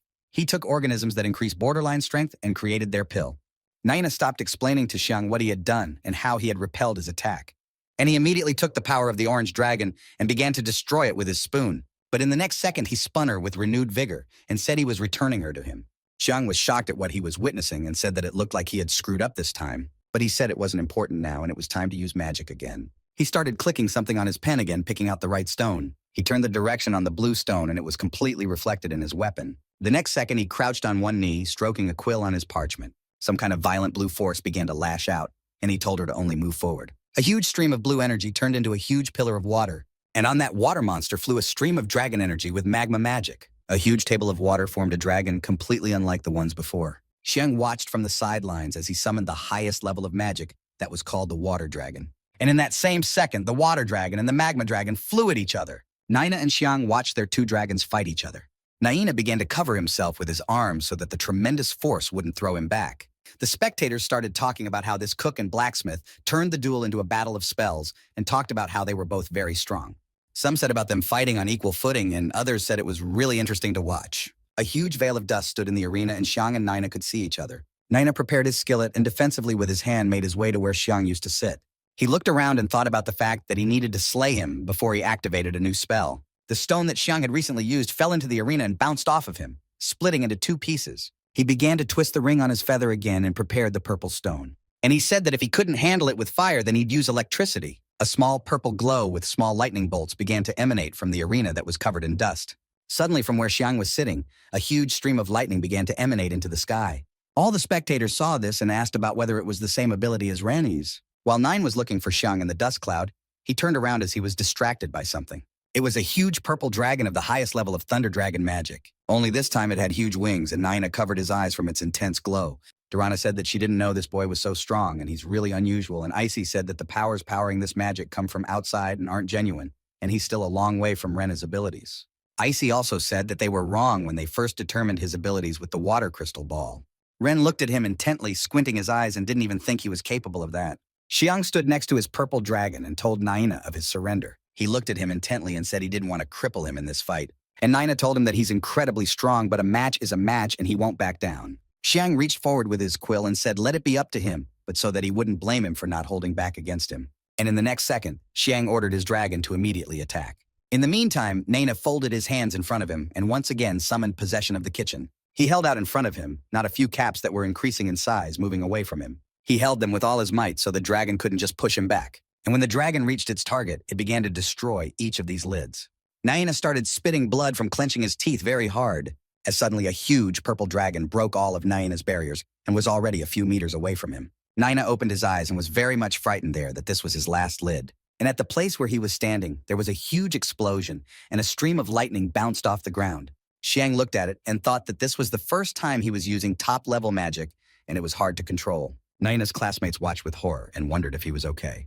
Mumu's teacher was also shocked by what was happening and couldn't say a word. Where Naina stood, there was a huge hole from the explosion, and there was still lightning in the air. Xiang called out to Sofasak and told him to make an official final judgment. Sofasak began to descend the steps from the king's pedestal and was about to make a speech. As suddenly he was called out by the cook's teacher and asked him to give a little time. Mumu's teacher said that Naina might be the same, and he stared at him intently and stalled for time. Sofasak and the cook's teacher looked at the place, and the teacher said that he had not yet admitted defeat. Suddenly, Naina started to stand up with his hand on the ground. His whole body was shaking because he had lost a lot of strength. He began to slowly rise from the ground, and his entire body began to be covered in cold sweat. He covered one eye and looked at Xiang with the other while constantly exhaling from helplessness. Xiang turned aside and looked at him and called out his name. After a while, he questioned him about whether he still wanted to continue this fight. He was breathing hard but told him that he could still fight and was full of strength.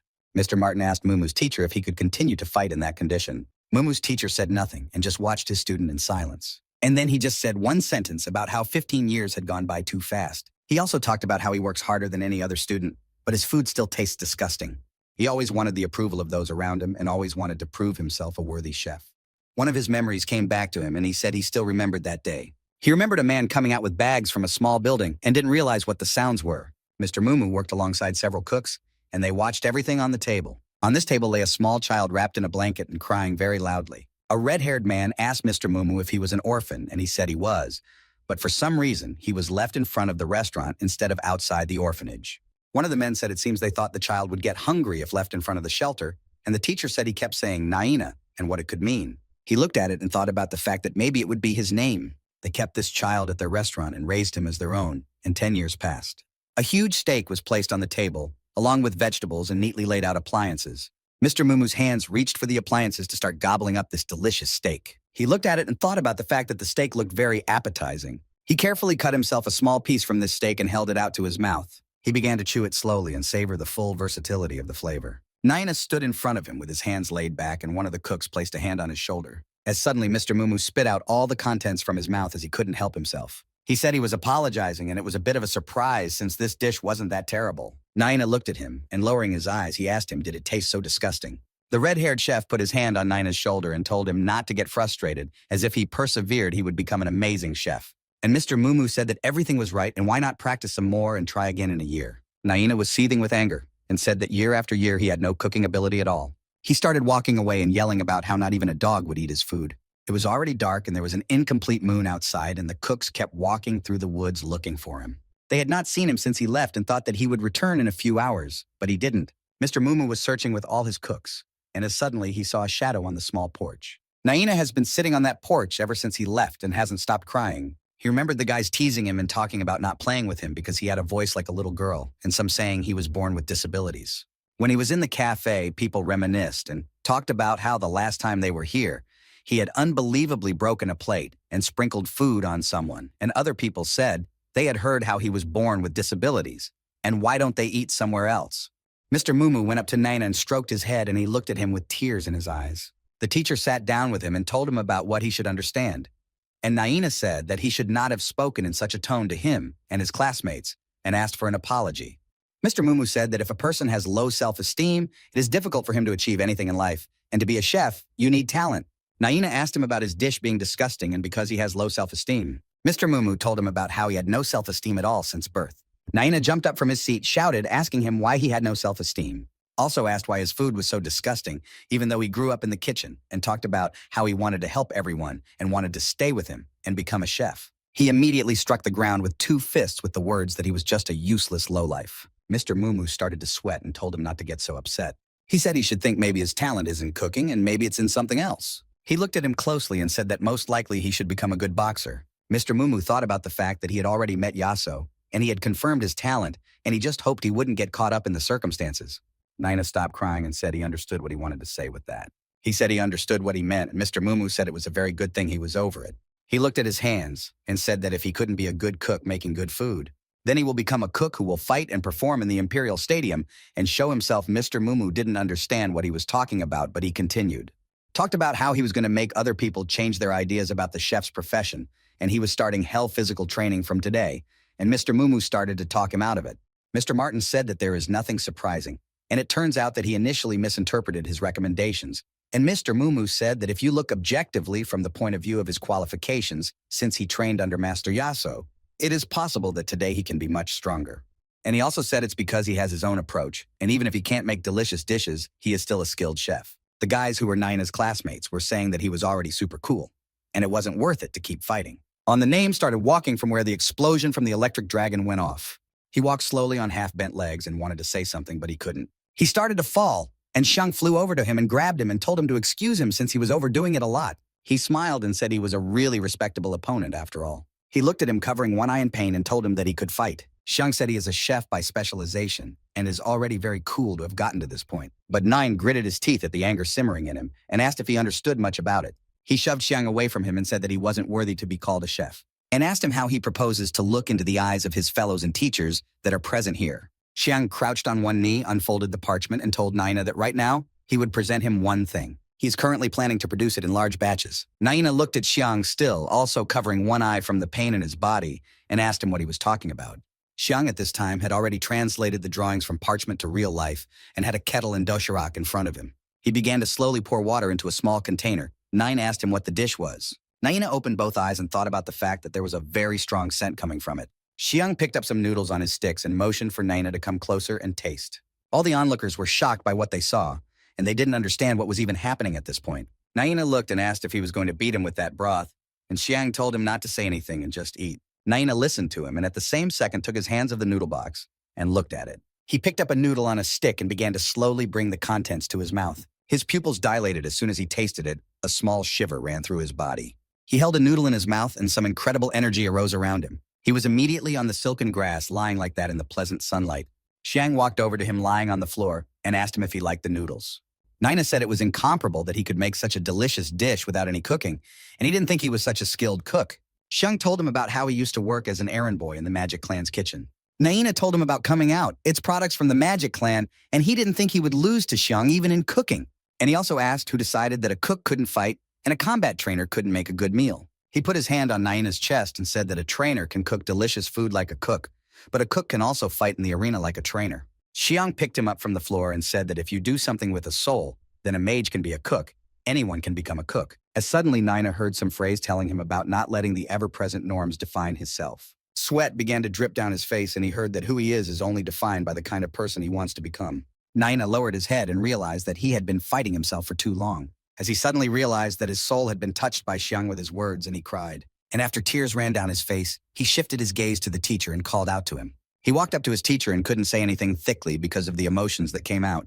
Naina looked intently at the teacher and asked him if he was worthy of the title of cook. Mumu's teacher smiled at him and told him he was a very good cook. Naina was surprised at these words, as he had practically waited his whole life for this. And he immediately threw himself into a hug after the words were said, and the teacher comforted him. Xiang looked at them and thought that he didn't expect that instant noodles could convince him. Suddenly everyone started clapping and shouting loudly as everyone really enjoyed the fight and its ending. Naina looked away as he heard all the congratulations being shouted in his direction. All the spectators who watched the fight began to say that the chef is really very cool.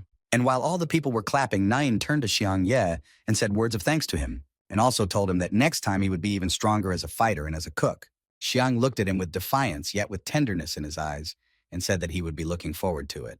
Sophisac and the king were also watching the battle as His Majesty suddenly called out to the White Dragon Knight. Sophisac turned around and told him that the noodles looked very appetizing indeed, and the king said that His Majesty would very much like to try this dish. Sophisac smiled and said that he listened and obeyed, and as soon as the tournament was over, he would find Xiang and order him to serve this dish. He walked down to the arena and strode over to Xiang, took his hand in his, and raised it victoriously upward, and told everyone that Xiang Ye from the blacksmith class had won this fight. And all the spectators started clapping joyfully again, shouting words of joy and raising their fists up. Sofizak interrupted everyone and said that the next fight would be between the hand-to-hand students Tolls and Eli. Eli put his fists in front of him and cheerfully announced that finally there was his way out. He immediately flew off the balcony he was standing on with the other students and was overjoyed when he landed, as suddenly he was very much surprised at who he saw in front of him as his opponent. In front of him was Buno with his own persona, who also jumped on stage and ruined it a bit. Buno looked at him and said he could finally get a good fight in with him and told him to step up on the new guy. The audience began to talk about how the royal prince was really strong and also wondered who was stronger. Tirana turned to Mike Yasso and said that his class is also fighting their classmates just like hers. And he told her that it wasn't quite the same since his students had made it past the first round of the tournament. But the headmaster of the Royal Academy heard what he said to Tirana and, descending in his chair, addressed Jaso. And with a smile, he asked him as if casually which of these students was stronger. He covered his eyes and put his hand on his heart and said that they were both strong, but if it was about the strongest. And shifting his gaze to the side and opening his eyes, he said that he was Buno. And at that moment, Aisha was standing on the balcony, and when she turned around and saw Xiang, she called out to him. She said words of congratulations to him, and he put his hand behind his head and thanked her. But he immediately dropped his hand that was resting on the back of her head and shifted his gaze from Aisha to Isabella. And he immediately headed in her direction, who was standing on the balcony leaning against him. Xiang walked over to Isabella and started coughing for her to get his attention to herself. He told her that after Eli's fight, it would be her round and that if she went on, she would most likely have to fight him. She didn't even look at him and asked him with indifference if he was serious about it. He asked her what she wanted to say about him not being worthy to fight against her and told her that she was underestimating him a bit, and she said that he was the only one here underestimating others. Xiang didn't realize it, and she asked him why he was so sure she would win this round. He asked her about whether it was abnormal to think that way and told her that Eli was very strong after all. And she told him that he most likely thought the Bushies and the Boers were weak and thought their third brother would be the same. He shifted his gaze from her to the stage and confirmed her words by saying that he thought so. Isabella told him that she didn't blame him since he didn't have borderline strength and couldn't sense it in others. She remembered how Buno had come flying at her with his fist raised after her fight with Buri, and she said that the borderline force she felt was not weak at all. He was very different from the other useless princes, and he might be the strongest of the martial arts class. Buno started fixing his jersey and talked about how the last round was super boring. And taking it off, he said he was finally fighting someone who could take a punch. Eli rolled up his sleeves and turned to him and said that even though they were students in the same class, and with a fire in his eyes said he had no intention of holding back against him in this fight. And Buno looked up at the sky, lifting his hands up and told him to let Eli attack him. And Buno also rushed towards him, saying that now they will test who is the strongest student in their class. And in that very second, they were next to each other practically face to face. Buno raised his hand and wanted to strike, but his fist was immediately stopped by Eli. And from the sheer force that Buno exerted, a dust cloud formed behind Eli. Eli held Buno's fists in his hands and told him that he was strong enough. Suddenly, after these words, something happened, but Eloi didn't realize what it was, and sweat ran down his face. Suddenly, the force coming from Buno began to increase, and he began to push Eli back. He noticed his fist and thought he had summoned some kind of power, but it was his usual non-borderline power. Eli smiled and told him about how he was much stronger than before.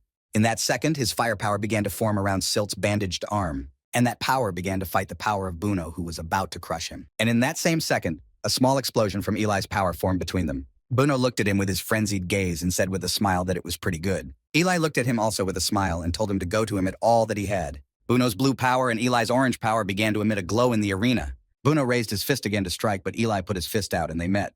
But two fists were not enough, and they used their second hands. They immediately started fighting each other, and from this force, not small explosions formed between them. Buno didn't pay attention as Eli threw a punch but missed, and Buno had time to react and at the same moment threw a punch to Eli's unprotected face. That huge blow sent Eli flying away from Buno a few meters, breaking across the arena. Eli didn't let him triumph for long and immediately threw a punch of his own, but hit him with a block from his hands. The audience sat with their mouths open, thinking it was too fast, and some couldn't understand what was even happening. The king turned to Sophisac and said that this year's students seem much stronger than the previous years. Sophisac told him that this is a valid point, and it seems that most of the competitors who are here now are much stronger than the winner of the previous championship. The king was surprised by this statement and asked who was the previous winner of the championship. Sophisac turned to him and said that it was his vice officer, who was now in his army. At this time, an officer who was sitting somewhere far away near a tree sneezed very loudly. He rubbed his nose and thought about what was most likely someone talking about him. At that moment, Eli, who had been thrown back, began to slow down on the ground of the arena. He pressed his two hands in front of him, said it was powerful, and in the next second summoned a fist of electric wind. He pointed his two fists at the ground, and three huge tornadoes appeared around him. Bruno looked at these deaths and smiled as he was confident of his victory and his strength. But that same second, he pulled his fists aside and violet-colored energy began to blaze around them. Smiling broadly, he placed his two fists on the ground and waited for the tornadoes to approach him. At this time, Eli's electric tornadoes were destroying the arena, gradually approaching him. Bruno began to shout, and the same summoned his power, which was called the high-voltage fist. For a second, the deaths were already too close to Bruno, but something began to develop around him. As suddenly, a huge purple dome around him, and deaths began to crash in. And as they carved into his dome, they gradually fluttered from his power. Eli covered his face with his hands and watched the tornadoes disperse around him. He looked at him and thought that he had dispelled his electric wind ability for nothing. Meanwhile, streams of wind that were imbued with electricity were flying around the arena. The spectators who were sitting in the arena began to cover their faces with their hands as well. Mr. Martin was shocked and said it was a huge power, and they were probably halfway to Mike's teacher power.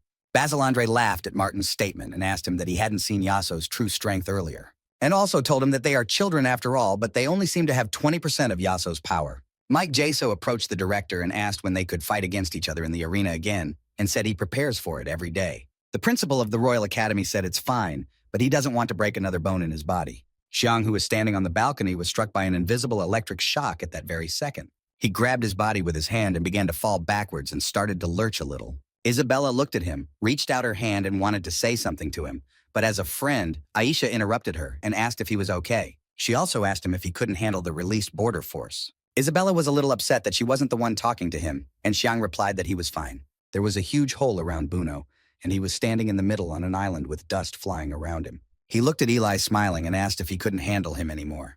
And no sooner had he finished than he saw a huge dust storm coming towards him. This dust storm came from Eli, who flew to meet Bruno, exuding an orange light. He was on full alert as suddenly his eyes met Bruno's. And in that same second, they both took off, pushing away from the arena towards each other.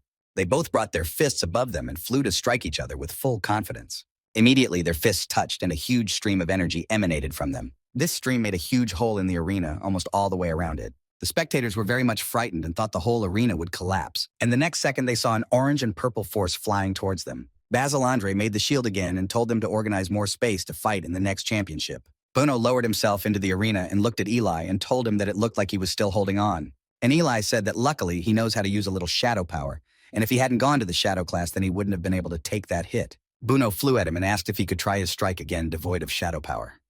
Bruno lightning fast struck with his purple borderline power, and Eli caught his arm. Eli was too dumbfounded by such a quick attack but continued to hold back the blow. He realized that Bruno was clearly superior to him at the moment in strength and brought up his other hand, holding his one fist. And in the next second, shifting his gaze from one hand to the other hand, he saw that with both hands holding one fist, he missed a punch from his other hand. And in that same second, Bruno sent Eli high into the sky, summoning a blast of explosive force to help. Onlookers were dumbfounded by such power and talked about him tossing the guy in the air. Xiang was dumbfounded by what was happening and started shouting his friend's name with all his might. Bruno looked at the audience with his fist raised at eye level and told them to hurry up and announce the winner. Mr. Yalu sat with the archery teacher and said that it looked like this fight was over. Mike Jaso covered his eyes and said quietly about the fight just beginning. Xiang kept an eye on where his friend was and said something about how he hoped Eli was okay. Isabella, who was standing next to him, was also looking up at the sky and told him to look closely. Just as suddenly, Xiang shifted his gaze from Isabella to the sky and began to stare intensely into the sky. And he gasped as he saw a bright shining spot coming out of the sky. All the spectators started pointing their fingers to the sky and asking what it was, and some were talking about there being a light. Bruno, who was on the stage, prepared to get hit, and from the power that burned within him, his feet cracked the arena. Bruno shifted his gaze to his feet and realized it wasn't from his power and wondered what was happening to him. And that very second, he looked up to where he'd sent Eli and realized it was about him. And the big star that was shining in the sky was approaching the arena with a fiery comet. Suddenly, he got closer and closer to the stage, and everyone said it was Eli. His eyebrows were burning. His hands were also on fire, and he summoned the shadow power he spoke of. The forces around him were beginning to thicken, and he saw only Bruno in front of him, who was in blue. Bruno looked at him and thought only that he really did have great potential. And in that same second, he didn't waste a moment in lowering himself down to strike the arena. Bruno looked at him menacingly and told him of his daring to bring the prince to his knees. Teacher Mumu asked Mike what was wrong with him, and he said it was the interesting part of one-on-one battles. He also said that the strength of a fight is determined by how much borderline power they can put into a strike. And if he is able to strike using borderline power, then he has the necessary skill to master shadow power. Eli has mastered the concept of shadow power and directs all the boundary power to the opponent's body, and the people around him are unaware of the boundary power invested by the punch. Buno glared at him, and his eyes narrowed too much as he watched with anger. He was on one knee with a violet glow reflecting around him, and he said that this is how it should be. Eli brought his fist above him and gathered all of his borderline strength that boiled within him. He shouted with a smile to Buno, "I told him about hoping he was ready for that kick." This immense strength was not like the one he had fought the stone monsters with. It was even stronger. Vasily Andrei snapped his fingers and said to go easy on his power. And in that same second, a purple honeycomb-shaped shield formed around the audience. Onlookers watched from the sidelines as Eli flew toward Buno and was like a tornado of fire. He was a couple meters away from Buno, and stretching his arm forward, he summoned the traditional first hot cyclone. And at that very second, a huge firepower began to pass through his hand. Buno didn't fight back against that punch and just put his hands out in front of him. And a huge bang occurred where Buno was standing, and rocks started flying in different directions. The spectators who were surrounded by the protective dome still covered their faces with their hands. Xiang watched this fight with his eyes wide open and sweat dripped down his face. A lot of horses were still flying around the arena but didn't hit the spectators and students. After the huge explosion, a huge cloud of dust was formed in the arena that was still sparkling with energy. And a huge cloud of dust showed Eli's hand, which was completely burned. He looked at the battlefield and breathed heavily since he had lost so much strength on this ability. The onlookers started talking about how 2/3 of the field had been destroyed and that there had been a very powerful application of energy, and it looked like his hands were affected as well. Eli was looking around the place when he suddenly saw a small red glow coming from the rocks. In the same second, he jumped back as the pile of rocks flew away like nothing had happened. He jumped into the arena to where else it was still intact from their fight. Buno said about that it was pretty good, and a huge mouth with sharp teeth said it was strong enough. All the onlookers were shocked, talking about how Buno took no damage at all from that punch, and the others were also shocked. Eli wasn't just shocked, but horrified that he would have to fight him again. Buno spread his dragon wings and told him he was the little bastard who made a hole in his beautiful wing. Buno was different from his brothers, who also turned into dragons, and told him that meant he wasn't so weak. And at that very second, he began to flap his huge yellow wings. And he stood and waved them, creating huge streams of wind that were directed toward Eli. Eli stood with his legs spread wide and clenched his fists ready for battle. In that same second, the currents of wind reached him and he backed up a bit. He stopped sliding around the arena and thought about the fact that his dragon form was stronger than the other two princes. And he immediately took off, pushing off from the arena, and a few rocks sprinkled down. Buno questioned him about the fact that he could only use this ability once. Eli's strength flared up again and his eyebrows lit up with fire again, and he said it was just a warm-up. His burned forearms and fists ignited again with renewed vigor inside. He pushed his fatigue to the back of his mind and rushed to meet Buno. Buno didn't hesitate and headed in his direction to fight him as well. But he didn't strike at him. He ran aside and Eli whizzed past him. Eli looked away and was shocked that they didn't face each other in a fight. Buno throws a punch of his own, but Eli reacts in time to put a block in his face. But in the next second, Buno didn't bother with ceremony and wrapped his huge paw around Eli's face. Eli tried to break free of his grip, but the dragon-shaped Buno began to take off. He flew up on his wings, holding Eli's face in his hands, and began to pull him around the arena. The fact that he had Ella pinned in the arena made his head make a huge crack, and Buno laughed very loudly. And the next second, he decided to have even more fun and just tossed it aside. Eli flew approaching the arena floor with his back and turned around to look back. And at that very second, he extended his arms and began to break his hands with his hands swiping across the arena. His hands began to make two huge trenches that completely destroyed the arena. And he landed exactly a few centimeters from the arena wall and was glad he did. Before he could fully rise and get to his feet, he saw the dragon flying at him again with renewed vigor. Buno threw his lightning strike but didn't hit Eli as he managed to jump back from that spot in time. And there was a huge hole where Buno had hit, and Eli was standing behind him, unharmed. Eli's face was all bruised from such a huge beating, and he thought that Buno was very strong. The huge yellow dragon looked back and told Eli about continuing to dodge. And he also raised his fist upwards with purple power and said that his dragon form was stronger than his brother's. His fist glowed with purple power, and he said that also his defense and boundary power were stronger in this form. And bringing his fist into action, he swung it, and from it came a huge stream of power towards Eli. This stream of purple power began to destroy the arena at the spot where it flew through and was already very close to Eli. Eli put his hands in front of him, making a block out of them so the force wouldn't destroy it. The purple power began to turn into fist strikes that were aimed at his arms and torso. Eli began to boil with anger as he couldn't handle it, and his eyes were completely white. Suddenly, its force pushed him back, and he flew bouncing around the arena, leaving destruction behind him. The impact of Buno's force sent him into the wall of the trench they had created themselves. He opened one eye, his face was completely bloody and abraded. But no sooner had he stepped back than a huge dragon flew up to him and lifted his leg. He stepped on the spot where Eli had been and laughed evilly like it was really a joke. He said he was going to take out on him all the anger that filled him when his brothers were defeated. And at the same moment, with his huge dragon paws, he started stomping on that place. The spectators looked at it all and thought only of how ruthless he was in battle. Xiang, who was also closely watching the fight, was simply furious at what was happening. Mr. Martin was also taken aback by the fight, and asked if it had gone too far. Mike Jaso had nothing to say, and Mr. Martin asked him if he was going to stop the fight. Meanwhile, Bruno kept treading in the same place and said scum will always be scum. Isabella said that if this continues, he will destroy Eli, but there is still time to save him. But Xiang said that Eli should be able to withstand such blows from Bruno. He also said that otherwise the principal should have intervened by now, and Isabella looked at him and said nothing. At this time, Bruno was still kicking and was very glad that he didn't see Eli. Bruno looked at the place he was stepping on and opened his mouth because he was having a lot of fun. But in the next second, horror was reflected on his face as he didn't realize what had happened.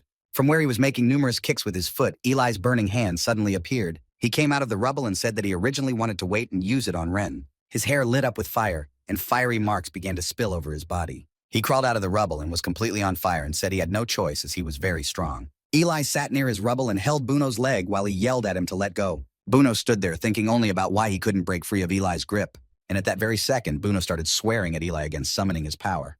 Eli merely grinned at the insults and flew at Bruno in the next second. Bruno began to cover himself with his hands, making a block as a stream of firepower flew at him. Bruno held back the flow of power and thought only that he had a very strong aura. Suddenly, he turned his gaze to his hand and saw that fire had begun to run down his arm. He picked it up and saw that it was all on fire, and he didn't realize what it was now. He started to fall to the ground and screamed in pain as he was all ablaze at that very second. Eli walked to him and said that the source of this fire was his borderline power and could not be put out by normal means. Basilandre asked Jaso if he had really decided to teach him a dangerous skill like this. He also told him about using that skill to knock him out for 3 days. Yaso said he didn't teach him this, and he mastered this ability himself after learning the first fire skill.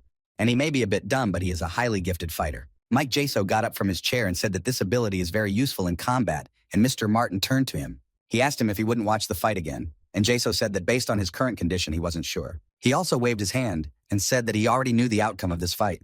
Bruno started from where he had previously burned and was already without fire, but his strength was running out. Eli walked up to him, still completely flaming, and told him to give up now.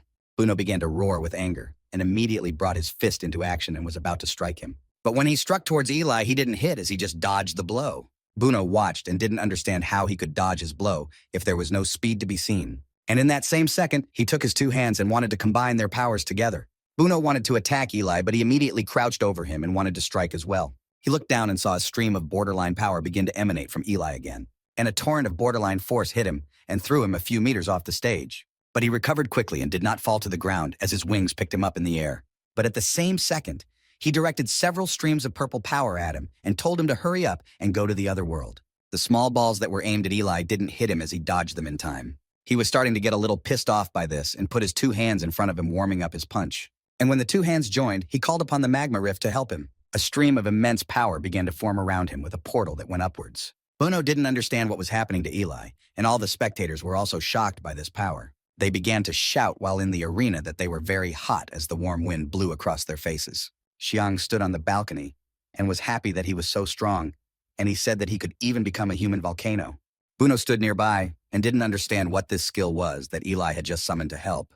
Bruno decided to fly a few meters closer to him and saw that magma was sparking around him. Eli stood in the very spot where he had summoned his power and looked at Bruno. He turned to him again and told him to give up as he had no chance of winning. Bruno, who was flying over the arena, told him about underestimating his strength. As suddenly, his body began to completely shake from the anger he felt for Eli. His body began to morph into something more, and he told Eli how dare he even dare. His hair became much longer and resembled a red cloak. His wings became much more powerful, and he finished the phrase that how dare he humiliate the prince. His teeth also got much sharper and bigger and told him about how he was a penniless lowlife. And in that same second, he struck the air with his fist and it glowed with purple power. And from his fist flew a huge stream of energy that was directed towards Eli, and he told him to go to the other world. Eli, who was downstairs, didn't even move when he saw what was coming at him. And in the next second, to stop that flow, he extended his burning hand forward. The arena beneath him began to jump as the magma that Eli had summoned earlier burst out from beneath it. Eli still continued to stand with his arms stretched upwards, and the purple power approaching him. He concentrated fully on his energy and brought his fist into action. And from him flew the power that he had summoned that was called heaven-breaking magma. Bruno was furious that he saw his orange-colored power coming towards him, and he didn't understand how this was possible. Just as suddenly, a huge explosion erupted around the arena and a torrent of fiery power could be seen from afar. Audience members who were sitting on stage said it was like a volcanic eruption and it was too hot. The people who were sitting away from their fight shifted their gaze and didn't understand what was going on. Clumps of ice began to form around them, which apparently cooled the air. Vasily Andrei said why watching the fight was so troublesome. Magma began to flow to where Eli stood. He was still burning with fire and fully assembled for battle. Bruno was completely defeated, and there was no trace left of his appearance, and he was also completely burned. He couldn't endure such pain and get to his feet, and just fell to the floor completely without strength. Eli wanted to get closer to him but was unable to do so as he too fell from the wasted force. He was lying on the floor and breathing very heavily. His hair was gone as it was completely burned away, and there was a scar where the mark had been. He thought about the fact that he couldn't take care of his siblings since he was without strength. And while he was looking up at the sky, Xiang ran up to him and asked him if he was okay. He also told him that he was really badly injured, and Eli told him about how he was fine. Just as suddenly his hand was up from being held by Xiang and lifted it up. He talked about how the winner like him should assume the winner's pose instead of lying on the floor, and the entire audience started clapping. Xiang looked at the audience from the floor with his eyes covered and couldn't believe that he had won. And he also said with tears in his eyes that he didn't think he could fight anymore. Xiang said with a smile on his face that they all heard that your promise to your sisters and brothers to build a small house to live in. The next second, he was being carried away on a stretcher by the doctors, and Xiang told him not to worry too much. And Xiang told him to let him fulfill that promise in life for him. And with a smile on his face said that of course it wouldn't be free and he'd have to work for it in return. Eli was completely out of breath and gave him one last thank you for what he said. Xiang did not go any further with him and the doctors, but remained standing on the stage and watched as they carried him away. Sophisak came to the center of the stage and thanked both students and said it was an excellent match. And he also invited the next two championship entrants into the arena. He said that in one corner would be Thor's Penny from the archery class, the girl with the purple hair. And her opponent will be Yi Bei from the swordsmanship class, and she came on stage still wearing a purple outfit. They both met their gazes and Sophisak said that they could begin their fight. Xiang stood still in the same spot where Eli's doctors had taken him and watched Isabella. He stood and thought about the fact that Isabella must be able to win Penny easily, as suddenly the whip flew through the air and Penny completely bare it, showing Isabella. She didn't wait for an attack from Isabella and carried the first whip blow in her direction. Isabella immediately had time to react and swung away from that punch, and immediately flew lightning fast toward Penny past the whip she was still holding. While Isabella and Penny were fighting, Eli was fighting for his life. He was still lying on the couch emitting a small yellow glow and exhaling smoke. He was held in the air by someone's hands and levitated in the air, emitting small sighs. He opened his eyes slightly, waking up, and shifted his gaze to the side when he saw the silhouette. Emery from the shepherd class stood beside him and told him that he was finally awake. He looked at her and gave her words of apology for what had happened and told her that he had acted unwisely. She touched her hand to her face where the Band-Aid had been applied and said it was okay. She also told him that it was the first time she'd ever experienced something like that. Eli finished listening to her and began to cough, and cold sweat began to run down his face in rivers. Smoke started coming out again because of him, and she was telling him to stay with her and told him that there was a lot of dirty qi in his body and she would cleanse it as fast as she could. At this time, the power that emanated from the two girls began to shine in the arena. Isabella threw Penny along with her whip a few meters away and she flew backwards. Penny wasn't happy about it but was still concentrating on the fight. Isabella didn't even fight the moment she recovered and ran at her. She gripped her sword tightly in her hand and a bolt of lightning ran around the ball emanating from her. Isabella was leaving behind small explosions that came from her thrusts. She flew up to Penny and immediately struck with her sword, but she dodged the blow. She brought her sword above her head and it was completely white with her sparkling energy. Penny didn't attack her, but as if waiting for Isabella to use up all her strength. Penny flew up and Isabella was hitting the arena with her ball. And at that very second, Penny, who was on top, was about to strike with her whip. She brought it above her, and the whip began to emit a blue glow and increase in size. Isabella watched what was happening from above and saw a huge whip flying above her. Penny waved her hand, and the whip flew in the direction where Isabella stood, along with the sword. Isabella swung her ball and made a not insignificant mark above her in yellow.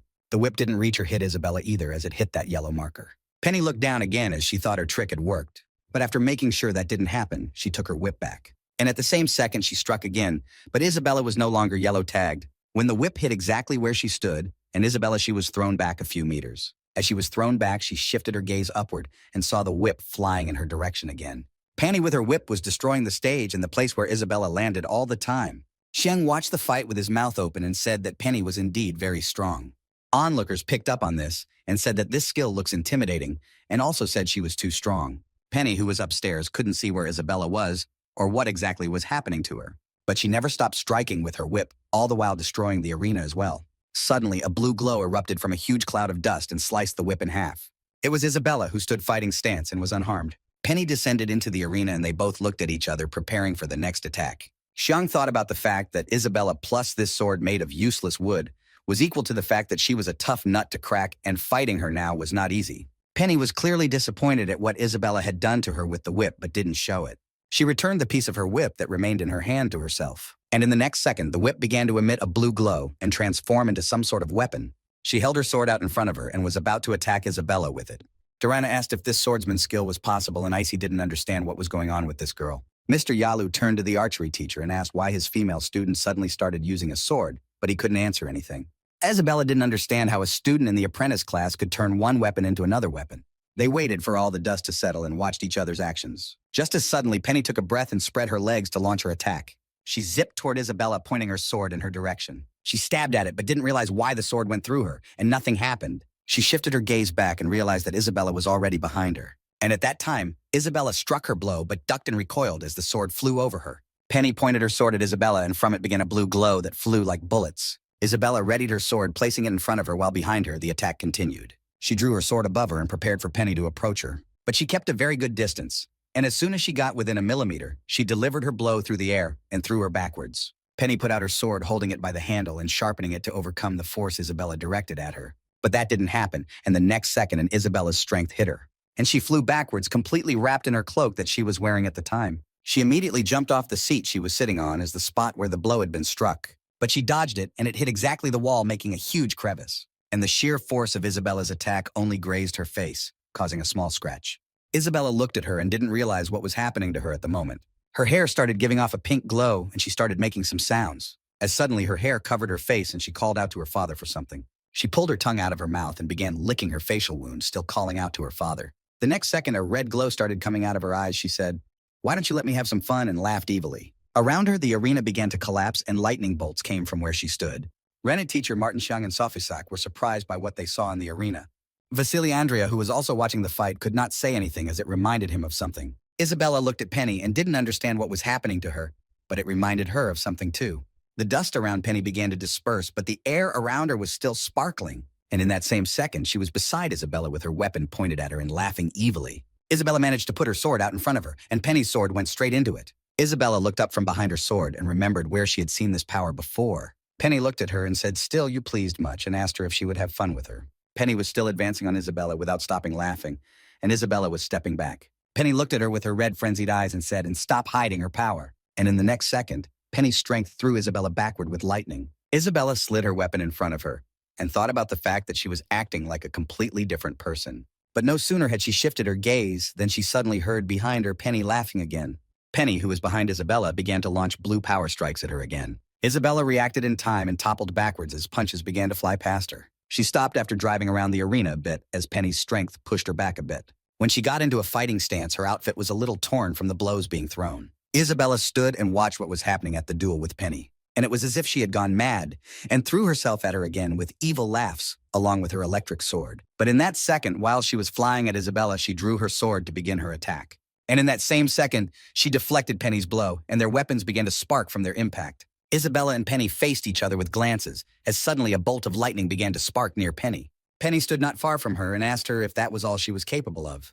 And Isabella stood there without seeing the sparks that came from Penny slowly fall on her. As she suddenly gathered all her rage into a fist, her eyes glowed red. Her sword began to turn black and give off a red glow, and she swung it. It hit Penny, who was standing not far from her, and blood rushed from her body. Penny stood there not realizing what had happened, but no longer laughing like she used to. Suddenly Isabella summoned her power, but was still in the same form. She was standing there with black clubs of energy coming from her, and Penny was looking at her from the other side. At the same second, Isabella also swung her sword and directed her energy towards Penny. A huge black claw glowed red and rose up Penny's side, already approaching her. Those claws picked her up and pulled her slightly away from where she was standing. A small stream of blood started pouring out of her, and she didn't know how to deal with it. Isabella looked at her and saw how her cloak was completely torn. She's shoulders had bloody scratches. Isabella began to swing her sword, still also exuding her borderline energy. As suddenly she was grabbed by the hand in which she held her sword of useless wood. She looked toward the man who held her hand and couldn't believe it. It was Penny. She was very curious how she did it to her because she was confident in her power. Penny didn't wear Isabella any punches, but said that her borderline strength is very uncommon and different, and she told her with a smile to start destroying each other for real right now. Isabella wasn't happy with what she heard and just snorted at her expression. And in the next second, she brought her sword back up to strike again, but Penny jumped back from where she was. Isabella swung again and was already running towards her to strike. She knocked the sword out of the stump's hands with her blow, and sparks from that blow sprinkled on them. Isabella didn't wait for her to come to her senses and flew at her again. As a friend's blood rushed out, but no one who watched the fights realized where it came from. That blood rushed from Isabella's shoulder. Her shoulder was scratched by something, but she didn't know what it was. She looked back and saw Penny standing behind her as she rushed past her and threw a punch. She crouched on the floor, and still continued to laugh evilly, and her hands were like huge claws. Penny looked at Isabella with her crazy red gaze and said that theirs had been a lot of fun. And in that same second, a blast hit the floor and left where she was sitting, and the blast flew at Isabella. She delivered her blow with her hand grasping Isabella's sword, which she placed in front of her, and with a frantic face brought up her other hand for her to bear a second blow. Isabella held her sword in front of her, and Penny didn't stop attacking her. Blood flowed from Isabella's mouth as she forcefully clenched her teeth to hold the sword in front of her. Penny swung her huge clawed paws at the sword with incredible strength and speed without ceasing. As a friend during the battle, Isabella remembered the time she doused herself as she sat under the waterfall. She remembered seeing the same creature with red eyes that had told her of some horrors. Also remembered her generals who looked like a huge group of zombies. And she remembered the second they started grabbing her feet and boots and pulling her down. As suddenly a light of red color lit up in her eyes, her pupil was like a snake's. Penny at this second was also still stabbing at her sword with a mad grin. As a friend, she didn't realize what was going on from wondered at the same time without throwing a punch. A tremendous power began to emanate from the arena that was directed straight into the sky. The forces that dwelt around Felt and Vasily Andrew, whom they also flew. He looked at the huge force that flew into the sky and said that it was very uncool. As suddenly a huge stream of energy began to spread throughout the entire arena. The spectators who watched the fight were shocked by what was happening and were very much afraid for their lives. Xiang, who was in the same spot at the bottom of the arena, began to call out to Isabella. He stood and thought about whether it was possible that she had regained her powers. Basil Andre looked at this sod with a rank look and said that things are getting very complicated now. As suddenly, he stretched out his hands in front of him and called out some kind of seal that was blue with blue writing. All the spectators watched and wondered what had happened and what was going on in the arena. Suddenly, a huge wall went up around where they were fighting, and the spectators wondered how they were now supposed to watch the match. Xiang looked at that huge wall and only hoped that Isabella's true identity would not be revealed. Mike Jaso said it was a borderline force of some other kind, and the teacher said it was a force that resembled something he had seen before, and Mr. Martin was as shocked as the other teachers. Icy wanted to say something, but she was interrupted by Dorana and told that she had an abnormal choice of borderline power again. Icy finished and said it was the border force of the demon tribe, and Dorana looked at her questioningly. Safasak thought of one border force belonging to the monster and another belonging to the demon tribe. Suddenly, a projection of the director of the Royal Academy appeared on the wall, and he greeted everyone by introducing himself, and the spectators started shouting that they wanted to watch the match. Basil Andre said that because of the violation of the rules, the match was stopped until the next announcement, and all the spectators didn't understand what violation he was talking about. Some said that the aura they had just felt was really scary. Also, the director went on to say that they will need time to take action to avoid further trouble, and finally said for everyone to be patient. And Xiang thought about the fact that maybe the principal is helping Isabella, but if she can't get back to normal. Penny saw a wall had formed around them and dust covered the entire view of the arena. She gazed into the huge dust cloud and waited for Isabella to emerge from it. She was very much surprised at what she saw her to be when she appeared out of the dust. Her clothes that were on her chest were very torn and her breasts were enlarged. She stood before her in a new guise with 2 purple horns coming out of her face and purple marks painted on her face. Isabella thought about the fact that it looked like her borderline strength was starting to recover a bit, as suddenly sparks flashed in her eyes again and they became snake-like. Penny, who was looking at her, was just horrified and sweat was running down her face, while a friend from Isabella began to meet an incredible force that wafted a red cloud. Penny felt incredible fear inside and trembling in her body for the first time ever. And at that very second, she started running towards the wall because she was so scared. She ran up to the wall and started hitting it with a new incredible force. Her hands scratched the wall, but then she noticed that the scratches immediately disappeared. She continued to scratch the wall as well, but her strength was leaving her and sweat from exhaustion was running down her face. As suddenly energy began to club behind and Isabella's huge red eyes were in that clubbing power, Penny started scratching her willy with renewed vigor and screaming to be let out of here. Isabella pointed her hand toward the stump so she couldn't do anything else. In that very second, her body was paralyzed and the cloak wrapped around her so she couldn't move. And with great force, Isabella pushed her back and Penny kept screaming loudly. Isabella held her with her black power that gave off a red glow, and she screamed to be let go. Isabella said she'd win if she sent her to the other side now. Suddenly, Xiang appeared behind her and called out to her from behind. Xiang found nothing better than to ask her if she was okay or not. Isabella flashed her red eyes and turned to face him. Penny was just horrified that Xiang was making Isabella's spell start to weaken a little. She felt like she could move her arms again like before. Xiang made his way to her through the bottom of the arena and again asked if she was okay, and to protect them, the principal walled them off. He also told them to stop fighting, or they would reveal themselves. The match is now officially over, and he'll help her with the rest of her stuff. Isabella told him not to dare to order the queen to fulfill his wishes. And in the same second that she turned to Cian, Penny struck Isabel in the ribs as well. Penny sat on the floor and said menacingly through clenched teeth that she now had it all figured out. But immediately, Penny flew away from her like she was just a piece of fluff. And Xiang asked her again if she was okay. Xiang pumped her about leaving it to him and leaving while she still could. Isabella turned to face him and said that she had already told him not to order the queen around. As suddenly her energy swarmed around her and threw Xiang back, and he asked her to calm down. Penny, who was also standing not far away, was also shielding herself from Isabella's incredible strength. And in that same second, while she was covering herself, she was grabbed by Isabella with her power and continued the fight. She grabbed Penny by the throat and told her she would destroy her. She screamed for her to get behind her. She was thrashing her head and trying to break free and kept telling her to let her go. And Isabella told her that she wanted to destroy the queen. And she's pretty cute for a little monster. She didn't have time to say anything, and her body was doused with Xiang's arms around her from behind. He told her about them walking together, so she wouldn't let her borderline force control her, and he asked her to calm down. He also reiterated to her that the match was already over and she would draw unnecessary attention if he destroyed her. He told her that he had already promised her that he would help her reclaim her kingdom and take over the old one. But he didn't have time to speak before suddenly darkness ran across her eyes, and she remembered his question of whether it was him. The enormous black power that swirled around her told her that anyone who opposed her must be destroyed, and she began to repeat the same. She smiled her evil smile and said that this was a good point, and whoever went against her should disappear. Isabella began to bind the collar around Penny's throat, and she began to scream in pain, and blood spurted from her mouth. Xiang stood behind her and called out to her again, telling her not to let her borderline power control her. Meanwhile, the darkness was still consuming her pupil as well, and she began to laugh more and more. Xiang started shouting her and asking about whether she had forgotten about those words she had said there at the Absolute Pass. He told her that the headmaster of the Royal Academy had told him everything, and he said she didn't want to leave him. He also said that she left him after the first round of the tournament doing this. She hoped he would renege on his promise to you. Her darkness began to recede from her eyes, and he finished the sentence saying that he didn't want to tell her no, and it wasn't all like that at all. He told her that he had been called into this world for certain reasons, and before he had been weak and incapable of anything, but now everything had changed. Xiang said about how he had already found his way to become stronger, and he would definitely help her get her power back.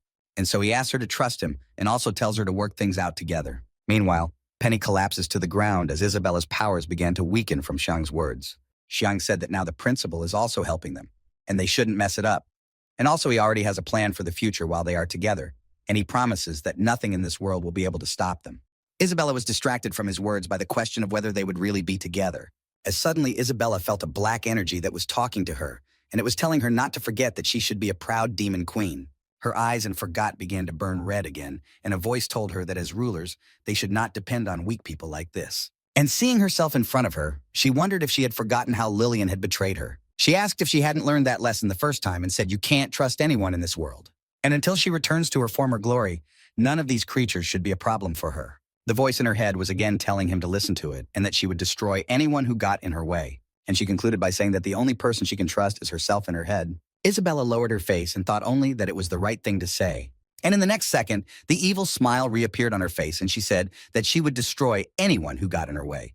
Isabella's eyes began to darken again, and Xiang addressed her by name and asked her to analyze it.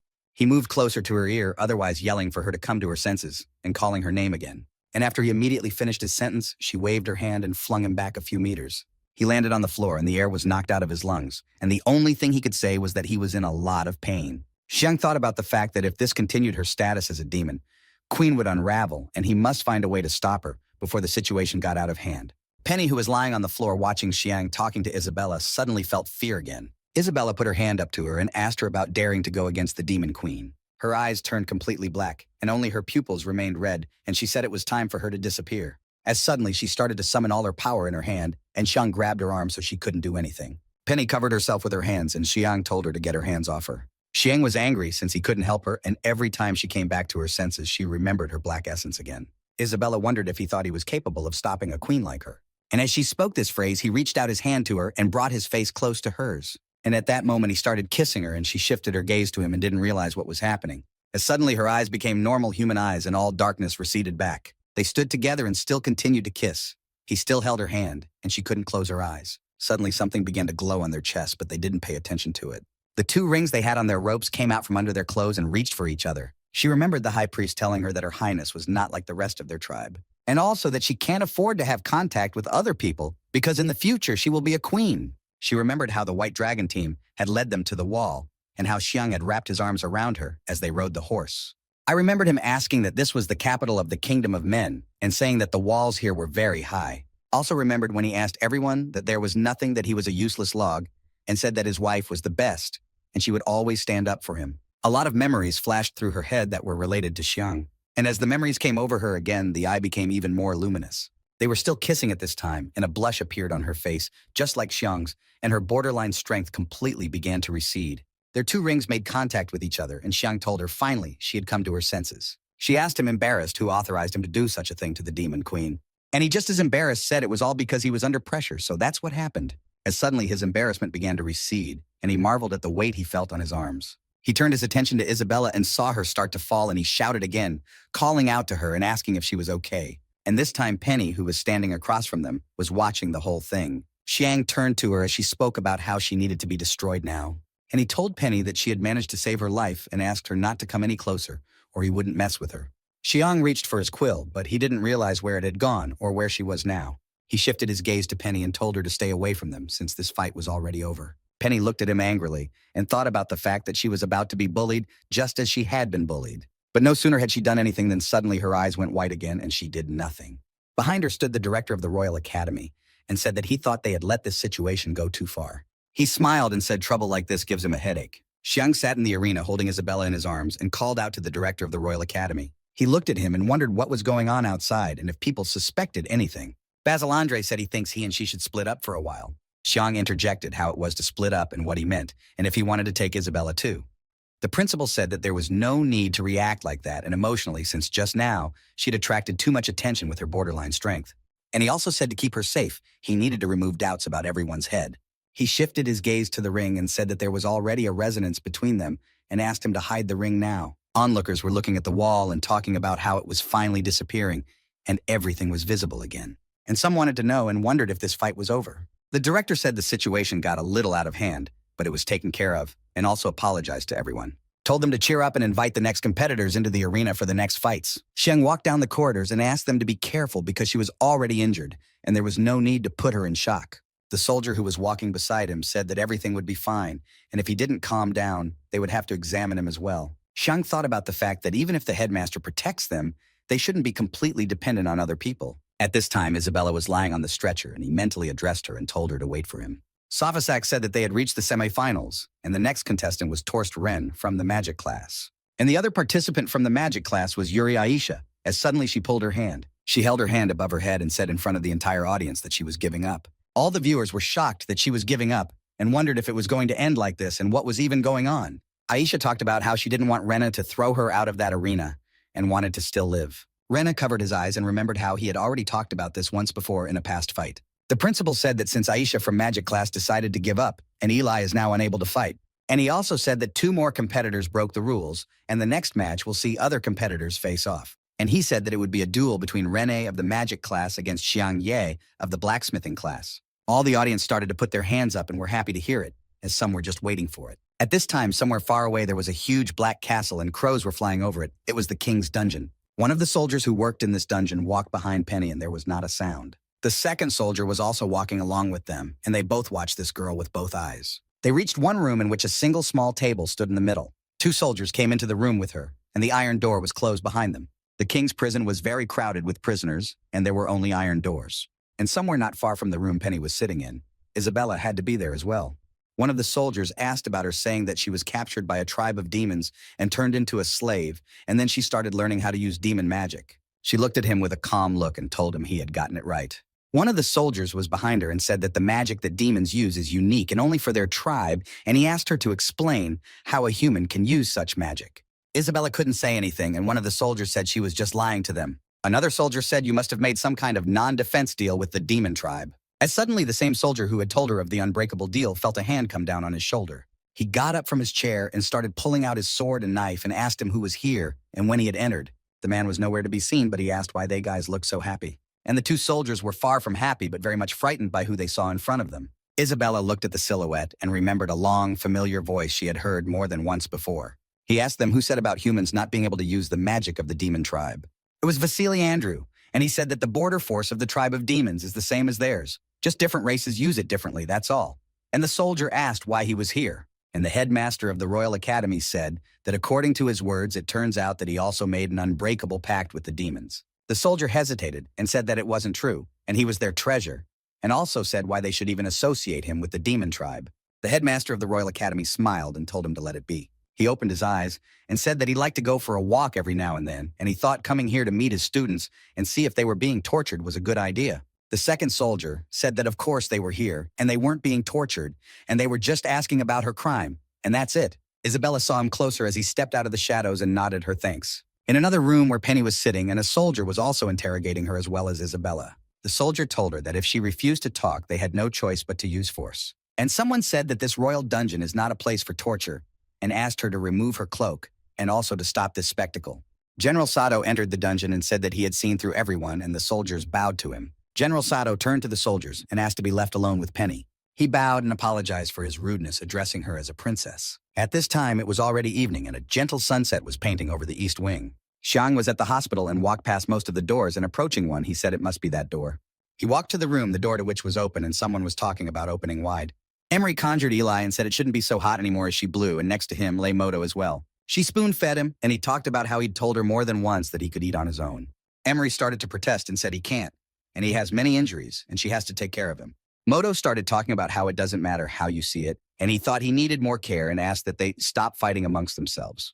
Xiang came closer and said that he didn't realize they were in the same room, and they turned around on him. Moto said about just in time as he needs help changing rooms, and he can't stand them any longer. Emery asked him what he was talking about and said she was just taking care of the patient, that's all. At this time, she put the spoon in his mouth and continued to feed him again. Eli turned to Xiang and asked him who was next in line for the duel. And Moto asked him if his wife had won her round or still lost. Xiang said of Isabella and her past disqualified, and both withdrew the competition. Moto was very much dumbfounded by what was said and didn't understand how they could be taken down because of what.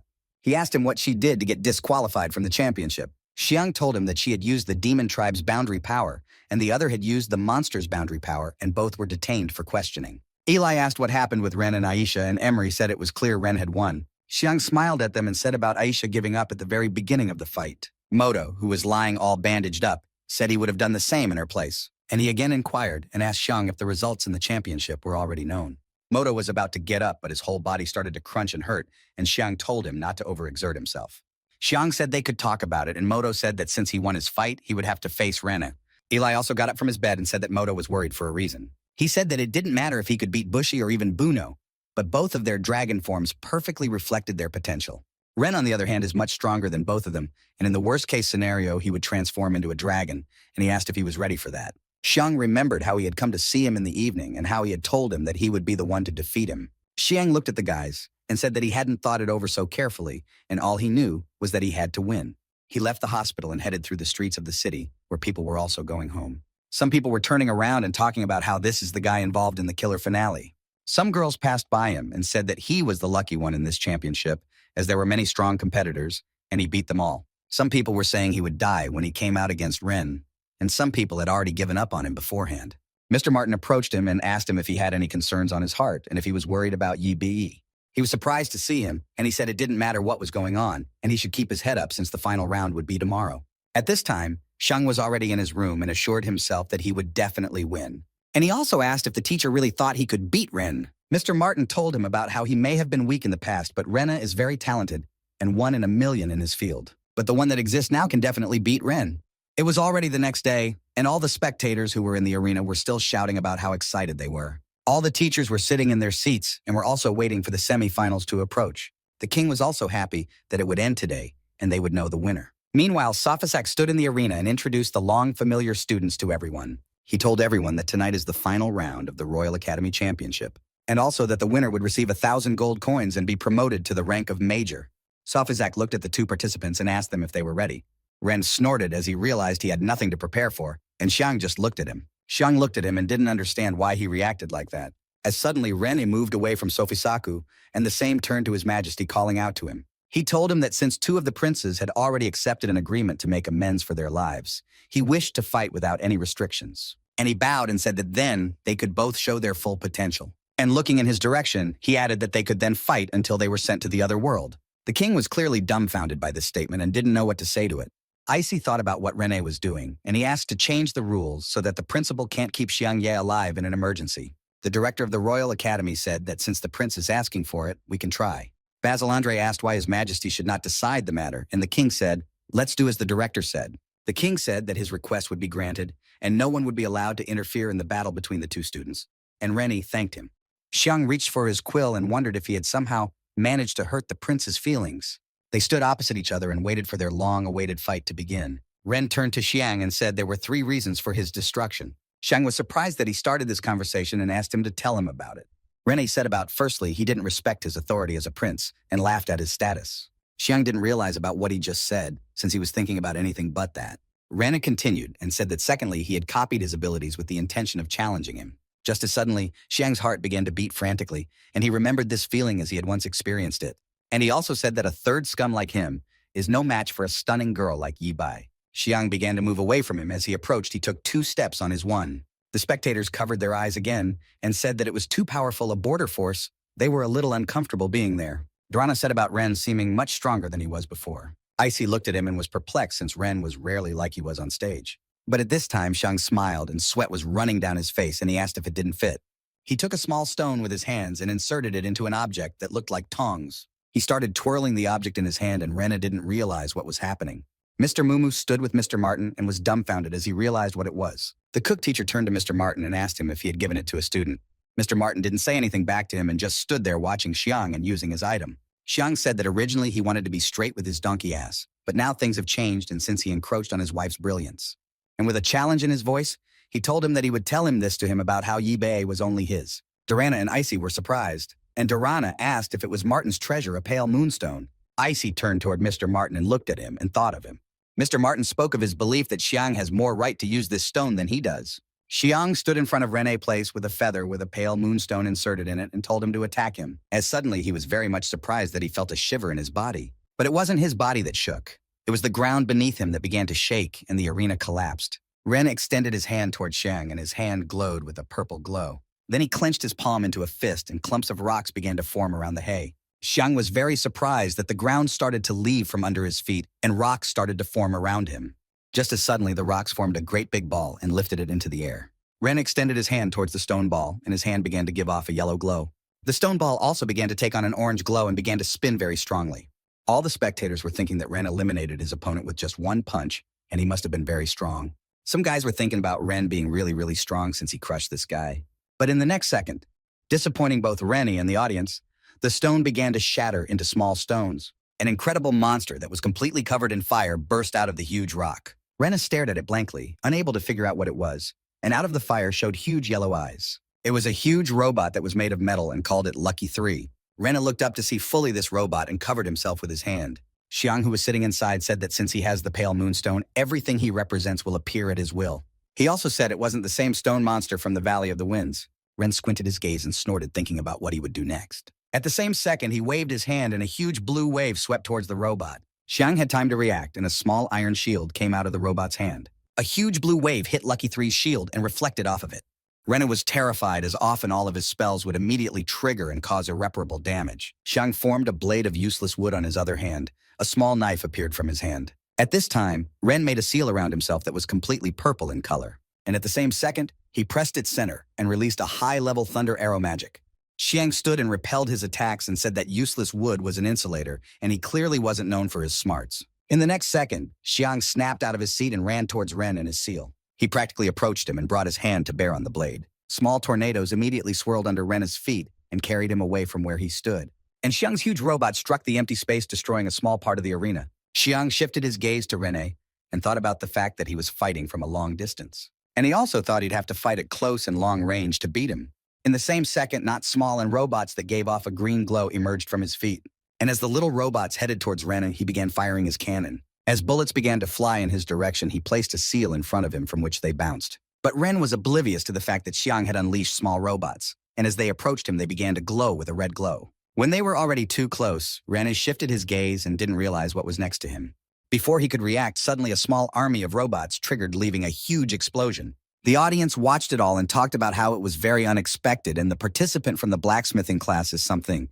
The king turned to Sophisak and said that Xiang Ye makes everyone surprised every time he fights. Xiang, who was in the robot, watched as a dust cloud rose from the explosion. But in the next second, a silhouette of some sort emerged from that dust cloud. That silhouette began to approach Xiang, and there were many abrasions on his face and body. All the onlookers were shocked that Rena was really hurt, and some couldn't even believe it. In that second, as soon as he got close to Xiang, a huge blue beam arrived. And that blue beam cut Rennie in half, and the top part flew to the ground. The lanky third sat on one knee and watched as the body lay lifelessly lying there. Xiang looked at all this and thought that there was something wrong here, and that it wouldn't end just like that. He watched the body wound, and in that same second it turned into a blue liquid, and he realized it was a clone. But in the next second, the liquid began to move, and the two halves of the whole began to rise little by little. They then began to join together and reach about the level of the robot's chest. Then a huge stream of water began to rise up, and in the next second a huge wave was already forming. A huge stream of water hit where Xiang's robot was standing, but he managed to jump back. And he landed in a place where water was also flowing. But it couldn't end that easily. Xiang noticed this while sitting in the cockpit and thought that this was very, very bad. And in that same second, the water began to wrap around the robot and encased it in a huge hand. Rene was on top of a huge water monster, and it was a water elemental giant. He talked about how all the gadgets he relies on are in his eyes just small, meaningless tricks. Meanwhile, Xiang was in the clutches of the water elemental giant and was trying to work himself out. The huge water giant took him with both hands, and Xiang asked about what he thought would crush him. He also said that he knew he would throw something like this out, and the lucky third one is made of useless wood. Rene was again insulted that Xiang still thought he could beat him. This very second his beautiful thought, and he decided to underneath it with this idea. He told him about how no matter how strong he was, he still needed something to breathe. Xiang was stunned by this answer and wondered what he would start doing next. And in that very second, the water began to seep inside the robot, completely spreading over it. Xiang, who was sitting at the control panel, was simply surprised that his words came into action very quickly. He watched the water seep into his robot and thought about it all getting in through the joints. Ren, who was outside, asked him why he didn't just stay inside if he liked hiding so much. Or he could have just gotten out, in which case he'd finish him off in one breath. After he finished the sentence, he saw that the robot's chest began to open. Immediately, out of that robot, Xiang flew out lightning fast, as if he had been endowed with a superpower. Xiang took the quill in his hand, and Rene wondered what he was up to after all. But he changed his mind to wait for an answer to that question and said that he didn't have long to live anyway. Xiang took his quill tighter, and his hand was completely framed in black scales. Just as suddenly, a huge water hand flew towards where Xiang was standing and ready to attack. But he didn't do anything and just pointed his feather at that hand, and that very second turned it into a huge clump.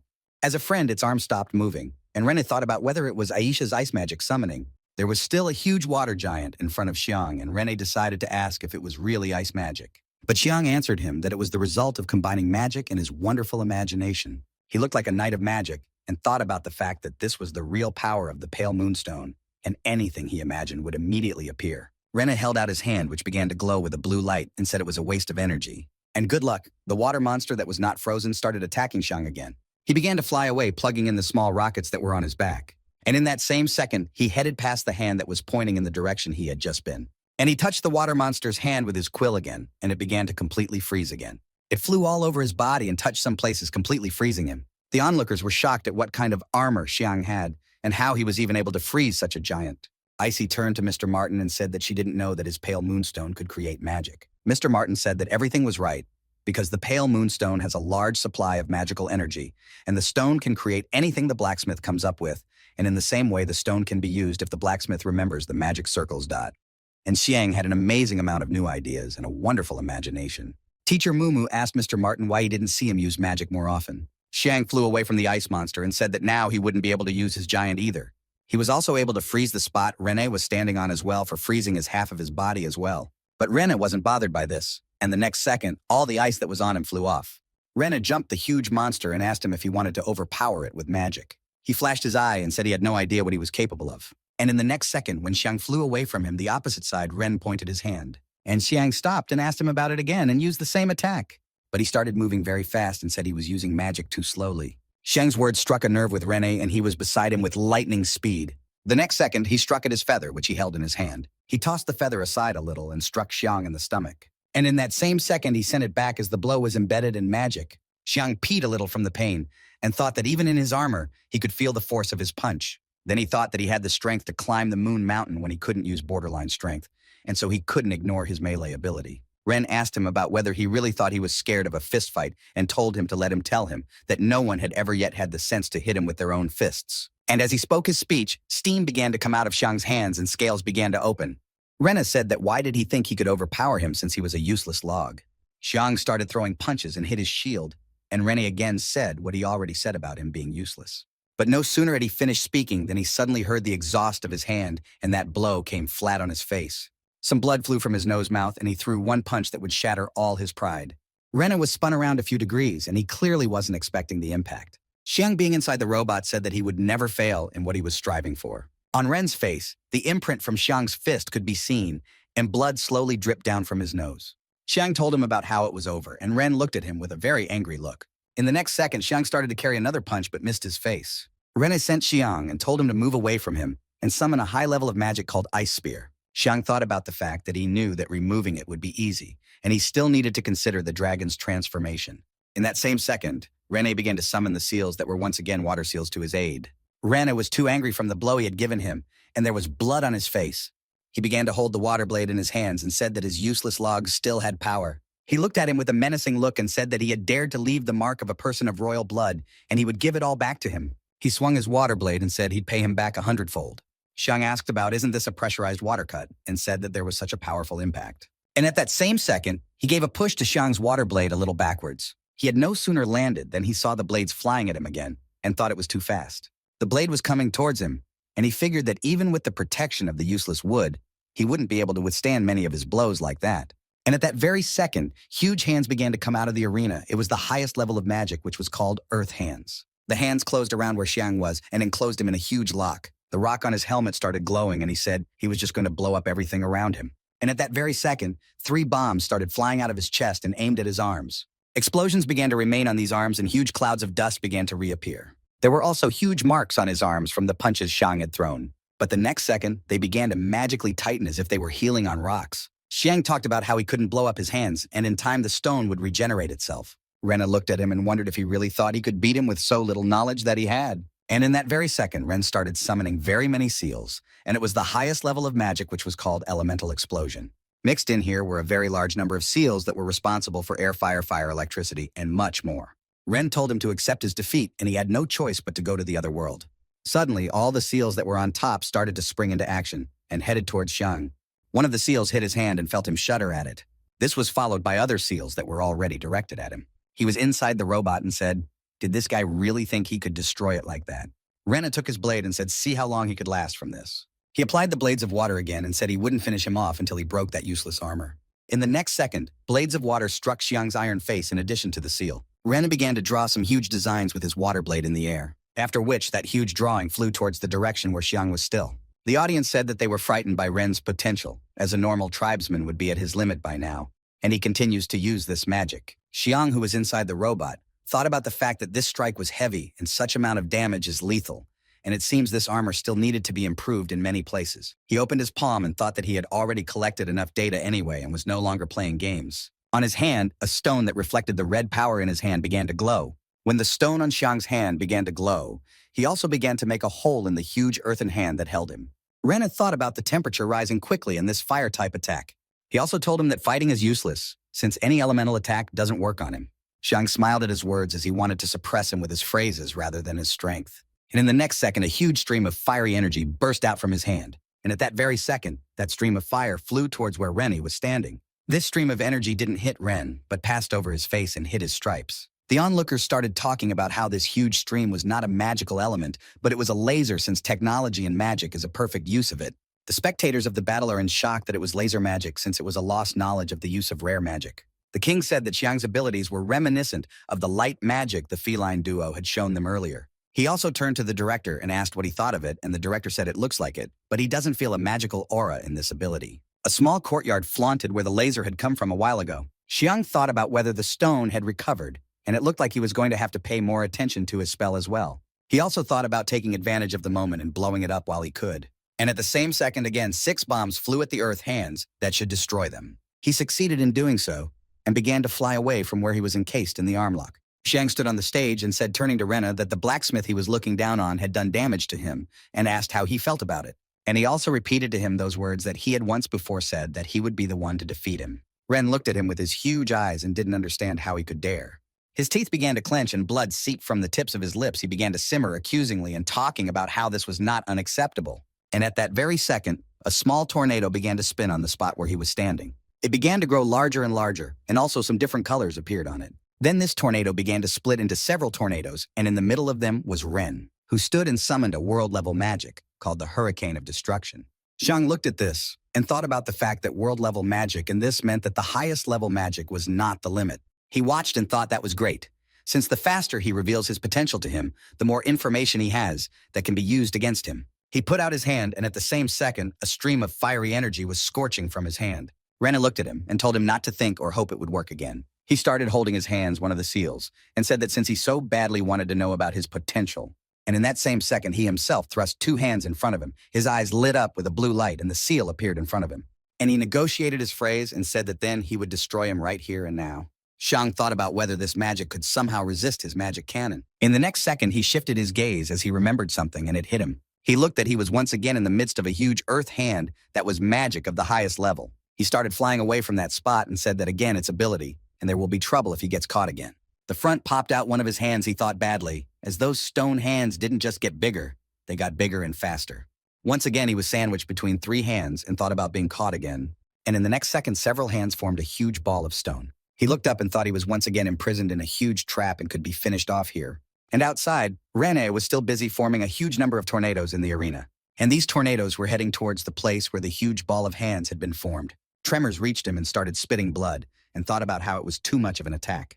Rennie said that in the end he was just a useless log, and why not go up and mess with him some more. He opened his other eye and stopped controlling himself while starting to laugh evilly. Icy shifted her gaze to him and felt a huge wave of power and thought that Rennie was really going to do something he had originally talked about. Ren got his first eye from his mother's line, and it is called the Eye of Magic, and this eye has the power to absorb magic of any type. As a child, he couldn't control it, so he became an outsider in the royal family. He didn't understand why, but people with such eye magic are very few because of the immense power, and soon this power became perceived as a threat to the royal lineage. The regent ordered the destruction of the tribe whose men possessed this power, but that night, the regent spared Ren out of pity. After though Ren became a member of the generous royal family, his life was still a miserable, hate-filled one. He sat in the light of the window all the time and cried until one day something happened. The doors of the huge castle swung open, and Vasily Andrei and magic teacher Icy stood in front. He raised his tear-stained eyes toward the door and didn't realize who stood before him. Icy went to the principal and said that this was the same child that had been hidden away from the family. Basil Andrei said it was him, and now he was hers, and she should take care of him, and she said it wasn't a problem. At that very second, a small green orb headed towards Ren, and he sat up and looked at it. He started to crawl back and said that they didn't come near him since his eye is cursed. If they get close, it will absorb their magic. Icy put a seal in front of him and told him not to worry as he could absorb whatever he wanted, but her reserve would be enough to last at least a couple days. She also asked him to relax, treating him like a prince, and said she was here to help him. And the director said it was right, and now he didn't have to worry about hurting other people. And in that same second, his eye began to transform, but he didn't realize what was going on in it. Icy went over to him and touched his head and asked if he was feeling better now, and said that his eye was not cursed, and it was a gift from heaven. She asked him if his name was really Ren, and told him she was his mentor from now on. Icy was interrupted in her memories, and saw Rene starting to lose control and shouting that Xiang had finally gone to the other world already. At this time, when the tornado was on his body playing with it like a common toy, he held out his feather. He made a great effort to raise his hand, in which was the quill, and touched the tornado. And in that very second, in his pen came out the highest level of magic that was called Twin Dragons. He thought about the fact that even if he couldn't match his settlement, he should be able to withstand at least part of it, and he probably needed to run away. The two dragons began to weave the tornado with their bodies, but in the next second immediately began to disappear. Xiang looked at this and didn't understand what was going on, and why he couldn't control his magic. And in the same second, the dragons turned into the substance they were and flew away. The water and fire substance headed in the direction where Ren stood. He opened his eye wide, and two dragon essences began to pour into him. In that same second, the dragons fit into Ren's eye and disappeared as if they never existed. He covered his eyes as if he felt a surge of strength and told Xiang that he had warned him about this. He looked at him with frantic eyes and said again that magic was useless against him. Durana didn't understand what happened, and Icy said that everything was right, and it was the eye of the Magi that destroyed but the Beryl tribe. Icy said that's the reason why his magical ability is much higher than any other person's, and even if he hasn't fully learned to control it, he can still activate his eye for about 15 minutes. And also said that when Ren uses his unusual power, he is not only able to absorb any magic, but his own abilities are greatly increased. Xiang held on with his last strength and thought about still having to wear body armor and getting shot in the chest with an assault rifle. Xiang began to raise his hands and direct the red glow towards the tornado, and thought that if magic didn't work, then he could only try to hit it in the forehead. The beam that came from Xiang began to spread perpendicular to him, and he made a maximum release of energy. At the same second, Rene shifted his gaze and saw Yi Bei coming out of one room of the arena. He stared and didn't understand why she was with him, or what this guy was even worth. Whereupon he shifted his gaze and thought that he should show her that he was just a useless log. At this second, when Ren thought about it, Xiang put his hands on the floor and still tried to resist. Ren looked at him and said he was still aimlessly resisting and told him that he was just plain trash and people like him would just lie quietly and rot.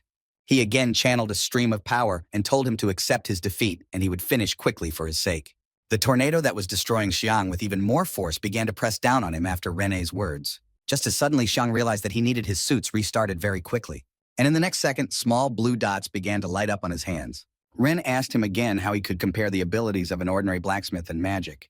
Xiang draped his hands over his head and interlocked them, and told him to shut up since he was just a kid with second-year syndrome.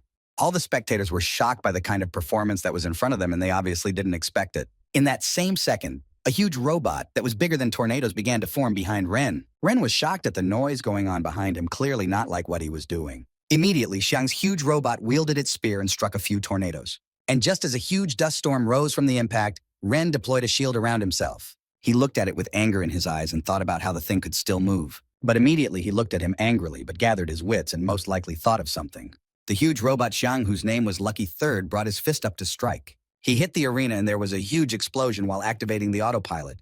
Ren covered his face with his hand from the fact that Xiang's punch also hit him again. Xiang's robot was lying in a vortex that he himself had created with his lightning strike. He stood up and thought about the fact that he was finally able to divert his attention and stop his magical attacks. As soon as it was over, he began to open the robot's head to free himself. A lot of blood had accumulated in his mouth, and as soon as the robot's head opened, he spit it out onto the floor. He thought about the fact that he had never been in a battle like this before and didn't think he would have to fight spellcasters in this world. And in the next second, he shifted his gaze to his suit he'd been wearing the rest of the time, and thought about the fact that the magic of the world had somehow managed to damage his armor of useless wood. He looked at the explosions going on ahead of him and thought it might just distract him for a while, but he didn't think his lucky guy would last long. He opened his hand and a seal fell out of it, and he thought that it seemed impossible to defeat Rene using ordinary objects. He caught the scroll and opening it saw his experimental sketches of the technique. He thought about the fact that he could only use these untested items, but was unsure if he could control the damage they caused. Rene was seething with anger and only thought about just when this whole fight would be over.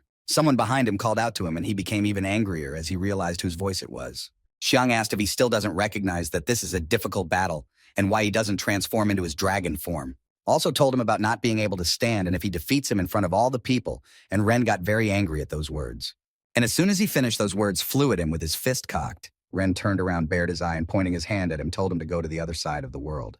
And all the energy that was in him was channeled into the arena, and spears started popping out of it. These copies imprisoned Xiang from above, and he couldn't move, but they didn't pierce him. It was already a victory. The next second, when Xiang stayed on top, he heard some kind of crackling sound emitted from the spears. Meanwhile, while he was on top, Ren began to slowly approach him. Ren's hair was rising from the energy, and he told him about how funny he was and asked why he would turn dragon form for trash like him. And Xiang told him not to blame him for what happens to him next and activated the radical mode. Ren said he's an arrogant idiot, and if he still has any tricks up his sleeve, it's time to use them. And while he was saying all this, he was getting closer and closer to where Xiang was. And at this time, while he was walking, Xiang put out his feather with a pale moonstone in front of him. He unfolded his scroll and said it was settled and brought up his quill to strike it. The next second after he struck, a blue glow began to emanate from the scroll. Ren looked at him and didn't realize what he was doing, and his eyes were completely white with no pupils visible. After which, Xiang began to raise his quill and several seals began to emerge from it. Xiang draped his quill over himself, the stone continued to glow on the pen, and the seal appeared in front of him. The next second, he gritted his teeth and brought his hand up to place it in the seal. As he did so, some details began to form around his hand. These parts were coming closer and closer together on his arms and forming some sort of armor. And in the next second, some already distinct weapon appeared on his hand. It was a huge cannon composed entirely of iron that was now on his arm. He crouched down on one knee, and this weapon was called the nuclear falcon. Xiang thought about the fact that even if he had reduced the strength of the weapon to be used by one person, the destructiveness of this weapon was still the likes of which had never been seen here before. And the next second, he was looking into the eye of the falcon and aiming in the direction of where Rene was. And when he found his target, he wondered which was stronger, the magic of this world or its weapons. After taking aim, he told him to try this weapon and addressed him as an uneducated foreigner. And right after saying that, he pressed the button that was on his huge gun. And at that very second, a huge missile that had eyes flew out of his weapon. The next second, a slight movement began to occur between the eyes of the rocket, and it began to open. From this rocket appeared a small ball that soon began to expand. And a huge blue-black ball flew toward Ren along with the missile. When Ren realized what was flying at him, his eyes went white again and he summoned world-level magic. It was called an angelic blessing, and a huge woman dressed in all white with a seal in front of her appeared in front of him. A huge balloon with a missile was heading towards Angel's blessing, and there was 1 millisecond left before it exploded. In the next second, the huge ball grew even larger and sealed within itself a huge woman clothed in all white and red. He wanted to make a small shield where his small missile would explode. Xiang lowered his gun, and all people said about was that he had stopped for some reason. But he didn't stop. He just lowered his weapon, and the rocket at the same time touched the angel's blessing. In the next second, the bomb began to give off a red glow when touched, and everything around it lit up with a white light, and no one could see what was happening. At this time, Rene stood there and was unwavering as he thought that Xiang wouldn't be able to inflict huge damage on him. And outside, it was business as usual, only inside the balloon, everything that Xiang had planned was happening. But in the next second, the rocket's power was so high that it lit up the whole place. Xiang also covered himself with his hand so he wouldn't see that glow, and it didn't catch him. Basil Andre, who sat next to the king, watched all this carefully. All the spectators were horrified by such a bright light and started screaming in terror. A glow began to spill over the entire arena, and it was already spreading beyond the arena. This energy was so high that the hospital where Eli and Moto were lying felt this energy. Moto, whose coffee mug had fallen, was horrified and asked what was happening and if it was an earthquake. Eli looked out the window and said it wasn't an earthquake, and it came from the direction of the arena. All the spectators did not understand what happened and whether everything was all right with them, as they were very much frightened. Hans, who was also in the role of a spectator, thought what kind of device Xiang was using, as it was very scary. Heidzer called out to the guys around him and told them to watch the arena, since he didn't realize what it was. The audience saw the principal summon world-class magic, and it was the seal of the saints. Heidzer turned to Hans and told him to look in front of him, and Hans was already scared. But in the next second, something very much startled and angered him at the same time. The spectators started talking about how the entire arena had disappeared, and some were talking about how someone with those skills was still called a student. All the teachers who sat and watched the fight were also shocked at the level of this fight. Sofisak turned to the king and asked if he was okay, and he replied that he would be fine as long as he and the director protected him. Sofisak watched the fights and couldn't believe that Xiang was developing at such a speed. And if he could use this kind of equipment, if he increased the production of this kind of equipment, then the firepower of the White Dragon Group and the entire Strong Kingdom would increase if they used it in battle. The headmaster read his thoughts and said that he had made a good point, and he also said that this thought is dangerous, and he is sure that Xiang also has his own plans. Sofizak looked at him and thanked him for his advice, but was also very disappointed. A small blue ball appeared from the arena Xiang was in, and he began to cough slightly. He opened his face again and started coughing, and once again blood. He ducked an eye and thought that the Dyson Sphere's energy absorption was still not at the right level, and testing and disposing of the equipment still had dangerous consequences. But thought that as luck, he still had the Pale Moonstone, which allows him to create a logical barrier around him. Otherwise, he would have been hit by the explosion. He looked at the fire sphere and thought that it was a good thing that the energy release of the explosion was preserved in the sphere. He looked through his weapon and thought that consequences are most important. If there are any mistakes now, then things could end fatally. He looked through his falcon eye and thought about what he was about to analyze the sphere for imperfections. He didn't identify the imperfection and saw that it was completely isolated from other people, and said out loud that there was no malfunction, and now he could breathe a sigh of relief. But in the next second, the fiery flame that was inside the ball began to dissipate little by little and completely died down. The spectators were all in shock as they were hoping the fight was already over. Everyone was watching the huge black ball that was in the middle of the arena. Xiang looked at the ball and thought that the fireball was dissipating faster than expected, and it didn't seem to take long. He immediately snapped his fingers and said the word condensation to close himself off. The audience began to tell everyone to look at this black sphere, and it began to shrink in size. In the next second, the sphere that stood on the small island of the arena began to melt. The sphere also began to spread out and flow into where the magma was located. Xiang looked at this and couldn't understand why he couldn't defeat Rene and what he should fight next. She immediately began to gradually pull in, and by Niem a little bit rolling down the already icy island. The sphere grew smaller and smaller and flew down red-hot magma at the same second. And in that very second, it disappeared, and the magma began to lower the bulbs little by little. Onlookers were shocked that not even a small speck remained of this sphere. Everyone started stopping each other and talking about how everyone was looking closely because there was something sparkling. It was a small piece of fire that was eating something and said that it was very well fed. Icy said it was a devil, and Dorana asked if Rena could summon a spirit. The small red kid called out to Ren and told him that he didn't think he would be able to summon him again anytime soon, as he needed to digest everything. Xiang was in the air at this time holding his body with missiles and saw the small red devil disappear. He watched and didn't understand what was going on, but he was sure Ren was definitely still alive. At that very second, the lava started moving and onlookers started yelling for everyone to look over there. In that same second, lava gradually began to gather on the small island and form a small dome. And at that very second, a huge monster on large wings flew out of that lava. It was a huge gray dragon with shades of blue edging its wings. And in that same second, the wings opened and the dragon revealed itself. It was Rena's transformation. All the people started exclaiming that it was him, and no one believed that he was still alive. He had two huge horns on his face and two small horns next to him, his neck and shoulder as if not yet healed by the fire. Onlookers began to question if it was his dragon form, and someone said similarly that he had taken a very heavy blow. Icy looked at him and thought about the fact that this dragon form was different from the others, and maybe it was because in his time of need he had evolved, but she didn't know that for sure. Basil thought that by looking at him, one could realize that his strength approached that of a regent. Xiang looked at him and thought that he had used a 100-ton charge, and he was still able to withstand the pressure and temperature of the Dyson sphere. Ren glared at his opponent, and without opening his mouth, you could see him clench his teeth. It hung in the air and began to glow with a small fire, and magma began to rise around it. And in that same second, 4 dragon heads appeared out of the lava behind him and pointed its hand at Xiang. He clearly wasn't expecting this and became very agitated with fear bubbling up inside him. In the next second, 4 huge dragons headed towards where Xiang was standing. He looked at them and didn't know what to do and thought about the fact that they were too close. But as soon as Ren hit where he was standing, Xiang was able to react and fly up. He looked back and saw that his and the outfit was failing at a time when it was needed most. And while he was paying attention to his suit going out of commission, a shadow swept past him. Then he turned around and saw Ren, who had taken the form of a dragon, flying by his side. He waved his paw and a blue power flew from it, emanating from him. And in that same second, a huge stream of firepower hit the arena. Xiang was on the ground of the arena at this time, and for all that, he was inside a small blue dome. He had been holding his quill with a pale moonstone inside it the whole time. And at that very second, Rena grabbed the hand he was holding the quill in and shattered the dome he was in. He pinned his hand with one foot and stepped on his chest with the other foot and said that without that feather he was nothing, and asked if he didn't realize it. And Xiang told him that without this dragon form he would have already been in the other world just now, and asked if he didn't realize that either. Rena said he continues to be just as rude even on the brink of death, and now all the viewers, including Isabella, will see him snatch victory from him.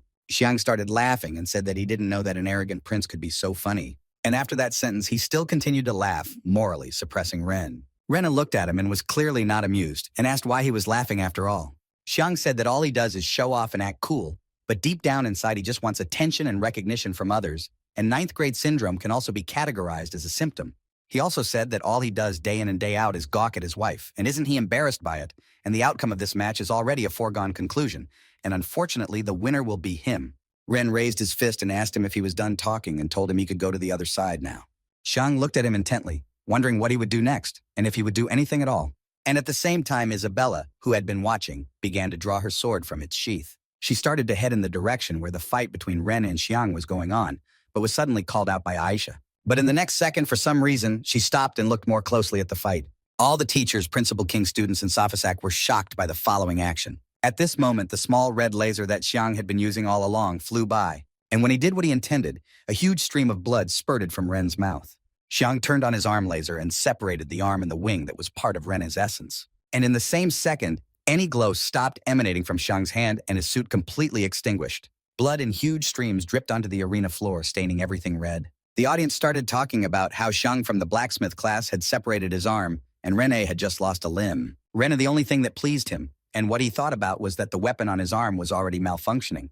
And he told him about pretending to be weak to let his guard down and seize the moment. Xiang said that this weapon was made specifically for fighting him, but it's not the same laser cannon as before. He said that the previous laser was made to hit objects at a distance of 2,000 meters, but at farther distances, the quality of this weapon drops. Also said that the laser sword used just now is needed for close combat in the form of a beam and a length of 3 meters, and although the range of action is greatly reduced, the quality of the weapon has increased. He concluded by saying that, of course, because of his speed and agility, he could only use the laser when he would let his guard down. Rena's eyes began to fill with blood, and he began to roar, as he didn't understand how this little bug could have fooled him like that.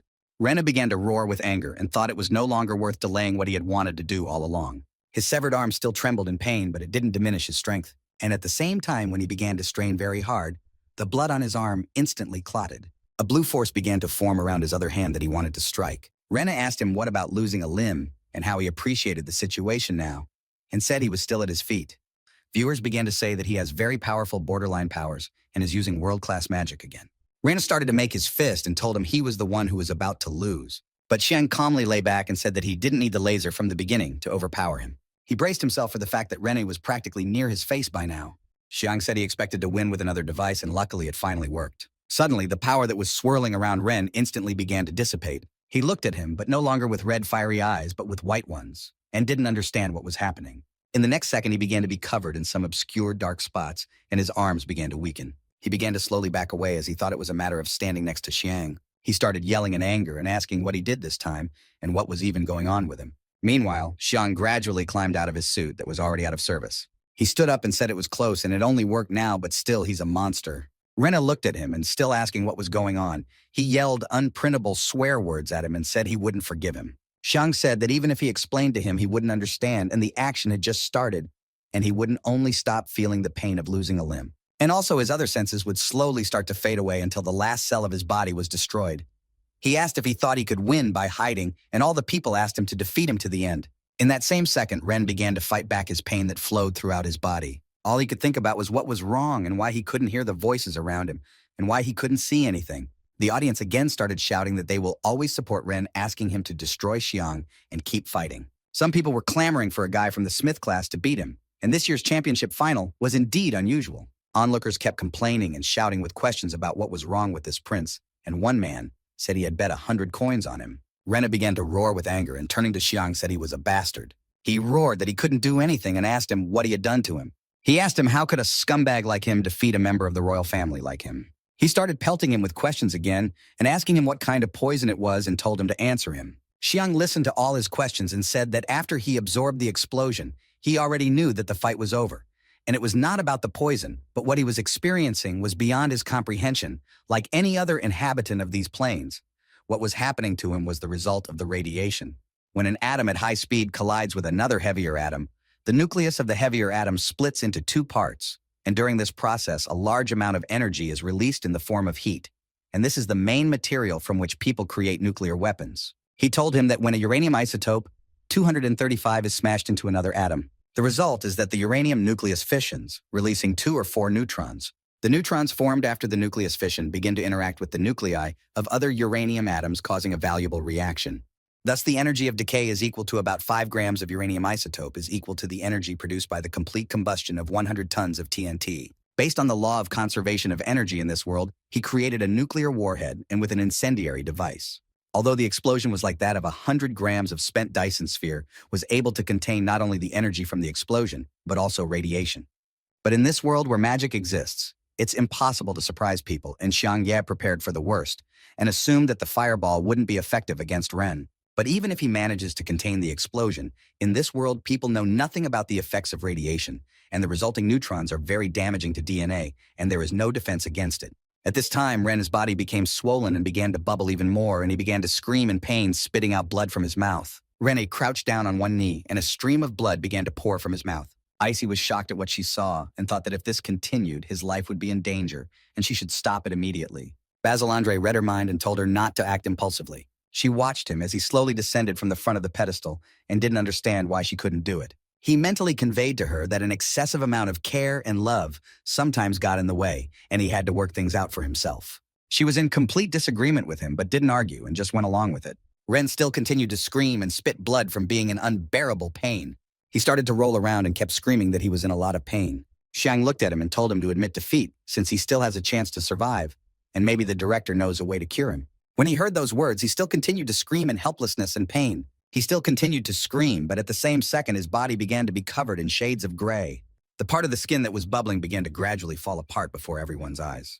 After his body parts on his arms started to fall off, the body parts on his legs started to fall off as well. Xiang looked at him and was angry that he couldn't say he was giving up and still enduring the pain. All the spectators who were sitting in the arena immediately fell silent after seeing Ren's suffering. After all, who could have known that this arrogant man with a tremendous gift would be in the state they saw him in now? His body was completely gray and started screaming a little bit very, very quietly. The audience began to tell the blacksmith to finish what he started, and some were talking about Ren still moving. And the next second he started saying in a quiet voice that he would never lose. Xiang could barely hear what he was saying, but in the next second, he couldn't even say a couple words.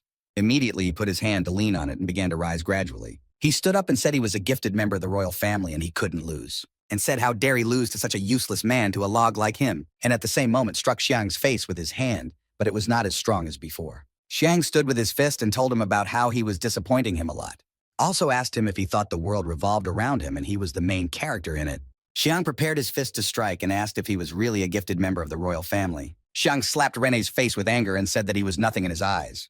He stood in the same pose as he had struck Ren and stared at him for all he was worth. At this time, Ren slowly fell to the floor from the blow Xiang had given him. He was lying on the floor and Xiang decided to approach him, and in doing so, his body shuddered very violently. He began to clench his fist with rage boiling inside him and was breathing very heavily. All the spectators who were in the arena watched this and couldn't believe that a mere student in blacksmith class could hit a member of the royal family. Heitzer and Hans were also greatly amazed, as were the teachers who had watched this fight.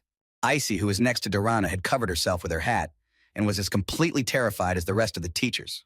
Sophisak watched this fight very closely, and as suddenly as he did, a smile appeared on his face. And in that same second, he flew from where he was guarding the king and landed in the arena next to Xiang and Ren. Sophisak moved closer to Ren's body and looked at him, then turned aside and began to walk away. He walked over to Xiang and patted him on the shoulder while smiling victoriously at him. He took his hand and raised it up with his own hand so the audience could see him. He started to say that the winners of the Kingdom Championship is Xiang Ye. All the spectators began to put their hands up and frantically shout his name. They shouted so loudly that they filled the noise of the entire arena and around it. At that time, when the winner was proclaimed, Basil Andre and Icy were carried to Ren's body. Icy asked the principal to use time magic to save him. The director of the Royal Academy said that there seems to be a problem, and Icy asked exactly what kind of harm was done to Rena. The director said it was the first time he had seen something like this, and it looked like all the components that make up a living organism had been altered or destroyed. He extended his hand towards Ren and a soft blue-colored orb appeared around him. Basil Andre told her not to worry, and turned to her, and told her that he would find out what had happened to him and cure him accordingly. Sophisak turned to Xiang and said that he didn't think he would become so strong so quickly and defeat a gifted member of the royal family. Xiang could string a few words together in one sentence and simply said he was very lucky, and Sophisak asked if he was badly hurt and said he could walk him back. Xiang didn't have time to say that he was fine and at this time began to fall. But he didn't have time to land on the ground as he was caught by someone's hand. Behind him stood none other than his wife Isabella and looked at him disconsolately. She crouched down on the floor, moving his body into a lying position for comfort. He opened his eyes a little and looked at her, asking if she was the one with him. Then he closed his eyes and told her that he had kept his promise. She looked at him and didn't understand at all what the promise was about, and told him he was an idiot and she'd have to talk to him. She was about to start saying something to him as a friend heard him start a little whimper. Her eyes were filled with pride and love at the same time, and she simply thanked him. Meanwhile, the spectators still continued to shout Xiang Ye's name in the stands. One of the guys sitting the role of spectator said, "Who would have thought Ren would lose to a member of the blacksmith class," and said that he had already said that if you bet your property, you would go broke. And the other said everything was fine and he just lost all his money and his house. And at this time, Mr. Martin was coming down to see him. He started building himself a ladder to climb down into the huge hole in the arena and calling out to him, asking if he was okay. Mr. Martin reduced his quill to pen level and heading towards him asked if he was badly hurt. Isabella, who was holding him on, said it was nothing serious and he was just very tired and fell asleep. Mr. Martin wept and said it was wonderful, and he didn't think they could get a trophy in this championship after being in last place before. The current and former students from the blacksmith class walked behind their teacher and talked about how Xiang Ye was very cool. Mr. Martin swiped his quill and a gentle green glow began to emanate from it. He touched his first to the steps and began to form a small stone island. He formed it to make it convenient for His Majesty to ascend to them. And as soon as he finished his formation, the king began to slowly walk up the steps toward them. He held the championship trophy in his hands and it was the color of the sea. He started to get closer and said that this final was very interesting to watch, and Xiang Ye deserved this award. Isabella bowed to him and thanked His Majesty by turning to him. The king held out the cup to Mr. Martin and told him to accept the cup on behalf of Xiang Ye, and also said that the blacksmith class should be proud of this victory, and Mr. Martin thanked him. The king said that Xiang Ye had gifted them with new knowledge in blacksmithing, and in the future he believed they would help grow the kingdom. The blacksmith class and the teacher raised their trophy up, and the king said for everyone to congratulate Xiang Ye and the blacksmith class once again. And the audience again, in a flood of incredible emotion, began to throw their hands up in the air and shout. Penny stood on the balcony and watched the fight, was clearly not happy that Xiang had won. Her hair was developing in the wind and she was looking very intently at the blacksmith class. But she turned around and walked away because she couldn't take it anymore. Basil Andre and magic teacher Icy carried the body to a small castle. Icy asked the principal if his exposure to magic and time really had no effect. The director of the Royal Academy said that it looked like Ren had already named the period when he could help him. As suddenly after him, Rene started coughing and a trickle of blood began to appear from his mouth. The director of the Royal Academy said much worse that his condition would worsen from now on. He stared fixedly with his green eyes and thought of only one thing. "You too." A second, he stretched his hand forward and a red light appeared in the air. This flame soon turned into a small crystal that gave off a very bright glow. Icy thought that it was a hidden crystal stone, and even if it was a pale moonstone, the level of magic could not compare, and said that it was very strong magic, and asked if it was the item he had told her about. The director said that it was the object that created our world and all living beings, and it was called the Stone of Development. He released it from his hands and pointed in the direction where Rena lay quietly. The stone stopped above him and began to emit a small glow. and then began to glow so much that it illuminated everything around him, and the whole room was filled with this color. The next second, the stone began to project several seals on which Ren lay, and one was on top of it. From the seal that was on top, a red liquid began to dig out little by little. Immediately, those small sparks of red color began to regenerate the body. The body that was literally dried up began to grow new skin, and his entire body began to resemble that of a human. The drop slowly spread to her hands, and her hands also shaved the shade of her skin. After that, the drop started hitting his face, and his face also became covered with skin. He then began to move his eyes a little and opened them to look at what was going on around him. The director said that all life created has a cost and is necessary to keep Icy balanced, and he can only resuscitate him and give him back his life, but he will have to face the rest of his flaws for the rest of his life. The stone that was airborne above began to emit a gentle glow, and the next second, a piece of it broke off. Vasily looked at the piece and was a little disappointed with everything that was going on. He held out his hand for the crystal to close its seals that he had opened. And closed them all, he went back to the palm of his hand to the principal of the Royal Academy. He looked at it, and in that very second, the stone began to shrink and vanished altogether. Icy turned to the principal and asked why this magic stone had so much power. The principal of the Royal Academy said that he would explain everything in detail a little later. Rena began to grope the floor with his hand and contemplate where he was now.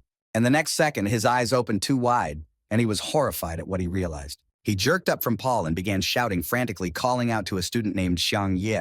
He spun his head around and yelled at him, asking where he was, and told him to get out, and he would destroy him. Rena sprang from his seat and began shouting for him to come out and appeared to him to address him like a useless log. Just as suddenly he heard someone behind him start to move a little and tap his shoes a little. He clenched his teeth from the anger that was simmering inside him and said that he was here. Rena didn't bother to sort out who was in front of him and began to move lightning fast in that direction and spoke about getting ready to go to the other world. And the second he approached Icy's teacher, who he didn't recognize, he got slapped. She looked at him and told him he was a typical idiot and told him to get a grip. Icy's teacher said the match was long over and told him that he had lost. He got a little mad and with a smile turned around saying that it was impossible and obviously he had won and asked the question, did he win after all? Icy again said that he was an idiot, and if it wasn't for the principal, he would have been destroyed by Xiang Ye's hand by now.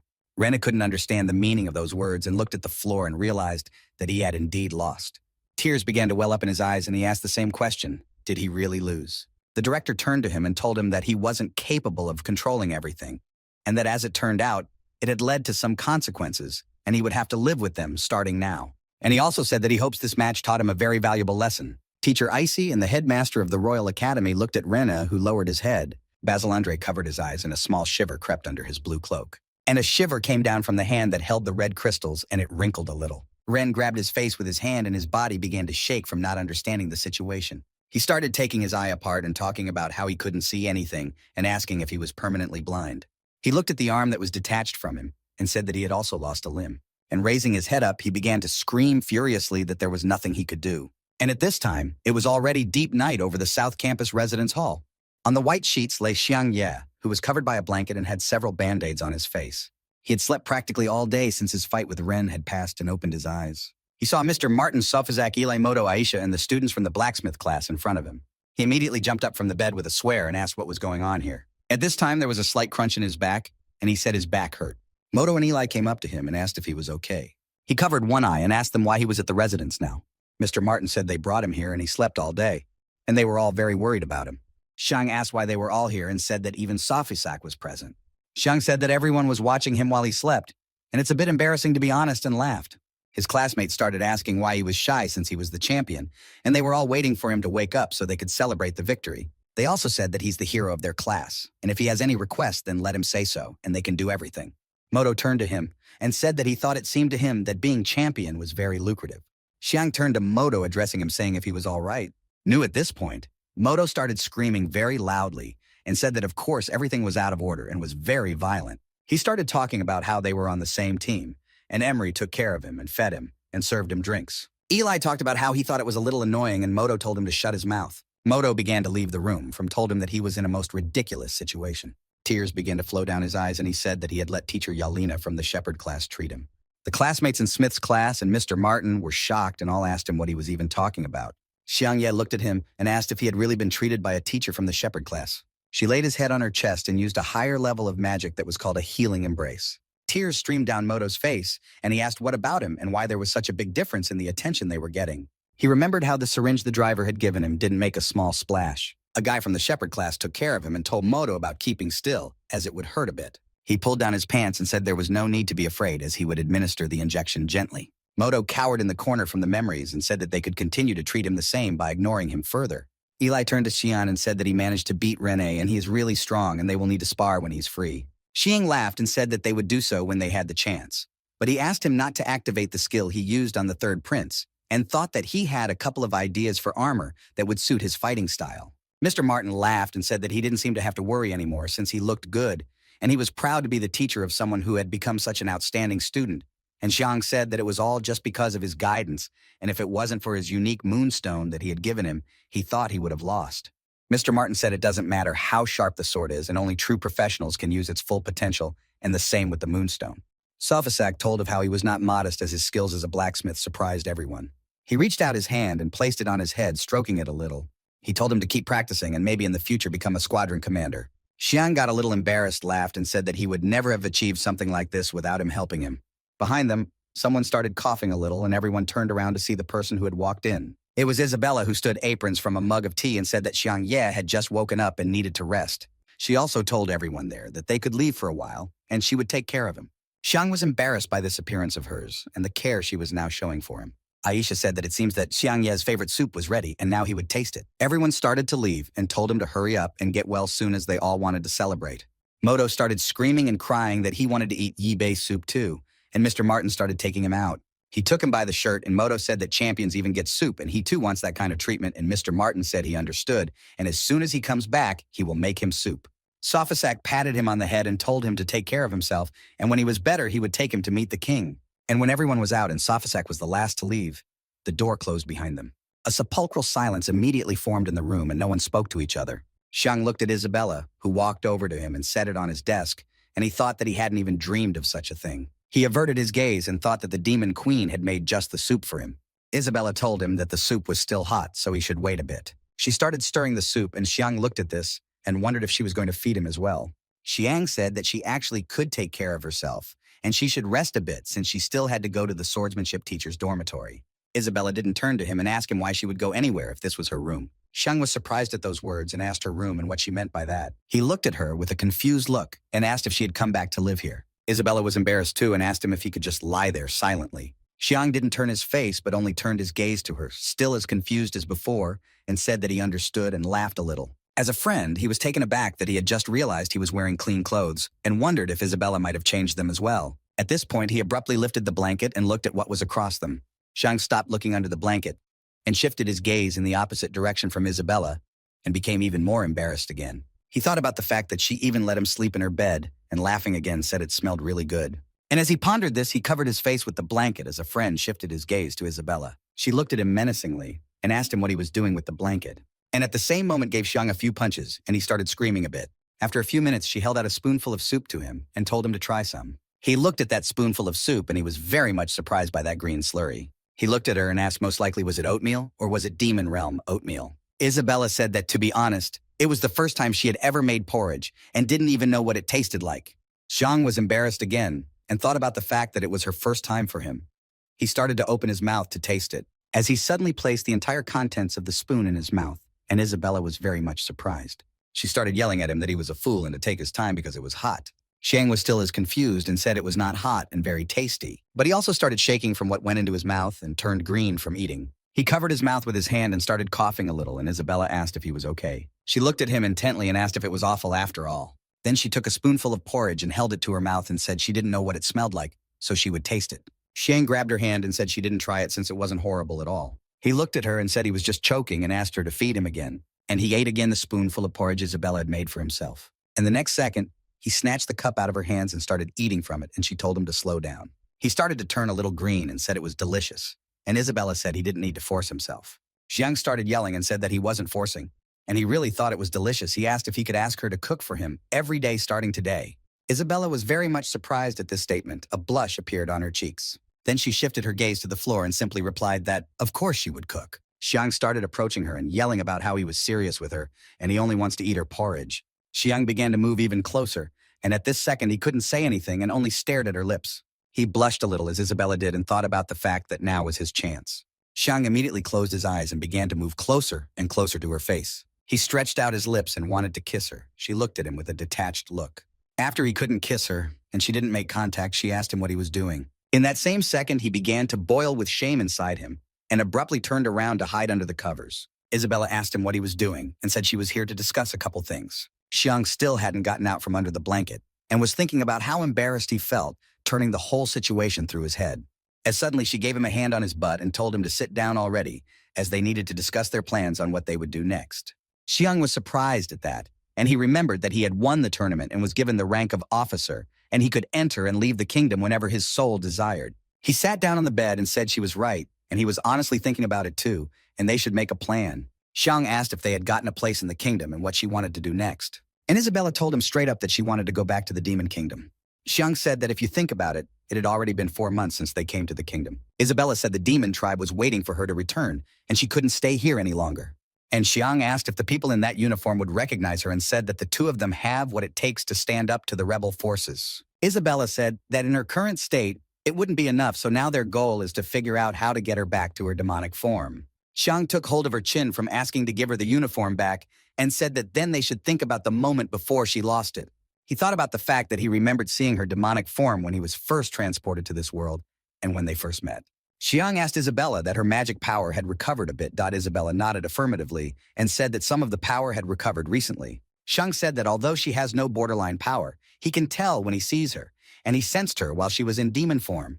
He recalled that moment and said that later when she fought Stormy, he felt her. Xiang Po continued to speak and said that if it was really like that, then she must know the technique allowing her to regain her strength. Isabella said she had regained some of her power, but it was nothing compared to the power she had, and it was recovering too slowly. She remembered that when she was learning swordsmanship from Dorana, she had practiced under the waterfall, and her strength had increased significantly because of it. Isabella said she knew he could accomplish such a thing if her demonic core was activated. Xiang looked at her and didn't understand what demonic core she was even talking about. He started again with questions about what it was and if it was some kind of organ. Isabella said that in the lands of Shuluo, every living organism produces borderline power, including even those of the blacksmith class, and even if they have a large amount of it, they are still the source. Xiang asked that the quantity could still somehow be understood as a source. Isabella said she had forgotten that he had not been trained in such things, and she proceeded to tell him that the source was the starting point of the borderline force, and he could see it as a spark. The spark that generated the flame and the boundary force creation exists therefore the principle. Xiang said that he now realized that the demonic core was the source in the demonic tribe. Isabella said it doesn't work that way, and the demonic core is a separate element, and she's the only one who has it. And she gave the example that some people have dragon powers, and they are all members of the royal family. However, this power is shared between individuals, while the demonic core are a unique part of the ruler of the demonic tribe. And if you compare these two features, the demonic power generated by the demonic core is much more powerful than the dragon ability. Xiang remembered how she had fought Buri, and said that it was no wonder she had completely defeated him despite the transformation. Isabella said it was thanks to that sword of useless wood he made for her, and it was a worthy weapon. She also said that the ruler of the demon tribe has a super speed demonic core, while humans can share the dragon's blood and gain its abilities, and in the end, a certain balance was established between these two forces. She held out her hands and said that however legends say, that the blood of the creator god flows in the veins of the rulers of the demon tribe. She also said that the demon tribe was created by her ancestors subjugating other clans. Xiang said that because of what he realized she was stronger than people with dragon blood, and her recovery should also be quite fast. Isabella nodded and said that there was a problem here when her demonic core deactivated. She discovered that there was someone else inside her. She opened her eyes and said that her part was terribly evil and cruel, and maybe she was the one he had seen during the tournament. Xiang was very much surprised, and at this moment he looked at her and didn't understand what he meant. Then he remembered that moment on stage when they were kissing together, and he most likely brought her out of that state. Then he got up from the bed and looked away, blushing even more, and she was very surprised. She shifted her gaze to him as he lay back on the bed and thought about that in the moment. They stared at each other for a long time, and there was silence in the room, probably because everyone was thinking about that kiss. Xiang put his hand behind his head, chuckled, and told them to get back to what they were talking about. He asked about what the other her meant and if it could be a split personality. She ducked her eyes, looked at him, and asked him a question about what split personality meant. Xiang said it's when there are two consciousnesses in one body, and they have completely different thoughts and character, and asked her if it had ever happened to her before. And she replied firmly that this had never happened before as far as she could remember. So she thinks it was because of the thing Lillian used to take away her demonic powers. She was once her most trusted servant, so she didn't expect a blow from behind, and she did well. And Xiang asked what she used to absorb all your powers when she was demonic form. He also said that it was a clue, and maybe with it they would find a way to quickly restore her power, and she forgot to say that she didn't know exactly what it was. She also said that all she could remember was his outline, and Xiang said that would be enough. Xiang put down the paper and pen and told her whether she could draw based on the lettering while he would try to determine its original appearance. Isabella looked at the blank sheet very worried as it was only an outline. A few minutes passed, and when Xiang looked at this form, he was surprised and asked if she was sure about it. Xiang then told her to just describe the item to him, and he would draw it himself. It was already the next day, and classes were still going on at the Royal Academy. Teacher Martin turned to his student and told him to be careful with perspective and correct a little on the drawing. Afterward, he was called out, and he turned around a bit, and all the guys were thrilled with what they saw. Behind them stood Yi Bei and Xiang Ye. Everyone was very happy to see them, especially the students, as they considered Xiang their hero. Isabella told him he was too popular, and Xiang laughed a little and blushed. Whereupon the teacher went to the place where his stones and many other objects were lying. But he only needed one item, and that was his small feather. Mr. Martin turned to Xiang and said that their class had become very popular because of him. He also said that time flies, and he was now an officer, and asked what he was going to do, and Xiang said that was exactly the purpose of their visit. Xiang turned to the teacher and said that he was the best master blacksmith, and he had traveled to countless places on this earth and seen many things. Xiang held out the sheet to him and asked if he recognized this dagger that was drawn on it. Mr. Martin said he is not sure, but he may have seen it, but does not remember exactly when, and it has a unique design. He asked if it is a new invention, but Xiang said it is not his invention. Xiang said that he had accidentally stumbled upon it when he was in the demon tribe, so he would like to study it. He began to drink the contents of the glass and said that when he did so, it might contribute to the progress of mankind. Isabella said that the demon ruler was killed by this dagger, and Xiang spat out all the contents from his mouth. Xiang thought about how they could even know much, this being slaves, and it was good that the teacher wasn't suspicious. Mr. Martin was surprised and asked if it was an item that could kill a demon ruler and said it was really unusual. He told them to wait, and he closed his notebook that had been open earlier. Xiang turned to him and asked what it was, and Mr. Martin said it was records he had copied 5 years ago from a wall painting of the remains of an ancient temple. He said that these murals were in an ancient language and he understands them a little, but everything written down must be information about different weapons and objects that the gods once used. Also in this notebook, there are stories about the gods when they still lived here on Earth. And if he understands, he might find information about this dagger. And Xiang asked him if he means legends. Mr. Martin said it was true, and although it is a legend, the locals firmly believed in them, and these records are authentic. He opened one sheet and said they'd see if there was a drawing here that looked like his. When the teacher was leafing through the notebook, Xiang suddenly noticed something and told him to wait and look over here. Xiang asked why this thing looked so much like an airship, and Mr. Martin didn't understand what airship he was talking about. Mr. Martin asked if this is a ship that can fly through the air, and asked what a great metaphor. And he thought it was a huge bird. Xiang thought that not only airplanes there were also car-like objects and continued flipping through the book. Mr. Martin asked him, pointing to a sheet of papers didn't look like his dagger. They all turned their attention to him and saw that it really could have been him. Isabella turned to the teacher and asked where this ancient temple was located. Martin said he thinks it's on a mountain range, and it's Eli's mountain range. Xiang interjected what Eli mountain range was and what connection there could be to it. Mr. Martin turned to him and said that speaking of Eli already, he definitely remembered.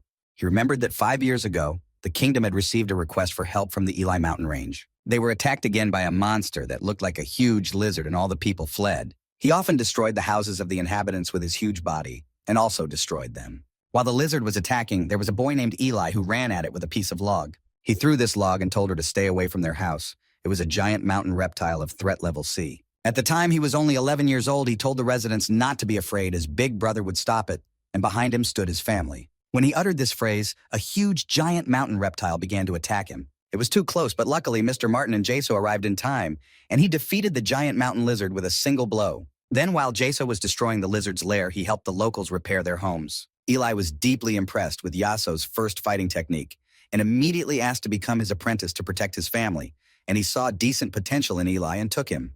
When they finished their mission, a local resident showed them the ruined ones that were near their settlement. According to the elder, these ruins were more than 1,000 years old, and moreover, he said that they knew from their ancestors that the gods had built this temple.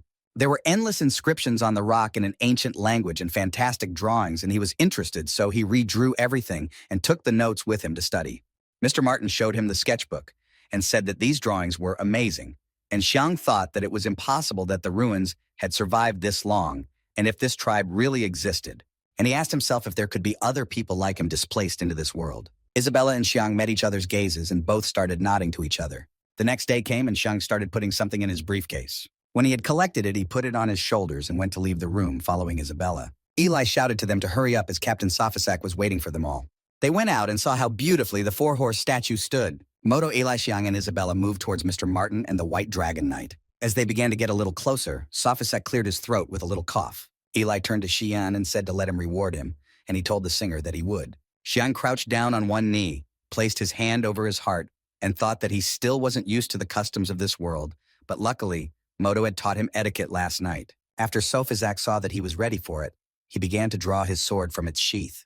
Sophisac raised his sword and said that he must remember that he is a soldier of this kingdom, and ensuring its safety and protecting the king at all times is his primary duty. He placed the sword on Xiang's head and said that by order of the king and on behalf of the captain of the White Dragon Squad, he was conferring him the rank of kingdom officer. Xiang thanked him and said he was honored, and Sophisac said he could go up now. He handed him a gold token and told him that it was now his medal and he could leave the kingdom and return to it whenever he wanted.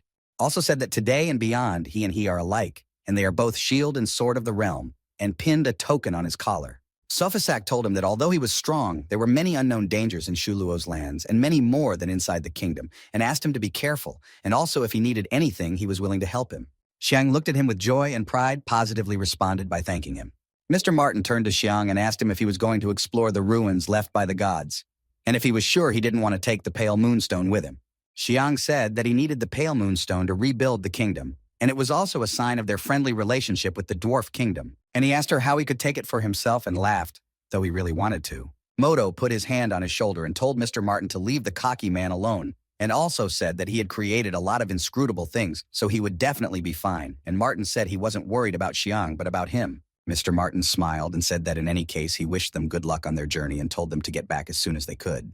Isabella interrupted their conversation and said we could go now if they were ready. At this moment, Xiang once again prepared one of his parchments and it began to emit a yellow glow. Eli turned to Xian and asked what that thing was again that they were riding. Sophisac watched and thought that this was that vehicle which, as Xiang said, is better than a carriage by a line of horses.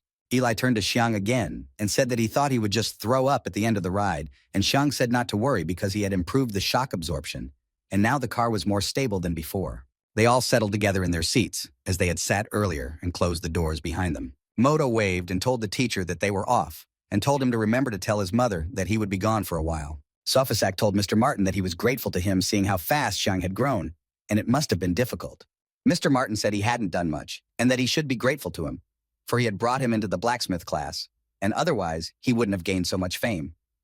And he said, if that's all, he'd go.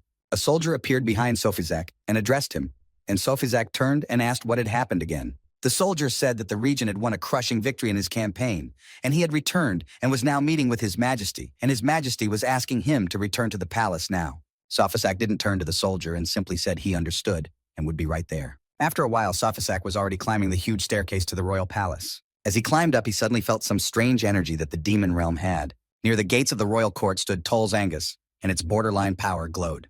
When he spotted Sophisac, he began to walk down the stairs toward him. Sophisac simply froze in place and waited for the regent to come down to him himself. When the regent approached him, and they stood already a couple of meters away, suddenly, a friend, they stared intently. Sophisac bowed, turning to the Lord Regent, and said that the captain saluted him. But Tol's Angus said nothing to his greeting and simply ignored him. Sophisac turned to him and told him that he had a question he had wanted to ask him for a long time, and it kept plaguing him. He said that his father was a loyal servant of the kingdom, and he tried his best, and was willing to sacrifice everything, and he didn't understand. Why would a man like his father destroy himself after meeting him? The regent stopped and said he was just showing Guro the truth of the world. Sophisac wanted to turn around but didn't as a tear rolled down his cheek. The regent said that he too would understand sooner or later, but now was not the time, and besides, he knew better than anyone the gulf that separated them. The regent began to withdraw and said that his sons were really useless and nerdy, and maybe he should learn from his father and take it. Sophisac tensed up a lot at the fact that the regent started laughing very loudly after saying those words. He thought the regent's power was beyond imagination, and the time had not yet come, and he must endure. From clenching his teeth too hard, his mouth bled, and he thought that one day he would destroy him with his own sword and avenge his father. And at this time, the Shuluo Valley saw huge mountains that were covered in greenery. The people who worked there walked polisu with small backpacks on their shoulder and carried grass. The man who was dressed in all purple raised his gaze as something caught his eye. He saw that some huge iron bird was flying in the sky and making an incomprehensible sound. He was too frightened, he fell to his knees and began to pray to his gods. All the same people who were riding in the car were on that plane. Isabella shifted her gaze to Xiang, who was throwing up, and asked if he was okay, and he answered positively. Eli turned to Moto. You said he was mocking him about the car, and now let him see who's laughing. Xiang asked Eli if they would get there soon, and Moto asked them to hurry up since he couldn't take it anymore. The two of them got off the plane and ran into the woods, and Isabella asked what was wrong with them. And Eli said that their physique must be weak, and they were not adapted to their climate. They were very pale, and Xiang thought that it was mountain sickness. And the environment in this area was strange. Everything was fine in the other mountains of the kingdom. Why is this happening here? Xiang was interrupted from his musings and turned around as he heard someone shouting and praying to the gods. They all turned their attention together and didn't realize who it was. People ran up to them and fell to their knees praying. Eli was glad to see these people as he recognized one of the men present and called out to him as the head of the village. The head of the village raised his gaze looking at him and asked if it was him. Eli walked up to him, and the head asked if it was really him and what made him come here this early in the season. He asked if he missed them that much, and Eli confirmed his words. The head asked what his classmates meant by that and also asked what kind of divine relic it was, and Eli said it wasn't a relic. Ella said to let them introduce them to his classmates, and this thing is called a helicopter, and it was created by Xiang Ye, and his girlfriend's name is Yi Bei, the guy with the moto glasses.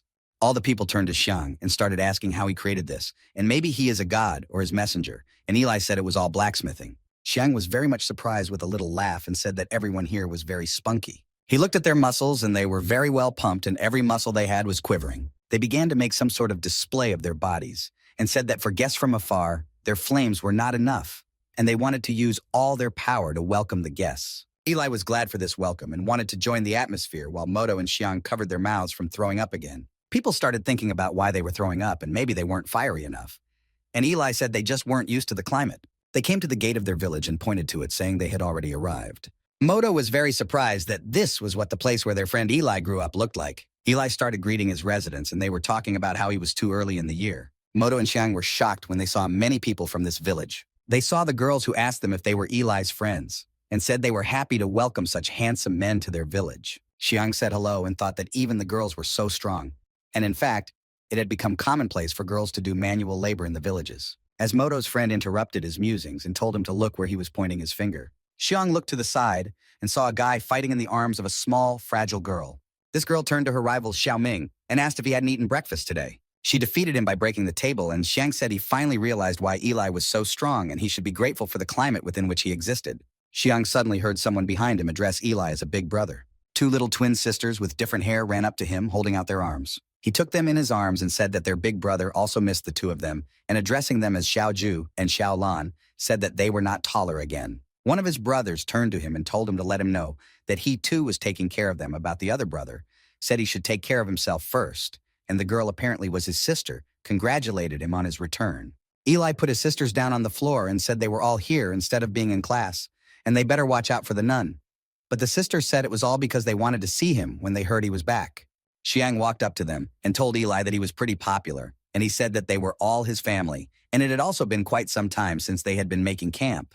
They all made a small halt. Horizon was shining brightly with the sun. Xiang took a mug at this time and was already drinking soup, resting after the long journey. He stopped drinking and said he felt full of energy and asked what the soup was. Eli said that this soup is made from a local mushroom of this mountain called the straw mushroom of the mountain range, and it is a standard ingredient in these places, and once the foreigners taste it, they include it in their diet.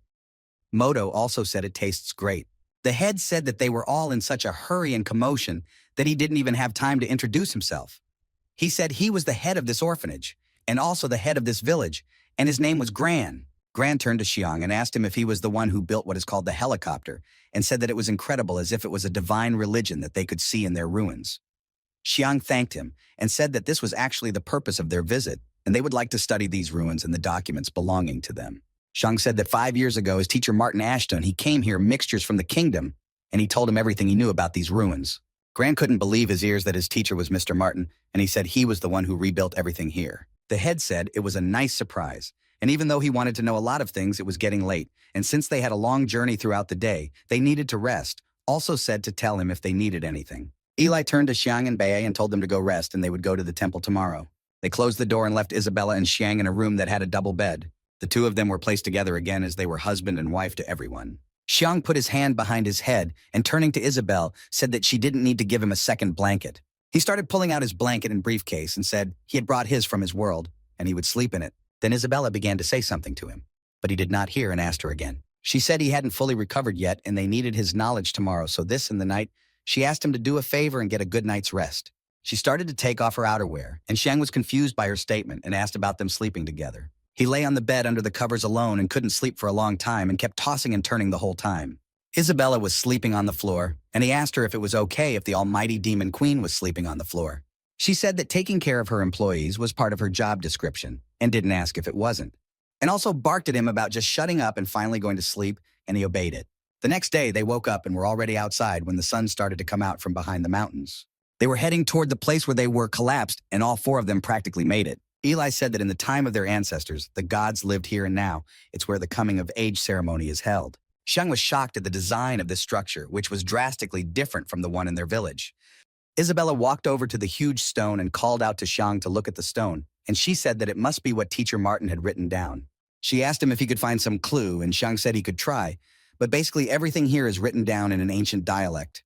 As a friend, the ring around Isabella's neck began to glow, and she turned her attention to it. Xiang noticed that his ring was glowing and called out Yi Bei for her to look at him. Moto said that not only his ring was glowing, but the writing on the wall as well. Isabella and Xiang looked at the stone and saw that the blue writing on it began to glow. That blue lettering started to get bigger and not a small blob appeared at the bottom. This drop began to spread the same color all over the stone going downward. This drop then became a straight line and it began to form a small black depression. And when they looked, they saw that out of this inscription and line came a small entrance in the stone. Eli didn't realize what it was and said he'd never heard of a secret entrance existing there. He started to head towards the entrance and asked if the remnants of the gods were inside, and Xiang shouted to him to wait. He started pulling a scroll out of his briefcase and said that they couldn't go into the passage that had been sealed years ago, and he doubted that there was enough oxygen inside and there might be poisonous gas, so he needed to run a couple of tests. He said it needed a moonstone to create, so he made a couple details before giving it to Martin's teacher. From the paper emerged small sensor spiders that were completely iron. Xiang pointed his finger at the door and ordered them to move in that direction. The iron spiders obeyed, and this very second began to head towards the passage. Xiang took out a small tablet on which he was watching the spiders and said that the vision mode was activated. They began to crawl into the tunnel, and he saw how there were small steps that went down. He said that it was a tunnel leading underground, and it looked quite long. He asked again about them still going down and how deep this basement was. Xiang turned on the small lanterns on his iron little packs to light the way. He said that they had finally reached the bottom and gone inside, and he would now analyze the air condition. Xiang said that the temperature inside was 20 degrees and the oxygen condition was the same as where they were, and no poisonous gases were detected. He said it should be fine, and they have mechanical spiders and scanning the area. They approached the entrance, and Xiang told them to wait a bit and let him craft something to light the way. In the next second, small torches of fire were passing all over the staircase. Moto was surprised as all the torches on the wall lit up, and he turned to Xiang and asked how this was possible. Xiang told him that it was just magic and thought about the fact that they were really in a fantasy world. He walked down the stairs and thought about how the hidden loophole had opened thanks to their rings, and whether there might be clues as to how and why he had been teleported here. Moto asked if they felt anything and said that since he came in here, his body was overflowing with energy, but he didn't understand why. Eli said he thought he felt the same way too, and Xiang said he didn't. Xiang turned to Isabella and asked if she felt anything, but she just covered her eyes, then opened them up and said it's all because these ruins are full of borderline power. Xiang interrupted from his conversation with Isabella and turned his attention to the tablet screen. He said the spiders had fixed something and there were giant inscriptions in front. Xiang looked at the tablet and saw that it had an image of the engraved hero on the wall. He said they would be on site soon as these drawings should contain more records of the gods. And after Xiang said that phrase, Moto pointed his finger for them all to pay attention. They were shocked to see that there was a huge stone with inscriptions in front of them, and it was very huge and intact. Xiang said it's still written in an ancient language, and they have no choice but to understand what's drawn. Moto turned to Eli and asked if these drawings showed the tribes that lived here. Eli said it looked like it, and there were dwarf and human races of beasts. They began to look at the inscriptions and pictures together and saw that there was a tribe of demons. Isabella looked at the picture they saw and was surprised too. Eli said their ancestors depicted gods with unusual horns, so the first row from the top must be them. Moto called out to Xiang and told him to look at the thing they were holding, and it must be the artifact he was looking for. Xiang said he hoped these drawings meant that the gods created the different races, and Eli asked if the gods existed, and they created them. Xiang said it was just their guess at the moment, and until they read what was written, they would never know the truth. As a friend, he turned his attention to his tablet, and something really surprised him. Xiang said that despite what the spiders convey here is a whole dungeon, and it feels like there is nothing in the beginning, and the main secrets hidden inside this place. He said he was going to increase the number of sensors transmitting information to them. He took out the scroll again, created some spiders, and directed them where they weren't already. And they went on to say that this place looks like a whole underground city. Moto was crawling on all fours and said it was very high, and he couldn't move, and Eli asked him if the path wasn't wide enough. Eli said that if he didn't hurry, the monsters might show up, and Moto yelled at him to stop scaring him too. Underneath the stairs they were walking on was emanating an energy that looked like a race of demons. Underneath it lay a small sword, similar to the one Isabella and Xiang had been looking for earlier. Somewhere in this dungeon, there was a huge monster sleeping that guarded the chambers of this place. Just as suddenly, a light that magically summoned Xiang to illuminate the path lit up, and when the torch lit where the huge green dragon slept, his eyes widened. Moto about how they've been up 10 floors and haven't found anything worthwhile. Eli said there are no more drawings on the walls and this room looks more like a warehouse. Moto said he thinks this putt is getting more and more sinister, and they should.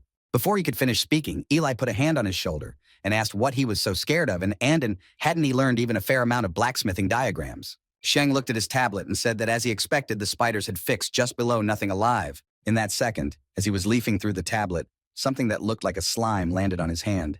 Sheng looked at his hand and didn't understand what this pink substance was. He started shaking his arm to get it off him, but it started burning his arm. Sheng threw off his glove on the floor and said that this substance corrodes the skin. Moto asked Xiang why it resembled the slime they were studying in class. Xiang said about how he was really right, and they all looked up and said that maybe it was. And no sooner had they finished speaking than they saw that there were a huge number of them on the ceiling, and they were all different colors. And in the next second, they started coming down right on top of them. Moto started yelling really loud and told everyone that they were starting to fall. Eli pulled him by the scruff of his neck and told him to just stay out of their way, and pulled him away from the slime that flew past him. Xiang at this time didn't waste a moment and made an anti-chemical defense umbrella.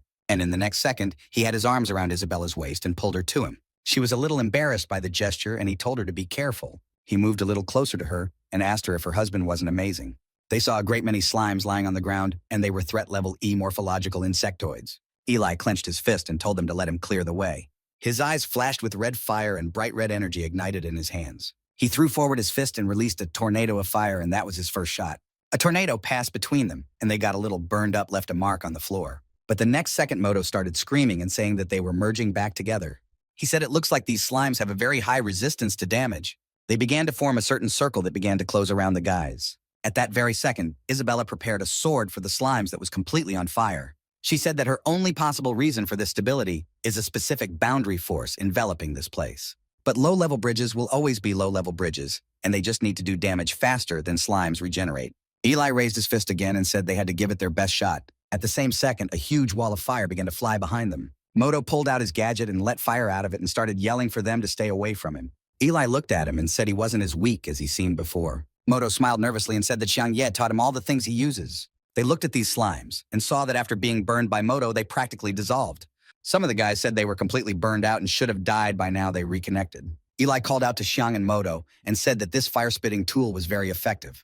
Moto said that if the slimes here are so hard to defeat, doesn't that mean that if they continue, they will face even more formidable opponents? Isabella said there was no need to move on now, and this fight had already attracted other monsters here. They looked to the side and saw the slimes begin to approach them from other sectors. They were dumbfounded when they saw the slimes start to grow and form monsters with eyes. Eli yelled and said it had to be the coolest slime he'd ever seen in his life, and Xiang asked where it looked cool, and they had to run. He also said there were too many slimes, and they couldn't contain them forever. They should go down to the floor below. They all started to run away, and Xiang said that the information from the mechanical spiders allows them to go that way. Moto yelled for them to wait for him, and Xiang turned around and told him to hurry up. He stopped and took his quill and told them that he would seal this tunnel. He swung his fist in front of the huge slime with red eyes, and at that very second, a huge stone door appeared in front of him and closed the passage. Moto sat on the floor and said it was awful, and they almost got him. He asked why don't they go and take more people with them before coming back here again. Xiang said that it couldn't be done because the ruins might allow them to enter and exit once, and then everything they had done before would become meaningless. Eli said that Xiang is right and they need to continue on their way. He turned to Moto and said that if anything happens, they are there for him, so he doesn't need to be afraid. They started walking down the tunnel again and decided to go down one more floor below. Xiang said that the mechanical spiders have been destroyed and the last biological organism are in front. Isabella shifted her gaze and asked him whether or not he had mentioned it. They saw how in front of them were huge spiders with 6 eyes that were lawful. They were Crimson Widows of the spider class and threat level D. Xiang said this is the first time he's seen a spider monster, and they're a bit repulsive.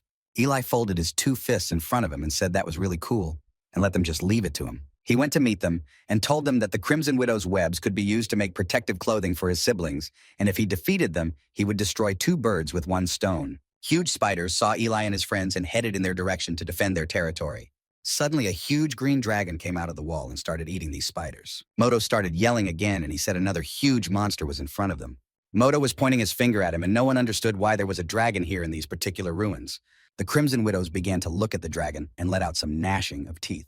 The dragon was really stressed out by this, and he told his mouth and started yelling at them, and they flew back. Isabella said that she had seen a real dragon before, and this one emits a different energy, and Xiang said that if dragons are here to protect this territory, then the mural contained records of him as well. The dragon turned around, looked at the group of students and said, "Is there really people here?" He looked at them and said that they were vile people and clearly didn't belong here. Moto started screaming because the monster can talk, and Eli said it was the aura of what appeared to be a real familiar, and he didn't like it at all.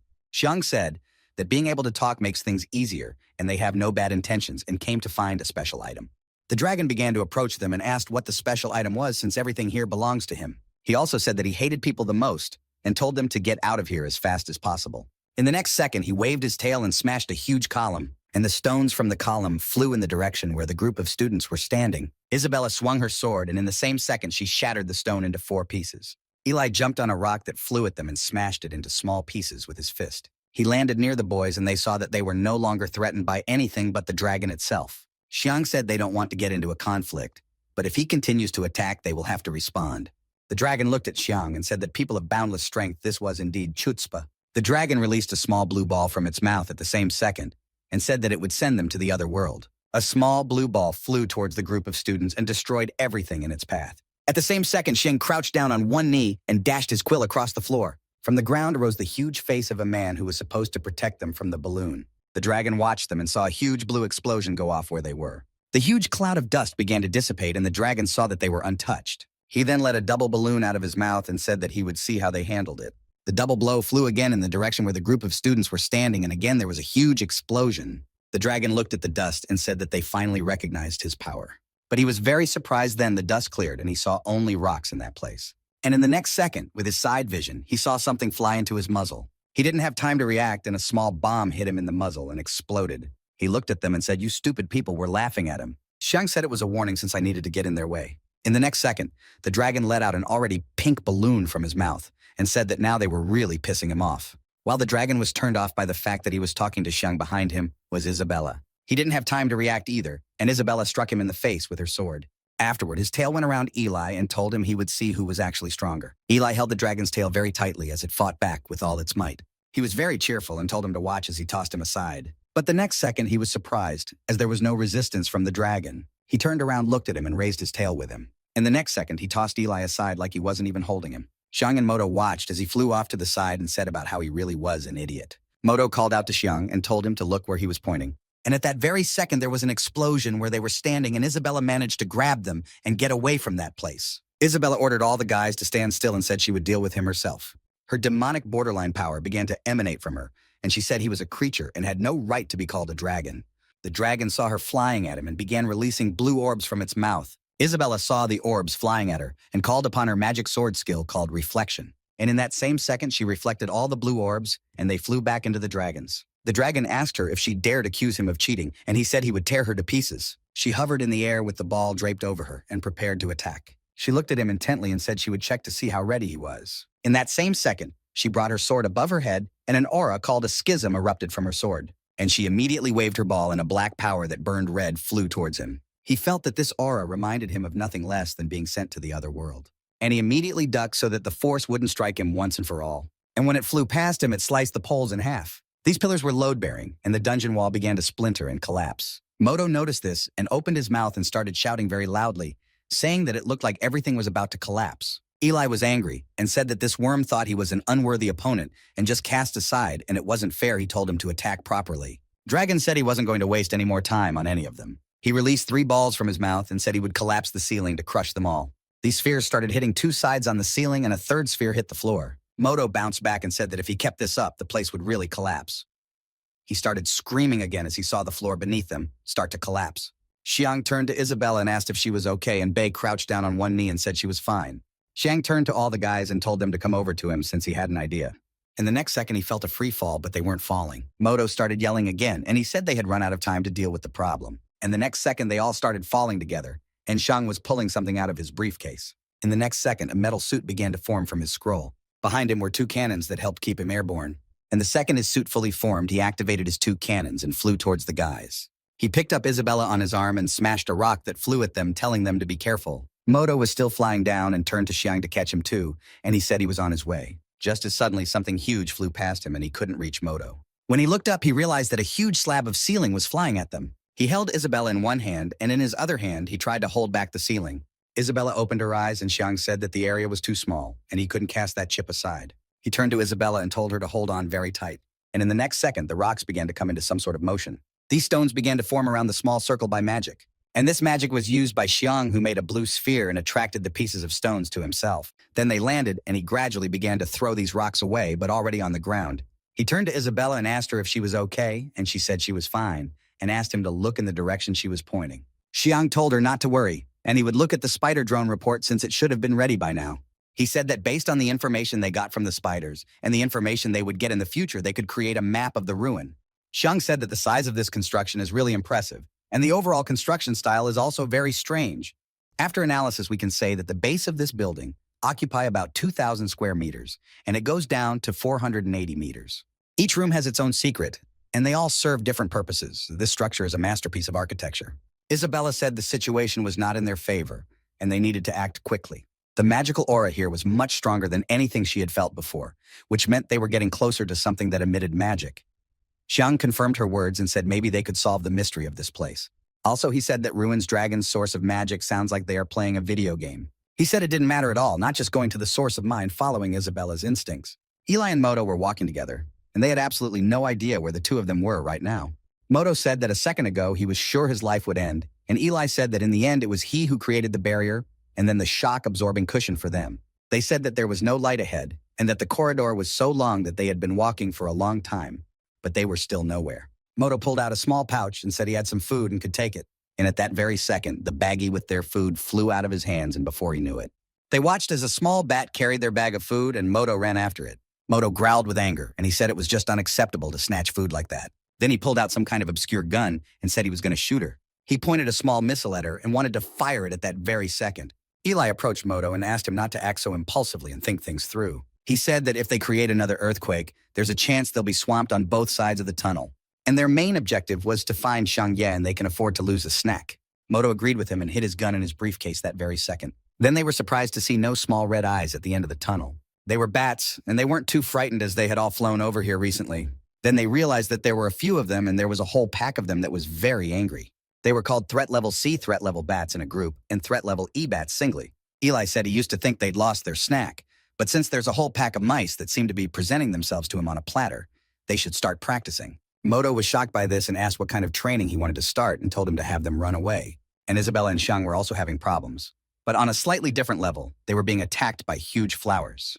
They were also attacked by a huge snake and many other creatures that were in the dungeon. Isabella said that the closer they get to the source of the magic and the more monsters appear. Xiang said that it's probably because magic creates better living conditions for the monsters here. And while they were talking, the monsters immediately started attacking them with poison and spider webs. A poison web and a small spike hit Xiang's suit, and he managed to block those attacks. Xiang said that although their level is low, there are a lot of them here, and if you use weapons with more striking power, there is a danger of collapsing everything here. Isabella also attacked the monsters, and Xiang asked about why don't they talk to them for a bit. Xiang interrogated her again as to why we don't just try to talk to them. Isabella stopped immediately attacking, and she agreed with him and told him to get out. Just as suddenly, Isabella was hit by something, and something flashed past her very quickly towards Xiang.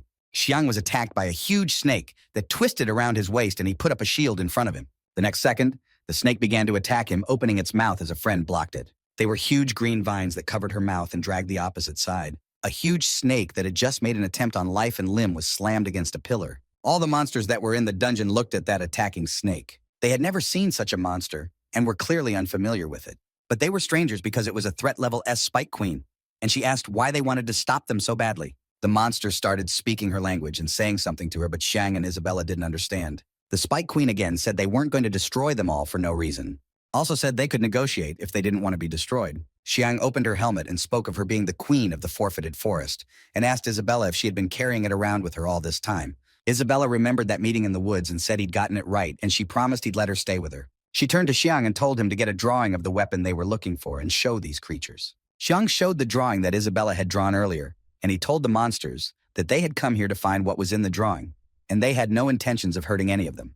The monsters got a little quiet after the drawing was shown and then started laughing loudly. Xiang realized that he had gotten the wrong drawing and apologized to the monsters and pointed to another weapon. The Spike Queen apologized and said that all the monsters were still refusing to cooperate with them. But at that very second, all the monsters started talking to each other in their own language. The Spike Queen exhaled, lowered her eyes, and said that they say that their king used the magical aura of this item to survive, so they will not give it away ever. She then looked up and opened her eyes as she felt the power of her mistress. Isabella held her sword firmly in her hand and her borderline strength radiated from her. Xiang felt the wind begin to ruffle his hair and he turned to Isabella. Her eyes turned red and she was furious that they said they would never give him back. She said it was because they had lived here too long, because they had forgotten what terror was. Whereupon her borderline power hit the walls and all the monsters felt her. She turned into who she used to be and said that if they challenged the queen's decision, she would personally finish each of them off. The second after those words, the monsters began to gradually retreat back towards the wall. Xiang thought that compared to last time when she became a berserker, it looks like she can control it now. Isabella said that she had been here long enough and had fed into the large amount of energy that hung in the air here, and her border force had recovered to a stable state.